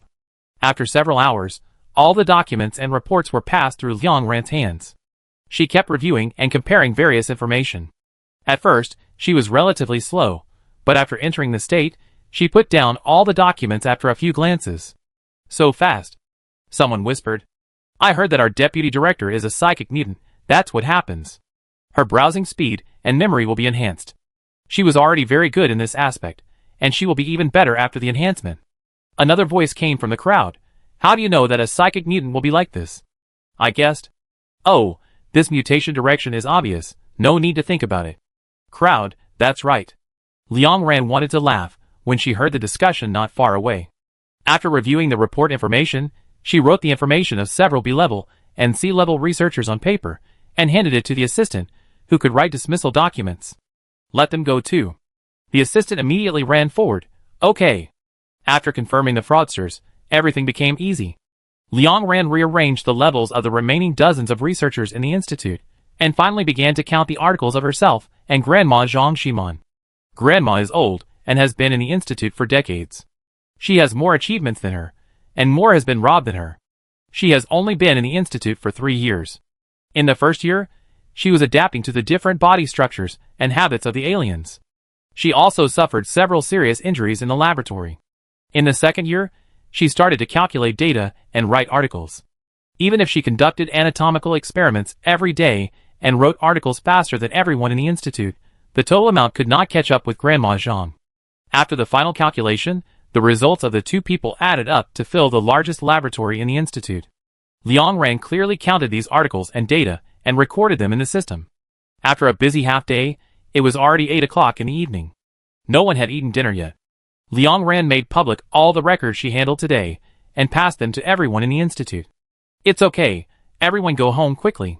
Also, researcher Zhang Jimon will be the deputy director of the institute in the future."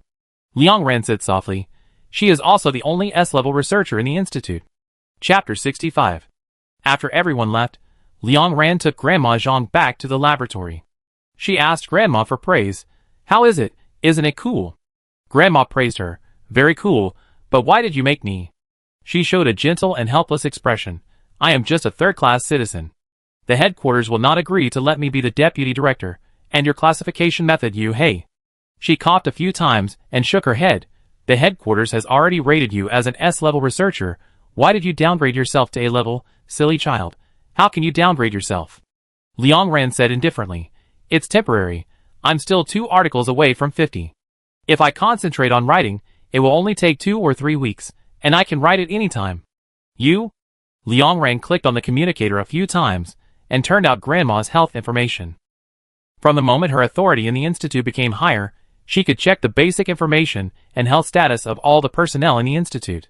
The most recent centralized physical examination of the institute was a year ago, and the health information was also registered at that time. These data were not handled by the patients themselves. They were allowed to leave after the examination. Finally, the conclusion was written directly on each person's data. Early-stage gastric cancer. Liang Ran asked Grandma, "Have you been to see a doctor? Can it be cured?" Grandma Zhang shook her head. "I didn't have enough points at that time, and I missed the best time. Besides, there is no medicine now, and it can't be cured. I just dragged it on. I don't want to." She patted Liang Ran's hand optimistically. "Let's not talk about this. Let's talk about you. How did you suddenly evolve? It's good to evolve. If you evolve well, everyone in the institute will suddenly have a goal. I am happy to see everyone laughing today." Liang Ran was not fooled by her grandmother and stubbornly brought the topic back. "Let's go and take a look now.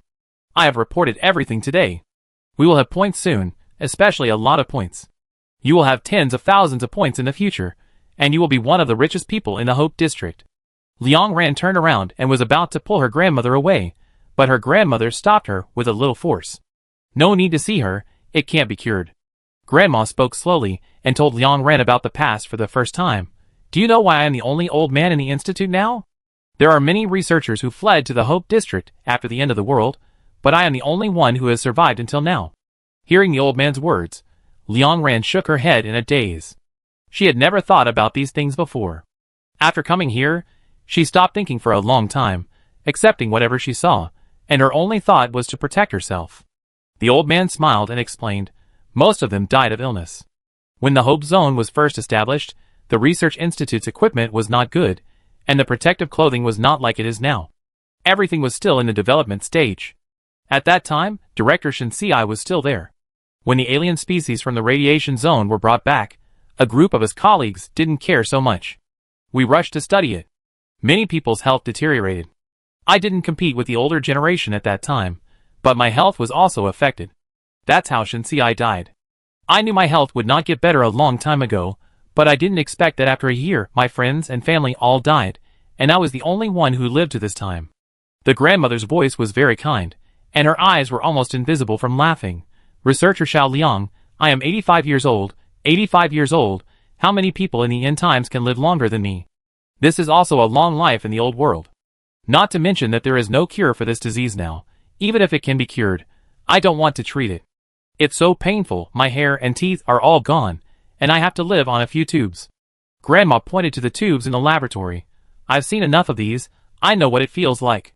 Hearing Grandma's words, Liang Ran didn't let go of the hand holding her sleeve. Grandma let her hold her and took her to the fresh-keeping box next to her. "I haven't eaten the apple one told you about last time. Let's eat half each." After opening the fresh-keeping box, Grandma Chen took out the apple wrapped in many layers, cut it with a knife, and gave half to Liang Ran. Liang Ran let go of her hand and took the apple. The two stood in the laboratory and shared the apple. After eating, Grandma sighed with satisfaction. "It's so sweet. Just don't eat too much, it's uncomfortable to eat too much." After saying this, Liang Ran stopped opening her backpack.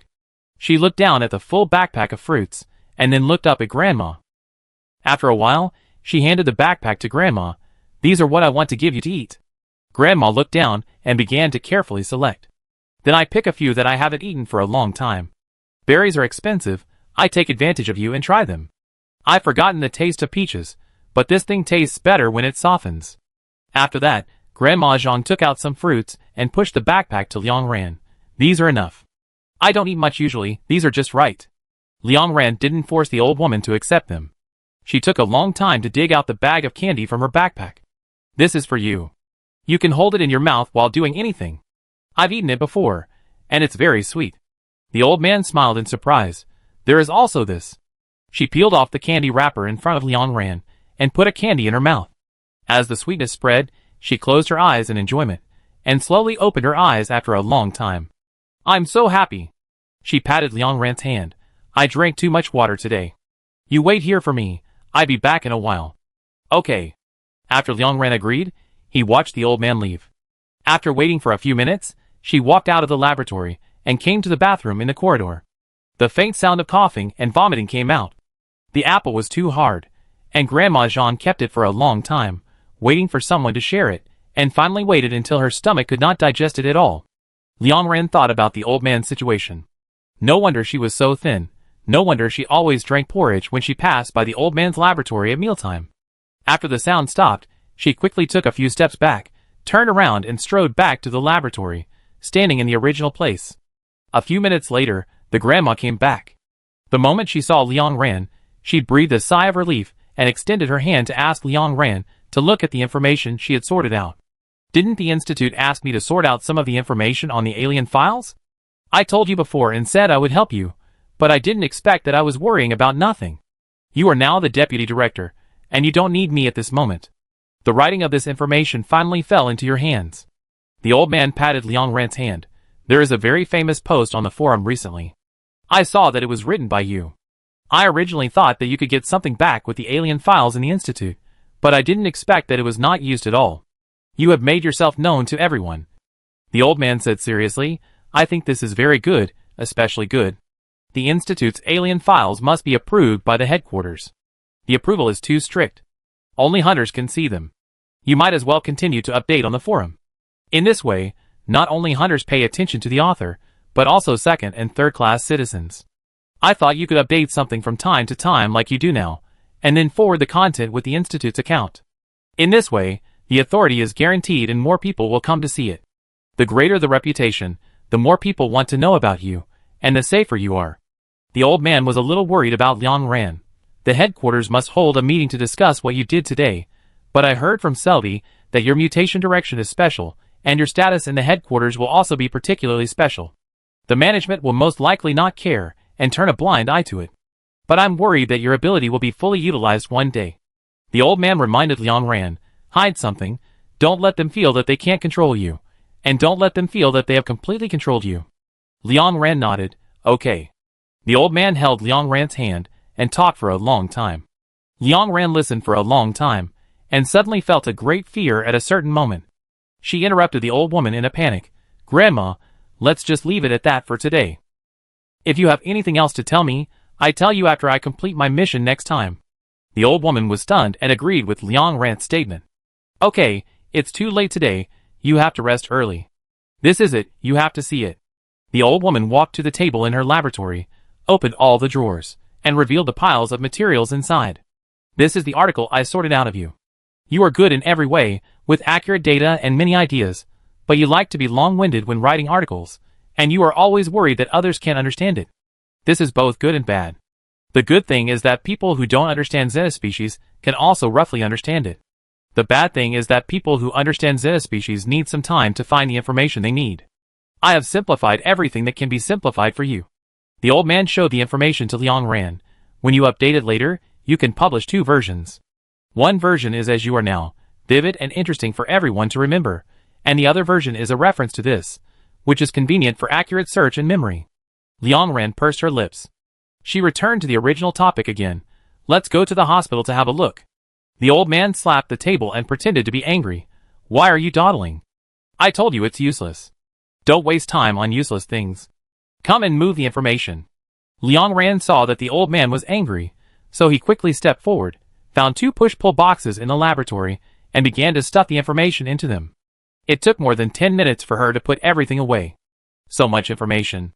Liang Ran couldn't imagine what kind of pain the old man was suffering these days, and what kind of mood he was in to help her do this. It was already late. Liang Ran turned on the communicator and reported to the acting commander that he would come back tomorrow to study the invisible species. The other side sent a message soon. Don't rush. Contact me anytime if there is any situation. Your application today has been approved. The headquarters has no objection to Zhang Jiman being the deputy director. I understand your desire to help third-class citizens. If you need any compensation, just tell me. After putting down the communicator, Liang Ran pushed the box with both hands and walked out side by side with Grandma Zhang. The red moonlight sprinkled on the two of them. Because Zhang Jiman is now the deputy director of the institute, her rank has risen, and even if she is a third-class citizen, she can now ride the highest-level railcar. She looked at the S-class railcar not far away and couldn't help sighing. That car is really beautiful. It just stopped running today, and you can't ride it until tomorrow. Liang Ran took out his S-class citizen badge. It's okay, I have the privilege now, and I can let it start automatically. The old man was eager to try like a child. Xiao Liang, the researcher, understood my hints. Liang Ran laughed. You are all explicit. Soon, she and the old man sat on the most luxurious rail car in the Hope District. The two sat together, and the scene outside the car window flashed by like a revolving lantern.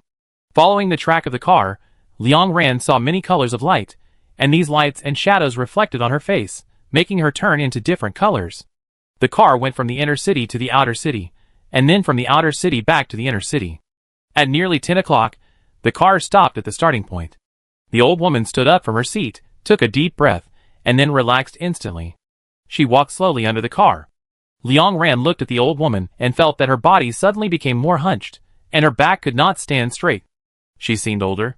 If someone had asked Liang Ran before what was her view on aging, she would say that aging is a natural process. It is a problem of time.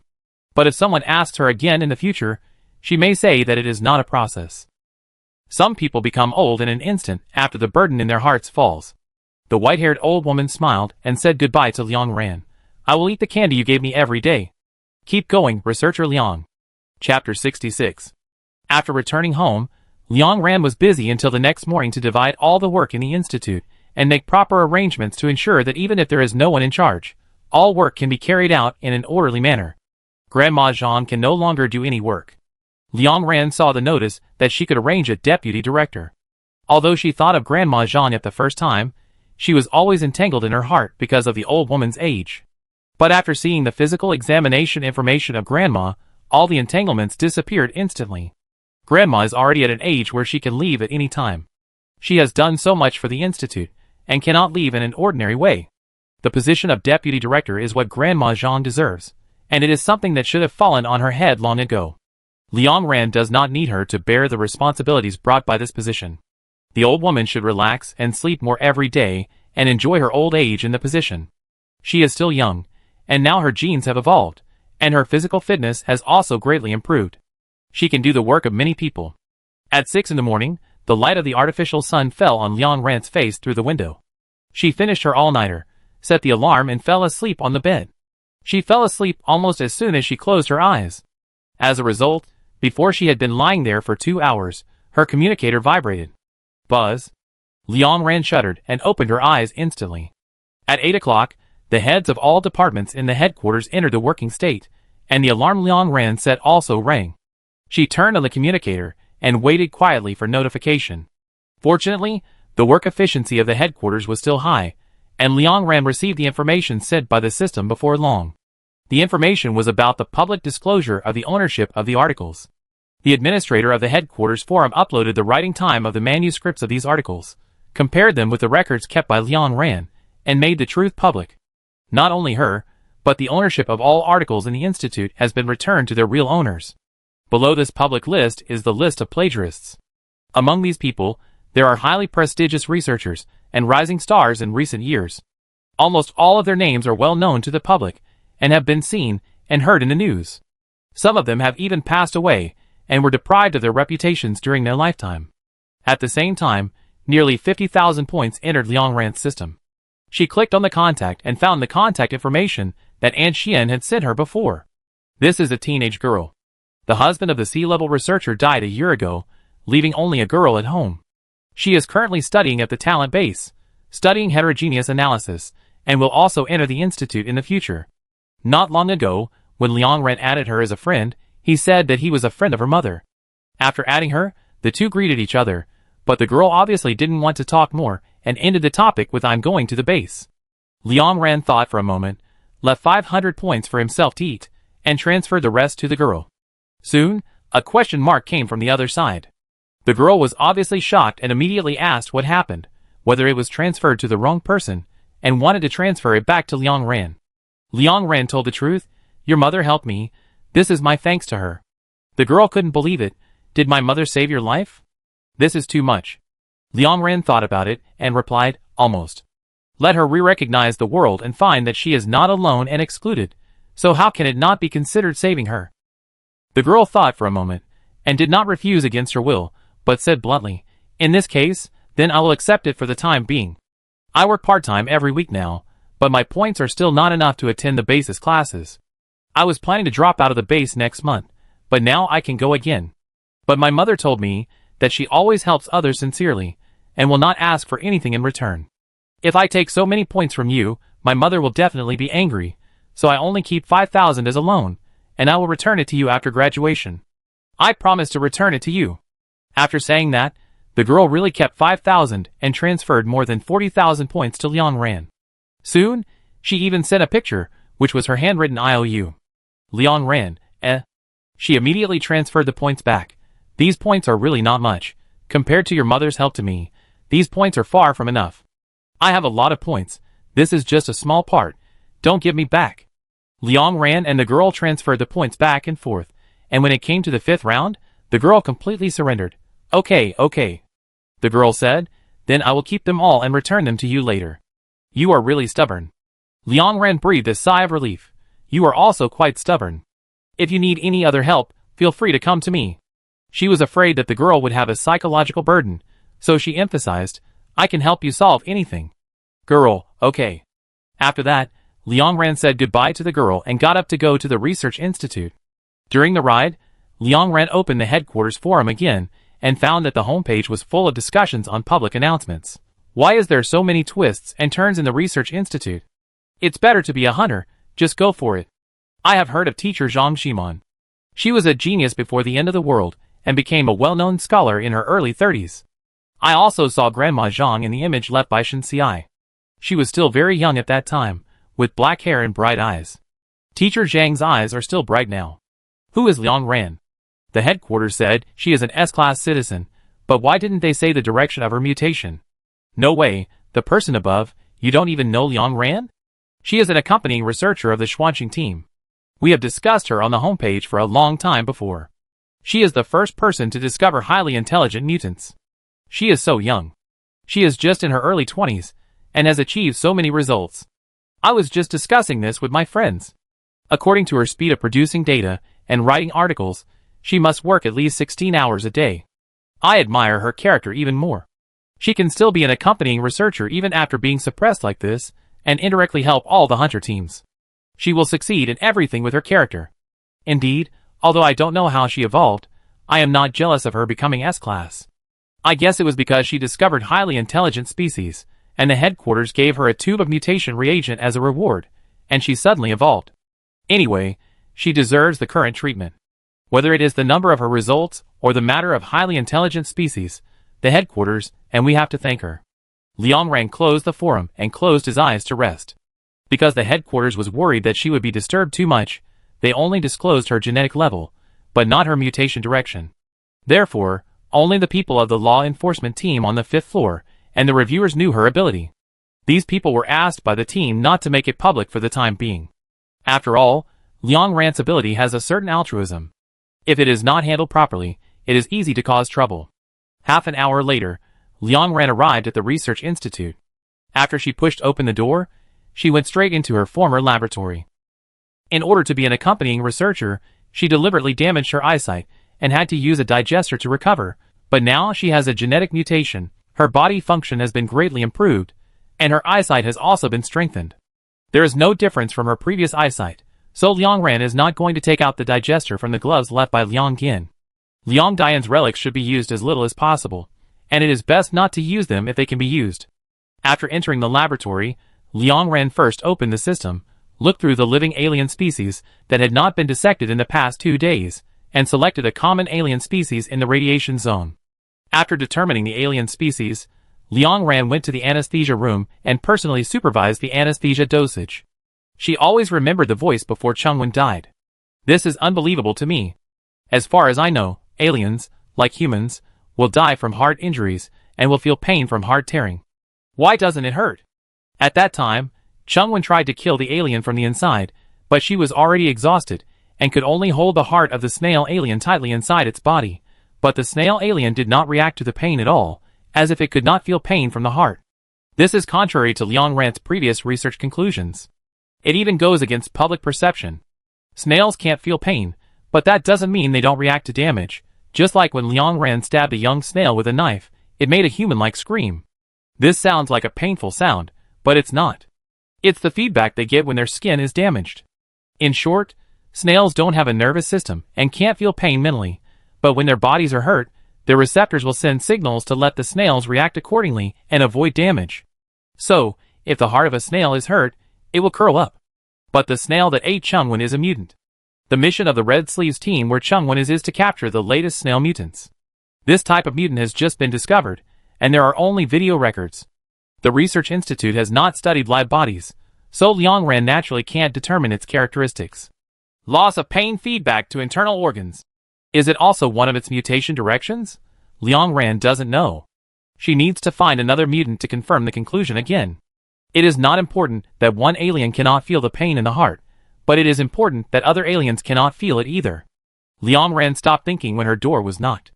Liangran picked up the protective suit hanging beside her and put it on, then put on the mask, and then looked towards the door. Come in. The new assistant pushed the dissection table into the laboratory. The little assistant curved her eyes at Liangran. It was the girl who could write the resignation document. Liangran nodded to her, without saying much, but took out the scalpel and started to cut the alien. The aliens in the radiation zone are very special. Each alien will emit different harmful substances in its body, similar to radiation, which is extremely harmful to the human body.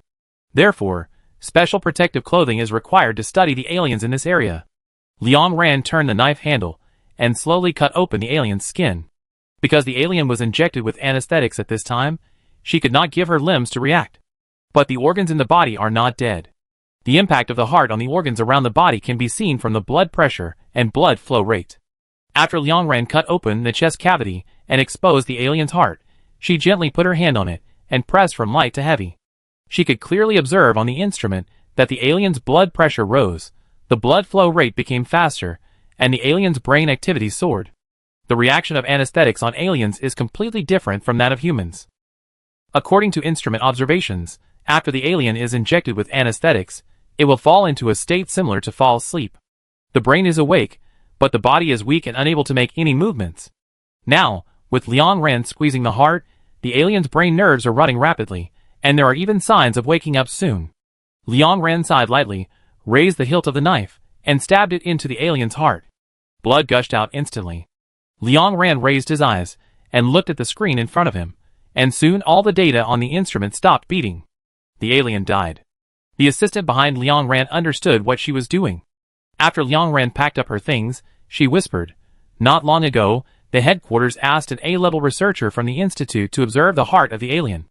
I was in that laboratory at that time. The researcher did the same steps as you. After he told the relevant information to the handover person, the other party was quite happy." Liangran responded, "I know. Chungwon's voice will definitely make the headquarters pay special attention, and quickly arrange researchers to verify and test whether this is the direction of mutation that affects all aliens. After all, if all aliens cannot feel the pain of the heart in the future, then the difficulty of hunters to kill them will be greatly increased. Aliens with a broken heart will not feel pain, and will no longer run away or lose combat effectiveness, but choose to continue fighting, which will cause higher damage. Fortunately, this is not a new mutation direction of the alien group. But unfortunately, the information Chungwon brought back before his death seems to be useless." Liangran disinfected the scalpel, and turned to the assistant, and said, "Push this alien out. Don't let anyone else in for half an hour. I have another job."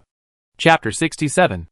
As the place with the highest parasitism rate in the Hope Zone, the Research Institute hides several invisible aliens.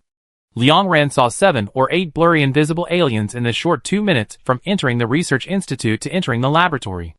Researchers can easily cut or scratch their hands during the dissection of aliens. This group of invisible aliens probably found this to be a feng shui treasure land, gathered here, waiting for the signal that they can parasitize, and then swarm to rob. Liangran just looked through the crack of the laboratory door.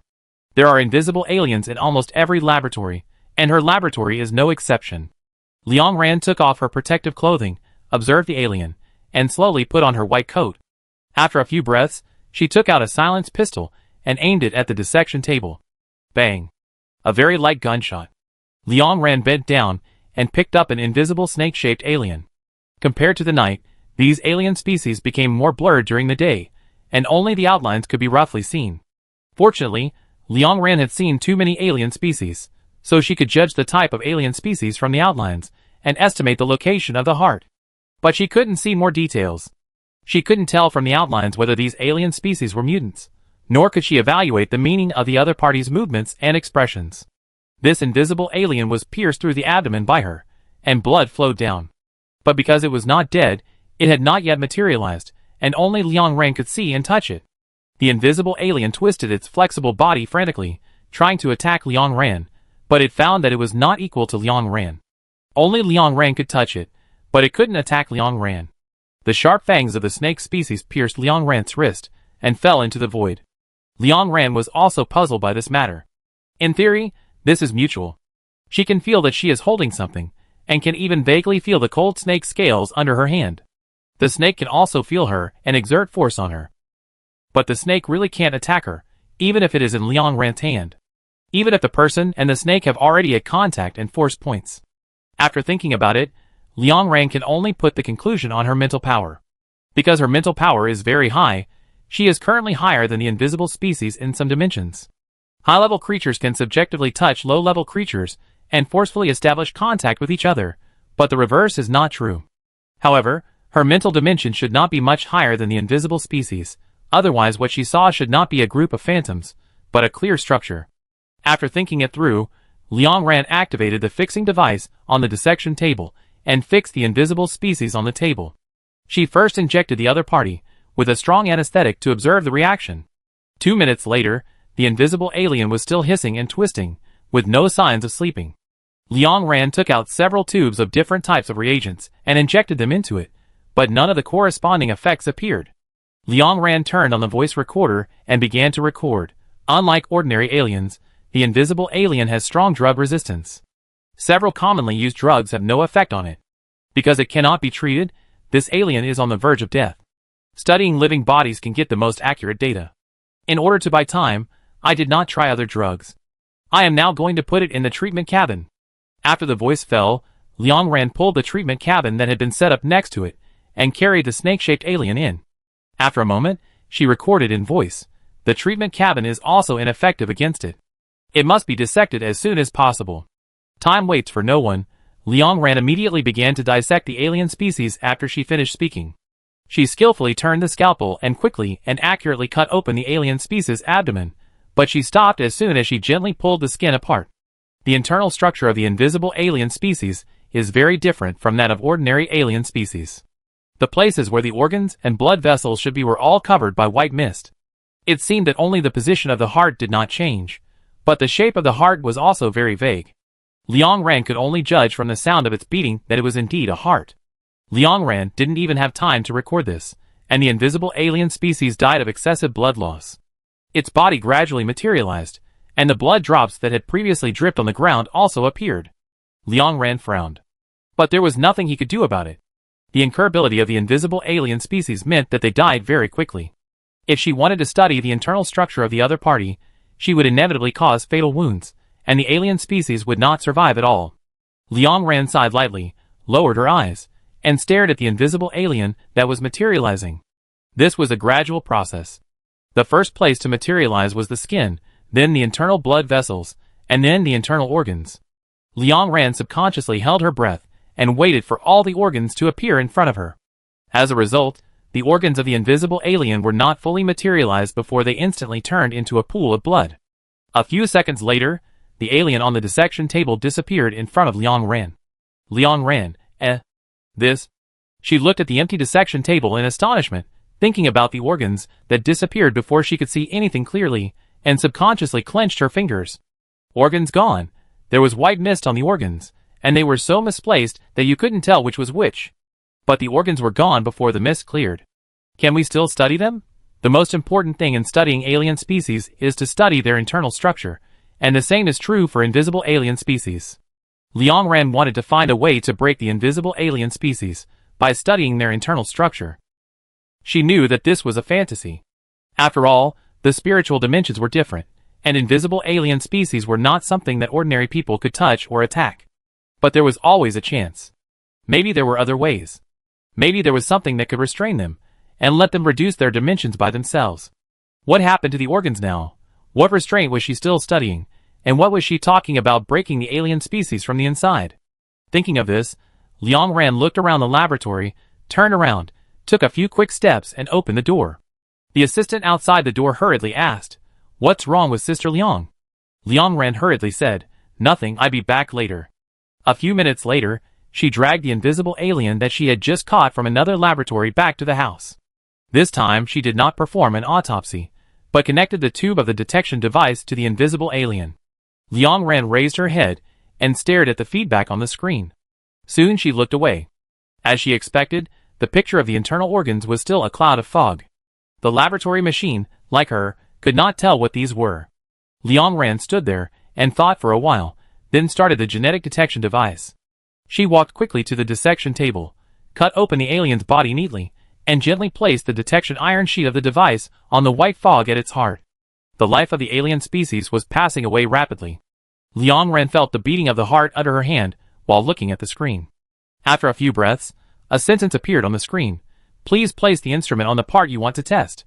Soon the screen repeated, please place the instrument on the part you want to test. The gene detector did not detect anything here. Just like ordinary alien species. The hard parts of both types of alien species could not be found, and they were all not here. Liang Ran put the iron sheet on the alien's gradually materializing skin.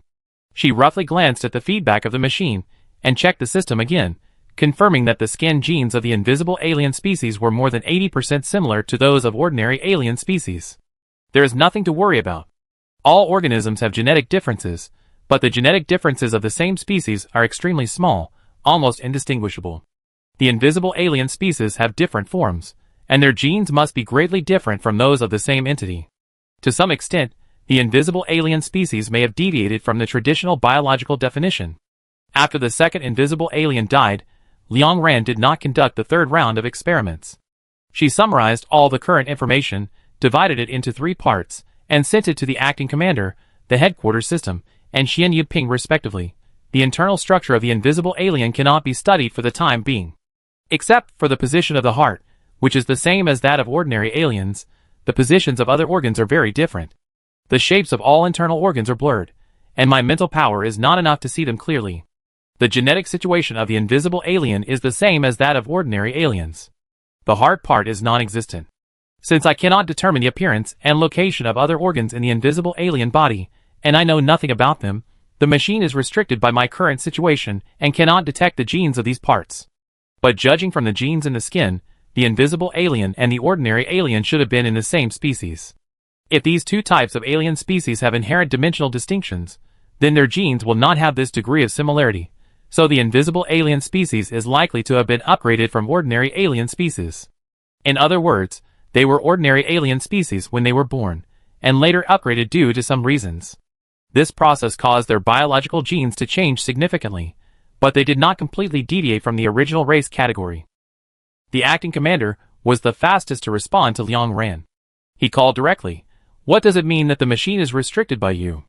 Liang Ran explained, "Just like the knife I hold can hurt the invisible alien species, and the medicine I hold can be injected into the body of the invisible alien species, the inanimate matter I touch seems to be able to temporarily share the same dimension with me. The same is true for the detection instrument. According to common sense, the machine in the Institute cannot detect any information about the invisible alien species before it is materialized, but the inspection device just captured the relevant image, and the image content is exactly the same as what I saw with my naked eyes, all of which are blurred and shrouded in white mist. This should be affected by me," Liang Ran said carefully. "If my mental power is improved again, the fog should become lighter, and I can see the organs of the invisible alien with my naked eyes. Correspondingly, the imaging machine can take clear photos of the organs, and the gene detector can also detect the genes of the corresponding organs. But the heart is still the biggest problem in the alien body," Liang Ran said seriously. "Whether there is a layer of white fog or not, whether I can see the heart clearly or not, the gene detector is very sure that there are no genes in the heart of the invisible alien. Just like we couldn't see the invisible alien at the beginning and thought it didn't exist, the machine is in the same dimension as me, and I also think that things in higher dimensions don't exist at all. The heart is higher than the dimension of different species. But why is this so? No one should know now." The acting commander was silent for a long time and sighed deeply. "Do you have an estimate of the reagent dosage you will need for your next evolution?" Liang Ran shook her head, not sure. She intuitively felt that the dosage required was very large, but she was worried that the headquarters would extract the genes of first and second-class citizens like the church when the reserve of gene mutation reagents was insufficient, making them ordinary people with weak bodies. So she quickly added, "It's better to try this kind of uncertain thing later. At least wait until the supply reserves of the Hope Zone are restored. Now we can't survive. How can we talk about the future?" Because Liang Ran is currently the deputy director of the institute, his authority in the headquarters is still high, and he has the right to inquire about some of the supply reserves in the Hope Zone. She browsed through the supply information while riding in the car this morning, and found that the fuel in the Hope Zone was about to run out. The artificial sun is really too big, and there are too many places to shine. The amount of fuel it needs every day is simply unimaginable. According to the current reserve and consumption rate, the artificial sun will be completely extinguished in less than 2 months. Humanity will return to the Dark Era. The acting commander admitted Liang Ran's statement, and the old man's voice gradually became lower, and he seemed a little dazed. Yes, the fuel has been running out for a long time. Liang Ran finished his work and walked out of the institute, saying seriously, after collecting the last supplies in the edge-contaminated area, we should go deeper. All the teams that can be dispatched must set off at the latest next month. The sun cannot be extinguished. Chapter 68. After Liang Ran walked out of the research institute, she checked the system to confirm the time of the next mission. Tomorrow morning at 8 o'clock, gather in front of the S-Class railcar. But she flipped up and down and found that the system did not give a specific mission location. This was a situation that had never happened in the previous 2 times. According to previous practice, the system would give a specific mission location 2 days before the team went on a mission, so that the hunters could query relevant information, understand the situation of the contaminated area, or at least get familiar with the common alien species in the contaminated area. But this time the system did not give it. Liang Ran thought about it, and roughly understood it. Since the alien species in the contaminated area have shown a trend of high intelligence, the danger level of all contaminated areas has increased several times. In this case, how to assign new teams has become a problem. Too simple? There are no simple tasks anymore. No matter how simple the task is, the team may be wiped out if they are unlucky. Slightly simple? The conclusion is the same as above. Any simple task will become more difficult once it encounters a highly intelligent species. Currently, the Xuanqing team has been to 2 of the 4 major marginal contaminated areas, namely the water pollution area and the wooden barrier area. These are the 2 places with the lowest difficulty in the edge contaminated area.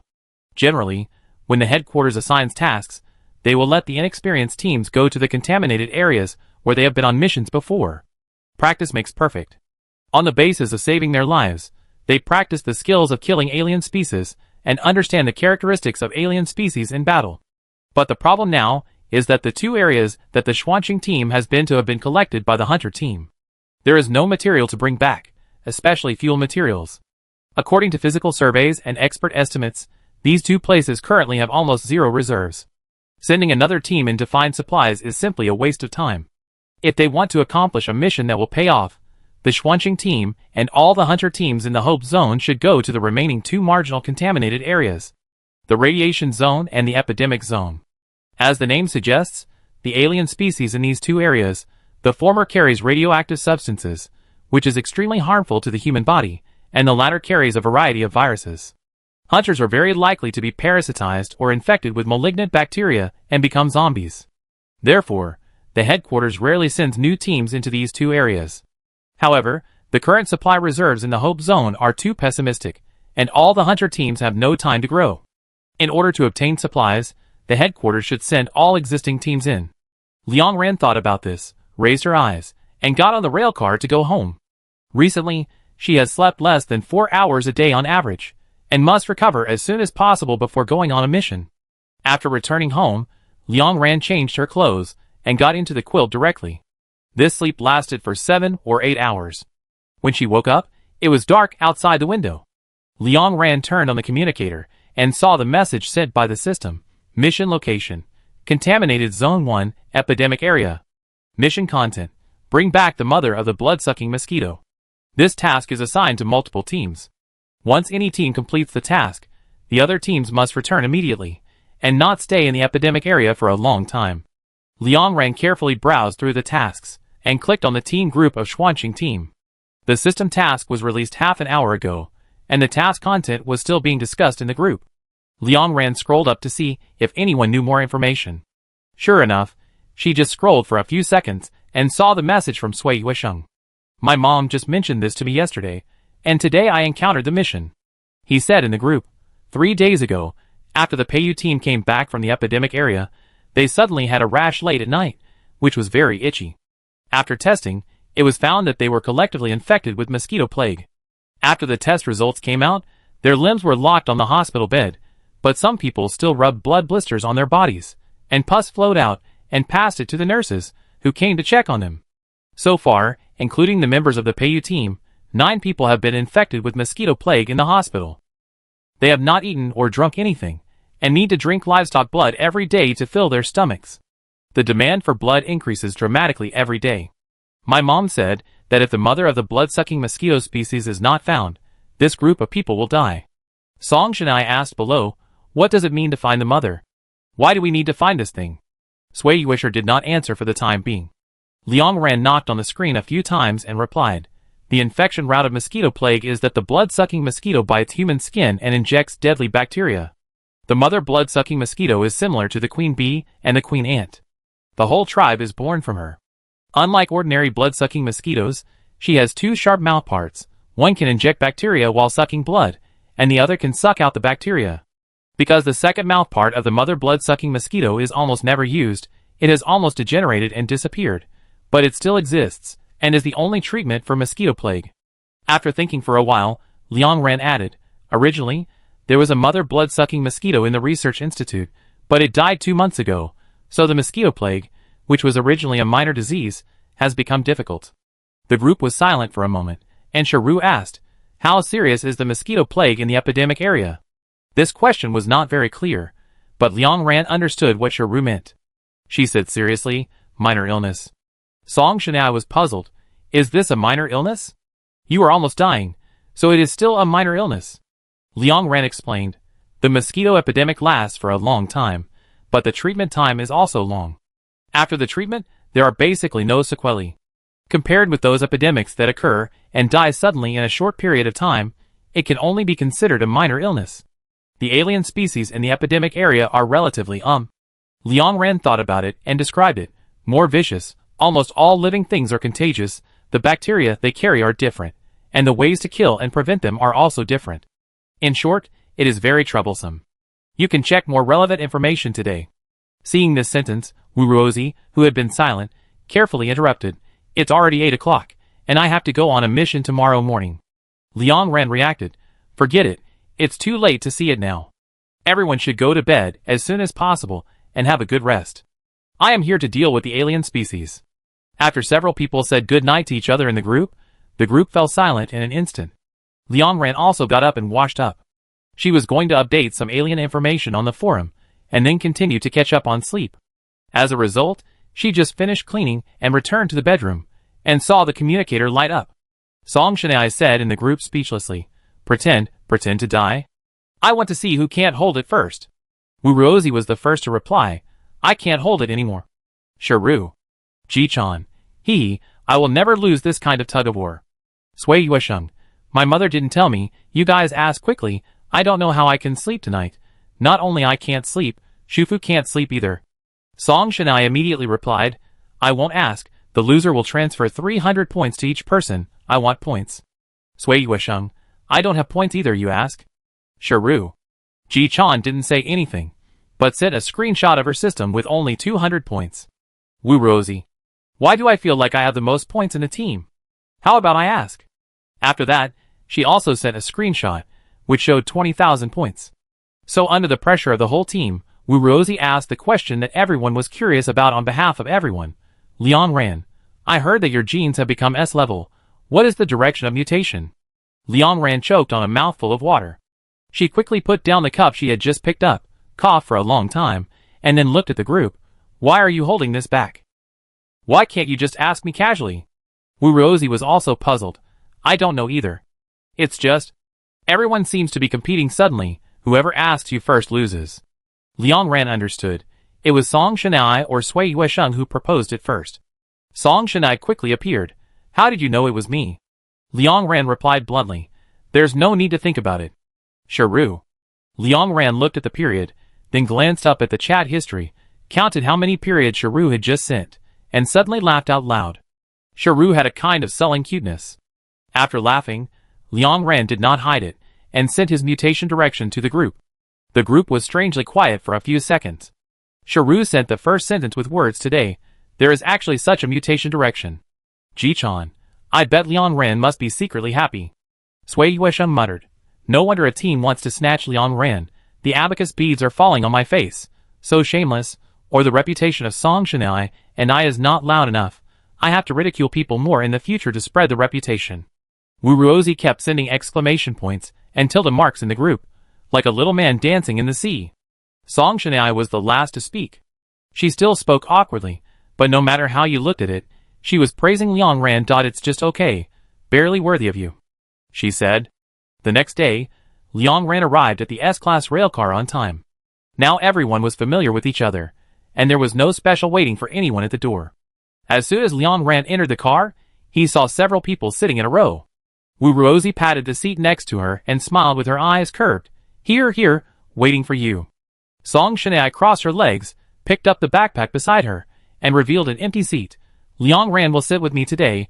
I have questions to ask her. Wu Ruozi, oh. She dragged out her tone, looking a little disappointed. After sitting next to Song Shanai, Liang Ran asked her, what do you want to ask me?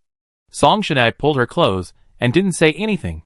Liang Ran then realized that the other party was still wearing protective clothing this time. Last time, Song Shanai didn't wear her church skirt because her body was covered with whip wounds, which the skirt couldn't cover. But now, the whip wounds should have healed, and she no longer needs the protective clothing to cover them. So Liang Ran pursed his lips, pretended to be surprised, and exaggeratedly said, wow, why didn't you wear that skirt this time? It's too shocking. Your skirt is so beautiful.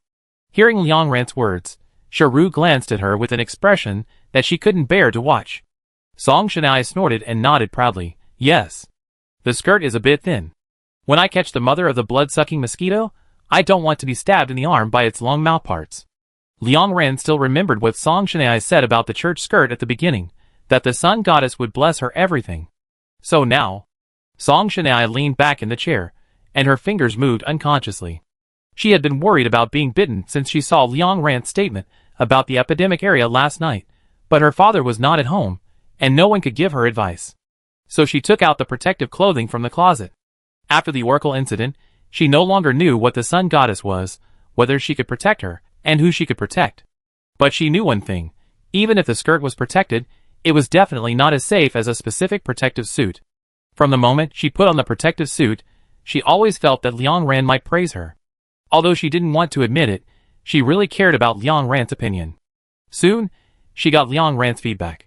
We will wear it like this in the future. This dress is the most suitable for you. Liang Ran imitated Wu Ruozi's usual tone of speech and coaxed Song Shanai, who was free once. Protect yourself, Shanai. Chapter 69. Half an hour later, several people arrived at the edge of the Hope Zone. At this moment, more than 30 armored vehicles were parked under the wall. The patrol team members checked the mission location and content of each team one by one and arranged appropriate vehicles.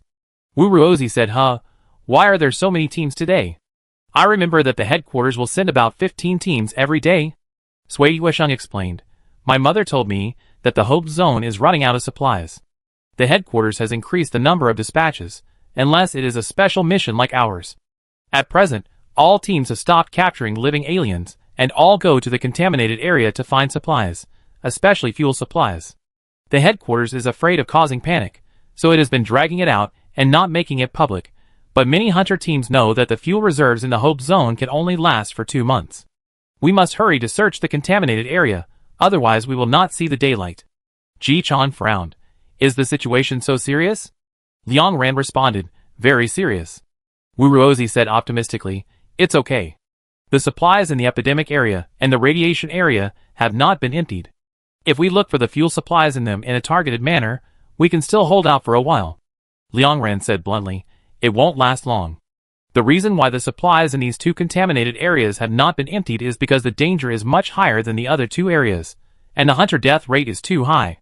In recent years, the headquarters has only sent teams above level B to go in, and finally the death rate has been reduced. But now there is no way. There are basically no supplies in the water pollution area and the wooden barrier area. It is a waste of time to go in again. All teams have to go to the epidemic area and the radiation area. When the fuel supplies in these 2 areas are emptied, we can only enter the deep pollution area. Song Shanai asked Liang Ran, does that mean we have to enter the deep contaminated area in 2 months? Liang Ran shook his head. If we are unlucky, we will have to go in next month. There are currently 5 marked material storage sites in the epidemic area and radiation area that have not been emptied, but I checked the system and found that there are not many fuel materials in them. Even if the hunters empty them all, they can only be used for another 3 weeks. If we are unlucky and encounter an alien attack, some fuel materials may not be brought back. Moreover, the headquarters has recently increased the use of armored vehicles, and the fuel consumption in this area has increased exponentially. Not only that, the headquarters must also reserve the fuel needed for everyone to enter the deep contaminated area. Liang Ran said seriously, the deep contaminated area is very far away, and it takes a long time to drive there. Several days, and there is no sunlight there.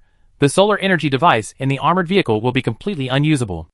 At present, the operation of the armored vehicle is half fuel and half solar energy, and even so, it consumes a lot of energy, not to mention the loss of solar energy support. Wuruozi's mouth fell, revealing a bitter face, but we have only been on 2 missions. Even if we go on a few more missions in the next month, we are still a new team. Song Shanai frowned. We have been on 4 missions. Wuruozi said, before Liang Ran, it doesn't count. Song Shanai rolled her eyes. You look like a stickler. She pulled Liang Ran's arm, and pulled Liang Ran to her side. Don't get infected. Liang Ran walked a few steps to Wuruozi, but I... Song Shanai frowned. Liang Ran said seriously, but I still want to eat the breakfast prepared by Xiao Wu. Xiao Wu is so good, Xiao Wu is the best. Wuruozi immediately smiled happily, and the worry on her face disappeared without a trace. She nodded quickly. Yes, Xiao Wu is the best. Song Shanai, Wuruozi took out the breakfast she prepared from her backpack, first gave a bag to Liang Ran, then gave a bag to Song Shanai. Ji Chan and Shiru also had a bag, and when she finally gave it to Sui Yuesheng, she looked at the remaining bag in her hand, looked at Sui Yuesheng, and then looked at Jufu in his arms. After struggling for a while, she handed the breakfast to Jufu. Sui Yuesheng? ? He couldn't believe it. Am I unworthy? Jufu replied with his little paw, meow. Wuruozi scratched his head embarrassedly. I didn't prepare enough. Jufu has lost weight. You can eat with it. You eat, and it eats vegetables. Sui Yuesheng nodded helplessly. Okay. Ji Chan was a little puzzled. I had breakfast. I didn't ask you to help prepare it. Shiru looked over. I ate too. Wuruozi hurriedly explained. I learned a new flavor of rice ball yesterday, with a lot of vegetables rolled in it. I want everyone to try it. My mother said that delicious food should be shared with good friends. Shiru heard what Wuruozi said and put away the bag. Okay, I will eat it at noon. Ji Chan is still growing and digests quickly. Although she said she had breakfast, she couldn't wait to open the bag after smelling the rice, and buried her head and ate it. Liang Ran ate a rice ball while waiting in line. 20 minutes later, several people finally passed the patrol team's review and got on the armored vehicle. As soon as she got on the car this time, Liang Ran checked the items in the car. After making sure there were no mistakes like last time, she nodded to Shiru. Shiru immediately started the car and drove towards the contaminated Area 1. She talked about her understanding of this place. A few years ago, I went to Area 1 twice with the previous team. We captured aliens alive in the most marginal areas. Liang Ran said it right in the group last night. The aliens in the epidemic area are very... Ji Chan quickly followed up. Vicious. Shiru nodded. One of my teammates died in the second mission. At that time, she was stabbed by the barbs on the tail of the alien while chasing the alien. We all thought she was going to be parasitized and waited for her to tell her last words. But she didn't have time to speak. In just a dozen seconds, her hands were covered with black translucent blisters. Those blisters were big, like fruits, and there were tadpole-sized fish swimming around in them. The fish had round eyes on their faces, blinking, and looked very cute. At that time, the accompanying doctor of our team finished speaking, and it was too late to lay eggs. After hearing the victim's few words, he shot her dead. Liang Ran responded, a lizard-tailed scorpion species. This species lays eggs on living creatures, and the young in the eggs feed on the heart of the living creature. If the victim is particularly survivable, and most of the internal organs are eroded, and the victim is still enduring the severe pain and has no intention of dying, these young can quickly crawl to the heart, eat the heart clean, and grow up completely. At that time, countless small lizard-tailed scorpions will crawl out, which will be very troublesome. Liang Ran whispered. The Research Institute has analyzed it in detail. Generally, when encountering such a situation, we will recommend killing the victim as soon as possible, before he feels any pain. The process of having the internal organs eaten is worse than death. The more you want to live, the more painful it is, until the heart is bitten with a hole, and it hurts until the last moment before death. The young lizard-tailed scorpions are very picky eaters, and would rather starve to death than eat the heart of a living person. So killing the parasite as soon as possible can have two effects. Not only will the parasite not have to endure the long pain, but the alien larvae will not survive. Liang Ran explained in such detail, mainly to let others know about this alien, and try to avoid it if they encounter it. After that, she looked at Shiru. The doctor accompanying your previous team should know this alien very well, and calculated the time to kill the parasite before she was swept by pain. Shiru sighed, not knowing what he remembered. It was just that the time was too short. She hadn't finished her last words. She had a lot of family members, and wanted to explain everything, but in the end, she didn't explain anything. The team doctor of my previous team was an aunt, who was nearly 50 years old. Because her young son was in the team, she never went to the Pharmaceutical Research Institute to retire, but followed the team to the contaminated area. She was a little older, but she was healthy and talkative. She had a lot of knowledge, unlike Sui Yuesheng. She saved us many times. Sui Yuesheng, who was basking in the sun with Jufu, ? He looked around the car and found that no one was seeking justice for him. He turned over and pretended not to hear. A few minutes later, he became more and more angry, turned around and said, "Can I be like Auntie? Did she live in vain for the 30 years she had more than me? She must know more than me. I specialize in how to quickly prepare medicines. What's wrong with knowing less about alien species? It's normal. We young doctors are like this." Ji Chan finished eating the rice ball in her hand, and wiped her mouth with her hand with satisfaction. Liang Ran is younger than you, knows more than you, and prepares medicine faster than you. You are shameless to use yourself to represent the whole. Sui Yuesheng, Ji Chan, but you still have advantages. Sui Yuesheng's face instantly improved. What advantages? Ji Chan, optimism. Sui Yuesheng immediately bared his teeth at Ji Chan. I also think this is a great advantage. If you can't grow to 1.8 meters in the future, you must remember this advantage of mine. Ji Chan's voice instantly soared. Who do you say can't grow to 1.8 meters? Wu Ruozi covered her mouth and laughed, and Liang Ran also stretched comfortably. She used to envy other teams, but now maybe someone envied her team. At 5 o'clock in the afternoon, the car stopped at the rest point. Unlike the previous mission, there were more than a dozen cars parked at the rest point at this time, and many people stood in front of the cars and chatted enthusiastically. Wu Ruozi has the attributes of a social gangster. At this moment, her eyes were bright, and she lay by the window waiting to get off the car. Sui Yuesheng reminded her, "Don't die just after meeting each other."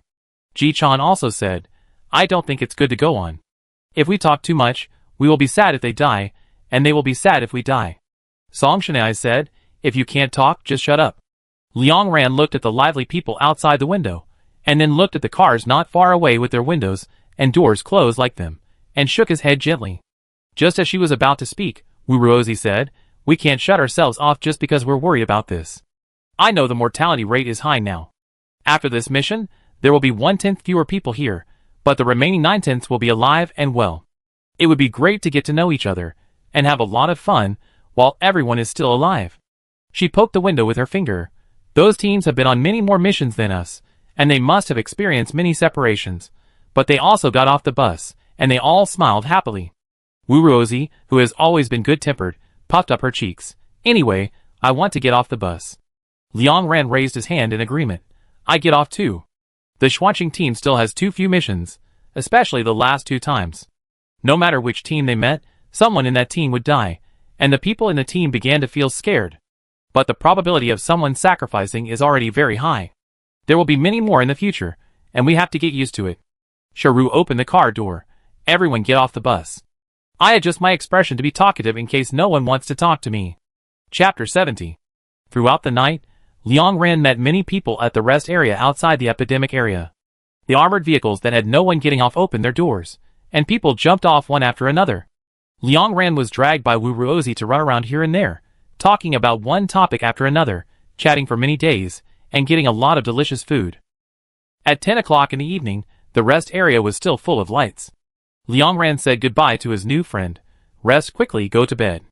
The short-haired girl wearing the team doctor badge opened her medical box and handed Liang Ran a tube of injection. "This is a special medicine to slow down the spread of butterfly epidemic. The raw materials are very special, and it is difficult for us to mix it. I use points to exchange 6 before leaving, One for each teammate, and the extra one is for you, my new friend. The girl tied a very thin braid behind her ear. The braid was tied with a pink ribbon and hidden in her short hair. As the girl shook her head, it would occasionally show up lively, which was very cute. Liang Ran searched her pockets, but couldn't find anything to give as a return gift. She held the reagent in her hand awkwardly. This is too expensive. I know it. It costs thousands of points, and you have to make an appointment and wait in line. The girl frowned and feigned anger. It's too polite to think about this. I'm not giving it to you for free. You have to sign your name here.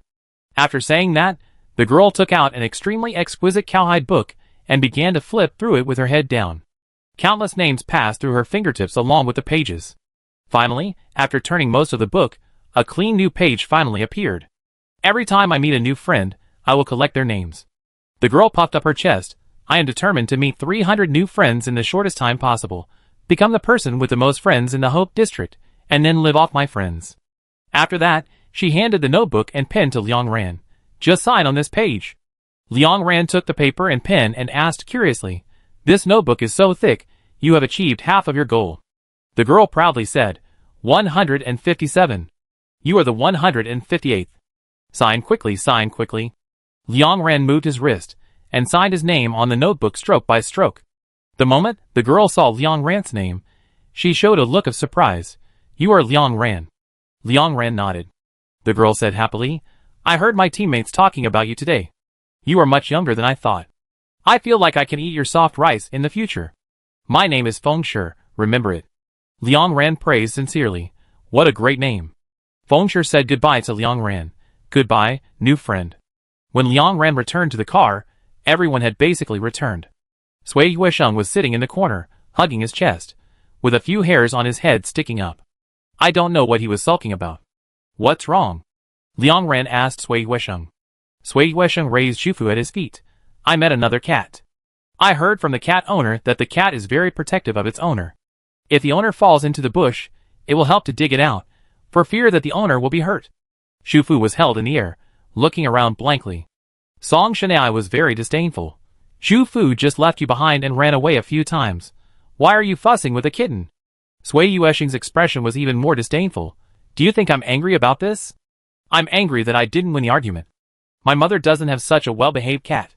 He must be making it up, but his teammates still defended him. I don't believe it. How can there be such an obedient cat?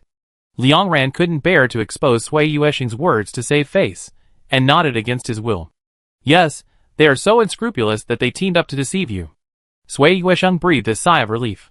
Right, there are indeed smart people like me. Song Shanai's eyes were almost rolling up to the sky. Ji Chan's friendly reminder, don't roll your eyes too much, or you will be left with only white eyes if you can't roll them back. Song Shanai's expression froze, and she rolled her eyes back instantly. A few minutes later, Wu Ruozi also got on the car. Because she had been socializing for a long time, she was full of satisfaction, as if she was wrapped in boundless emotions. She told everyone, we don't have to take turns to keep watch tonight. Just now, everyone drew lots, and every 2 teams kept watch for an hour. There are 3 teams that don't have to keep watch, and we are one of them. We can sleep peacefully. Hearing Wu Ruozi's words, Ji Chan clenched her fist happily. Sleep more, and you will grow taller. After saying that, she hummed a song and took out the quilt, wrapped herself up in the quilt, and fell on the seat like a pupa. I'm going to sleep, you guys chat. Liang Ran turned off the light above his head. Let's all sleep. The night in the epidemic area is very dangerous. I don't know how long I can sleep tomorrow night. Now I sleep as much as I can. Hearing Liang Ran's words, everyone laid down their seats and closed their eyes. From time to time, very light conversations came from outside the window. The night under this sky was not dead silent, and it made people feel extremely safe. This was an experience I had never had before. Liang Ran fell into a deep sleep soon. Time flew by, and when the sound outside the window suddenly became lively, it was dawn. Everyone in the Xuanqing team opened their sleepy eyes, put on their protective clothing coats, returned their seats to their positions, and drank the nutrient solution as quickly as possible. Shiru put on goggles and turned to look at everyone. At this moment, more than a dozen armored vehicles rushed into the contaminated area, and suddenly parted ways somewhere, like tributaries of a river. Liang Ran and Shiru's eyes met, and they nodded lightly. Let's go! So the car of the Xuanqing team, became one of the countless tributaries. The scope of the epidemic area is very large. If you drive horizontally from left to right, it will take 5 or 6 days to reach the end and enter the adjacent contaminated area. If you drive vertically from bottom to top, it will take more than a week to drive into the innermost deep contaminated area. Because the scope is large, there are all kinds of terrain. The most marginal is the city, where there is garbage flying all over the sky, alien excrement everywhere, various abandoned buildings, dilapidated schools, dirty walls of hospitals, and moats full of leaves and garbage shuttled between residential areas. Dirt is a hotbed of epidemics. Here, as long as you open the car window, you can smell a choking stench. After the car drove past a pool of green excrement covered with mold, Liang Ran reminded everyone, there are many new things from the old world here, but even if you are curious, it is best not to open the window. The smell is very pungent. I want to see how much. Ji Chan pulled down the window for 3 seconds in disbelief, but before she finished speaking, she slammed the window shut with her backhand. She retched and fanned her hands frantically to try to dispel the stench. Shiru, who was sitting next to her, had a face that was visibly getting redder and redder, and was obviously holding her breath. Half a minute later, Ji Chan exhaled deeply. Oh my god, in comparison, the slums are all fragrant, so fragrant. Sui Yuesheng complained, what a hellish joke. Shufu has a good sense of smell. He got into the backpack consciously, and tapped the zipper with his paws, signaling Sui Yuesheng to zip it up quickly. Liang Ran looked at the kitten with envy, then looked out the window. If the environment of the water pollution area is a town invaded by the tide, then the epidemic area is a metropolis covered with all kinds of garbage. The buildings here are up to 50 or 60 stories high. Famous shopping malls are connected one after another, and a huge amusement park is built in the downtown area. Even though time has eroded, all the buildings are either broken glass, dirty and ugly, or tilted and unrecognizable, but the prosperity of the past can still be vaguely seen. When the car drove past a building, Wuruozi suddenly showed a look of surprise. What is that? It's so beautiful. She pointed to the front. There are still 200 meters, and everyone will see it soon. Shiru's car was very fast. After a few seconds, everyone saw a hazy pink mist not far away, like fine shining powder blown by fairies to the world, glowing slightly under the light. Liang Ran frowned. It's pollen. She looked at Shiru. Stop the car and wait until they are blown away by the wind before driving. Shiru immediately stepped on the brakes, and stopped the car 10 meters away from the powder mist. Song Shanai asked her, although you know you can't touch this kind of thing when you see it, what will happen if you walk through it? Liang Ran replied, nothing will happen immediately, but the pollen will stick tightly to the surface of the car. Once we get off the car and the respirator has problems, we are likely to inhale these pollens. A small amount is fine, but a large amount will be very troublesome. Have you heard of flower plague? Liang Ran asked everyone. Sui Yuesheng raised his eyebrows. I've heard that when you are sick, the more beautiful you are, the more painful it is. Yes. Liang Ran looked around and pointed to a tree several dozen meters away. Do you see the flowers under that tree? Wuruozi was the first to nod. Yes, such beautiful blue hydrangeas, with clusters of small flowers. Liang Ran said, that's the person who got the flower plague. Wuruozi was stunned. Liang Ran explained, in the epidemic area, pollen from all flower species will spread the epidemic, collectively known as flower epidemic. If someone inhales a large amount of pollen and does not find the corresponding flower species in a short period of time to eat its pedicel and receptacle to cure the disease, then the tiny flower seeds carried by the pollen in his blood vessels will take root and sprout. Countless flowers grow from under his skin and can cover his body in 5 or 6 hours. At the same time, because a large amount of blood is sucked, the internal organs and bones in the body are all supplied to the growth of flowers. People with flower epidemic will shrink rapidly and be compressed into a ball. Liang Ran put down his finger and said lightly, the man is only more than 40 centimeters tall. As for how to distinguish whether this flower is an alien or a human, you can look at their stems. The stems are dark brown and forked into 2 branches, which are human. Those used to be their legs. Hearing Liang Ran's words, Wuruozi suddenly felt a strong sense of nausea for some reason. This nausea was like hearing about an extremely tragic murder scene. Just by listening, one could imagine what kind of brutal torture the victim had gone through. After listening to Liang Ran's explanation, Shiru began to reverse the car, moving further away from the powder mist. Ji Chan looked at the beautiful blue flower and subconsciously said, I understand why you said mosquito plague is a minor disease. Liang Ran, flower plague is also a minor disease. Ji Chan couldn't help but look back, Ah? But soon Ji-chan understood and her expression quickly relaxed. I know. You mean there is pollen only when there are flowers. So where there is pollen, there is a flower, right? Hearing this question, Liang Ran was silent for a moment, and suddenly shook his head. No. I mean... Before she finished her words, a scratched armored vehicle quickly rushed from the opposite side of the road and stopped under the tree. This team had obviously been carrying out tasks in the epidemic area for several days, and the car looked dusty. Under the gaze of everyone, the door of the driver's seat was suddenly pushed open from the inside, and someone quickly jumped down, pulled up the blue flower by the roots, and then ran back to the car and slammed the door. Ji-chan opened her mouth. He is. Liang Ran continued. After spreading pollen, the flowers in the epidemic area will quickly wither and die, and it is impossible to find them. But as long as one person in the team is infected with the flower epidemic, basically all the team members will be infected by the pollen he carries, and get the same flower epidemic. When the first person turns into a flower, the others can eat him to cure the disease. Liang Ran whispered, as long as you don't treat the flower as a person, you can cure the flower epidemic. Chapter 71. Rationally speaking, there is nothing controversial about this approach. Originally, everyone's disease was transmitted by the first infected person. When there is no other way, choosing to eat the first person who died is also a helpless solution. Anyway, the other party is already dead, isn't it? But humans often don't have such a degree of rationality. Humans are really too emotional. The disease makes them painful, the experience of near death makes them painful, and the departure of their companions makes their pain doubled. So some teams that were infected with the flower plague died together. They stubbornly refused to eat the corpses of their companions, even if the corpse was in the shape of a flower and exuded the fragrance of flowers. So they became a small sea of blooming flowers. However, more teams will regret after giving up eating the flower corpses of their companions. At the beginning, emotions have an absolute upper hand. They bury their companions in the soil and drive away, wanting to find another flower. But the fear of death soon swept them again, so they drove back to the original place and pulled out the flower corpses they had just buried. Liang Ran said calmly, if you encounter this situation, I suggest that everyone choose to eat the flower. If you eat it too late, the whole team will be infected with the flower plague. When the whole body is covered with flowers, it will be too late to save the situation, and can only become the nutrients of the flowers. This will harm the hunters who come later. The more people get the flower plague, the more pollen will be spread, and the more people will get the flower plague, and eventually form an unsolvable vicious cycle. Hearing Liang Ran's words, Song Shanai suddenly said, but how can you eat this?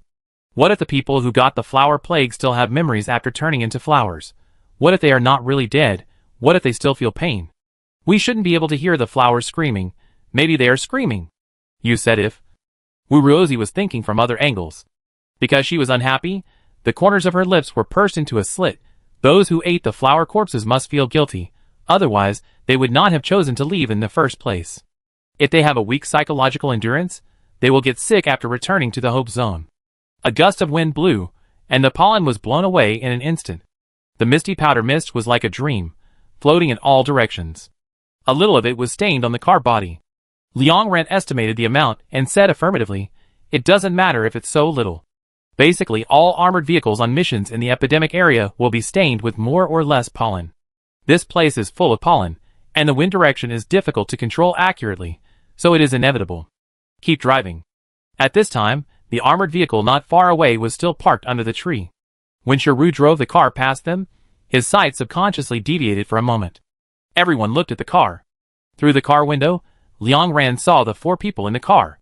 They all had blue flowers on their bodies, some of which were already in full bloom, and some were just buds. One girl's right eyeball was replaced by a blooming flower, and a line of blood flowed down her right cheek. Hearing the sound of the car moving, the girl looked out of the car and looked at Liang Ran. She smiled faintly at Liang Ran. Liang Ran's fingers suddenly trembled. But this shocking scene was just a moment in her eyes. Shiru accelerated the car and passed by the car in just 2 seconds. Liang Ran's mind unconsciously emerged with that smile, and she felt uncomfortable, but she quickly calmed down, cleared her mind, and quickly forgot what had just happened. She looked down at the route map planned on the system. A few minutes later, she arranged the route for this mission. Blood-sucking mosquitoes are oviparous. The mother lays eggs 5 times a year, and can lay tens of thousands of eggs at a time. Even if most of these eggs die before birth for various reasons, the number of blood-sucking mosquitoes is still very astonishing. I marked 3 locations. According to the information brought back by the previous team, these locations have the largest number of blood-sucking mosquitoes and are suitable for blood-sucking mosquito mothers to live in. Ji-chan asked Liang Ran, "Why do you want to find a place with a large number of blood-sucking mosquitoes?" Liang Ran explained, "The size of the blood-sucking mosquito mother is extremely large, and the abdomen occupies 2/3 of the body. The abdomen is full of germs. If ordinary blood-sucking mosquitoes want to maintain their toxicity, they need to be irritated every month. They all need to go to the mother to replenish, and stick their mouthparts into the mother's abdomen until the mouthparts are covered with deadly bacteria. Therefore, for convenience, most blood-sucking mosquitoes will not be too far away from the mother. But there are also blood-sucking mosquitoes that like to fly far away. The Peiyu team encountered this type. Because ordinary blood-sucking mosquitoes are very small and have thin mouthparts, they don't feel any pain when they sting people, so they didn't notice or report it. They only got sick after returning to the Hope Zone." However, Liang Ran added, "There are only 2 or 3 blood-sucking mosquito mothers left in the epidemic area, and they are all hidden very well, so I just estimate that the destination is likely to be missed and the trip will be in vain." After that, Liang Ran transmitted the route and destination to the car screen. Sharu glanced at the route. "We go the way you say. Let's go to the first destination first, and we be there in the afternoon." After driving for half an hour, the surrounding buildings became shorter and more numerous. Through the car window, several people could see reptiles climbing down from the top of the building, holding the pipes with their limbs vigorously, and descending at a very fast speed. Along the way, there were similar alien species that wanted to attack the team from time to time, but they were all thrown away by Sharu's accelerated accelerator. Wu Ruozi had a good dynamic vision. After observing for a few seconds, she reminded, "It feels that this alien species is faster than the previous ones." Liang Ran saw the type of alien species and replied, "Yes, it is fast." She bent down to open the interlayer under the seat, took out the protective mask and put it on, took out the pistol from the backpack, did not speak, but directly pulled down the window and fired at the back of the car. Bang! Liang Ran pulled up the car window and leaned back. "It's okay, keep driving." Sui Yuesheng turned his head and looked at the alien species that slowed down in the back, and asked, "It seems to be just injured, don't you need to kill it?" "No," Liang Ran replied. "Don't fight, we are here to find the mother of the blood-sucking mosquito, the purpose is to save people, and time is very tight." Sui Yuesheng nodded. But not all troubles in the contaminated area can be dealt with so easily. Not long after Sharu turned into a small road according to the route, Wu Ruozi called out, "Sister Sharu, we can't go forward. There are a lot of alien excrement, and there are 5 or 6 rodents crawling on it." After hearing Wu Ruozi's words, Sharu stopped the car, and Liang Ran picked up the telescope and looked forward. This small road is very narrow, just enough for 2 cars to drive side by side. 100 meters away from the car, the road is tightly blocked by calf-high green excrement, which is covered with various molds and looks like it has been piled up for many days. Liang Ran, we passed by the gathering point of rodents. Song Shanai showed a disgusted expression. "These aliens are so dirty, why do they put excrement in the middle of the road?" Liang Ran thought for a moment and replied, "It keeps the wind out and warm. It's the breeding season for rodents. Some of those who can't get a place will build one themselves. Anyway, they don't find it smelly, and it feels good to step on it. The higher the pile, the slower the heat dissipation." Ji-chan, who was chewing candy, question mark. She quickly spit out the candy in her mouth and looked at Liang Ran in amazement. "You said such disgusting words?" "Fortunately, I didn't eat the steamed buns I saved." Liang Ran said helplessly, "Don't eat it. There are so many disgusting places. Take a detour. It's really impossible to get through here." Sharu said and turned the steering wheel to leave. As a result, as soon as the car started, there was a sudden bang from the back. Everyone turned their heads and quickly went on alert. At this time, the alien crouching behind the car was the one that Liang Ran had just injured. Its abdomen was bulging and shaking constantly. It was obvious that it had just had a full meal not long ago, and the alien that was swallowed had not been digested yet. "Why is it still chasing after me?" Liang Ran frowned. Low-intelligence species know that they can't chase prey if they are injured. "What's the matter with this alien?" Ji-chan snorted coldly and loaded the gun with a click. "You shot at the heart just now, right? I just shoot at the injured part. What is this, a mantis alien? You are overestimating yourself." After saying that, Ji-chan saw that Liang Ran didn't refute, put on the mask, pulled down the window, and squinted his eyes at the mantis alien. Liang Ran glanced at the alien for a few times, His eyes fell on its abdomen, and thinking of the unreasonable situation now, his heartstrings moved slightly, and suddenly guessed why this thing was so stubborn to chase after him. She quickly reached out to stop Ji-chan. "Don't do it yet." But before she finished her words, a high-speed rotating bullet shot out of Ji-chan's gun and shot straight at the heart of the mantis alien. With a bang, the alien was knocked back 1 meter by the impact of the bullet. After firing the gun, Ji-chan looked at Liang Ran in a daze. "What did you say? This alien is easy to fight?" Liang Ran didn't say anything, but stared at the mantis alien. As she expected, this alien just didn't move and had no intention of dodging at all. Liang Ran retracted his sight and immediately said, "Let's go, Sharu drives."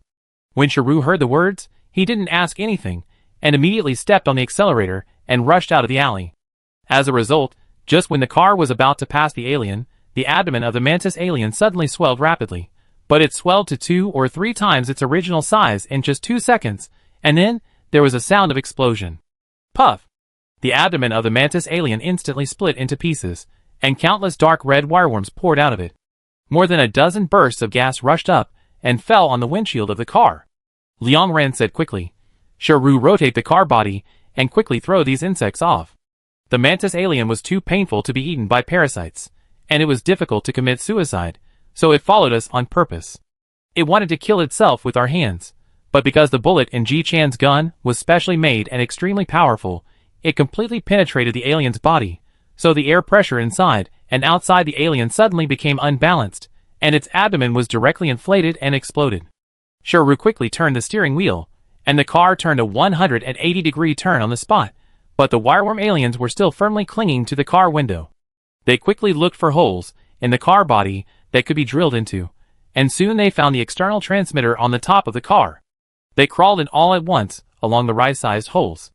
In just over 10 seconds, everyone heard the slippery, rustling sound of aliens crawling through the exhaust holes of the device above their heads. The sound was like earthworms sliding past the scalp when sleeping, causing goosebumps all over the body. Everyone in the car held their breath and opened the weapon box. The exhaust holes of the external equipment are connected to the exhaust holes in the car. Although the exhaust holes in the car are now closed and blocked by a layer of iron sheet, no one can guarantee that it will not be chewed through by the iron wire worm aliens, and then the iron wire worm aliens will fall directly into the car. That thing is thinner than a needle, like the thinnest silk thread, and it can penetrate any hole. Once you are not careful, it is very likely to get into your clothes and pants, crawl into your ear canal, nostrils, and even your eyes. Ji-chan hugged her gun tightly. As long as she thought of the scene of this thing falling on her, she felt so uncomfortable that she was almost dying. She couldn't help but look at Liang Ran. "What should we do with the things in the device?" Liang Ran said bluntly, "Wait. Now the iron wireworms have drilled into the launch device. There is only a thin layer of iron sheet between them. There is no way to clean them out. We can only wait and see." After that, Liang Ran listened to the crawling and gnawing sounds above his head while rummaging under the seat. Sui Yuesheng unbuckled his seat belt and squatted beside her to help. "Do you want to prepare acidic agents to corrode them?" he asked Liang Ran. "I can do this too, I help you." Liang Ran shook his head. "This will only make their skin rot, and there is no way to kill them instantly. Some iron wireworm species have smaller iron wireworms in their bodies, only the size of rice grains. Once they are not corroded cleanly, they will drill out and run everywhere, and they can't be caught at all." "Everyone? ? Ji-chan cursed. "What the hell? Parasites are also using nesting dolls." Liang Ran said to him, "We need to use fire. Everyone put on fire helmets." She looked at Sui Yuesheng. "You also go back to your seat. Sharu continues to drive. The car, lead here first. There can't be too many iron wireworm species in the car." Liang Ran arranged the work while bending down to pick up the flamethrower, lowering his head to adjust the fire temperature and fire output. Sharu looked at the front of the car. His foot stepped on the accelerator in the air, but he didn't fall down. She hesitated and said, "There are all wireworms in front of us. They are almost twisted into a ball of thread."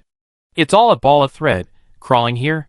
Why don't we go back the way we came, drive past the excrement, and clean it up later?" Liang Ran, "That's okay. Wuruozi, pay attention to whether there are any rodents around the excrement. They are timid and should hide when they hear the sound."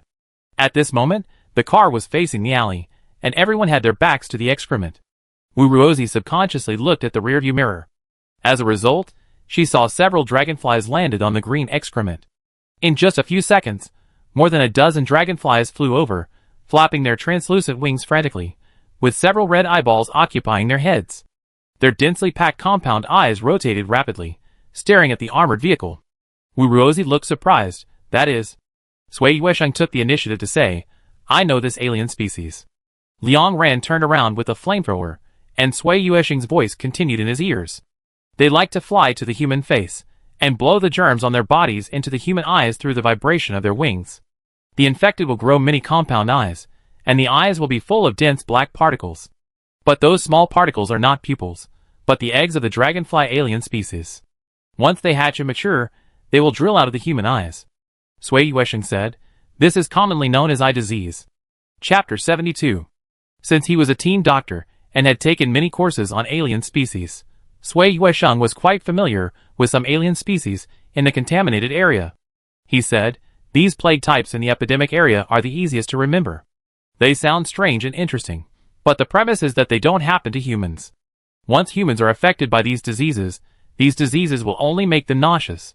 Liang Ran looked at the back of the car. While Sui Yuesheng was talking, more than 20 dragonfly alien species appeared. They were half the size of an adult's palm. At this moment, their wings were vibrating faster and faster, and they were obviously very excited. Liang Ran's face darkened. The alien species in the epidemic area have reproduction engraved in their genes. Most of them will spread eggs while spreading the disease. Once humans are infected, all parts of the body may become a breeding ground for alien larvae. This is the case with flower plague and eye plague. And eye plague is much more troublesome than flower plague because it cannot be completely cured. The Institute of Pharmaceutical Research developed a special medicine for eye disease several years ago, but this medicine is very lethal. After being injected into the eyeball, even if the eggs inside are killed, the eye is also useless. Therefore, all people who have eye disease will become blind.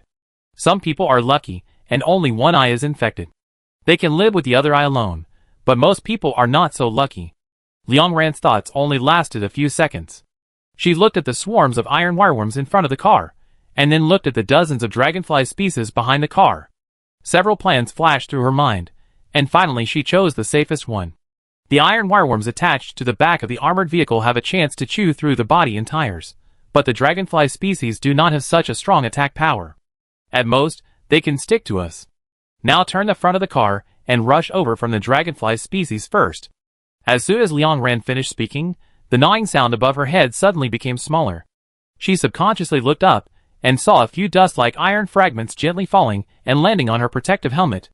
At the same time, in order to avoid the iron wireworm species that suddenly crawled over, Shiru stepped on the accelerator, spun the car body at a high speed, and rushed deep into the alley. Liang Ran was immediately shaken and her body was unstable. She staggered and hit the back of the chair, and the flamethrower slipped from her hand. So the first iron wireworm species that gnawed through the exhaust hole fell on Liang Ran's feet without any damage. Wuruozi beside her hurriedly reached out to help her swat it away, but was immediately stopped by Liang Ran. "Don't touch it." Wuruozi's hand froze in midair, and she slowly retracted it. But, it has already bitten me. If I swat it off, its head will break off in my skin. It's okay. Just stare at the exhaust vents. Don't pay attention to me." After saying that, Liang Ran took out the lighter from her trouser pocket. At this moment, the iron wire worm smelled the human scent, and had quickly gnawed through the corner of her trousers. In just a few seconds, half of its head had drilled into her ankle. Blood beads emerged from her wound. Liang Ran endured the severe pain and approached the iron wire worm with a lighter. Under the stimulation of fresh blood, the worm drilled harder and harder, and half of its body had drilled into her flesh. Liang Ran looked at the 20-centimeter long line protruding on his calf, and pressed the iron wire worm hard through the skin.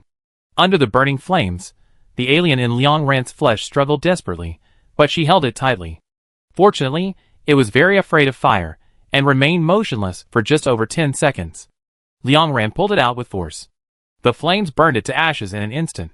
Liang Ran lowered his head, looked at the pool of blood under his feet, and stretched out his palm to Sui Yuesheng, hemostatic agent.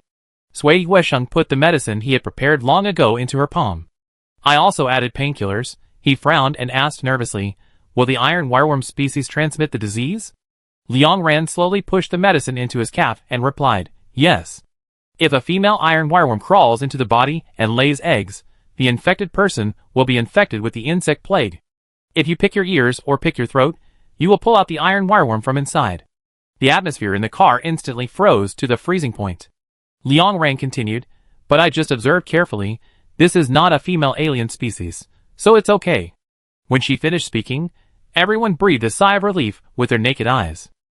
Wu Ruozi kept patting her chest and taking deep breaths. Don't breathe so hard, I'm scared to death. Song Shanai also relaxed her stiff body. She frowned and stared at Shiru, questioning, how did you drive just now? You suddenly accelerated without saying anything, are you dumb again? Shiru pursed her lips and said nothing. She stepped on the accelerator and drove faster. Liang Ran explained for her. Just now, a few groups of iron wire worms suddenly accelerated and rushed over. The situation was urgent. In order to prevent them from climbing onto the car, she had to speed up and leave immediately, and she didn't care about what was going on in the car. It was just my bad luck, and it was a coincidence. Liang Ran laughed as he spoke. It's okay, just a minor injury. She stood up and jumped back to her seat on one foot holding the flamethrower. At this time, almost all the exhaust holes above the car were bitten through, and more than a dozen iron wire worms fell one after another. Several people took flamethrowers and aimed at the rain of insects above their heads. Song Shanai said to Shiru while killing the aliens, although the situation is just as Liang Ran said, you are not completely without fault. Liang Ran interrupted, I am also wrong.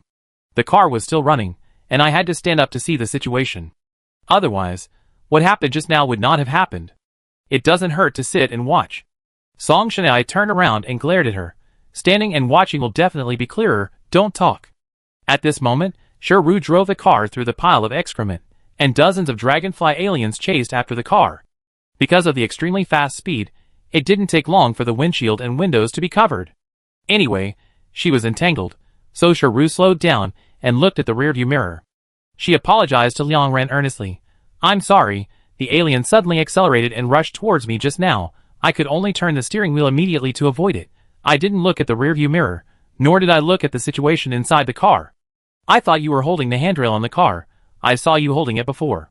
Liang Ran responded, I know. Even if you are really infected, you can cure it. Don't think about it. It's hard to drive. Shiru nodded. After driving a few hundred meters forward, the car drove out of the alley and parked on the side of the road. She asked Liang Ran, do you want to get off the car and clean it up now? Liang Ran looked around carefully and said, yes. At this time, Wu Ruozi suddenly pointed to the front. There is an armored vehicle not far away driving towards us, and their windows are also full of dragonfly species. Song Shanai pouted, why are there so many disgusting things? Those compound eyes make me feel uncomfortable. Liang Ran arranged everyone.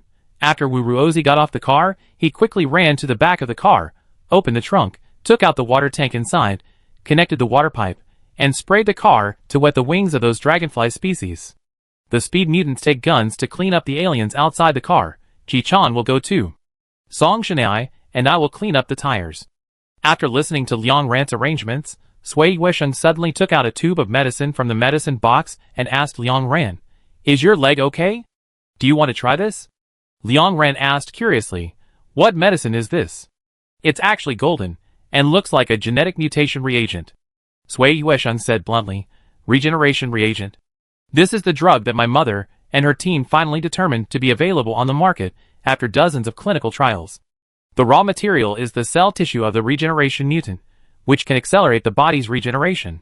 Similar reagents developed previously, patients had very serious rejection reactions after injection. The patient's own cells and the cells of the regenerative mutants were constantly fighting and torturing the patient. This one is much better. You may feel a little sleepy after the injection, but the physique of a first-class citizen here will not have any side effects. No more, but I can inject you with 1 milliliter, your legs will get better immediately, and with such a small dose, you will not feel sleepy. Liang Ran turned his head, looking a little surprised. The regenerative reagent has finally been successfully developed? How many points are there for one tube? 10,000. Sui Yuesheng replied. Ji Chan's face fell. Don't sell it if it's so expensive, as if no one can afford it. Sui Yuesheng explained, there is no way. Once the cells in the ordinary parts of the regenerative mutant are separated from the body, they will rapidly inactivate. Only those in the heart and brain can maintain long-term activity. The raw materials of this batch of regenerative reagents that will be on the market. Sui Yuesheng paused and continued, It was taken from a 75-year-old S-level regenerative mutant, who is also my grandmother. She died last week and donated her body to the Pharmaceutical Research Institute before her death. If you sell out, it's gone. Liang Ran was silent for a moment and rejected Sui Yuesheng's kindness. I'm not the same person I used to be. I have a very strong ability to recover now. Don't worry, I be well in the afternoon. Such a precious medicine should be used in the most important place. Sui Yuesheng didn't say anything else and put away the medicine. After the few people were ready, Wu Ruozi, Sharu and Sui Yuesheng wore masks and opened the car door and jumped out first. Ji Chan set up the gun on the co-pilot and prepared to shoot the aliens. After a while, the aliens on the car body felt the water flow and all flew up in a swarm. But because their wings were wet, the flying speed was several times slower than before. Ji Chan aimed at the aliens and started shooting. Sharu and Sui Yuesheng also took action. Sharu carried out his previous fighting habits and shuttled through the aliens like a gust of wind. Sui Yuesheng was much more leisurely. He sat on the armored vehicle, crossed his legs, and fired casually. When the aliens rushed over, he moved lazily. At this moment, the other armored vehicle also stopped. After seeing the people coming down from above, Wu Ruozi kindly pointed the water pipe at their car and helped them wash down the aliens on the windows. The leader shouted thank you and hurriedly cleaned up the aliens with his teammates. Seeing that the dragonfly aliens were almost gone, Liang Ran and Song Shanai got out of the car and went to the trunk to get the water tank to wash the wheels. A layer of green and smelly stuff was washed down. Liang Ran glanced casually and saw many white bugs the size of rice grains in it. Song Shanai showed a disgusted expression. She washed the tires she was responsible for as quickly as possible. Because she was too anxious, she even pushed Liang Ran aside and washed the tires she was responsible for clean. After finishing, she pulled Liang Ran to get in the car. Don't look, hurry up, I'm sick. Liang Ran waved his hand. You and Xiao Wu go up first, I watch the surroundings, don't let other aliens come out. Song Shanai said, oh, call me Song Shanai, call her Xiao Wu. After saying that, she got in the car without looking back. Liang Ran, A few minutes later, all the dragonfly aliens were cleaned up, and everyone's faces were protected tightly by translucent helmets, so there was no possibility of being infected with the eye epidemic. Liang Ran breathed a sigh of relief and turned to get in the car. After Sharu sat in the driver's seat, he started the car again and drove in the direction of the route mark. If nothing goes wrong, we can reach the first destination at 4 p.m., and we can reach the nearest campsite before 6 p.m. I just received news that the 30 teams that set out today are mainly divided into 4 directions. They want to take care of each other. After all, the highly intelligent species in the epidemic area are more difficult to deal with, and it will be more troublesome if they encounter them at night. Liang Ran nodded, of course. This will be convenient for everyone. Sharu said him and drove as usual. Liang Ran also took off his helmet and used disinfectant to clean the germs on it. After cleaning, she always felt as if something was missing.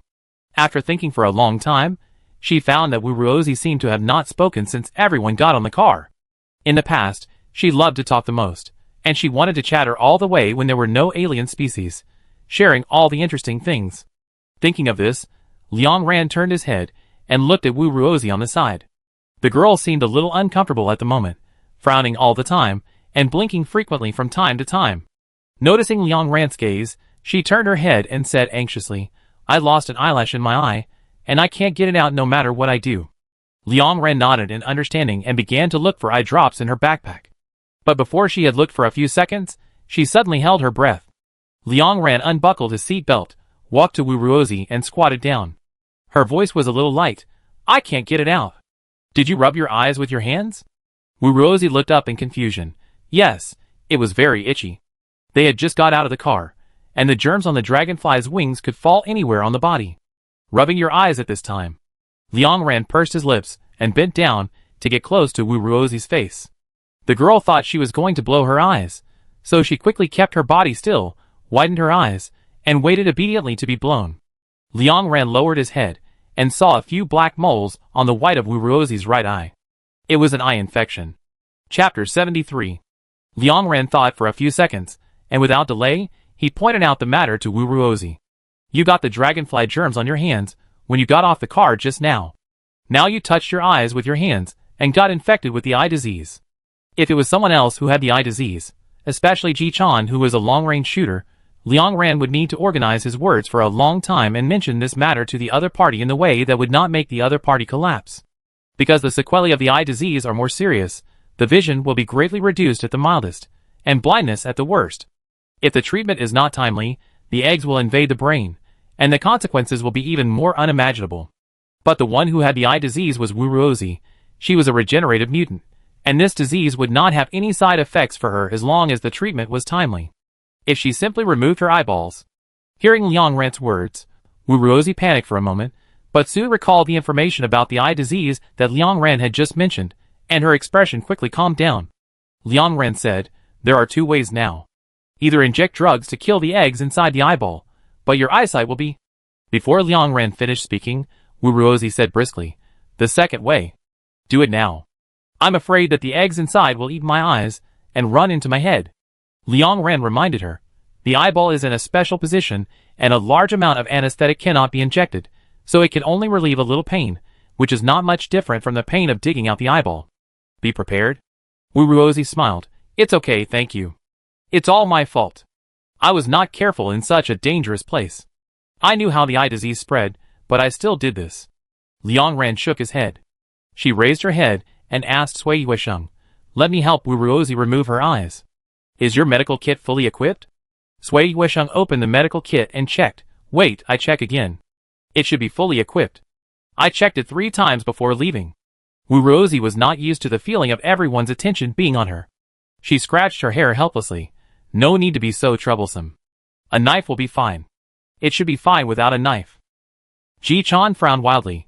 "You are too cruel to yourself. Listen to what you are saying. It will give me nightmares at night." After checking, Sui Yuesheng handed the medical kit to Liang Ran. Ru stopped the car. Liang Ran directly flattened Wu Ruozi's seat, disinfected the knife, and started to operate. Ji Chan hesitated for a few seconds and covered her ears. Song Shanai couldn't help but look at Wu Ruozi a few times, and finally forced her head to turn to the side and look out the window. The eyeball was removed very quickly, and everything went very smoothly. Wu Ruozi was silent throughout the process, and her body did not tremble at all. It was only 3 minutes before Liang Ran put down the knife and began to wrap gauze around Wu Ruozi's eyes. Wu Ruozi lay on the chair with a pale face, tightly grasping the corner of her clothes. After she was sure that it was over, she took a small breath in pain. "Thank you." She thanked Liang Ran. Sui Yuesheng took out the tube of regeneration reagent and handed it to Liang Ran. "Inject her with 2 milliliters." Liang Ran took the reagent and immediately wanted to inject Wu Ruozi. Wu Ruozi hurriedly dodged. No, although it is difficult for the eyes to regenerate, I will grow them tonight. At the latest tomorrow morning. Why waste this? I can't use it." Sui Yuesheng. "Then 1 milliliter. Wu Ruozi said anxiously. "I'm not bargaining with you." Song Shanai interrupted. "You should use it if I tell you to. Why are you so hesitant? You didn't make any sound when my eyeballs were dug out just now. You must have hurt your brain. Hurry up and heal your brain." Liang Ran controlled Wu Ruozi's shoulders and gave her a needle in the neck. After a while, she returned the reagent to Sui Yuesheng. Wu Ruozi covered her neck, looked left and right, and suddenly her mouth sank, and she turned over and didn't look at anyone. Ji Chan mumbled, "It hurts, but there is no movement. It's like she's going crazy because of the pain. She needs treatment." Wu Ruozi responded to her in a low voice, "But it doesn't hurt. It's so wasteful that I feel so bad." Hearing this, Liang Ran touched her head. "Everyone feels so bad for you. Take a nap. We don't need you for now. We call you if we encounter any problems." Wu Ruozi said him obediently. She pulled up the blanket at her feet and covered herself with it. She hid her head under the blanket and fiddled with something. No one cared about her anymore. After returning to her seat, Ru started the car and headed for the destination. Liang Ran was concentrating on observing the scene outside the window. After a while, her communicator suddenly flashed. Liang Ran lowered her head and found that it was Wu Ruozi who sent her a private message. Liang Ran. Wu Ruozi carefully sent her a message. "I like you guys so much." Liang Ran also replied, "We all like you very much." At 4 o'clock in the afternoon, the Xuanqing team arrived at the first destination. This was an abandoned school. When the car turned into the school, the wooden plaque on the school gate suddenly fell off and broke into pieces. Liang Ran glanced and saw the blurred words on the plaque, Mingda Primary School. The spider species that knocked off the plaque was hanging upside down on the marble school gate, with a long line hanging in the air, and the palm-sized spider swaying in the wind. There were several broken earthworms wrapped around the line. It was not dead yet, and all the broken limbs were twisted and swung in different directions. The spider species liked to eat live food. Looking at the twisted earthworms, it became more and more excited to eat, and did not notice the armored vehicles not far away. Sharu drove the car into the school. The school in the old world is very different from the talent training base in the end of the world. Even though it has been abandoned for decades, it still has some moving human touch. There are many memories of the old world on the photo wall, cute cartoons, children wearing big red flowers, teachers wearing doll costumes at the art performance, and many intimate photos. Sharu subconsciously slowed down the speed of the car. There are many blood-sucking mosquitoes in the school, and they fall on any position visible to the human eye. When passing by a statue on campus, Chi-chan couldn't help but complain, "Just now I thought that statue was black. It turns out it's white." Every part of the statue was full of black blood-sucking mosquitoes. They had been hungry for a long time, so they regarded the human-shaped statue as a real person, and kept poking the statue with their mouth parts. Some blood-sucking mosquitoes were smarter. They poked their mouth parts into the abdomen of their own kind, sucked the other's internal organs clean, and then flew away contentedly. As a result, not long after they flew away, they were captured by another larger kind of the same kind. Their abdomens were pierced by the other's mouth parts, and all the nutrients were sucked out in an instant. Liang Ran took a closer look and found that the ground was full of the shriveled corpses of blood-sucking mosquitoes. She whispered, "The mother should not be here. Either she left or died." Sui Yuesheng asked her, "Why do you say that?" Liang Ran explained, "If the mother is here, they should not be in such a chaotic and disordered state. Blood-sucking mosquitoes have almost no intelligence, but the mother has a high intelligence. She can command all the insects she gave birth to, divide them into areas, and prevent them from fighting. As for food," Liang Ran said seriously, "blood-sucking mosquitoes have very little food demand. When they suck the mother's abdomen to replenish toxicity every month, they also replenish nutrition. Usually, the mother will send her children out to hunt and bring back. The prey is for her to suck. Once the mother is full, her thousands of children will also be full. In their view, sucking the blood of the predator is a snack, so when they bite people, they are usually not hungry." Song Shanai, "Oh, that means they bite people just to be a jerk." Liang Ran, That's about the same. And spreading the virus is the instinct of the alien species in the epidemic area. When they see humans, there is no reason for them not to get close to them." During the chat, Sharu drove the car into a small garden. There was a lake in the garden. The water was shallow, dirty and smelly, and full of alien limbs and bones. It was obviously thrown in after the blood-sucking mosquitoes fed. Liang Ran looked at the lake with a telescope for a few minutes and confirmed, "I have seen the signs of sucking. There must have been a mother in this school before. Just in case, let's look around carefully. If the car can't get in, get off the car and take a look.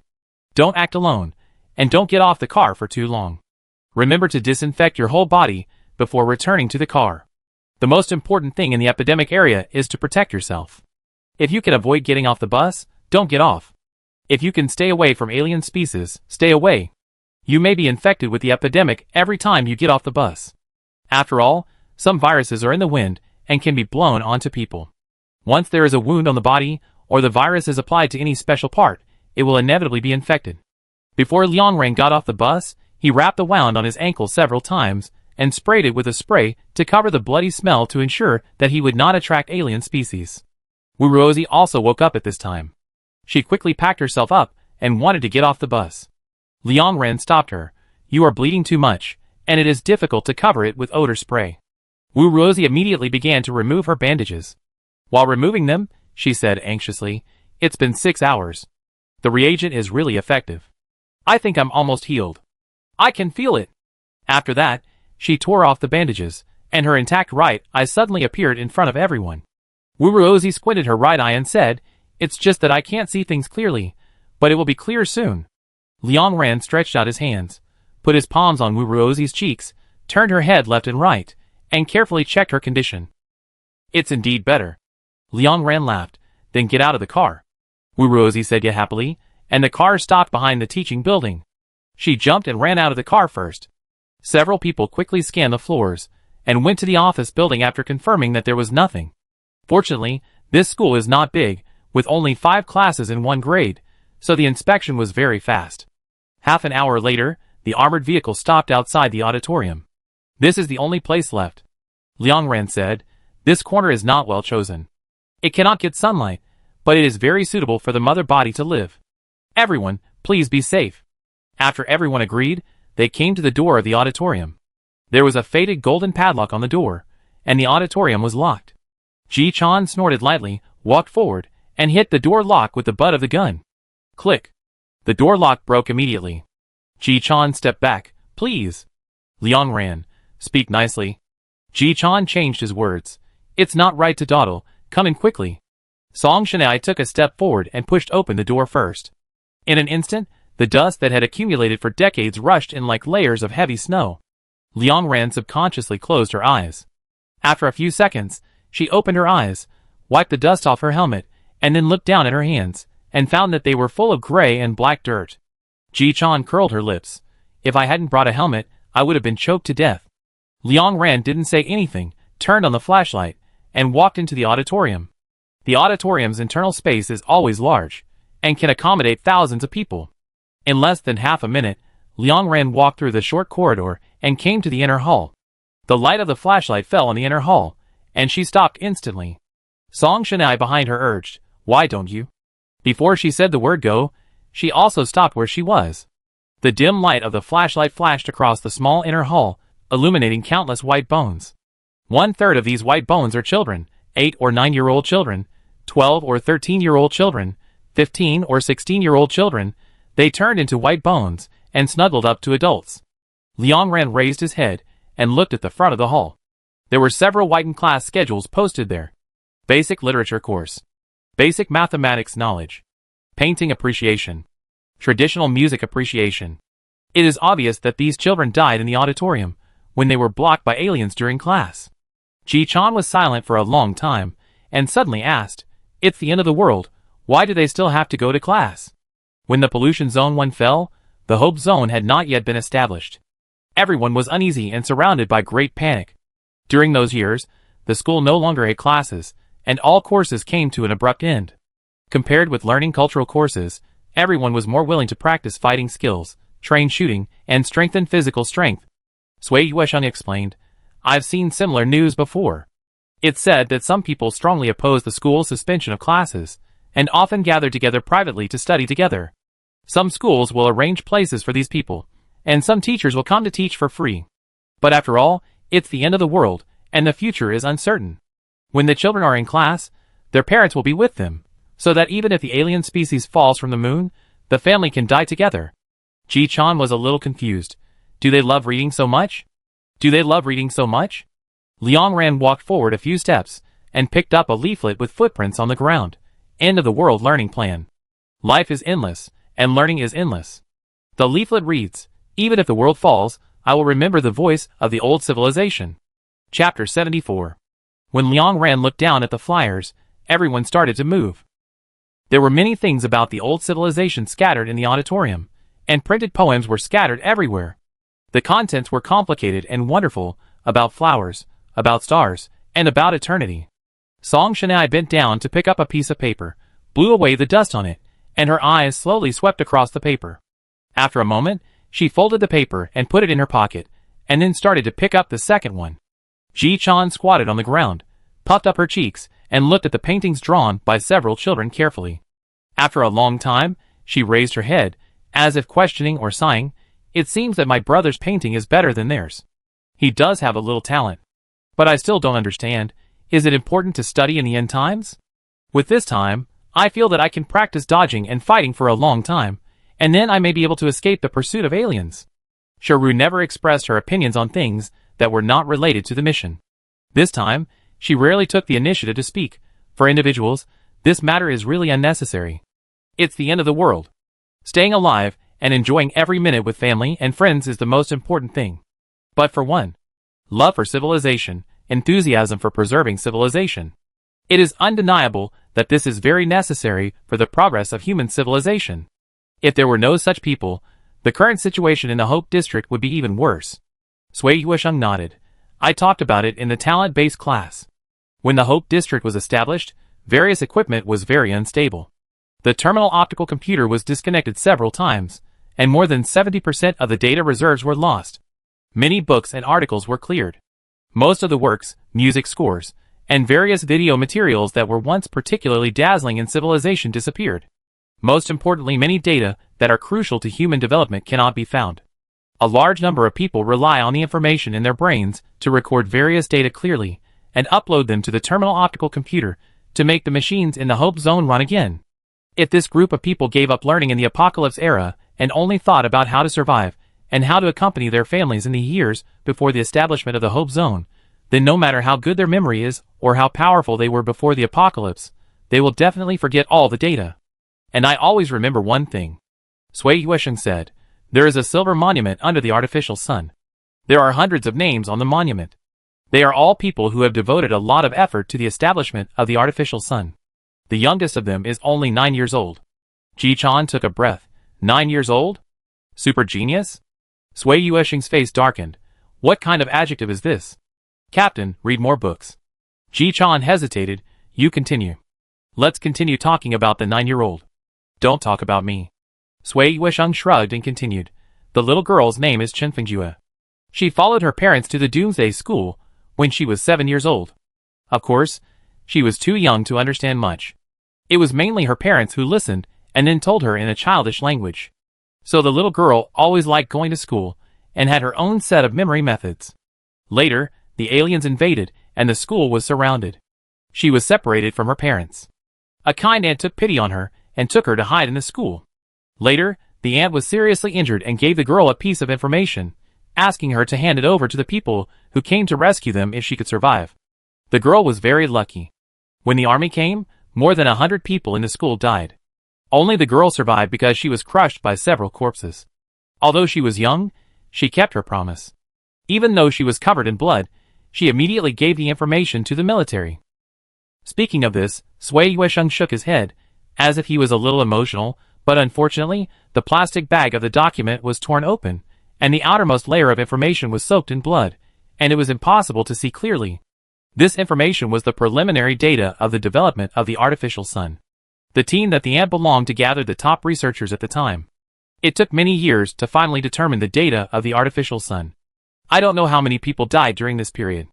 However, the signal of the whole city was cut off during that time. After the data was determined, she could not send the data to others, so she could only take the data to a specific place, which was this school. But before her information was submitted, she died in the hands of the alien. Everyone was crazy at the time. I went to her workplace and looked for the people in her team, but they were all gone. The office was covered in blood, computers were trampled, record cards were broken into pieces, and the floor was in a mess. At that time, no one could contact anyone. The aliens scattered everyone. You didn't know who went where, who was dead or alive, so the data suddenly disappeared. There was no way, the end of the world was like this, so the leaders could only urge other R&D teams to continue working hard, but everyone knew that this thing could not be produced by hard work.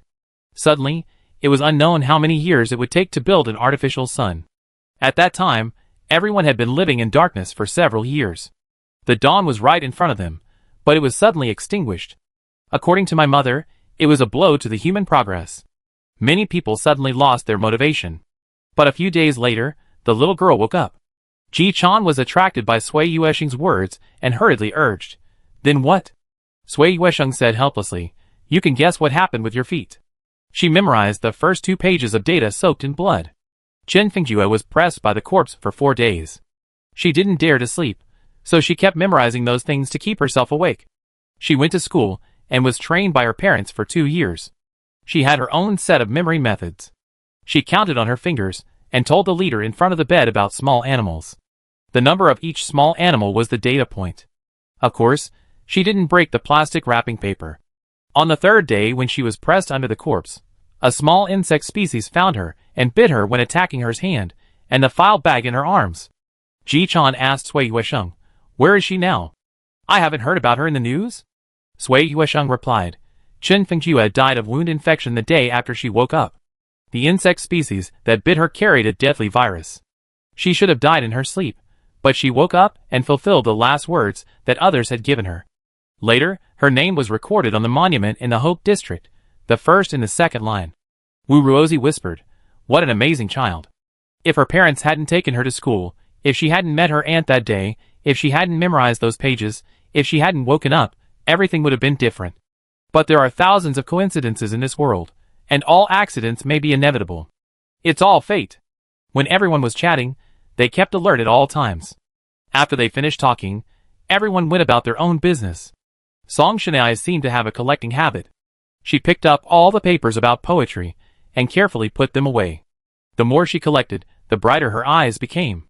When she passed by Liang Ran, she tried to hold back, but still couldn't resist the urge to share, and said, "I haven't seen these before, they are pretty good.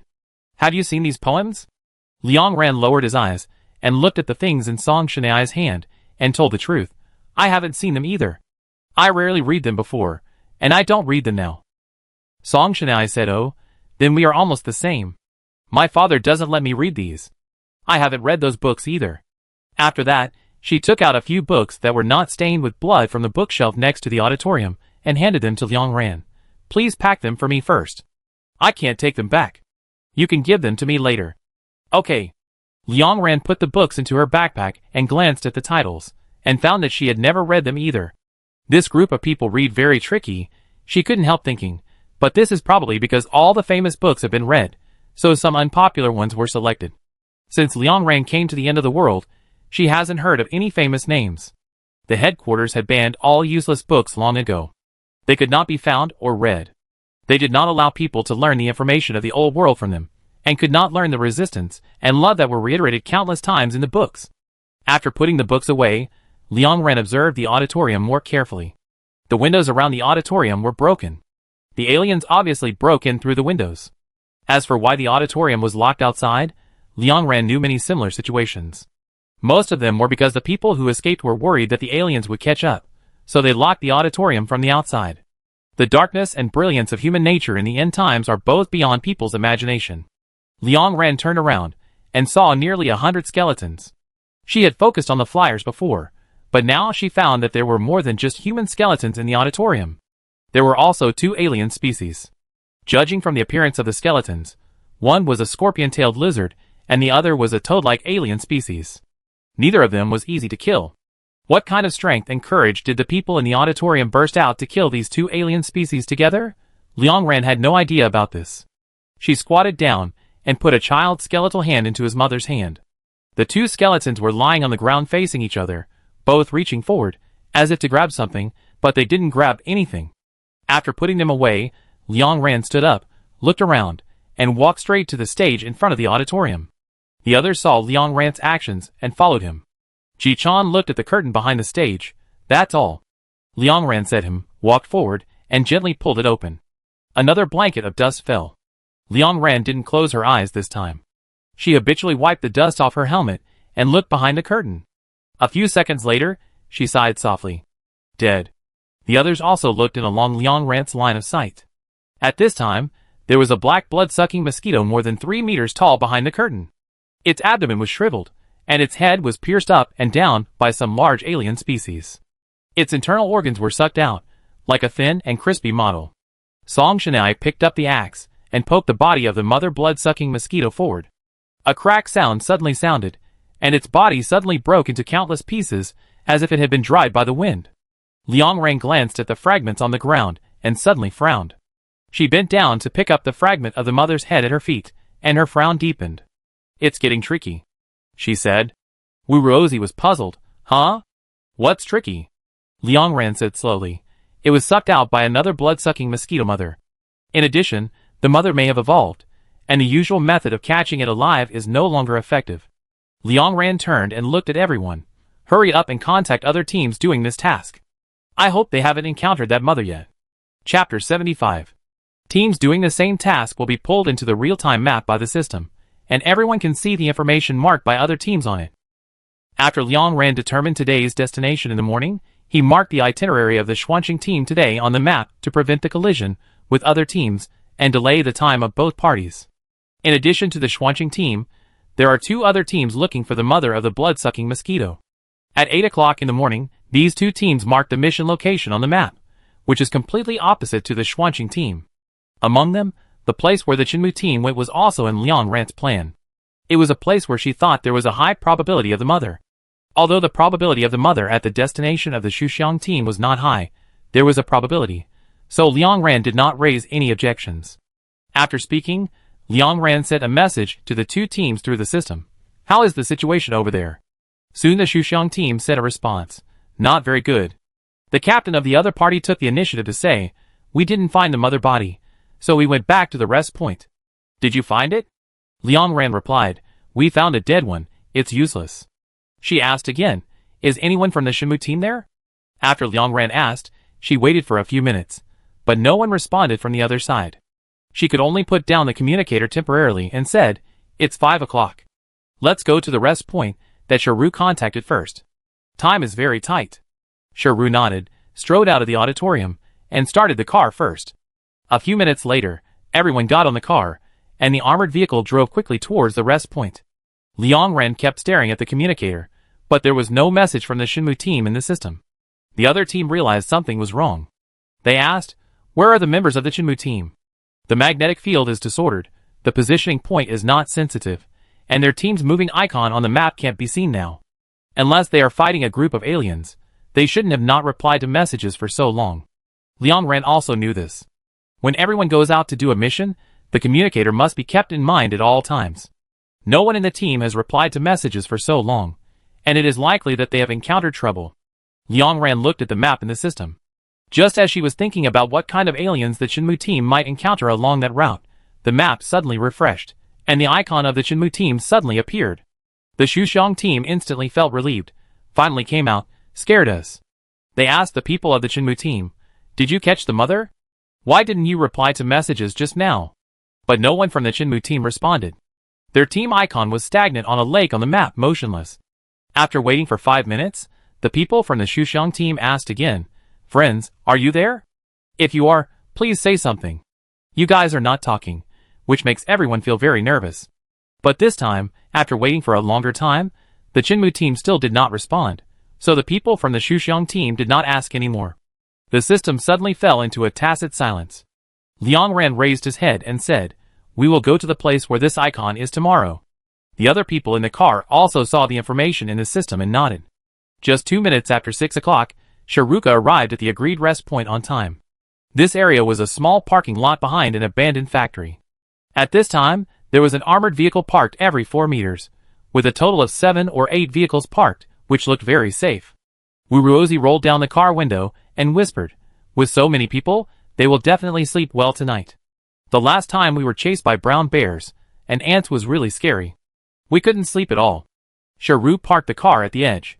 While operating the car screen, she said, this is the first time I have encountered such a rest point in the contaminated area. In the past, there were at most 2 teams to take care of the night watch. Sui Yuesheng shrugged. After all, the number of teams entering the contaminated area has increased significantly recently, and the probability of encountering it is much greater than before. In the future, there will be more teams sent by the headquarters, and there will be more such rest points. We should not have to spend the night alone in the contaminated area in the future. The kitten in his arms waved its little paws to support its owner's statement, meow. Sui Yuesheng rubbed Jufu's face, and put it in his sleeve. After the car was parked, Liang Ran put the headlight in front of the car and checked the surrounding situation. People also got off other armored vehicles one after another. Most of these people were people Liang Ran had seen at the rest area outside the contaminated area. There were also 2 teams that came in the last batch, and would return to the Hope area tomorrow morning. These 2 teams were obviously much more relaxed than the other teams. They took the initiative to take on the most work, and were busy spreading insect repellent powder around the rest area. Liang Ran stepped forward to help. An ant handed Liang Ran the insect repellent powder she prepared and said, my powder is better than the one in the headquarters. The formula my mother made before is hard raw materials. Liang Ran took the insect repellent powder to his nose and smelled it, and laughed. Firefly grass is really rare. The ant smiled with surprise. Hey, you little girl. She quickly pulled Liang Ran to talk for a long time. The ant's mother made incense, and had all kinds of curative effects. The ant continued her mother's preference, and improved all those formulas. She pointed at the wrinkles at the corners of her eyes, and said somewhat boastfully, look, people say I don't look like I'm in my 40s. I usually smell a lot of spices, which are very good for the body, so I age slower. Liang Ran looked at the ant's face carefully and praised sincerely. You look really young. If you didn't say it, I would have thought you were just 30 years old. The aunt was a little embarrassed. She waved her hands. Oh, I'm bragging again. You are also a good person. You didn't laugh at me, and were willing to talk to me. After that, she took out several bags of spices from her backpack and stuffed them into Liang Ran's pockets. Give them to you, little girl. Give them away if you can't use them all. Liang Ran was immediately filled with spices. The smell of so many spices mixed together was surprisingly not mixed. Her whole body was suddenly filled with light fragrance. Soon, the aunt was called back by her teammates. Liang Ran returned to the car and sorted the spices in his hand and distributed them to others. A kind auntie gave it to us. Wu Rosie took it and smelled it, and after a few seconds, she lowered her head and smelled it again. She soon became a perpetual motion machine for sniffing sachets, burying her whole face in it, sniffing it back and forth. Ji Chan complained to her, if you smell it again, you will become a flower fairy. Wu Rosie stuck out her tongue, she stuck her head out of the window, and asked Liang Ran, which auntie is it? We have to say thank you too. Liang Ran pointed at it from a distance, and the auntie happened to come over. She thought Liang Ran had something to ask her, so she hurried over. What's the matter, girl? Liang Ran glanced at the auntie, then turned back to look at Wu Rosie. Wu Rosie leaned on the glass and took the initiative to thank the auntie.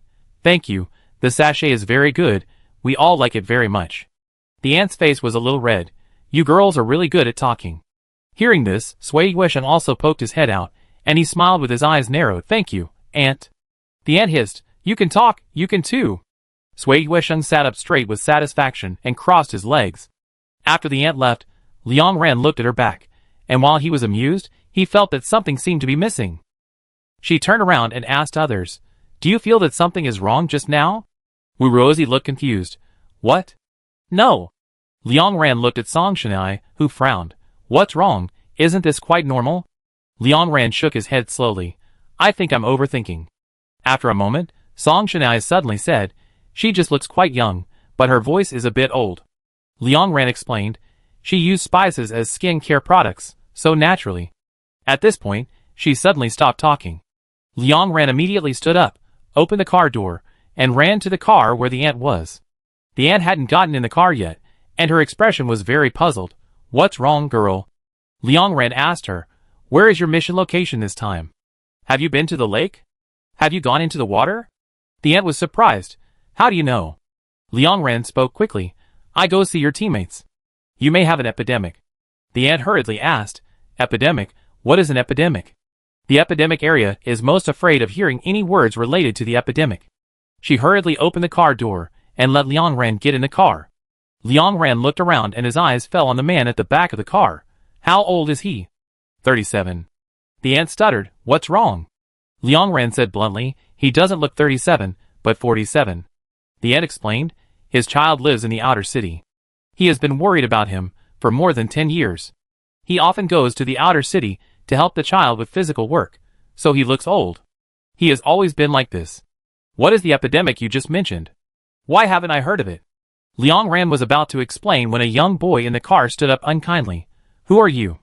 It's okay to get on our car, but it's not good to judge others' age like this. Are you polite? Liang Ran apologized in a low voice. I'm sorry, I just... The boy opened the car door and showed his intention to drive him away. Who else do you want to attack? Get out of here. Liang Ran got out of the car, thought about it, and turned around again. She said quickly, epidemic is a disease that can be contracted after touching paramecium in fresh water. Because the probability of contracting this disease is very low, there are very few patient samples, and the Research Institute has no records, so few people know about it. Although it is difficult for humans to contract epidemics by touching paramecium, once they are contracted, it will become extremely contagious among humans. Ordinary people will get it if they stay with the infected person in a closed environment for more than 5 minutes. The symptoms are disordered cell metabolism. Some people will become younger rapidly, and some people will become older rapidly.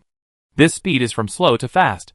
The changes in the early stage are difficult to see, but after more than 5 hours of infection, the speed will suddenly increase, and people who have contracted epidemics will die within a day. Liang Ran took a deep breath and continued, it is difficult to judge the early stage of epidemics, and you all have your own special features. I really can't make a conclusion now. For the safety of me and my teammates, I can't observe your situation in your car now, so I have to leave. But after half an hour, or 1 or 2 hours, if you find that your condition is not right, Please be sure to close the car window and leave, and return to the Hope Zone as soon as possible. If you feel uncomfortable during this period, you can contact me." After speaking, Liang Ran took out a piece of paper and a pen from his pocket, wrote down his contact information on it, and handed it to the ant. The ant looked at Liang Ran's serious expression and hesitated to reach out to take the note. Liang Ran turned around and was about to leave, but was hurriedly stopped by the ant. The ant looked a little confused, and there was deep fear in her pupils. She asked Liang Ran softly, "Girl, if we get the epidemic you said, what should we do? Is there a special medicine, or should we find some alien species to treat the disease?" Liang Ran stood there for a moment. She opened her mouth and said softly, "Because the level is not up to it, the Research Institute and the Pharmaceutical Research Institute have not developed a special medicine to treat the epidemic. There is no alien species in the contaminated area that can treat it. But if we return to the Hope Zone, we can use medical equipment to force the disordered cell metabolism back. Although we need to stay in the treatment cabin, we may be able to come out after a special medicine is developed." Liang Ran couldn't ask the team to rush back to the Hope Zone now. First, she couldn't make a conclusion now, and it was probably a misjudgment. Secondly, it was extremely dangerous to travel through the epidemic area in the middle of the night, which could cost lives. As Liang Ran expected, after listening to what she said, the ant nodded and whispered, "Then we see." "I think it's okay. At this time, the boy who drove Liang Ran away suddenly asked, "What do you mean by telling us to close the car windows and leave once we are confirmed to have the disease? Isn't it said that it can only be spread in a closed environment?" Liang Ran replied, "Once the epidemic enters the outbreak period, it will not only spread in a closed space. There are many teams here, and everyone is very good." Liang Ran didn't say anything else, but everyone knew what she meant. The boy said, "Huh?" and closed the car door. "Okay, I think you are just making a fuss. Anyway, I think our team is quite normal, just like before." After Liang Ran returned to the car, she was a little absent-minded. Wu Rosie leaned behind her and asked her what happened, and Liang Ran told her what happened just now. She whispered, "I was a little anxious just now, and my words were not very humane. I told them to leave as soon as they got sick, but by the time they were confirmed to be sick, the epidemic had already reached the outbreak period, and they might not have the strength to leave. It's too tiring for them to travel." Wu Rosie whispered, "I would do the same. The parasites need to be killed immediately, and those who have the disease must leave. Everything is for more people to survive. Besides, you are just guessing. They may be fine." The nights in the contaminated area always pass slowly, but Liang Ran felt that it passed quickly today. At 8 o'clock in the evening, the car where Andy Xiangxiang was suddenly locked all the windows. The click sound was particularly harsh in the silent night. The car reversed quickly, turned the steering wheel, and faced the stunned and confused eyes of the rest of the team. The black car raised countless dust and rushed into the night. Everyone knew that this was probably the last time they would see each other. Chapter 76. Every time we enter the contaminated area, it is a process of farewell. Everyone is very clear about this, so the other teams, who don't know what happened, didn't ask anything. They rolled down the windows and watched the armored vehicles go away, saying a few words to themselves. Maybe they received information about the lost teammates. There are often teams like this, brave the dark night, white fog or heavy rain to find teammates. Maybe the mission target has appeared, and we have to catch it at the risk of danger. It may also be that they have contracted an epidemic and are afraid of infecting us. Andy Spies' team is not the first team to leave like this. In the epidemic area, if you are infected, you must stay away from the crowd as quickly as possible. This is common sense and consensus. When the armored vehicles left, they took away some of the insect repellent powder that was spread in a circle and needed to pour some more on the ground. So the doors of the two armored vehicles were opened at the same time, and two people jumped out of the car. They spontaneously helped everyone to re-establish the protection line. A gust of wind blew, and the insect repellent powder scattered a lot more. The two people worked for a long time before they said loudly, "It's done. Everyone rest assured." Then, the rest area became even quieter than before. The people of the Xuanqing team were all packed up at this time, lying on the seats with quilts in their arms. Wu Ruozi asked Liang Ran, "Have you received Auntie Xiangxiang's friend request? I remember you wrote her the contact information." Liang Ran has also been paying attention to her communicator. When she heard Wu Ruozi's words, she shook her head. "I didn't receive it." Time passed slowly like this. When it was close to 10 o'clock, the stars in the sky became more and more dazzling, and the starlight shone through the car window and fell on everyone. At this time, Liang Ran received a friend request from Auntie. Auntie said, "Girl, we have told the headquarters to put the treatment cabin under the high wall early, so that we can receive treatment as soon as we return to the Hope Zone tomorrow. Even if I have to lie in the treatment cabin for the rest of my life, connect my brain to the car system, so that I can quietly watch the lives of other teams. Isn't it romantic, just like making incense?" Liang Ran didn't know what to say. She felt that it seemed very inadequate to say anything now. So she could only reply, "I have seen it. If you take the shortest way, you can leave the contaminated area at 5 a.m. If you drive as fast as possible, you can return to the Hope Zone at noon. Auntie, please pay attention to the situation around you. If there are alien species you don't know chasing your car, take a picture of it or describe it to me. I am a researcher, and I will try my best to tell you what to do." Liang Ran has been in the research institute for 3 years, studying how to kill alien species. She can say calmly that even if she is put alone in a group of alien species, she can calmly find the fastest way to escape. But for the epidemic, especially this extremely rare disease direction, the Research Institute and the Pharmaceutical Research Institute have studied for several years, but have not found a treatment method, let alone developed a specific medicine. She has no way to deal with it. She is not omnipotent. Annie Xiang's team has also been on many missions, and knows very well how to fight against common alien species. More than an hour later, Andy sent a message again. This time she sent a very short message, only 11 words.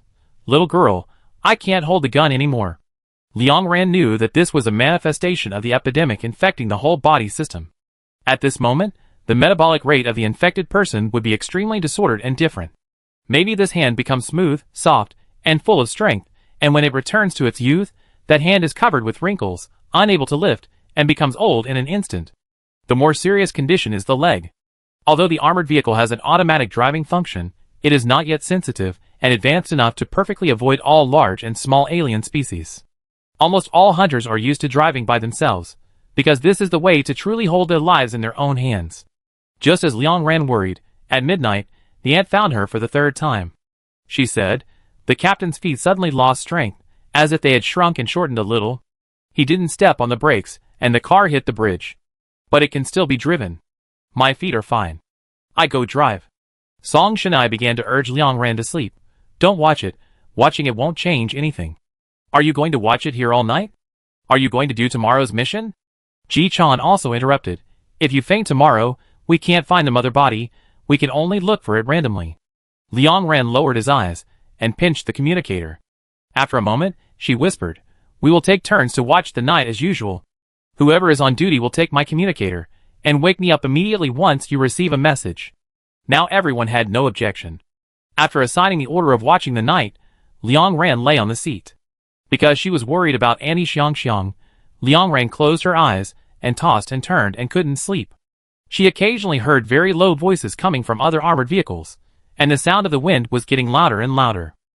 Half an hour later, just when Liang Ran was drowsy, she was suddenly awakened by a sharp scream.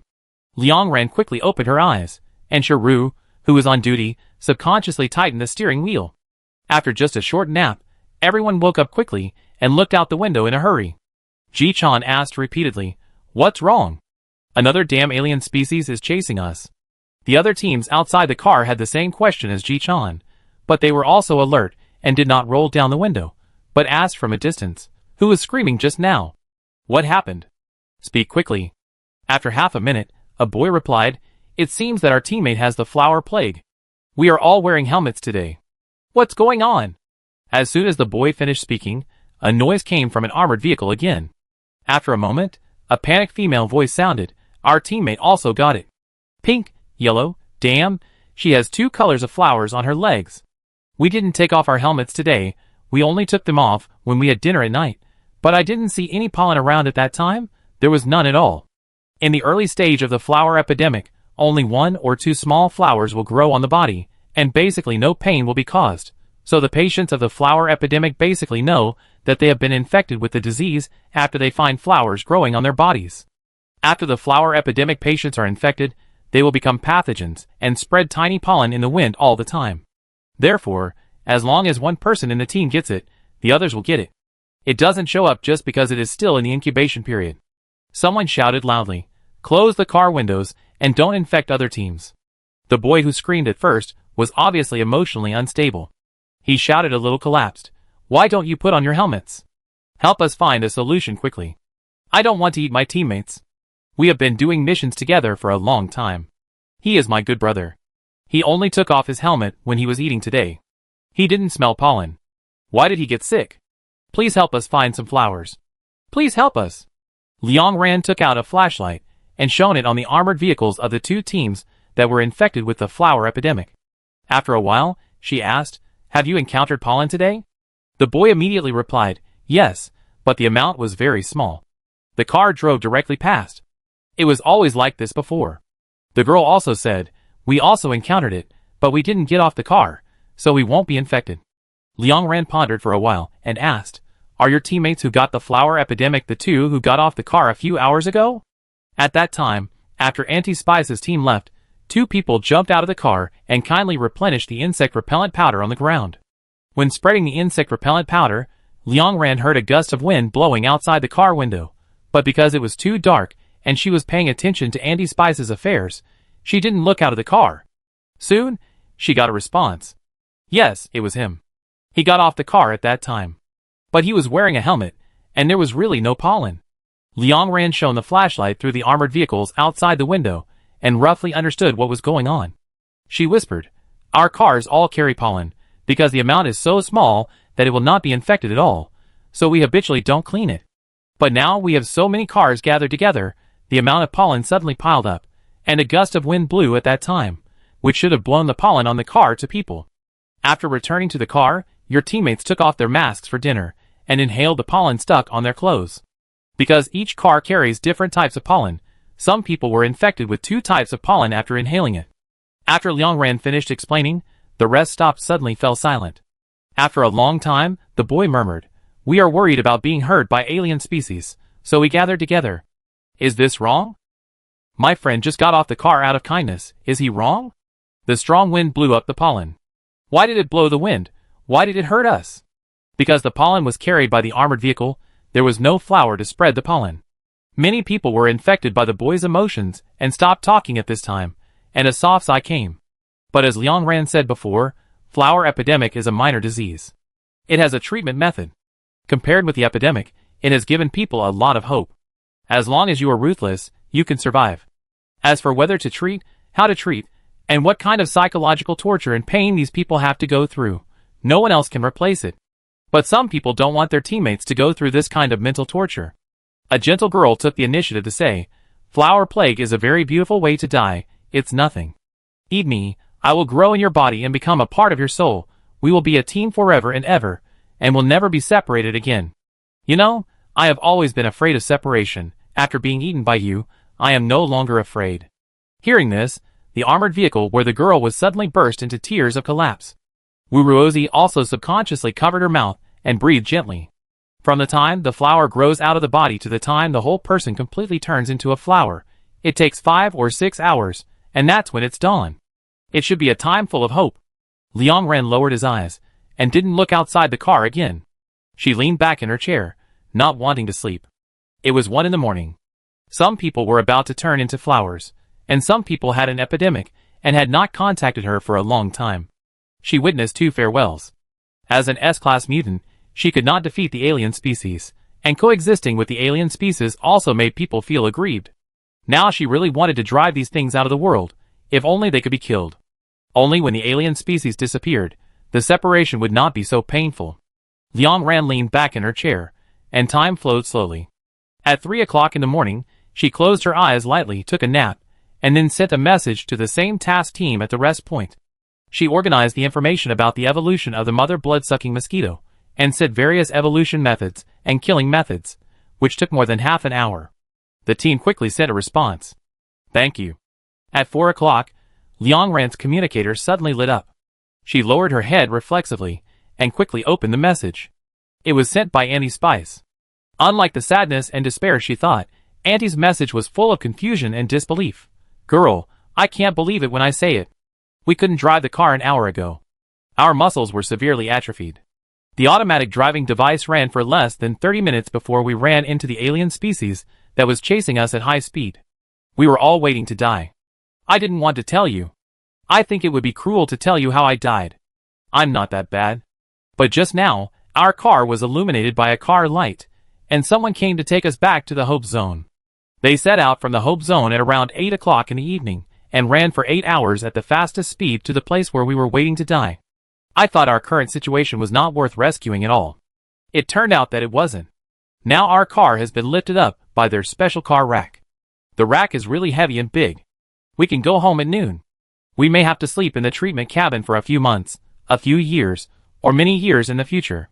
But it's good to be alive. It's good to be alive. Chapter 77. Who says it's not? Now being able to survive is the ultimate wish. As long as we can live and live longer, there will be a day when this special medicine will be made. At that time, the patient will naturally wake up. Even if the lost body functions cannot be fully restored, at least they can open their eyes and sit in the car to walk around. Liang Ran rubbed his dry eyes and lowered his head to reply to her. That's great, Auntie, have a good rest. Auntie also replied to her, Girl, go to sleep quickly. Thank you very much. If you hadn't reminded us, we would have to wait for death at the rest point now. Oh yes, the explosive pack in our team asked me to say sorry to you. He shouldn't have driven you off the car at that time, and his words were not nice. Liang Ran smiled. It's okay, I can understand. After speaking, Liang Ran put down the communicator and slept for 2 hours before dawn. At dawn, Liang Ran felt that he was not in a good condition. Everyone in the contaminated area would be under great mental pressure. Being on guard against alien species would cause mental pressure, and other people being seriously injured or dead would also cause great pressure. Even with the S-level gene, Liang Ran could not completely reduce the fatigue from inside to outside. After thinking about it, Liang Ran followed Yuesheng to ask for a tube of injection. Stimulant. Sui Yuesheng had just woken up at this time. He rubbed his temples, turned his head, and looked at Liang Ran seriously. Without any doubt or curiosity, he opened the medicine box and prepared a tube for her. The drug has a shallow effect, a long time to take effect, and no side effects. Just sleep a little longer tonight. Liang Ran raised his eyebrows and gave the emotional value, Good doctor. Sui Yuesheng made a gesture, Good researcher. After the injection, Liang Ran's condition quickly improved. She stretched her back and looked out through the car window. At this time, the 2 cars that had the accident were quiet, and the other cars left one after another. After Ru drank 2 bags of nutrient solution, she started the car and drove to the place where the Chinmu team lost contact yesterday. Liang Ran looked at the surrounding situation while drinking the nutrient solution. While drinking the second bag, she received a message from the Shuxiang team, the team she had been in contact with. The captain of the other party chatted with her privately. Although I am sorry, our team has decided to withdraw from this mission. He didn't waste any words and directly pointed out the reason.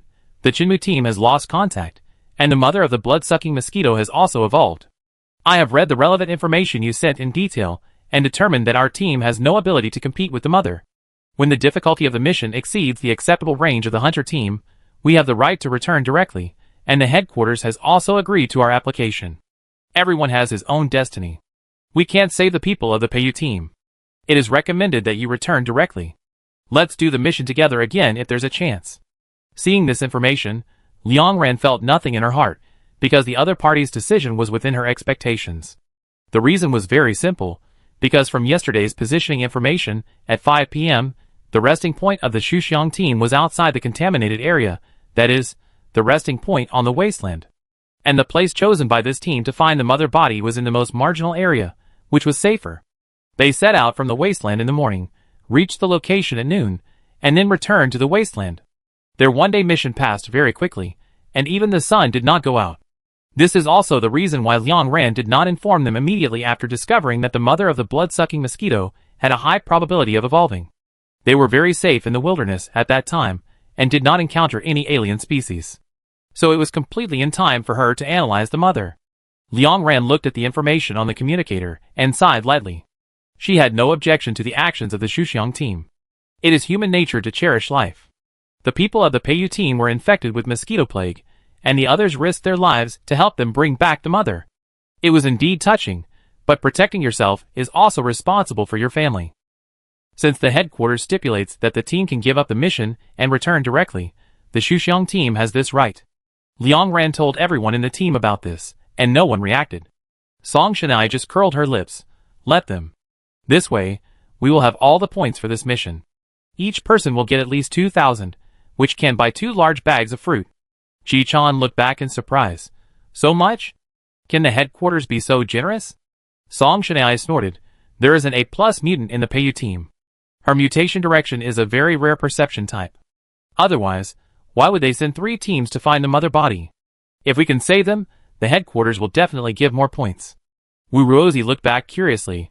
Rare perception type mutant. How rare is it? General perception type mutants are mutations in the directions of touch, hearing, vision, smell, etc.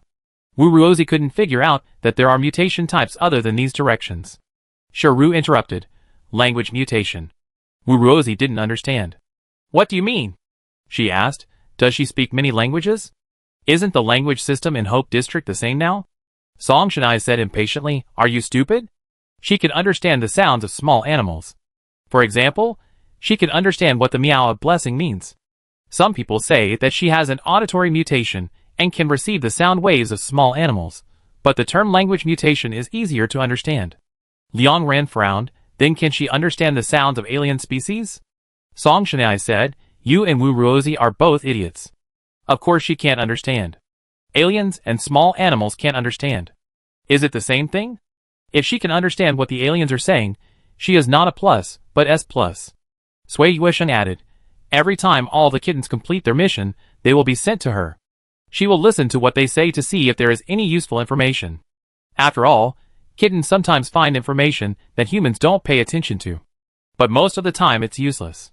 Shufu always says he is hungry again and again, scared the cat to death, meow meow meow, or dirty, and wants me to lick his fur. Hearing Sui Yuesheng's complaints, Shufu stretched out his little paw and slapped him on the mouth with a slap. Sui Yuesheng immediately pinched the little paw aside. It stinks. Lick it clean before you come to me. Shufu slapped his mouth hard a few times, and then rushed into Liang Ran's arms like a puppy. Liang Ran hurriedly hugged it in her arms. The last 2 missions were too stressful, and she almost never hugged Shufu. Now she rubbed it lovingly here and there, feeling that her whole body was healed. This time the route to the destination was completely opposite to what they had taken yesterday. After driving sideways for 7 hours, they left several towns and drove into a mountain 700 to 800 meters high. This mountain was not a single one, but one of a series of mountains. Liang Ran looked down at the route map and said, we are lucky today. We didn't encounter any alien species. We will arrive in another hour or 2. The lake is on the shady side of the mountain. The light is very dim, and the road should be difficult to drive. Shiru glanced at the car screen and drove as usual. He rarely made a joke. Please trust my driving skills. I can speed up and rush over the cliff ahead. Liang Ran, okay. A few seconds later, Shiru said as usual, I can't rush over. I'm talking nonsense. Ji-chan whistled. Some people still look indifferent, but they are almost embarrassed to death in their hearts. Shiru turned the steering wheel. Your whistle is broken. After that, she stepped on the accelerator and skillfully climbed a steep slope. The car drifted a few meters between the grass and quickly grabbed the ground and rushed directly into the mountains. Ji-chan blushed. Although you embarrass me, I still have to say that the drift was beautiful. Wuruozi smiled with her eyes bent. She looked at the dense trees outside the window and thought of the mission in the wood barrier area. I'm really afraid that the trees and grass are full of small alien species. Will these grasses stick to our tires? Do we need to get off the car to clean them? Liang Ran smiled. No need to clean them, these grasses are very common. Don't worry, each pollution area has its own characteristics. The number of alien species here is not that many, but it is not small either. Wuruozi, ? She whispered, your turn is not right. The mountain road is not easy to walk on, and there are many muddy places in the mountains. Shiru's car is driving slower and slower. There is a slope that is too steep in the middle of the road. The car can't go up, so she can only take a detour. When they approached the lake, it was already past 3 in the afternoon. Liang Ran arranged precautions in advance. I just checked the system. A team came here before and gave feedback. Because the lake often attracts large alien species to drink water, the surrounding soil is trampled very soft. Even if the soil looks very solid, it is easy to sink into it as long as you step on it. Once you sink into it, the water in the lake will flow back and flood into our shoes. If the dirty water touches our skin, or an alien species takes the opportunity to get into our shoes, we may get the disease. Sui Yuesheng asked, I saw waterproof shoes prepared in the car, The closure is very tight. Can I wear them? Liang Ran said bluntly. I checked those shoes, they are of no use. There are many small alien species in the lake that cannot be seen with the naked eye. No matter how tight the tie is, it is possible for the shoes to get in. Moreover, waterproof shoes are too hard and the tube mouth is too high, which is not convenient for fighting, especially for escaping. Also, I remember I told you before that the lakes and rivers in the polluted area are polluted. There is no difference between fresh water and salt water. Any strange species may survive in them. Even if you are some distance away from the water source, you may be dragged into the water by them. Waterproof shoes can't protect too much. It is safest not to get close to the water source. Speaking of this, Liang Ran paused and concluded, it is only 500 meters away from the location of the Shenmue team. In short, don't rush to get off the car for a while. Go around the lake and see if you can find their armored vehicles. I've checked. This place is too remote. The communicator can't connect to the signal at all. The Shenmue team is a very brave team. Among the 3 areas I marked at that time, this place and the school are the most likely to have the mother body. This place is much more troublesome than the school. They dared to rush here at the first time, which means they are confident in their abilities. They may be the same as the Hongqiu team at the beginning. They lost contact because they couldn't use the communicator. Now it's only 1 day since they lost contact. There is a high possibility that they are alive.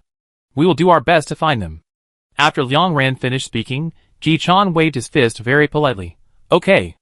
Our goal is to capture the mother alive and save the 5 members of the Shenmue team. Only 200 meters away from the lake, Ji Chan had just finished shouting the slogan when Wu Ruozi stared blankly at the front, her body trembling slightly, her mouth opening and closing constantly, as if there was something she couldn't say. 4. She murmured. Ji Chan quickly loaded the gun. 4 aliens? It's easy. Look at me blowing their heads off. Wu Ruozi grabbed the corner of her clothes and said forcefully, No, we can still save 4. Everyone soon understood what she was talking about, because there was a dead tree growing on a small piece of land in the middle of the lake. But if you look closely, you can see that it was not a tree. It was a person who was sucked dry by blood-sucking mosquitoes. His limbs were twisted like slender branches, his skin was already charred, and the whole person stood in the wind like a dried old tree. The great parrot catfish imitated the voice of humans in the lake. Don't save me. Don't save me. Run. Run, run. Chapter 78. Because of the brown bear alien, everyone is very familiar with the great parrot catfish. They know that this alien can imitate the human voices they heard recently, and it is self-evident where these 2 sentences come from. The wind passed through the dead trees, leaving a hollow rustling sound. Liang Ran felt a tingling sensation on her back. She had studied humans who died after being sucked by the mother vampire mosquito before.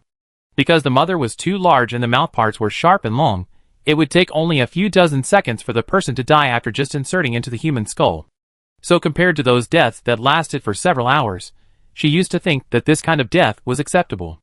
But this judgment was completely based on the time of death and the duration of pain. These days, she left the research institute and no longer accompanied the corpses of aliens and humans every day. She felt that her gradually lost and suppressed perception was recovering rapidly. She could no longer say that this dry and rotten death was okay, nor could she write lightly in the record book that the deceased would not suffer too much. Each way of dying is the most tragic. The scream before his death made this tragedy even more indescribable. Ru stopped the car 50 meters away from the lake. She looked at the rearview mirror hesitantly. Closer. Liang Ran lowered his eyes for a moment, then raised them again, a bit far. So Ru started the car again and stopped 30 meters outside the lake. The situation around the lake became extremely clear in an instant. At this time, an armored vehicle with a punctured tire was parked at the edge of the lake. The windows and doors were closed, making it difficult to see the situation inside. Countless blood-sucking mosquitoes attached to the car body, some as big as a palm, and some as small as a fingernail. They frantically flapped their wings, looking for holes to get into the car body. But the blood-sucking mosquito species is not like the iron-blooded insect species. The smallest one is so small that it cannot drill into the external launcher. Moreover, although their mouthparts can pierce the tires, they cannot pierce the car body. Liang Ran whispered, There is a high probability that there are living people in the car. Otherwise, these blood-sucking mosquitoes would not be so anxious to drill in. As soon as the voice fell, the sluggish atmosphere in the car just dissipated instantly. Ji Chan clenched the gun and was about to stand up, but was quickly grabbed back by Ru beside him and pressed back to the seat with one hand. Listen to the arrangement, Sharu said. After she finished speaking, she looked at Liang Ran. Liang Ran thought for a moment and told the truth. The traces on the ground around us are too messy. There are alien corpses and human blood. The footprints are in a mess. I can't tell where the people of the Shinmu team went, nor can I see where the mother is hiding. It may be in the woods, or in a cave not far away, or even underwater.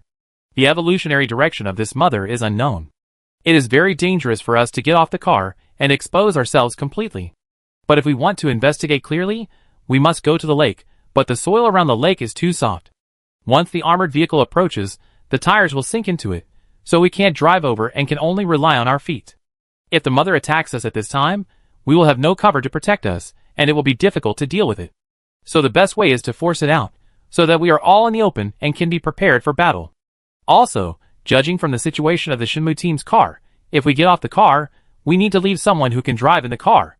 Once the mother attacks the armored vehicle, she needs to drive away immediately to save the tires, otherwise we will not be able to get away. Hearing this, Song Shanai took the initiative to say, I am not good at fighting flying mutants. My axe is not that long. With so many blood-sucking mosquitoes rushing towards me, I am not a speed mutant and cannot escape. After you get off the car, I will drive.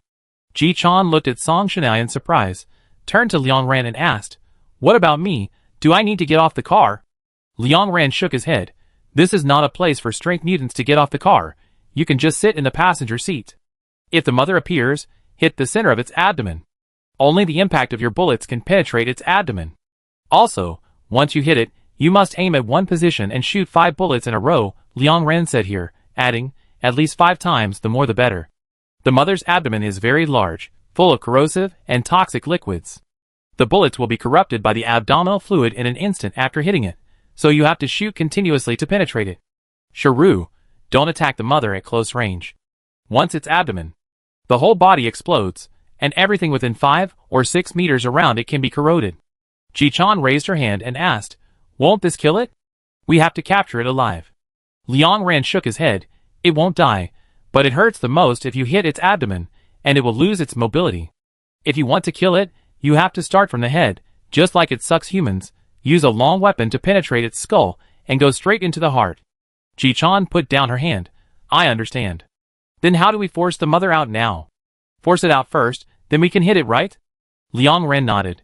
But the most urgent thing is to rescue the people in the armored vehicle first.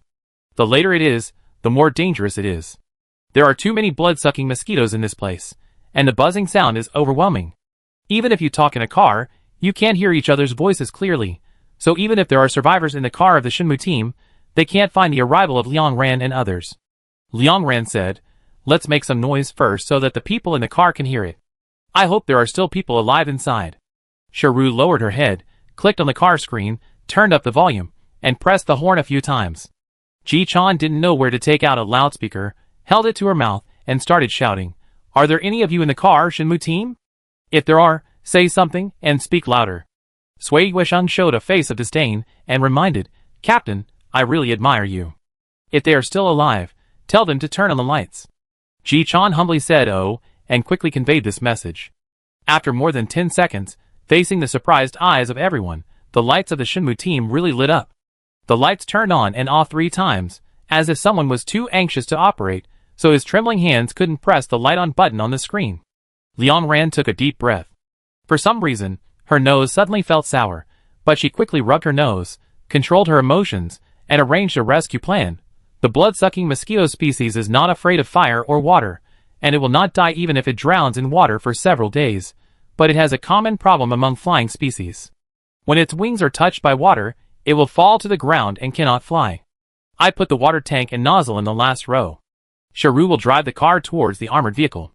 Sui Yuesheng will pull down the window, and the others will stand in front of his window and spray water on the car to wash down the blood-sucking mosquitoes around the door of the Shinmu team. And Song Shanai. She looked at Song Shanai and said seriously, You will stand at the door of the car, and when the car arrives in front of the Shinmu team, open the door and quickly pull the other party over. I will remind you of the time, but you also need to control it yourself.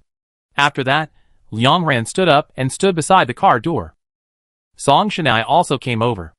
Liang Ran took Ji Chan's loudspeaker and asked again, How many people are there in your car?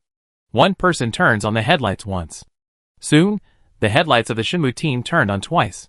Liang Ran continued, "In 2 minutes, we will arrive in front of your team's car. When there are 3 seconds left to the car door, I will remind you loudly that you must open the door immediately and each person extends a hand out. My teammates will pull you in at the same time. Please trust us." Liang Ran did not mention the consequences of not opening the door at the same speed. If the door opening time is staggered, a large number of blood-sucking mosquitoes will rush into their cars, and they will not be able to be cleared in the first time, and everyone will be infected with mosquito plague. But talking about the consequences at this time will cause too much pressure on Song Shanai and the other party. So it is better not to say it. Liang Ran quickly checked the rescue process with his teammates again and nodded to Shiru. Shiru immediately stepped on the accelerator and rushed towards the opposite armored vehicle. When he was still more than 10 meters away from the car, Shiru shifted gears to slow down. Sui Yueshing immediately pulled down the car window, and instantly several streams of water rushed towards the other car door. Countless blood-sucking mosquitoes fell to the ground, and their wings stuck to the wet soil. But there were still countless blood-sucking mosquitoes rushing to the door that had just been cleaned. Many blood-sucking mosquitoes gradually attached to their car, and many alien species wanted to break in through the window that had just been pulled down, but they were all washed to the ground by the water. After the water rushed for more than 10 seconds, the speed of other blood-sucking mosquitoes slowed down a lot. Liang Ran immediately said, "Step on the accelerator." Shiru quickly followed his instructions, and the distance between them was not too far, but was immediately pulled closer. Liang Ran held the handrail with one hand, estimated the speed of the car, and picked up the water sprayer at hand. "Team Chenmu will open the door in 3 seconds."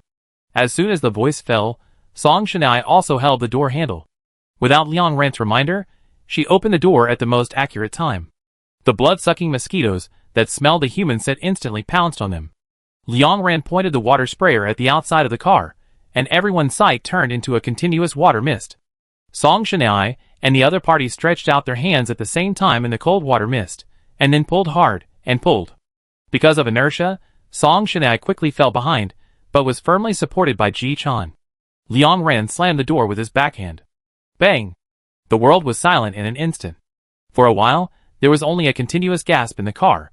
After a few breaths, Liang Ran looked to the side. The 2 members of the Chenmu team, who were pulled into the car, were now sitting on the ground exhausted, with bloodshot eyes. The girl was panting frantically, and her eyes were red as she panted. Because she was too nervous and exhausted, she tried to stand up several times but failed. Finally, she reached out and grabbed the corner of Song Shanai's clothes, whispering earnestly, "Save them! I still have teammates, save them!" She looked around and grabbed Liang Ran's hand with her other hand.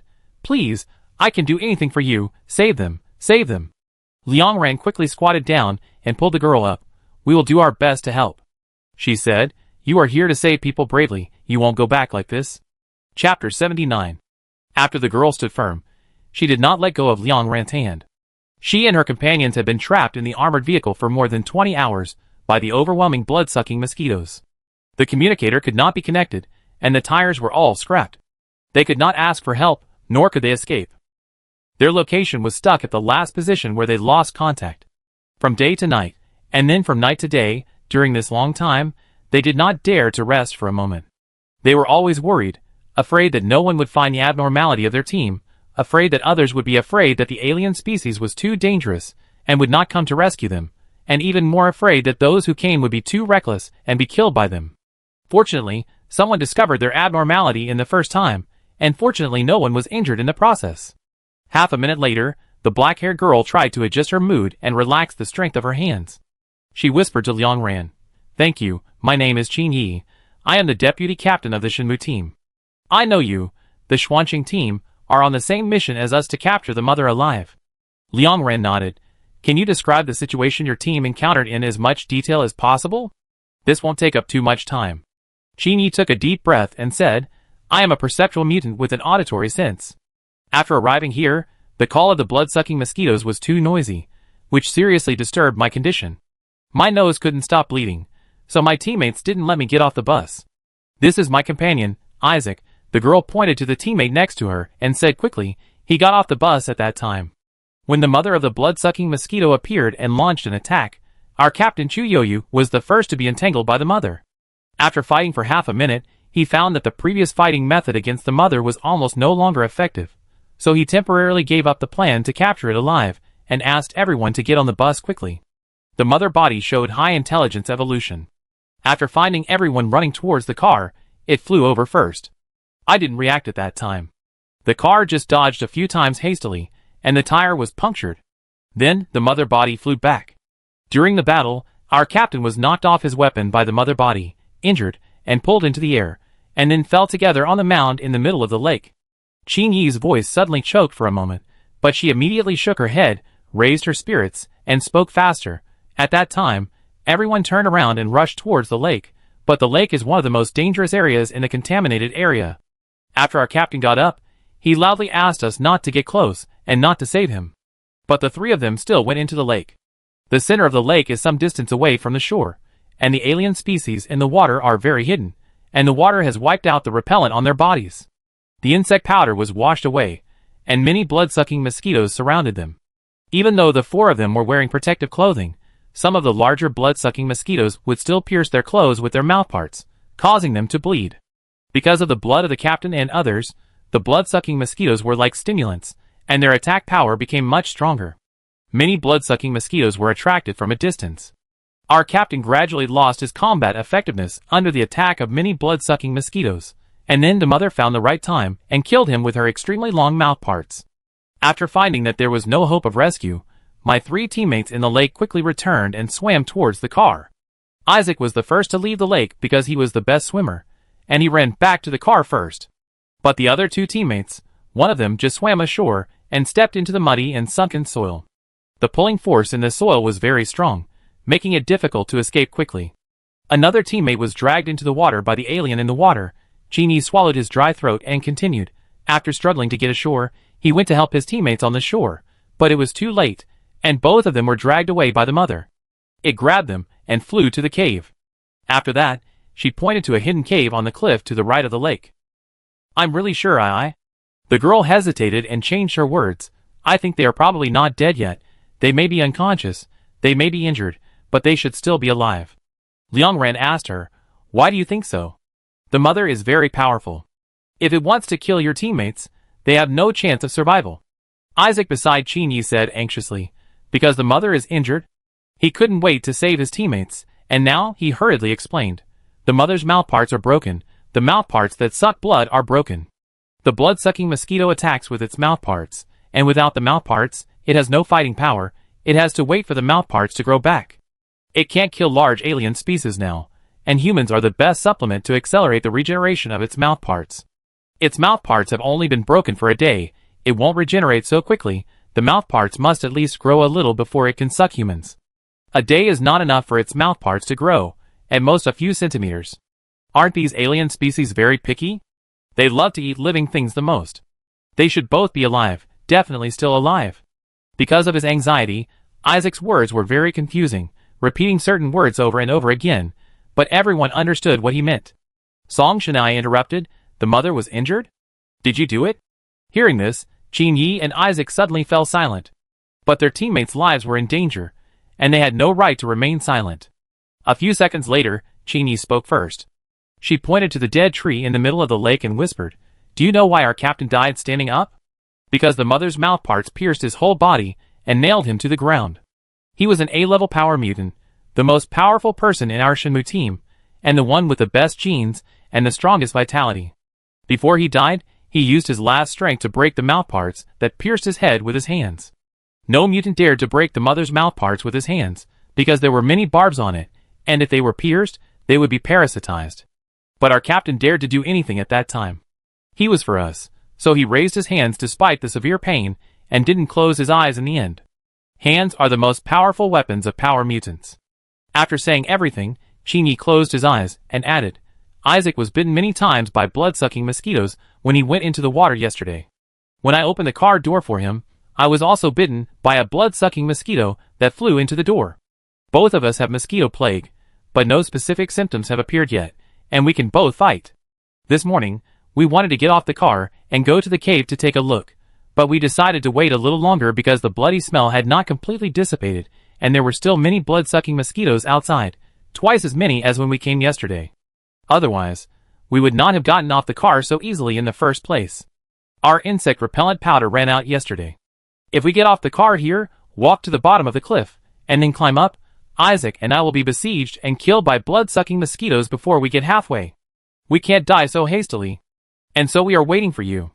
She said seriously. It would be much more convenient to have an armored vehicle. We can drive directly to the bottom of the cliff. If we apply insect repellent powder and climb faster, we can enter the cave in less than 10 minutes. But I'm afraid something will happen while climbing, and there's no way to hide. Qin told the truth. It's very dangerous to save them. We have only one request, which is to drive us to the bottom of the cliff and give us some insect repellent powder, so you don't have to go up. Hearing this, Ji-chan was unhappy. She turned her head and questioned Qin. Do you look down on us? Qin hurriedly shook his head. No, no. Ji-chan pointed at herself and Liang Ran. 1/5 of the S-level mutants in the Hope Zone are here. Our team's goal is to become the universe.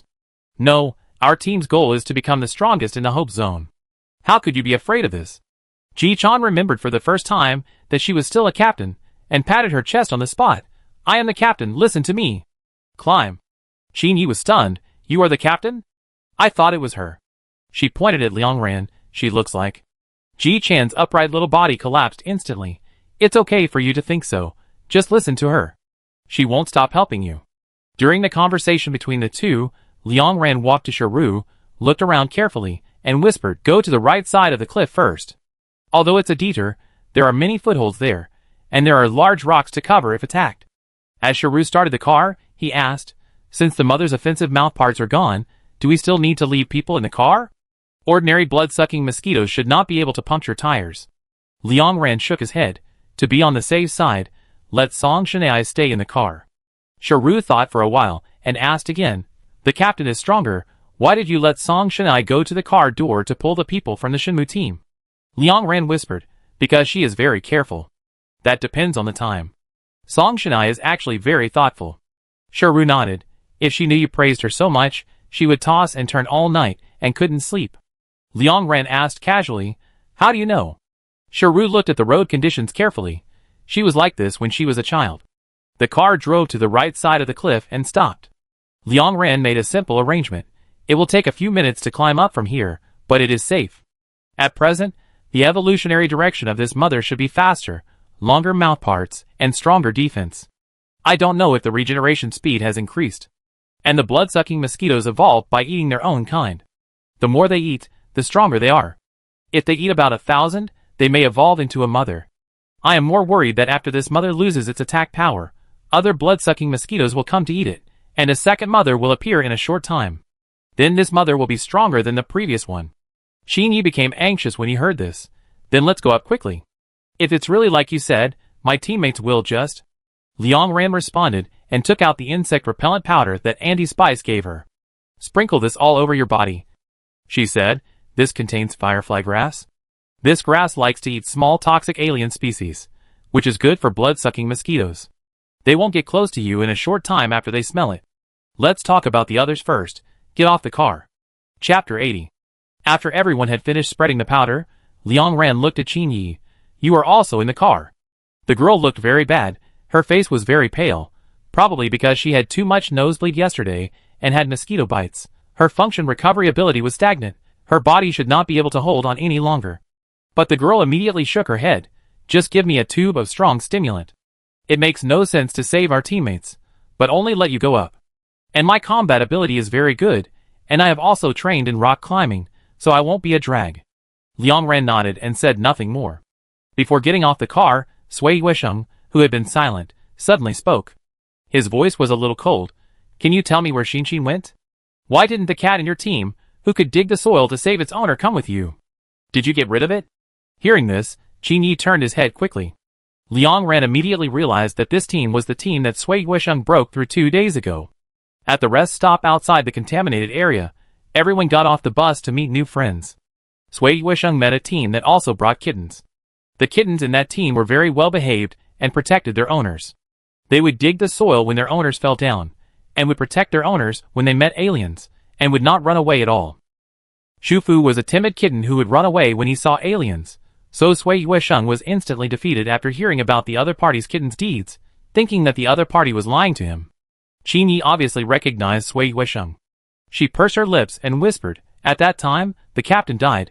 Isaac ran to the car, and when I opened the door for him, Xin suddenly rushed out.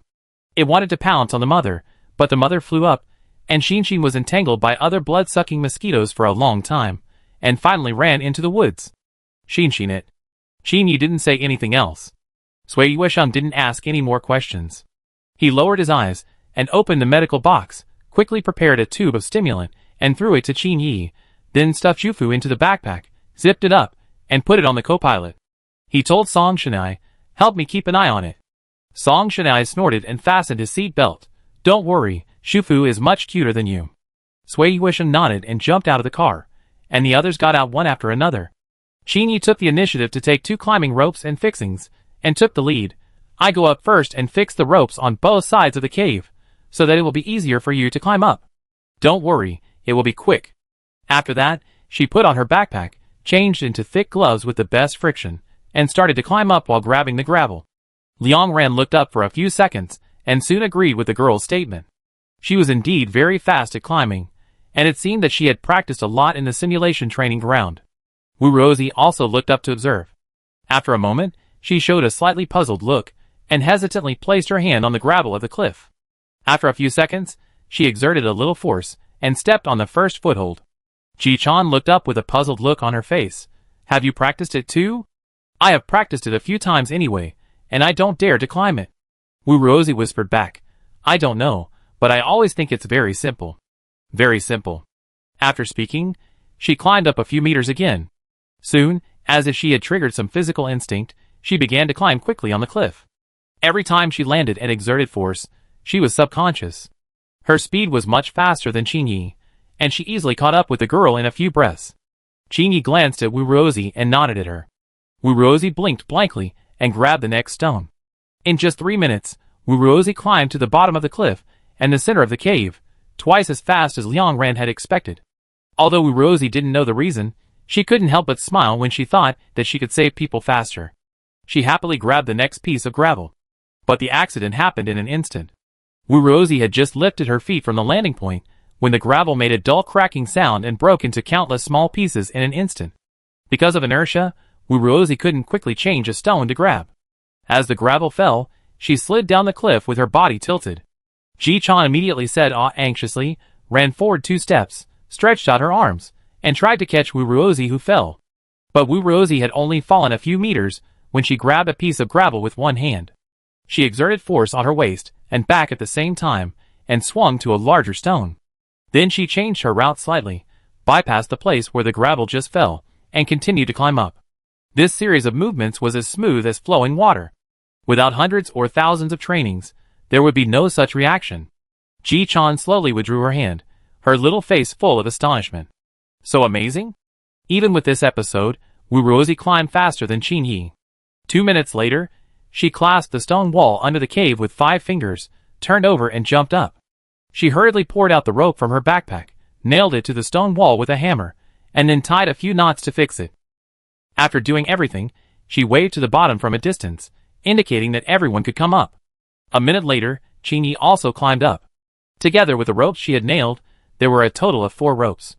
Everyone climbed up separately, which was much safer. 10 minutes later, everyone climbed up to the cave entrance. Liang Ran stood firm and breathed a sigh of relief. The cave was very deep, and the environment inside was hard to see clearly. Liang Ran turned on the flashlight and shone it inside, but didn't see anything that needed special attention. "Let's go!" Liang Ran walked into the cave without hesitation. She walked in front, Ji Chan and Wu Rosie followed closely behind her. Sui Yuesheng wanted to squeeze forward, but Ji Chan secretly pushed him with her hand. Sui Yuesheng was pushed back 2 steps on the spot, and gave up the idea of squeezing into the front row. The wall of this cave was full of ordinary blood-sucking mosquitoes, densely packed like a wall, which made people feel sick for no reason. Because of the perfume on the bodies of several people, these blood-sucking mosquitoes did not pounce on them. Occasionally, a few flew by and could be waved away. Wu Rosie couldn't help but whispered, "What a useful insect repellent powder. It's really useful to make friends often." Liang Ran also agreed with this statement. After all, if Auntie Xiangxiang didn't have the insect repellent powder, they would be in a lot of trouble now. After walking more than 10 meters into the cave, Liang Ran smelled a faint smell of blood. After walking a few steps forward, the smell suddenly became extremely strong. Liang Ran stopped and shone the flashlight into the depths of the cave. As a result, as soon as she turned up the light of the flashlight, she saw a human corpse hanging on the cave. It was unknown how long ago this corpse died and how long it had been hanging. Most of the body had turned into bones. Qin eagerly scanned the bones, and after confirming that it was not his teammate, his stiff shoulders relaxed a little. Fortunately, Liang Ran took out a scalpel, threw it over the bones, cut off the entangled insect silk, and the loose bones fell instantly. Ji Chan took 2 steps forward, hugged him steadily, and then put him next to the stone wall. Sui Yuesheng looked at the bones and said, "There is something wrong with the spine, it is symmetrically cracked. It shouldn't be caused by blood-sucking mosquitoes." After hearing this, Liang Ran also looked over. After a moment, she nodded, "Butterfly plague. The infection condition is that there are wounds on the body, and it comes into contact with the larvae of butterfly species. The symptoms are symmetrical cracks in the spine, deformation of the shoulder blades, and butterfly wings growing from the back. The whole process is very painful. Currently, butterfly plague is the same as epidemic. There is no good treatment for it. Once infected, it can only be treated by bone removal. Everyone protect yourself." After everyone nodded, Liang Ran continued to walk in. I don't know how long they walked. Several people came to a corner. The smell of blood here almost solidified into substance, which made people want to vomit. Wu Ruozi walked a few steps faster with worry. He was the first to cross the corner, and the others hurried to follow. Sensing humans, countless blood-sucking mosquitoes instantly fluttered up and swept towards the few people like the wind, but after smelling the smell of the few people, they hurriedly flew to the side. A few blood-sucking mosquitoes landed on Liang Ran's collar, and she lowered her head and gently rubbed them off with her helmet. Qin Yi couldn't care about anything as soon as she entered here. She hurriedly passed by the blood-sucking mosquitoes in the opposite direction, looking around in panic, and soon she found the figures of her teammates. The 2 of them closed their eyes and fell sideways in the cave. They were covered with blood-sucking mosquitoes, their protective suits were torn into pieces, and their whole bodies were swollen. She rushed over immediately, and Isaac followed closely. Sui Yuesheng sighed and quickly followed. As soon as he got close, he poured a lot of insect-repellent powder on the 2 people. After most of the blood-sucking mosquitoes flew away, he squatted down and began to observe the vital signs of the 2. Half a minute later, he opened the medical box, and 7 or 8 tubes of precious reagents were placed on the ground. He took 2 syringes and almost emptied all the medicines, and then injected them into the bodies of the 2 people. "The side effects of this medicine are very strong," he said while injecting, "but it can bring back lives. You can't do strenuous exercise in the future, and your breathing will also be a problem. No matter how good your genes are, you can't fully recover. Forget about going on missions for the time being." Qin Yi hurriedly said, it's okay. Just inject it, I will give you all the points, no, I will give you double, triple points. Even if I don't have so many points, my family has them, I will definitely give them to you." Sui Yuesheng carefully observed the physical signs of the 2 people, and didn't reply. Ji Chan saw that Sui Yuesheng had no time to pay attention to the back, so she consciously stood behind him to help him guard against alien attacks from behind. Liang Ran was relieved to see that Sui Yuesheng did not sentence the 2 men to death. However, if the mother body is not found, the Qinmu team and the Peiyu team in the Hope Zone will not be able to treat the mosquito plague and will eventually die. Therefore, the most urgent task is to find the mother body. She looked at Ji Chan. "You stay here to protect them first. Qin Yi and Isaac are also here. There are many faintly black bloodshot eyes now. It is a sign that the mosquito plague is about to break out. You will soon lose your strength. After Sui Yuesheng confirms that the 2 people's vital signs are fine, you will leave the cave with your teammates on your back. Sure, Wu Ruozi and I will go to find the mother body first. I am very worried about the current situation of the mother body. Most of the bloody smell in the cave comes from it. We must quickly determine its condition." Ji Chan waved her little fist at her. "Don't worry." Liang Ran smiled, turned around and walked quickly towards the deepest part of the cave. After walking for 2 minutes, the 3 of them came to the source of the bloody smell. The mother's body was scattered here. Its head fell to the ground, its wings were torn, and its abdomen was shriveled, covered with holes poked by its mouthparts. The corrosive abdominal fluid flowed all over the ground, emitting a foul smell. Large and small blood-sucking mosquitoes pounced on its corpse and feasted on it. 2 of them were nearly 1 meter in size, with high bulges in their abdomens. They kept snatching pieces of the mother's body, wanting to be the only one to evolve. The primitive instinct of evolution made them attack the intruders flawlessly, but they watched the three people cautiously while speeding up their eating progress. Shiru asked in a low voice, "What should we do now? We must bring back the mother, and wait for one of the two to evolve? Isn't it too long?" Liang Ren shook his head. "It will be extremely difficult to deal with the new mother when it appears. Inject both of them with strong anesthetics and bring them back. After arriving at the Hope Zone, control them, kill one, and pour it into the mouth of the other, forcing it to become the new mother. During this period, let the team with the highest level points guard it, and the mother can't escape." After saying that, Liang Ran unzipped his backpack, took out the anesthetic gun he had prepared, and aimed it at the two large blood-sucking mosquitoes above the body. Bang! Bang bang bang.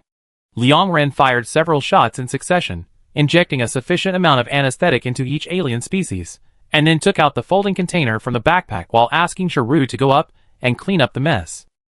Wuruozi was also ready to go over to pick up some of the mother's body parts in case the two alien species were not enough to eat.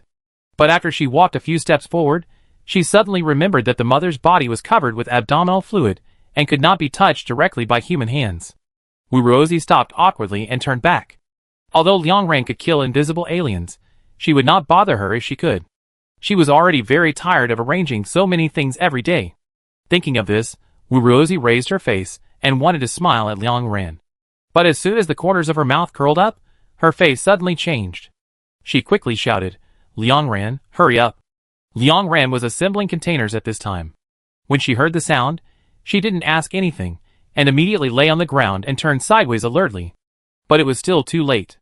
A giant mother that had never made a sound, and was hiding somewhere swooped towards Liang Ran at a speed that was difficult to see with the naked eye.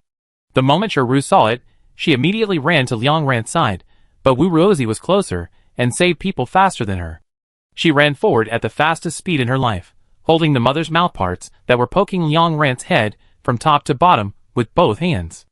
After the mother shook twice, she found that she could not shake Wuruozi off, so she flew into the air angrily, and 12 sharp insect legs stabbed Wuruozi's arms. The whole incident happened too quickly, only 3 or 4 seconds from the beginning to now. In a flash, Liang Ran rushed over with a scalpel. She used her elbow as a fulcrum, pressed the mother's mouthparts, and turned over. With a puff, she quickly and accurately stabbed the knife into the center of its head.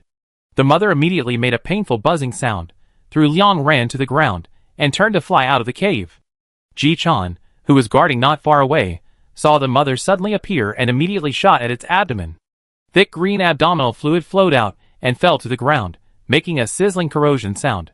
Liang Ran stood there, panting rapidly. After a moment, she looked at the invisible aliens pouring into the cave one after another, took out a gun from her pocket, bang! An alien fell to the ground in response. Liang Ran quickly made arrangements. Xiao Wu's hand is injured. You continue to kill the mother. After her evolution, her heart is not in the head, but behind the small mouthparts. Everyone leave the cave. You will block the invisible aliens here. After saying that, she carried Wuruozi on her back. She turned around and fired another shot at the void. Soon, continuous gunshots rang out, and one alien after another appeared and fell to the ground. Wuruozi put her face on Liang Ran's shoulder with peace of mind. Okay, I rely on you for everything.